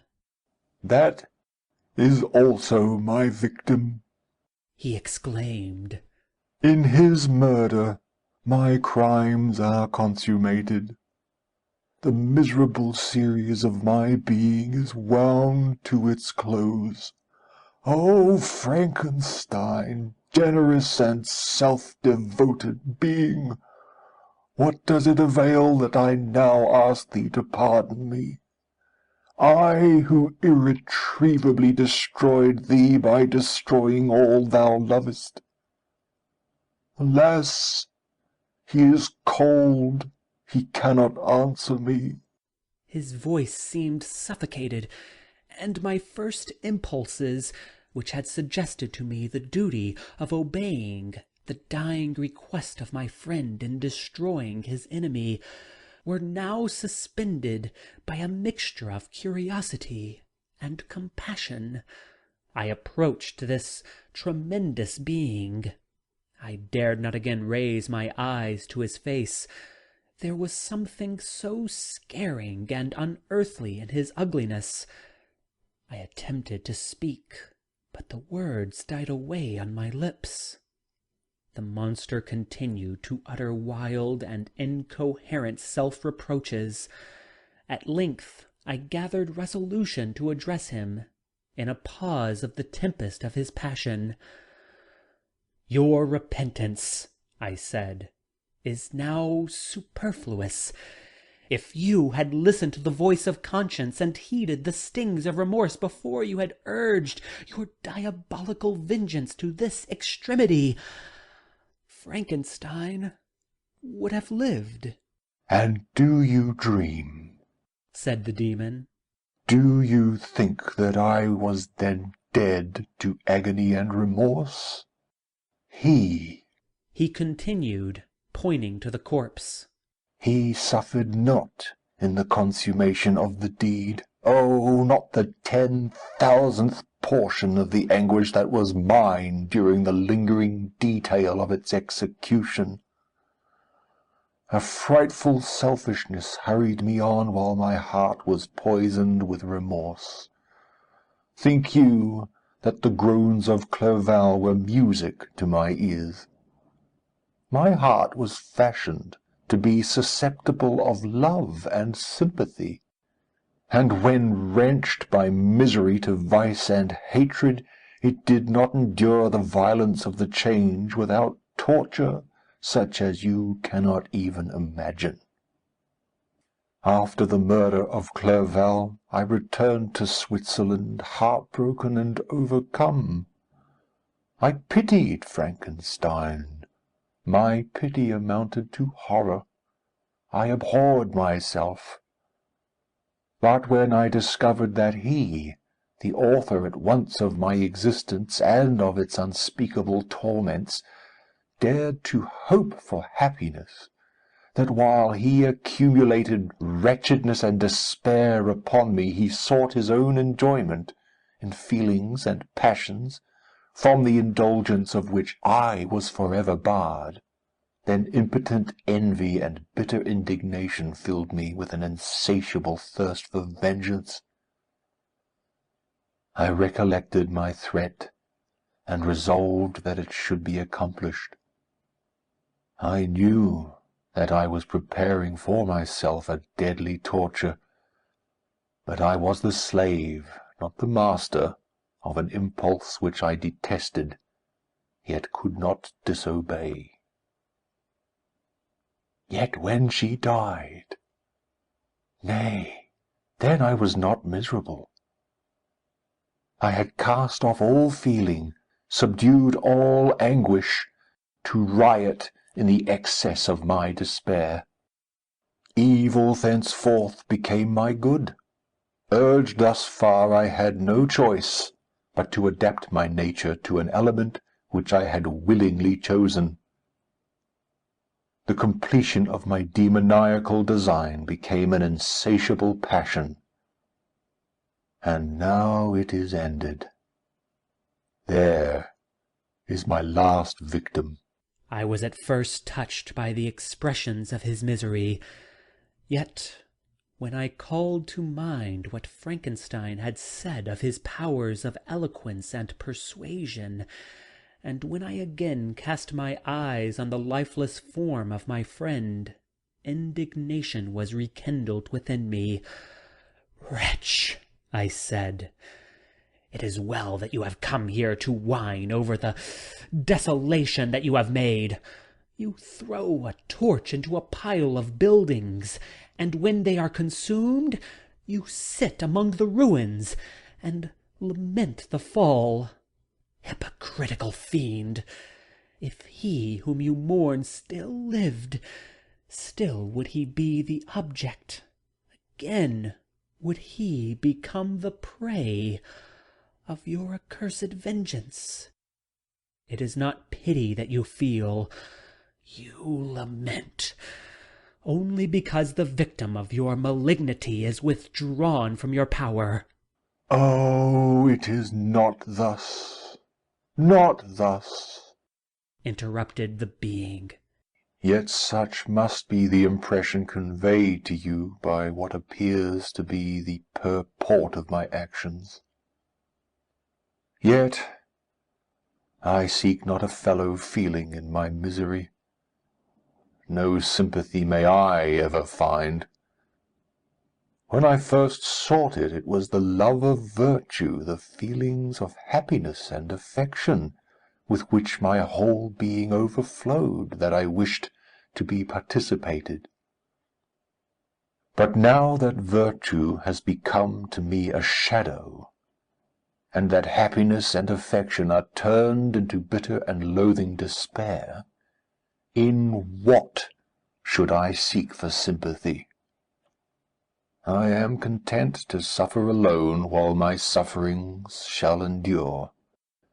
When I die, I am well satisfied that abhorrence and opprobrium should load my memory. Once my fancy was soothed with dreams of virtue, of fame, and of enjoyment. Once I falsely hoped to meet with beings who, pardoning my outward form, would love me for the excellent qualities which I was capable of unfolding. I was nourished with high thoughts of honour and devotion. But now crime has degraded me beneath the meanest animal.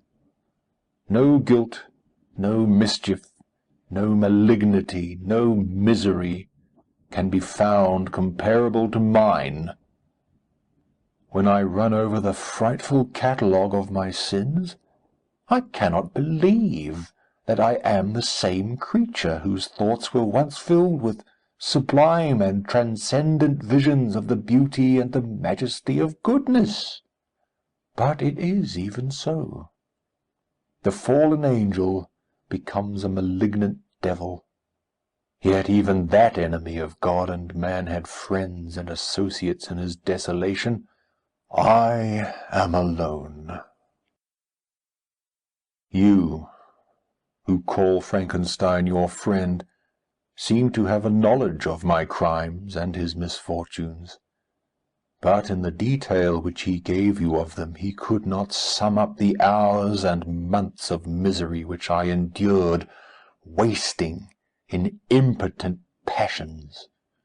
For while I destroyed his hopes, I did not satisfy my own desires. They were forever ardent and clinging. Still I desired love and friendship, and I was still spurned. Was there no injustice in this? Am I to be thought the only criminal when all humankind sinned against me? Why do you not hate Felix, who drove his friend from his door with contumely? Why do you not execrate the rustic who sought to destroy the Saviour of his child?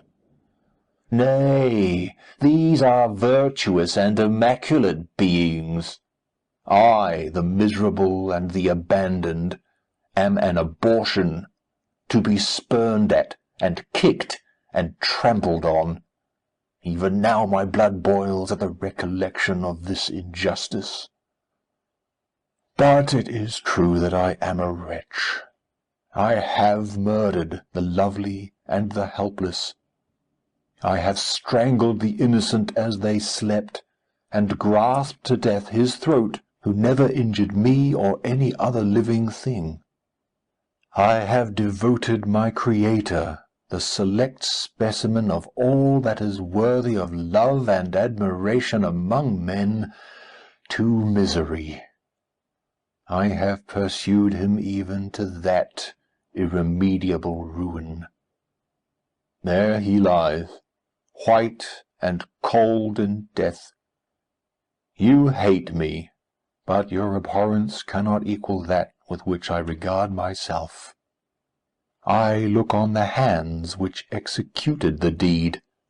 I think on the heart in which the imagination of it was conceived, and long for the moment when these hands will meet my eyes, when that imagination will haunt my thoughts no more. Fear not that I shall be the instrument of future mischief. My work is nearly complete.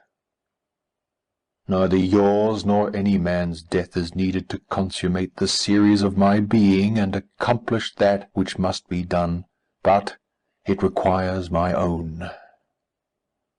And do not think that I shall be slow to perform this sacrifice. I shall quit your vessel on the ice raft which brought me thither, and shall seek the most northern extremity of the globe.